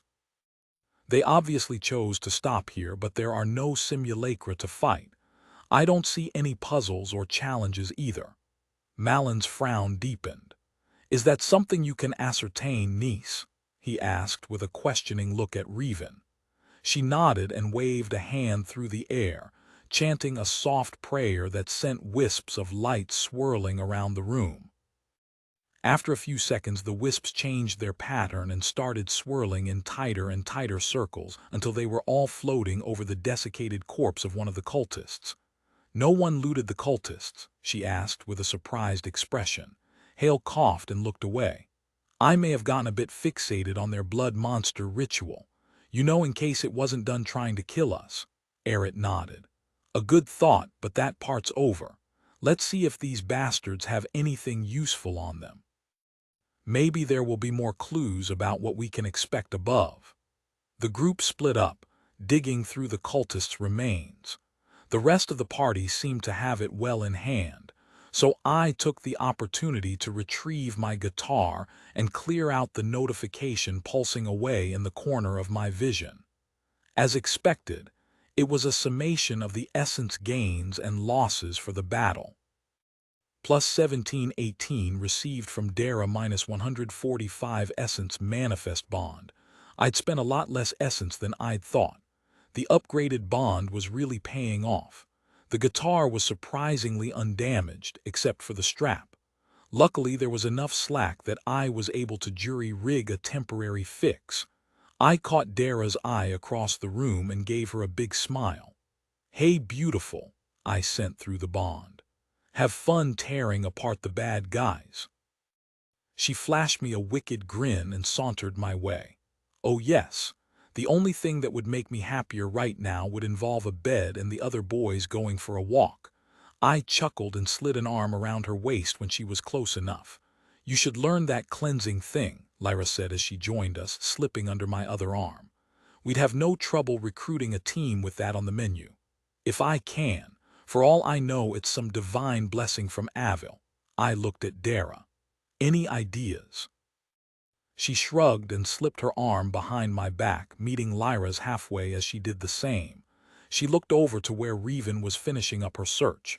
"Hey Reven, can you tell us where we can learn that cleansing spell?" She didn't even look up as she answered.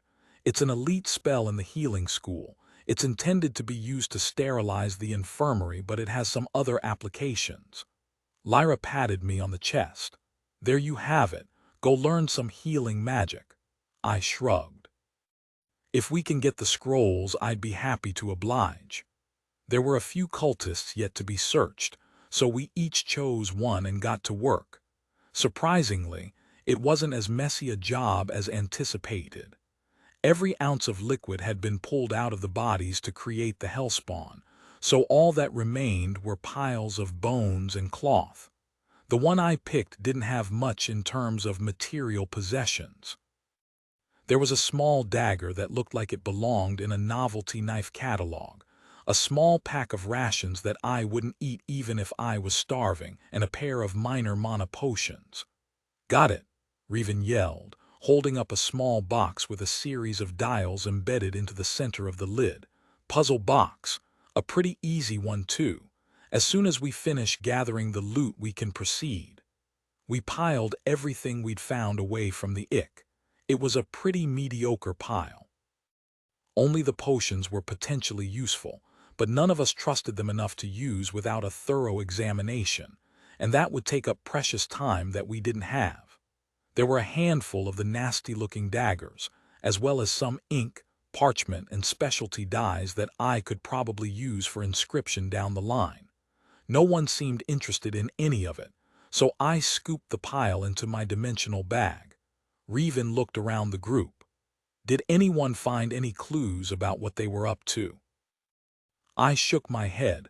Nothing on the one I examined. "I didn't see anything out of the ordinary either," Lyra said and gestured to the rest of the room. "Not that any of this qualifies as ordinary." Hale looked at the puzzle box in Reven's hands and looked thoughtful.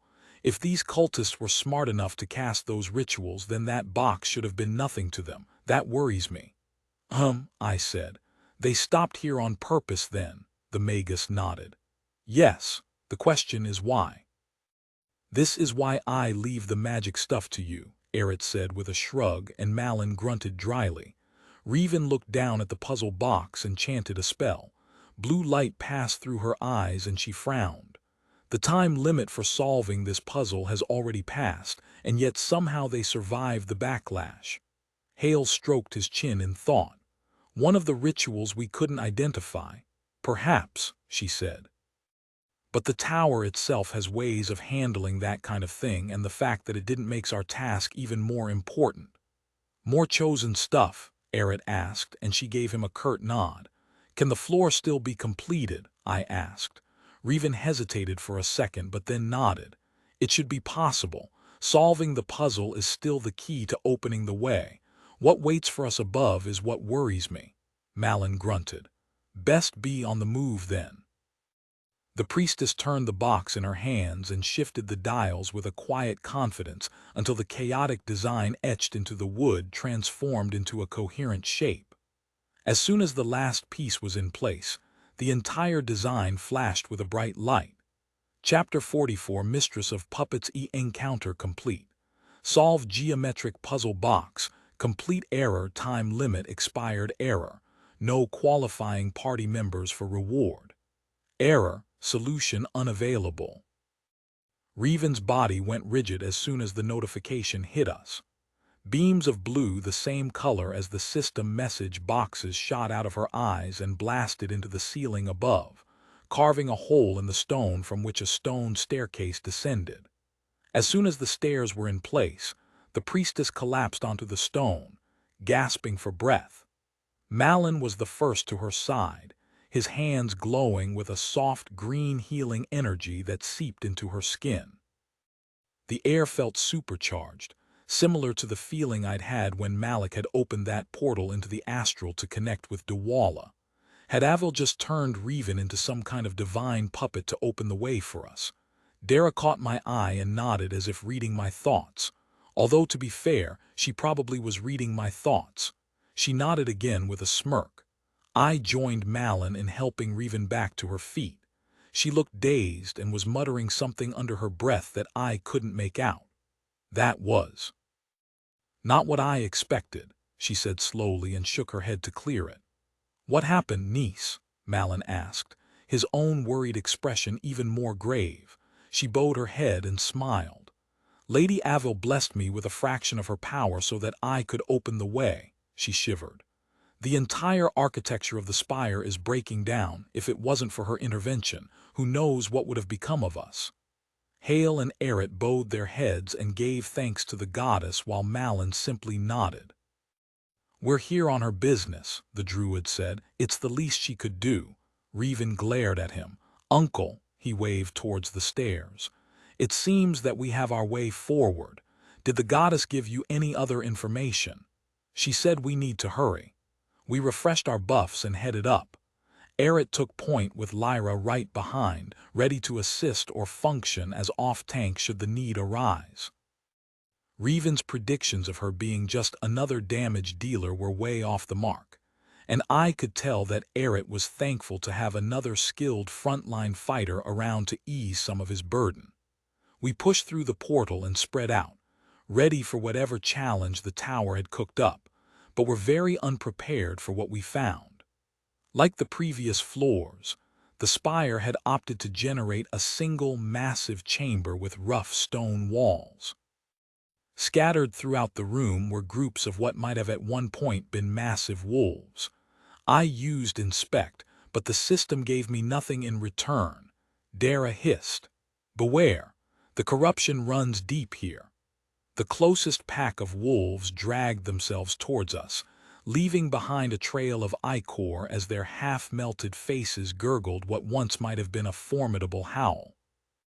It looked like someone had made a bad stop-motion animation inspired by The Walking Dead, Animal Edition, but had messed up the recipe for the binding agent. I almost felt sorry for the creatures as we blasted them apart from range, unanimously deciding that no one wanted to get close enough to the bubbling goo they were leaving behind to see what would happen if it came into contact with our flesh. Dara was acting strangely the entire time, unable to focus as she stood in the back ranks. "Are you okay?" I asked between flame darts. The question didn't seem to register, so I switched to our bond. "Dara, what's going on?" She shivered and looked up at me, a small bit of intelligence returning to her eyes. Her mouth opened to respond but couldn't seem to form the words. With horror, I watched one of her horns droop as if it were made of melting wax. "Holy shit!" I yelled and rushed over to her. I reached out and grabbed her shoulder, but my hand pushed into her flesh as if her entire body was melting. Lyra looked over and her eyes went wide. "What's happening to her?" "I don't know." Dismiss the spell Dara forced through the bond. "This place, it's too unstable. I can't maintain the connection." With a curse, I dismissed the spell and watched as Dara's avatar dissolved into mist. She reappeared hale and healthy in my mindscape and let out a sigh of relief. "That was horrible," she said, clinging to my mental self. "Things felt strange when we entered this floor, but it just got worse, and before I knew it, I couldn't move." Reven paused in her attacks on the remaining wolf things and looked over. "What happened?" she asked, bringing my attention back to the slaughter. I had to dismiss her. "This place is broken," and was breaking down her body. Hale looked over for a second after unleashing his latest attack. He paused. "There's something alien in this place. It's distorting my spells as well." "The entire tower feels wrong," Dara said. "Worse than the depths." Malin unleashed a bolt of lightning at the last pack of dissolving wolves, ending their existence in a single blow. Encounter complete. Defeat dire wolf simulacra X18. Complete current rewards available. Equals 4050 essence equals 2x dire wolf fangs equals 8x dire wolf hide equals 3x simulacra core equals 1 common skill spell scroll error. Insufficient essence to generate rewards. Collection option disabled. A spiral staircase leading to the next level appeared in the center of the room, but the chest that normally accompanied the path forwards was nowhere to be found. Revan looked shaken and was staring up at the portal above. It was more red than white. After a few seconds, her uncertain expression was replaced with one of resolve, and her shoulders relaxed as if a great weight had been lifted. She turned to face her normal companions and let out a long breath. "You have all been with me since I accepted Avil's calling. We've been through many trials together, both adventuring and politics." Malin snorted. "I prefer the adventuring." "Politics are far more dangerous," Eret said with a smile, and Hale nodded in agreement. Revan gestured to the portal above. "As I was saying, we've been through a lot together, but I will understand if you decide to bow out now." All three looked surprised at her statement. "What do you?" Hale started, but she cut him off. "Something beyond anything we've faced before lurks above, and secrets that are not mine to share may be revealed to you that could put your lives in even more danger, both political and physical, after today." Eret started, but a hard look silenced him. "Death is not the worst fate we might face," she said. "So if you wish to use your recall stones, I will not hold it against you, and promise to acquire replacements for you should I survive." Malin narrowed his feline eyes at her. "Do you truly think we would abandon you now, niece? Are we cowards then?" "What? Of course not, but this is my calling, not yours," he snorted. "Girl," he said and gestured towards the others, "even if we don't know all of the details of what is happening, we know enough about the void demons to know that this is everyone's problem, not just those directly chosen by the gods." Eret nodded. "Revan, you're not going to get rid of us that easily." "What he said," Hale added. "We're with you to the end." Lyra leaned against me and whispered, "Loyalty is a hell of a thing, huh? Easier to find without the whole warlock stigma, though," I said with a self-deprecating chuckle. "Maybe one day. Maybe they'll want to stick together," she said with a thoughtful expression. "Seems to be working well so far." She dropped her voice to barely a whisper. "Plus, the wicked warlock has an appointment with the poor, innocent princess to keep." She smacked me playfully on the ass, and I looked over at the elves to make sure no one heard. Malin gave me a sidelong look and raised a weathered eyebrow but didn't say anything. Revan finished her conversation with her party and looked my way. "You are ready to proceed?" she asked, and then looked to Lyra. "And you are still willing?" We both nodded and were met with a warm smile. "Good," the priestess said. "What is it the guild folk always say? To life, to death, and all the fun in between." Interlude, Let There Be Blood. Ig above. A cocoon of tendrils formed of blood shifted as the being inside struggled to regain her freedom. A small gap at the top of the cocoon revealed the opalescent skin of the tower warden, and one of her pupilless blue eyes that shone with desperation. Tendrils of blood extended from the cocoon to the sanctum walls like a macabre spider's web, pulsed as they broke down the barriers between the sanctum and the void, opening the way for the waiting demon to slip through. Small questing tentacles stretched out from the edges of the cocoon, stitching together like a master surgeon until all trace of the trapped warden disappeared. The entire tower shook as the cocoon contracted, beating like some sort of malformed heart. Bump, bump. Dark red energy surged along the bloody net and into the tower, and the sanctum began to crumble. Bump, bump. At the top of the spire, the statue dissolved into a river of blood that spilled over the tower walls, forming a waterfall of vidi that quickly stained the entire structure a deep crimson. Panic screams rang out as the elven military and adventurer camps scurried for cover as the liquid formed into a moat around the tower base and started to boil. Bump, bump. The entire tower shuddered as the sanctum floor dissolved into a rain of blood, dropping the cocoon into the active tower instance. Bump, bump. The bloody mass shifted and bulged as the creature within struggled to break free. Bump, bump. Talons pierced the cocoon and ripped free. Bump, the cocoon split open, revealing the blood-stained angelic features of the tower warden with a pair of burning crimson eyes that had no place on this world. Yes, the Bloodweaver hissed. It turned to meet its first victims as they arrived from the tower below. So it begins. Chapter 45 Futuo Vita Miti. First thing that registered as we passed through the portal was the complete sense of wrongness in the air. The walls of the tower extended upwards, but instead of a stone ceiling, there was only a massive hole as if something had melted through the stone, xenomorph style. The floor was littered with the broken stone and blood. So much blood.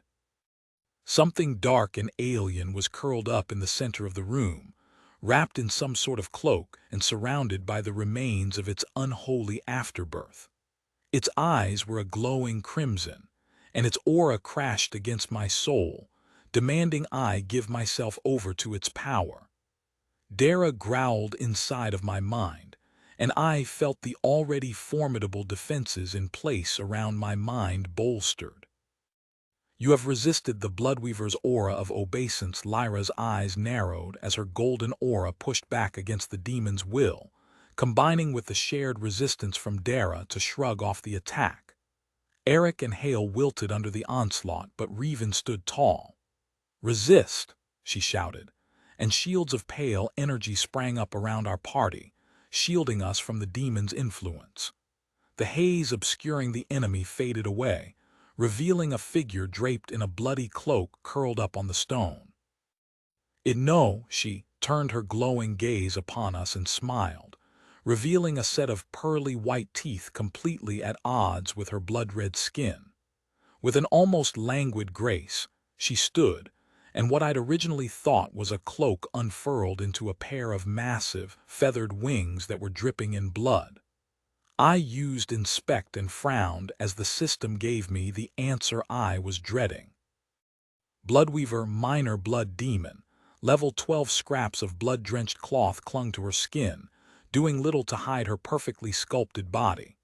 "Yes," she hissed and flared her wings. "Your bodies will do nicely to feed my children." Her hands flexed and blades that would make Edward Scissorhands develop an inferiority complex extended from her fingers. She waved her hand and the bloody mess on the floor started to bubble and form into hellspawn. "Rise, my children, and feast." I activated my ring, releasing the circle of replenishment I'd shoved into it before we charged up the stairs to bolster our side. Taking advantage of the influx of energy, Hale and Malin attacked the demon with their most powerful spells. A giant spear of force and a lightning bolt the size of a large tree blasted across the room. With an almost casual ease, the demon wrapped herself in her blood-drenched wings, using them like a shield to absorb the attack.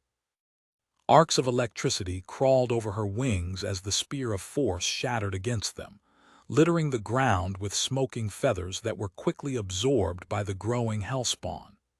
Eret charged in and slammed into the demon's flank, sending her skidding across the bloody floor. Taking advantage of her brief moment of confusion, he pressed the attack, hacking away at the wings she hastily raised between him and her more vulnerable bits. The air was full of blood and feathers like some kind of co-ed slumber party turned massacre. Lyra roared, using her Aya taunt to grab the hellspawn's attention and drag them away from the boss. A wide smile was plastered across her face, and her eyes were alive with the thrill of the fight as she gathered the blood monsters into a convenient blob perfect for burnination. The creatures were wild, mindless things that attacked her with no care for their own existence. Bloody fists crashed against her glowing aura, raising small puffs of smoke as the golden energy seared the unholy creatures. Bringing them around, she yelled and sprinted to the side, revealing the tightly packed groups flanked to the rest of the party. Hale glanced over and cast a spell, raising a wall of force around the hellspawn that held them in place. Not wanting to miss my cue, I used echo to keep my song of quickening ticking and cast Inferno, transforming the puddle of blood creatures into a smoking pile of ash. When I ended the spell, there were only a handful of the creatures remaining, and they didn't last very long at all once Lyra brought her glowing blade to bear. "Focus on the Bloodweaver, my love," Dara said, drawing my attention back to the main conflict. "She is much more dangerous than the spawn." I nodded and blasted the demon with a beam of balefire boosted with a small chunk of pure essence. The chromatic beam lanced across the room and into the demon, burning away the bloody flesh of the creature's face and shoulder to reveal something unexpected beneath.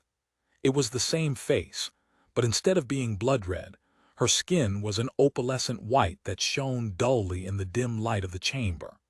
Her eyes were wide with fear as she met my eyes as she forced out a single word: "Run." A rush of black blood spilled out of her mouth, and the remains of the demon's skin rushed up to swallow her once again. Her eyes flared crimson as she turned my way. "Warlock," she hissed and leapt towards me, propelling herself with a flap of her ruined wings. A stone hand reached up out of the ground and caught her by the ankle, redirecting her momentum into an arc that ended at the floor. She slammed into the stone with a dull thud, and was subsequently struck by a massive bolt of lightning from the air above. The bolt slammed into her back, charring her flesh and filling the room with the scent of burning feathers. "What the hell was that inside it?" I yelled, looking to Revan for answers. Her face was a mask of horror as she beheld the creature. That was the warden." "Ah, fuck." The demon rose to her feet and spoke an incantation in a language that made me feel like something was burrowing into my brain. There was a feeling of warmth on my upper lip, and I tasted blood for a second before the world seemed to lurch around me. Dara's voice resonated through my head, but I couldn't make out the words as my consciousness shattered. I came to on the ground with Lyra and Eret standing over me with shields raised. I had no idea how long I'd been out, but it couldn't have been long considering the state of the battlefield. "Get up!" Lyra yelled as she caught another slash of the demon's claws on her shield. Dara's presence surged up inside me, and I felt my body filled with power. "I am going to eat that bitch," she growled. I shook off my confusion and scrambled back, trying to get my bearings after my brief detour into unconsciousness. Across the room, Revan was kneeling over Hale's prone form, chanting a spell that was quickly sealing the massive wound in his chest. On the other side of the room was something that I really wasn't expecting. Charging right at the demon's exposed back was a massive bear the size of a Volkswagen with Malin's golden eyes. With a savage roar, it reared up on its hind legs and slashed at the demon with its claws, shredding one side of her face and digging deep into her shoulder. Its second paw latched onto the demon's other shoulder and the bear lunged in, sinking its teeth into the muscle at the base of her wing. With a savage twist, Malin ripped the wing clean off and tossed it across the room.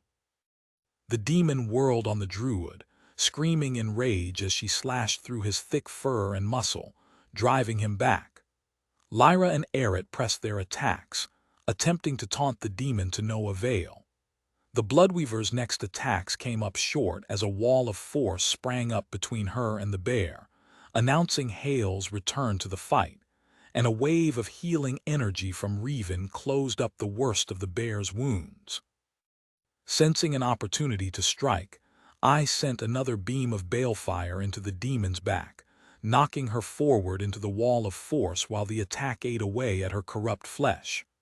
Once again the bloody corruption was burned away, revealing the frantic features of the tower warden. I cut off the beam.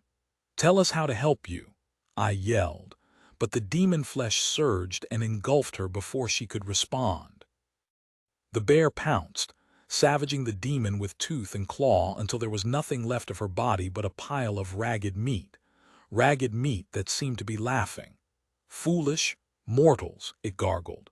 "This place is mine now." An explosion of chaotic energy erupted from the Bloodweaver's remains.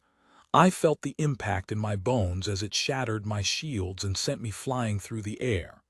I landed in a heap, slamming my ribs onto the neck of my guitar, which surprisingly survived the impact. Agony washed through me as I tried to stand. I could feel the sharp jabs of several cracked ribs making it hard to breathe, and any attempt to put weight on my leg was met with searing pain. Fighting against the blackness threatening to close in from the edges of my vision, I pulled out the biggest healing potion I had and chugged it. Warmth flowed into every part of my body, followed by several sharp pains as my broken and cracked bones snapped back into their proper place. In the center of the room, the demon was standing fully formed, towering over Eret with claws outstretched. A stream of crimson energy was flowing out of the knight's body and into the demon's open mouth, and she seemed to get stronger by the second. "No!" Revan screamed from across the room. Her left arm hung limp at her side and her hair and face were stained red with the blood of her wounds, but her expression was one of pure determination. A beam of pure white blasted out of her eyes and burned into the demon's chest, knocking her away from the prone knight. The white beams burned away the corrupted flesh in the same way my balefire had, revealing the opalescent flesh beneath. But while previously the body had seemed intact, now it was cracked and pitted as if exposed to acid. "Kill me," the warden pleaded before the demon's flesh could reform. Malin reared up behind the demon and bit down on the base of her neck. With a surge of strength, he lifted her into the air and shook her like a rag doll, spraying the room with blood and feathers. The demon reached up and slashed her talons across the bear's face, slicing open one of his eyes. With a roar of pain, he tossed the demon to the side and lurched away, pawing at his ruined face with a bloodied paw. A hand of stone caught the demon in midair, crushing one arm to her side and snapping her wing as it squeezed. "Kill it." Hale growled through gritted teeth as he focused on holding the creature still. The Bloodweaver laughed as a pulse of light shot down from high above and shattered the stone prison. Almost immediately, her body started to heal. Bones reformed, muscle and skin were replenished, and her wing even grew back and sprouted new feathers dripping with blood. I looked up and saw the source of the light, a glowing crystal set into the ceiling high above. I wasn't quite sure what it was, but I had my suspicions. "Goddess, no!" Revan cried out. "It's corrupted the core." "Your goddess has no power here, mortal," the demon said, and charged the priestess with claws extended. Revan's eyes hardened and her hands flashed through the gestures of a spell, but before she could finish, there was a flash of light and Eret appeared in her place. He caught the demon's charge on his raised shield and folded as her supernatural strength slammed him away like a rag doll. When he landed, he was unmoving. The priestess screamed in rage and blasted the demon with another blast of white light, burning away a chunk of her corrupted flesh. The damage was undone in seconds, as a previously invisible tether, connecting the demon to the glowing gem up above, solidified in our view. The entire party unleashed their strongest attacks on the demon, hoping to overcome whatever benefits it was getting from the core. Lightning, force blasts, and balefire converged on her unholy form, burning away the top half of her body. The combined attack scraped the bloody layer that was the Bloodweaver away from her victim's body and splattered it all over the wall. The freed warden took a step forward but collapsed as her legs crumbled under her weight. She reached out towards us as she fell forward, eyes pleading for salvation. Her body hit the stone floor and shattered, sending her head rolling to a stop at my feet. Its eyes blinked open and it looked up at me. "Help me!" I reached down and picked up the head, completely freaked out by the situation but convinced we had to keep it away from the demon. "Destroy the core," she whispered, "or we are all doomed." A notification popped into my view. "Tower Warden Iglisale has granted you full rights to the tower core of the Argent Spire." "What the fuck?" Her tortured expression softened as the last light faded from her eyes and her head crumbled in my hands. Revan reached my side and sobbed when she saw the opal dust trickling between my fingers. "What did you do?" she asked, horrified. "I didn't do anything," I said. "She told me to destroy the core and then gave me full access." "What?" she asked, the horror in her gaze transforming into surprise. A wave of blood and gore washed over me as the demon attacked. Without the warden's body to give it shape, the demon had reverted to its natural form, that of an amorphous blob of blood and viscera. My skin started to burn as the demon attempted to penetrate my flesh with a million tendrils of blood. Dara fought her from within. With a growl, I activated Manifest Bond and hardened my body against the attack.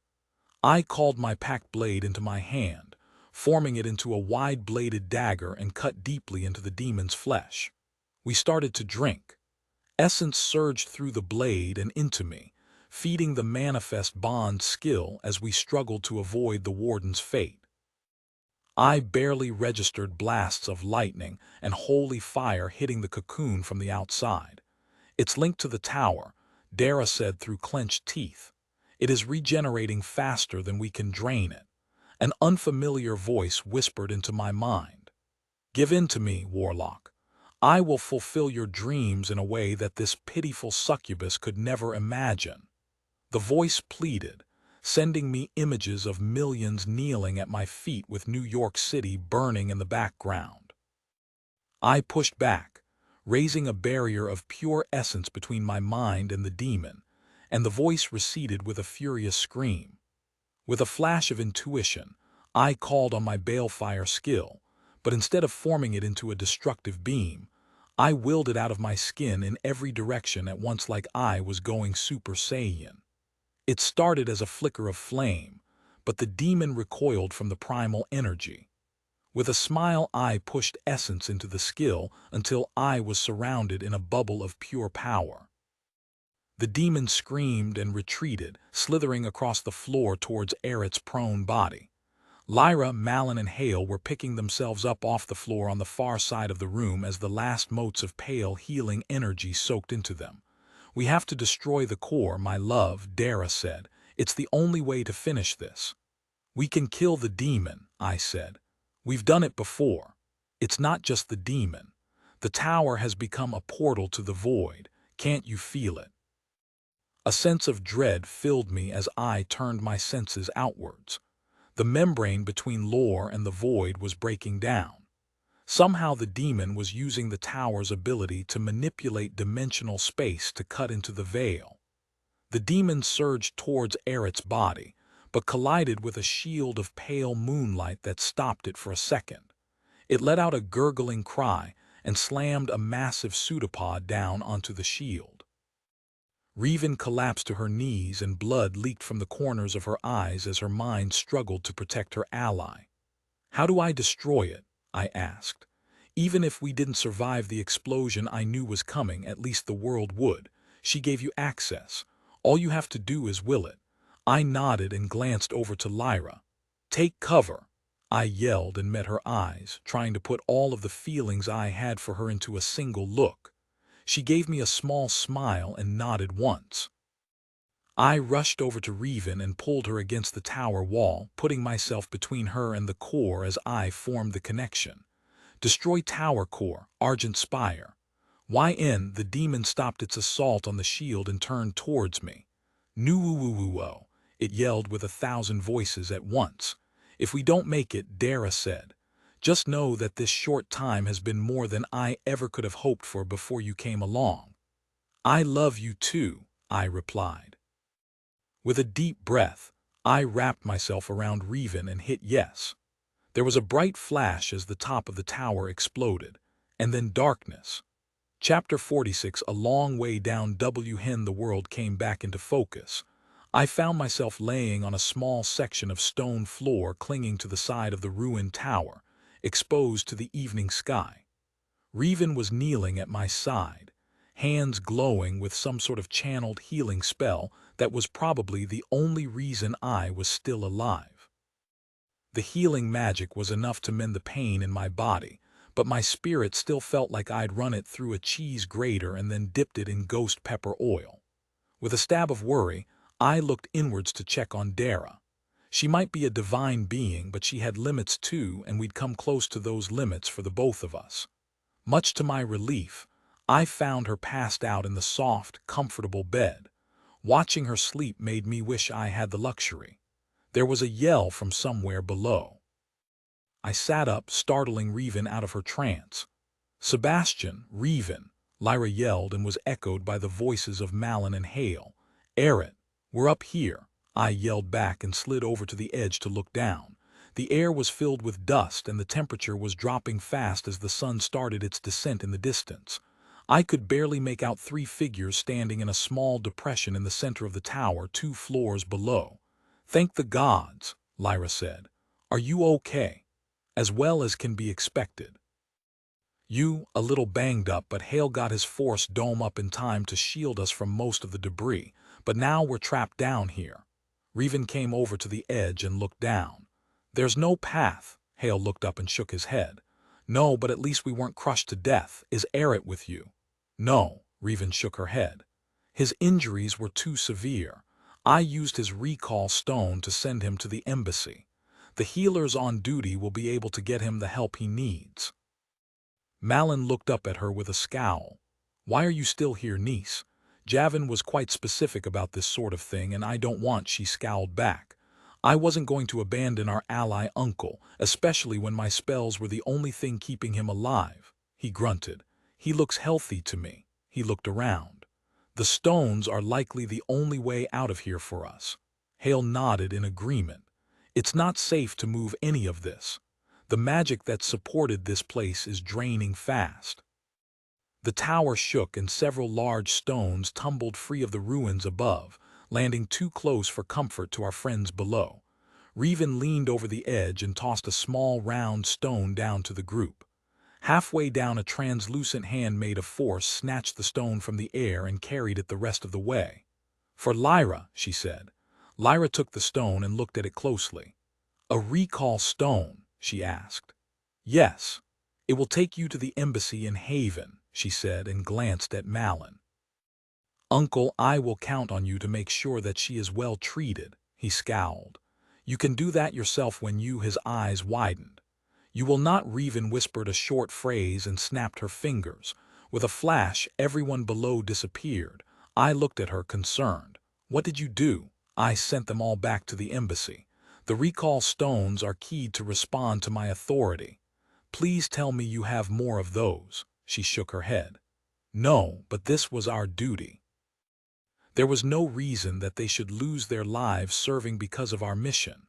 The tower shook again, and more of the structure above collapsed.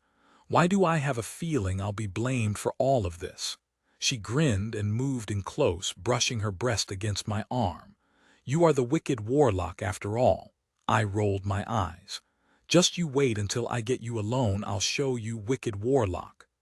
"It's a date," she said, and moved away, looking down at the outside wall. "I think we can climb down this way if we are careful." There was another rumble as the tower shifted and more stone broke free of the upper floors. With a resounding crash, the stone landed in the hole where the party had been sheltering and smashed through the floor.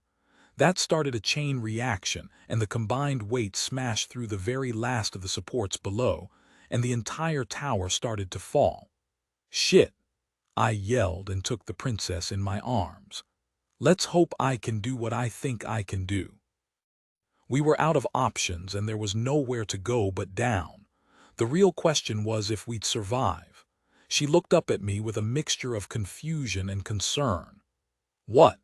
Thanking the system for my added strength, I ran to the outside edge of the ledge and leapt into the evening air. Revan's scream was drowned out by the sound of the wind whipping past, and she clung to me in a panic. Praying to any gods that were listening that I hadn't misjudged the extent of my skills, I activated Manifest Bond and shoved as much essence into it as I could, focusing on manifesting my own version of Dara's bat-like wings. The essence flowed through my body, fueling the metamorphosis. Twin lines of pain burned down my shoulder blades as the changes took hold, and a pair of massive wings burst through my armor and spread across the sky. Instinct took hold as I shifted to catch the updraft from the collapsing tower, slowing our descent hundreds of feet above the encampment below. Revan clung to me as I banked in a wide circle, slowing our momentum as I got a hang on the whole flying thing. Well, it wasn't really flying so much as gliding, but I'd be lying if I said it wasn't fun. My reserves were running low, so I broke into a dive, aiming to land well clear of the danger zone. Dust was everywhere, making it hard to see anything that was going on, but I managed to reach my target just as my essence pool reached critical levels. As soon as my feet touched the ground, I put Revan down and canceled the skill. A wave of fatigue hit me like a ton of bricks, and I fell to my knees just as Captain Snowlock strode out of the dust with a squad of elven soldiers at his side. "Kava, thank the goddess you survived," he yelled, sending a pair of soldiers forward with bandages and potions. She raised a hand. "I am well, Captain." Her eyes seemed to focus on the ragged state of his armor and the makeshift bandages on the soldiers behind him. "What happened out here?" "Demons, Kava," he said with a shudder. "One minute we were turning away the latest guild emissary who just wanted to take a peek inside the tower, and the next it was raining blood." One of the soldiers looked up. "It was everywhere, Kava. The tower transformed into a waterfall of blood, and then they came." "Holy hell," I said. Snowlock nodded. "Hell, yes. We barely got clear of the blood before it settled into a pool around the base of the tower, and then the demons came." Hellspawn, a female elf near the back, whispered in a frightened voice. Inspect identified them as blood-quenched hellspawn. "They crawled out of the blood and hit us before we knew what was happening. We lost too many in the initial rush, but discipline was quickly restored and we were able to rally. We joined forces with the guild, and between us were able to hold them back," the captain said. "We lost half of our number, and at last count the guild had lost more than a dozen themselves." "But you were victorious," Revan said with a supportive look. "That is no small thing." The captain shook his head and gestured towards the heap of broken stone where the tower had once stood. "If you consider that a victory." He looked up at Revan with weariness in his eyes. "I don't know what you did in the tower, but I fear that if you'd taken any longer we would all be dead." I raised an eyebrow. "What do you mean?" He glanced my way and then looked back at the princess. "The hellspawn were unending. For every demon we destroyed, another two crawled out of the pool. We were about to be overrun, and then the tower exploded." The elves behind him all bowed their heads and whispered a prayer to their gods. The spire split like a tree struck by lightning, and the waterfall, the blood, the demons, it all stopped. The hellspawn lost all semblance of coordination, and we were able to finish them off. Revan bowed her head and whispered a prayer, sending a ring of healing energy through the clearing, sealing the wounds of the ragged elves and the adventurers' guild group that was just arriving. "You," the leader yelled and pointed his sword at me. "What?" I said and took a step back. The adventurers fanned out in a semicircle behind him with weapons drawn. Revan stepped in front of me and glared at the adventurers. "What is the meaning of this?" The elven soldiers drew their own weapons and lined up with their princess. The crowd split, allowing Guildmaster Keplan through. He spat into the dirt and then looked at her with disdain. "Move aside, elf.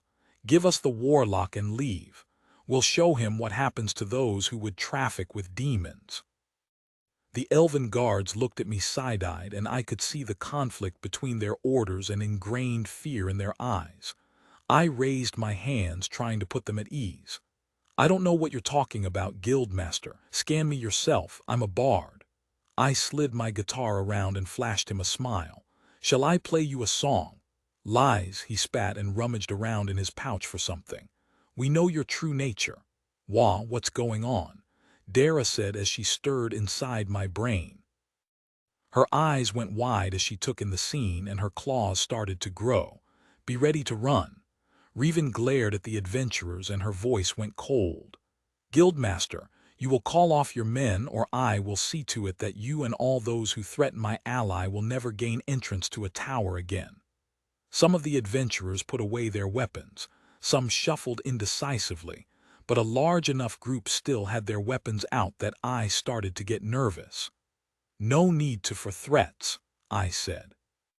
I'm sure there's been some sort of misunderstanding. One of the still-armed adventurers growled and pointed at me.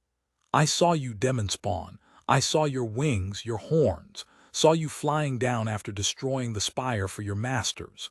The elves looked towards me with uncertainty in their eyes. Reven leaned in.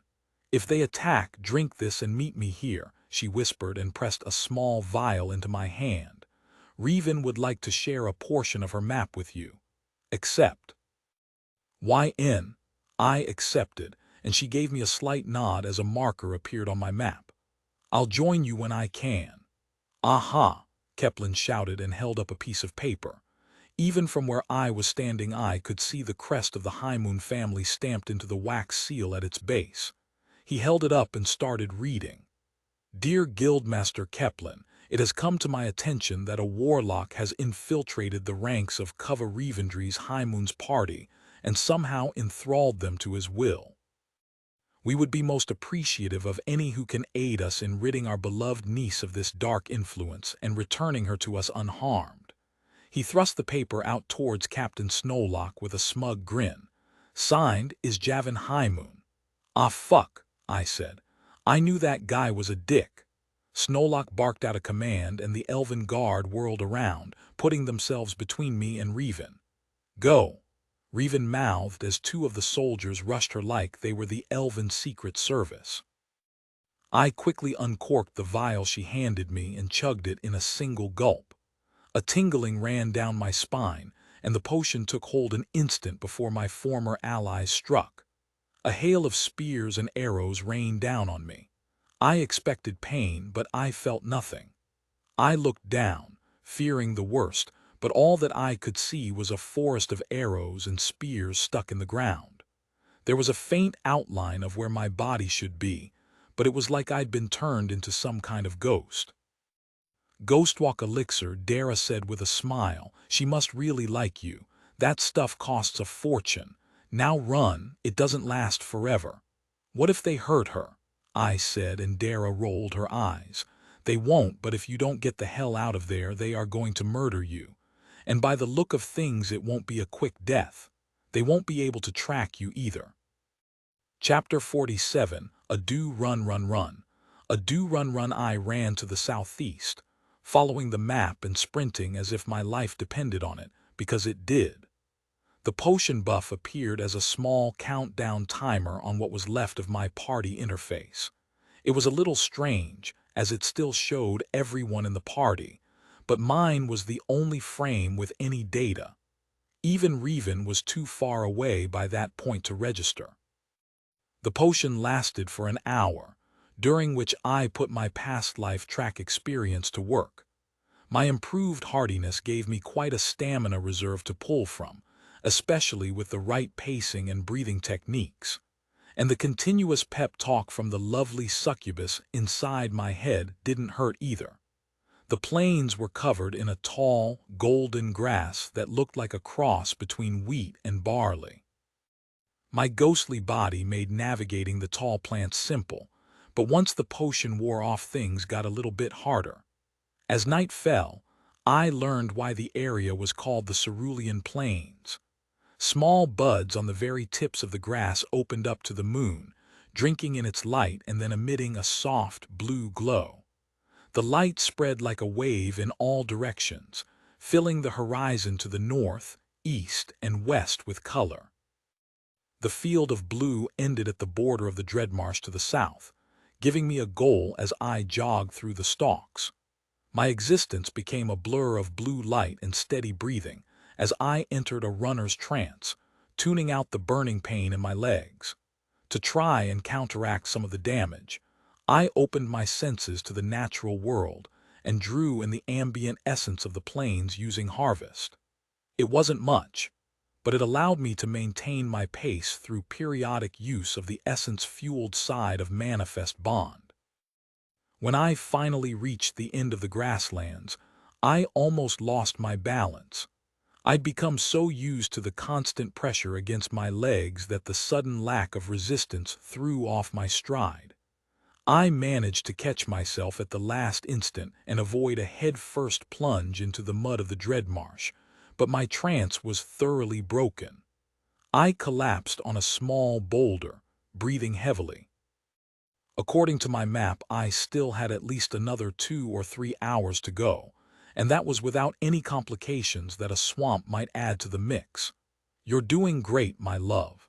I'd be surprised if anyone from the spire could have kept up with your pace, even if they knew you'd come this way." I hung my head between my legs and breathed slowly for a minute or two, gathering enough energy to get back to my feet. Staying still was an invitation for cramps, and I couldn't afford that. I put my hands behind my head and breathed slow, deep breaths as I walked in a small circle, very thankful that I'd taken the time to strip off my armor once the potion had given out. Running through grass was one thing. Running through grass while wearing leather pants was another level of hell that I had no interest in experiencing. With my increased hardiness, I was able to continue after a 10-minute rest. There were numerous notifications waiting for my acknowledgement, but I didn't want to take that chance that one of them might be enough to knock me on my ass and somehow hinder my escape. I knew there was a quest completion notification in there, although I wasn't sure if it was a success or failure. It would depend on if the system considered destroying the Argent Spire to count as cleansing it. The Dreadmarsh was an accurate name for the place. Every step was a slog through the mud, and after the third time, a massive fly took a bite out of me. I changed my mind about the armor and found a dry spot to get dressed. The path marked out on my map was quite detailed once I reached the marsh, and I was pretty sure that deviating from the marked route would probably end in disaster. So I stuck to it, using every bit of stealth I'd learned both in the dungeons and in my former life sneaking out after curfew, to move through the muck without attracting any attention. It was midnight by the time I reached my destination, which turned out to be a hidden basement dug below the roots of a massive, petrified tree about a mile from the northern edge of the marsh. The entrance was cleverly hidden, but luckily for me, whatever map info Reven had shared included its location and the means to open it. The inside was actually pretty cozy. Hell, it was bigger than my room on the skyship had been. It even had a small shower. The sight of the bed nestled into the corner called to me, but I knew I had a lot to do before I could truly rest. I locked the door, peeled myself out of my sweat-laden clothing, and washed off all the accumulated filth of the last 24 hours. Once that was done, I stuffed myself with some basic rations and laid down to finally review all the notifications that had been building up. It was going to be a rough one. I closed my eyes and concentrated on my connection to the system and got to work. The system had mercy on me and consolidated all of the essence expenditures and gains into a single summary message that showed my final pool of 234 essence. My surprise led me to another interesting feature about the system. When I actively wondered what the hell I'd spend all that essence on, it showed me. It kept a log. I should have realized where all the essence had gone. Apparently fighting off a demon hell bent on making you her meat puppet while going full Super Saiyan with a balefire bodysuit was pretty expensive. And then there was the learning to fly, and then running for miles fueled only by sheer determination to not be murdered, and essence. Lots of it. I blinked away the log and then focused on the remaining notifications, willing those not associated with quests or advancement to the top of the pile. The big ones I would save for last. The system complied, and one by one I read through them, learning the names of the various abilities the demon had tried to use to murder me. Words of blood, bloody eruption, bloody possession, etc. The list of abilities sent shivers of revulsion down my spine. Who came up with these names? Couldn't the lords of hell or whatever hire a poet or something to give them some flair? I mean, I got it. She was a blood demon, but still. The next group of notifications was for skill upgrades. Balefire skill has increased to rank 7 and 8. Manifest Bond skill has increased to rank 7 and 8. Wilderness Survival skill has increased to rank 2, 3, 4, and 5. Plus 4210 Harvesting XP. 20,400 Congratulations. You have reached rank 52, 53, and 54 in harvesting. The skill increases were from use and reflected my current ability with the skills, so there was no sudden rush of information, just pride as I watched the numbers climb. And then there was one notification left. The quest update. With fingers crossed and hope that the system recognized that the tower had to be destroyed, I opened it up. Quest complete. The Argent Spire criteria. Equals meet Kava High Moon at the Elven Embassy in Northshield by the 12th day of 8th Moon Heavy checkmark. Equals join a party with the Kava High Moon Heavy checkmark. Equals determine if the tower has been corrupted by demons heavy checkmark.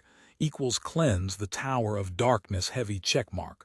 A large sack appeared on my lap as the notification continued to scroll. Congratulations! You have gained access to a tower core. You have been granted the trait, Architect. Creation skills and abilities will require less resources and be more potent than the standard versions. I felt the new trait settle into my spirit, and then smiled as my eyes started to close. I briefly debated absorbing the quest reward and queuing up some upgrades, but I didn't want to be incapacitated in case anyone was on my trail. Dara was already asleep in my mindscape, which pushed me even closer to unconsciousness. I barely had the wherewithal to slide the loot sack into my dimensional bag before sleep rose up to claim me. Chapter 48. A midnight snack. A bright flash of light woke me out of a dead sleep, and I leapt out of the bed and reached for my rapier, tangling myself in the covers and falling face first onto the stone floor. It must have been quite a sight, because the next thing I heard was Reven's song-like laughter. I pulled the blanket off my head and looked up, finding her standing there dressed in the same outfit she'd worn for her previous midnight visit. She smiled coyly. "Oh no, did I wake you?" she asked, and then put both of her hands on the footboard and leaned forward. "I guess you'll just have to punish me." I blinked away the last vestiges of sleep as my blood started to stir. I pulled myself to my feet and took a long look at the gorgeous elven woman. Her pure white hair hung loose around her shoulder, cascading down her back.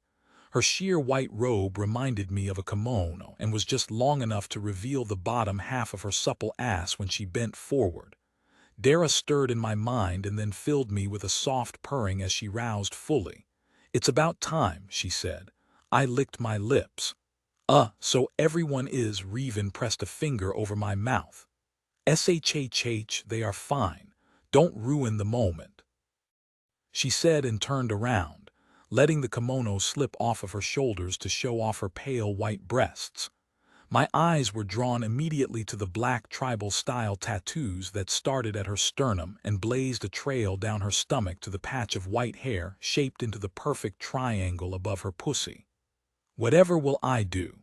The evil warlock has me at his mercy. I should escape," she said in a playful voice, and then ran towards the door, losing the robe in the process. "In for a penny, in for a pound," I thought, and cast shackle, catching her halfway to the exit. "You thought you could escape me," I said in my best villain voice. "A little help here?" I asked Dara, and she laughed. "She wants you to take control," she said. "So take control." I'd never had any personal experience with this kind of thing, but I was an 18-year-old American male, and the internet was real, so I had some exposure to the possibilities.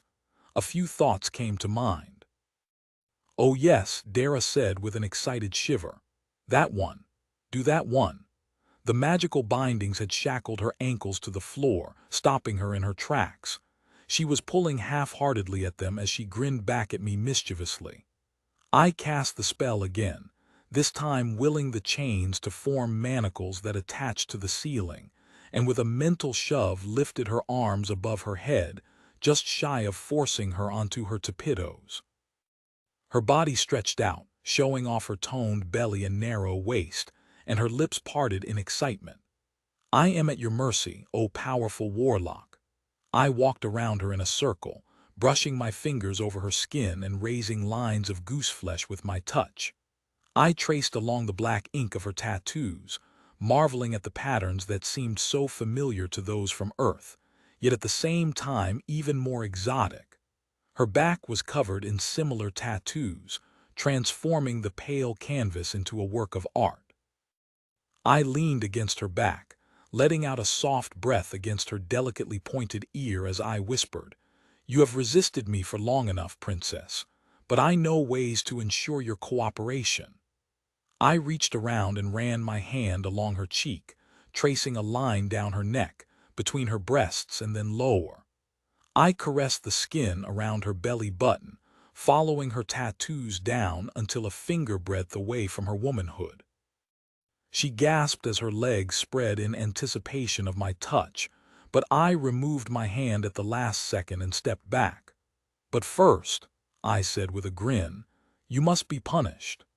I pulled back my hand and spanked her left butt cheek with just enough force to sting.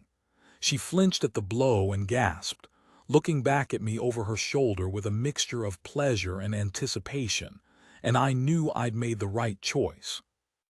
The red handprint on her pale flesh faded, so I gave her another solid thwack, earning a low moan. "Please," she said. "What have I done to deserve this?" she asked, and I spanked her again, this time a bit harder. "Yes," Dara moaned inside my mind, curled up under the covers of my bed as she spread her senses through me and soaked in the sexual energy building in the room. Revan moaned and hung her head as she sagged against the chains, gazing back at me through her tousled hair. "What do you want of me, O mighty warlock?" I circled around to her front, grabbing her chin in my hand and raising her head until I could look right into her eyes. "You will obey," I said, and tilted her head to the side to expose the pale expanse of her neck. I leaned in and bit her gently below the ear. She moaned softly and I pulled back a bit and whispered, "You will not make a sound until I tell you to," I said. "Yes, Maz," I spanked her hard, transforming her answer to a gasp as her hands clenched at the chains in a mix of pleasure and pain. "I said not to make a sound," I repeated. "Is that understood?" She nodded. "Good," I said and bit her neck again, gently. She shivered and pulled against the chains, but not a whimper escaped her lips as I stepped back and ran my hand down her shoulder and traced the circumference of her firm breast. Her nipples were a slightly darker shade of white and stood tall under my brief touch, but I passed them by and continued to explore. She shivered again as my hand moved over her belly, and then down to her inner thigh, pushing her legs slightly apart to expose her lips to the air. I was surprised to find her thighs wet from her excitement, but that just encouraged me to continue. I knelt in front of her and looked up, finding her gazing down at me with a hunger burning in her bright blue eyes. "Perhaps this will convince you to obey," I said and leaned in, running my tongue up her thigh to just below her pussy. She shivered and let out a soft squeak that I decided to let slide as I marveled in her taste. She tasted like sweet honey, like honeysuckle. It was intoxicating and I almost ruined the build-up by diving in for another helping. Instead, I stood up and looked her in the eyes. "Are you ready to submit, Princess?" I asked, and a small smile danced at the edges of her lips as she shook her head firmly in the negative. "Well then," I said and moved around behind her, "we'll have to convince you." I spanked her several times, making sure to rotate sides until she sagged against the chains, gasping. I grabbed her by the hair and pulled her head up, pressing myself against her back as I whispered into her ear. "Have you changed your mind?" I asked, and she looked at me with pure defiance and shook her head again. "The ears," Dara said between moans. "Elven ears are very sensitive," she said. I smiled and leaned in, taking her earlobe between my teeth. With my other hand I caressed down her ear, and her entire body was covered in goosebumps as she let out a low moan. "Okay, okay," she said with another shiver. "I will do whatever you want." I pulled back and looked her in the eyes. "Good." I dismissed the chains and pointed to the small table near the center of the room. "Go put your hands on the table and wait." She gave me a small smile and obeyed, putting her hands flat against the table as she leaned over with legs spread to expose her dripping pussy. I stripped off my clothes and she smiled as she caught sight of my fully erect cock. "It's true what they say of human men, then," she said with a smile. I moved over, pressing myself against her back, and ran my hands down her arms. "You are not allowed to orgasm until I give permission," I said. "Yes, master," she said with an excited shiver as she pressed her ass back against me. I stepped away, sliding my head along her dripping slit, and then slowly pushed. She was tighter than any woman I'd ever been with, and as I slid deep into her, I was afraid I might be a little too much for her. I stopped for a second, but she reached back and grabbed me, pushing against me as she moaned out, "All of it. I want it all." It took a few thrusts, but I gave her what she wanted.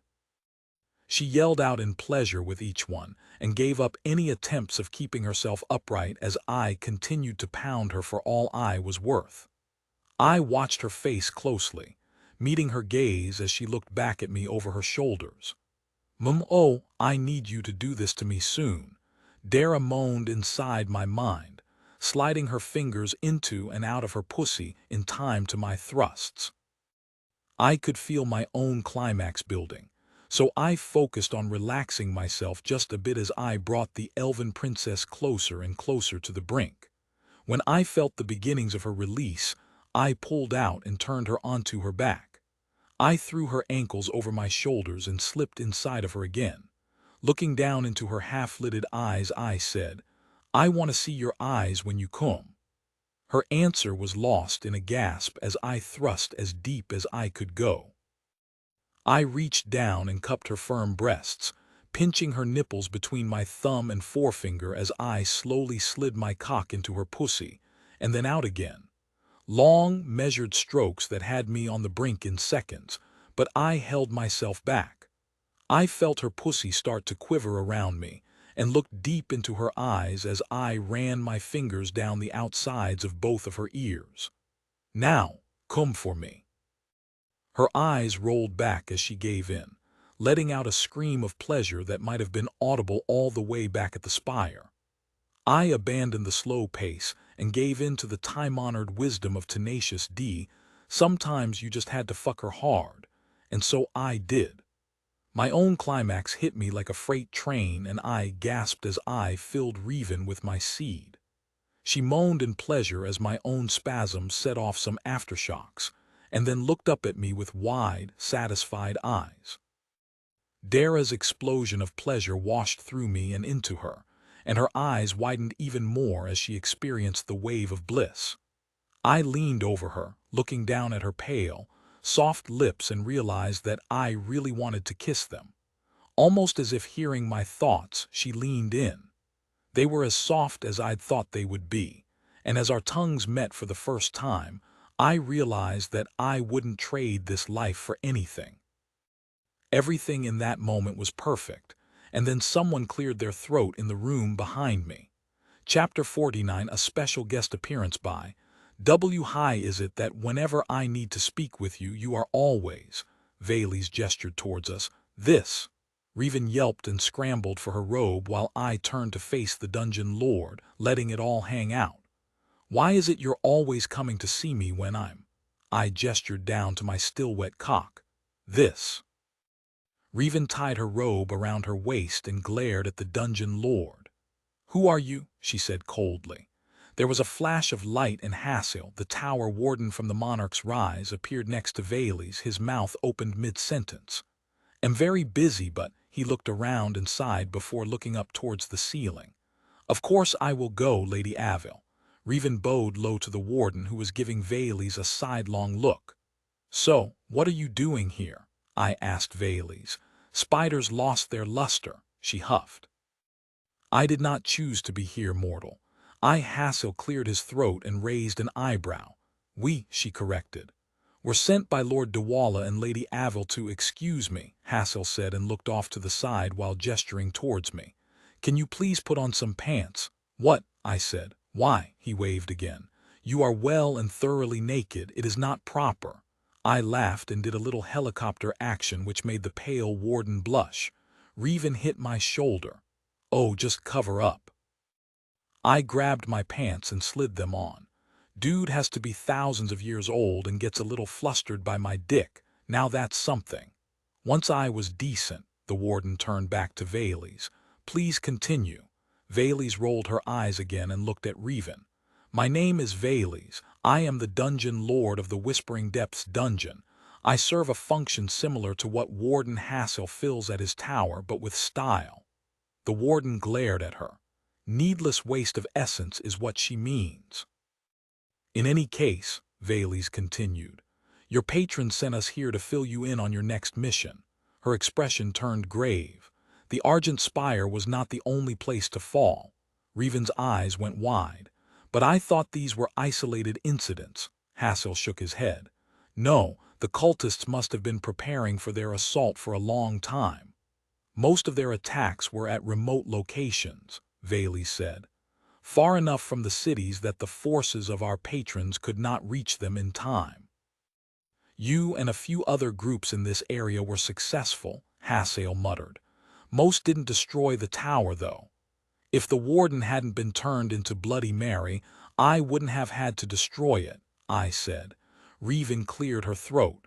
What is the mission? Valles closed her eyes and a notification popped into my view. Ongoing quest received. This is war. The minions of the Lords of Hell have pierced the veil and created several incursion points from which they are staging attacks, attacking anyone who comes near and harvesting their souls to widen the breach. You have been charged with assisting in the war effort to drive them back. Criteria: equals cleanse or destroy corrupted dungeons equals cleanse or destroy corrupted towers equals cleanse or destroy corrupted glades. Reward equals 10,000 essence and a class-appropriate spell or scroll for each, collected upon completion of the instance. Equals the world isn't plunged into the void and your soul doesn't become food for one of the Lords of Hell. I finished reading the quest and just stood there silent. A bit dark at the end there, no? I asked. Valles frowned. It is a serious matter, Master Crow. The system reflects that. Most think of it as an alien, uncaring thing, but without souls to make use of it, what point would it have? Revan nodded. How can we start? Hassel gave her an approving look. Yuba's champion has called a clan moot at the heart of the Dreadmarsh. My lady assures me that they will join us in driving the demons off, but would like you to be her representative at the moot. Her eyes widened. Will they allow us passage? Valles nodded. Yes, arrangements have been made, she frowned. Lord Dewala had intended to use Master Crow for a similar function in Tully Falls and Haven, but your uncle's machinations have made that difficult. Revan scowled, her mask of composure slipping at the reminder. He will be dealt with harshly. Good, the dungeon lord said. If you are feeling truly vengeful, send him to the Whispering Depths and I will be happy to make him regret his life choices. Or give him to me, Dara hissed. Valles looked at me and the barest hint of approval entered her voice. You have done well so far, Warlock. Keep it up. High praise from her, Dara commented as she preened. Hassel gave Revan a slight nod, but her smile told me that small gesture meant the world to her. Thank you, Warden Hassel. There was another flash of light and they were gone. I looked over to Revan and shrugged. Guess we've got a trip ahead of us. She nodded, looking around the room with a bit of a manic look. We need to get ready. The others will be on the next skyship to North Shield. Everyone was able to avoid the evil uncle. He's not evil, just stupid and ambitious. He thinks way more of my station than I do, or I should say, his own station in relation to mine. But it seems like he got the idea in his head that if I were somehow discredited, his own station would be improved. So what happened? Malin beat him until he pissed himself. I snorted. What? You saw what he can do when properly motivated. Malin is old enough that he doesn't tolerate a whole lot of nonsense. I would pay good essence to watch that. Good for him, I said, and started straightening up the mess we'd made on the table. I felt her hand on my shoulder and turned to face her. She reached down and tugged on the front of my pants. We have until morning, and then it may be quite a while until we have time alone again. She smiled suggestively. What do you say we take advantage? I like her. Her hand slid down the front of my pants and found my cock, already in the process of rising to the occasion. I leaned in and kissed her. I think I can handle that. She pulled back and gave me a soft smile. I've had enough innocent priestess, naughty warlock for one night. How about just a woman who needs to feel normal for a few hours? I picked her up and carried her to bed. Ah, Reven, you're anything but normal, I said, and kissed her again, and we sank into the mattress entwined. Sleep came much, much later. Epilogue T. He view through the one-way observation portal showed the smoking remains of the Argent Spire before winking out. Two beings stood in the darkness, both with concerned expressions on their faces. The first, a massive red-skinned man clad in dark armor, spoke first. How could we be so blind? His large, bat-like wings shifted uneasily as his hands clenched and unclenched at his sides. There is no way we could have foreseen this, the second replied. She was dressed in form-fitting silver armor that extended to cover the large, avian wings sprouting from her back. They turned our own weapons against us, transformed the tools we have depended on for so long into keys to their prison. Dawala sighed. They shouldn't have been able to access this. Our children should not be susceptible to their possession. Something has changed the rules. A third being walked out of the darkness. Compared to her, the two gods looked tiny, but that was only a matter of perspective. Your children were weak. The lords of hell feast on the weak, she said dryly, and cracked the knuckles on her green-skinned hands. Dawala growled. And that corrupted giant that attacked my chosen on his first adventure. I guess that Glade Keeper was weak as well. Yuba snorted and flashed a wide smile that showed off her massive tusks. He was, and now he's worm food. The next one'll do better or die trying. Are you here to gloat or to finally help? Avil asked as she rubbed the bridge of her nose. You think I've been idle, Yuba said, and then barked out a laugh. The drums call my children to war as we speak. Thousands march in my name. Thank you, Dawala said. Your children will allow our chosen passage, the goddess of strength grinned. They can attend the moot. After that, it'll be up to them to earn their place. With that, she turned and walked away, pausing for a second at the edge of the darkness. By the way, Hefemel and Samas have called a council. I think you two may have some explaining to do. Dawala and Avil shared a look and then disappeared. The end of Book 2.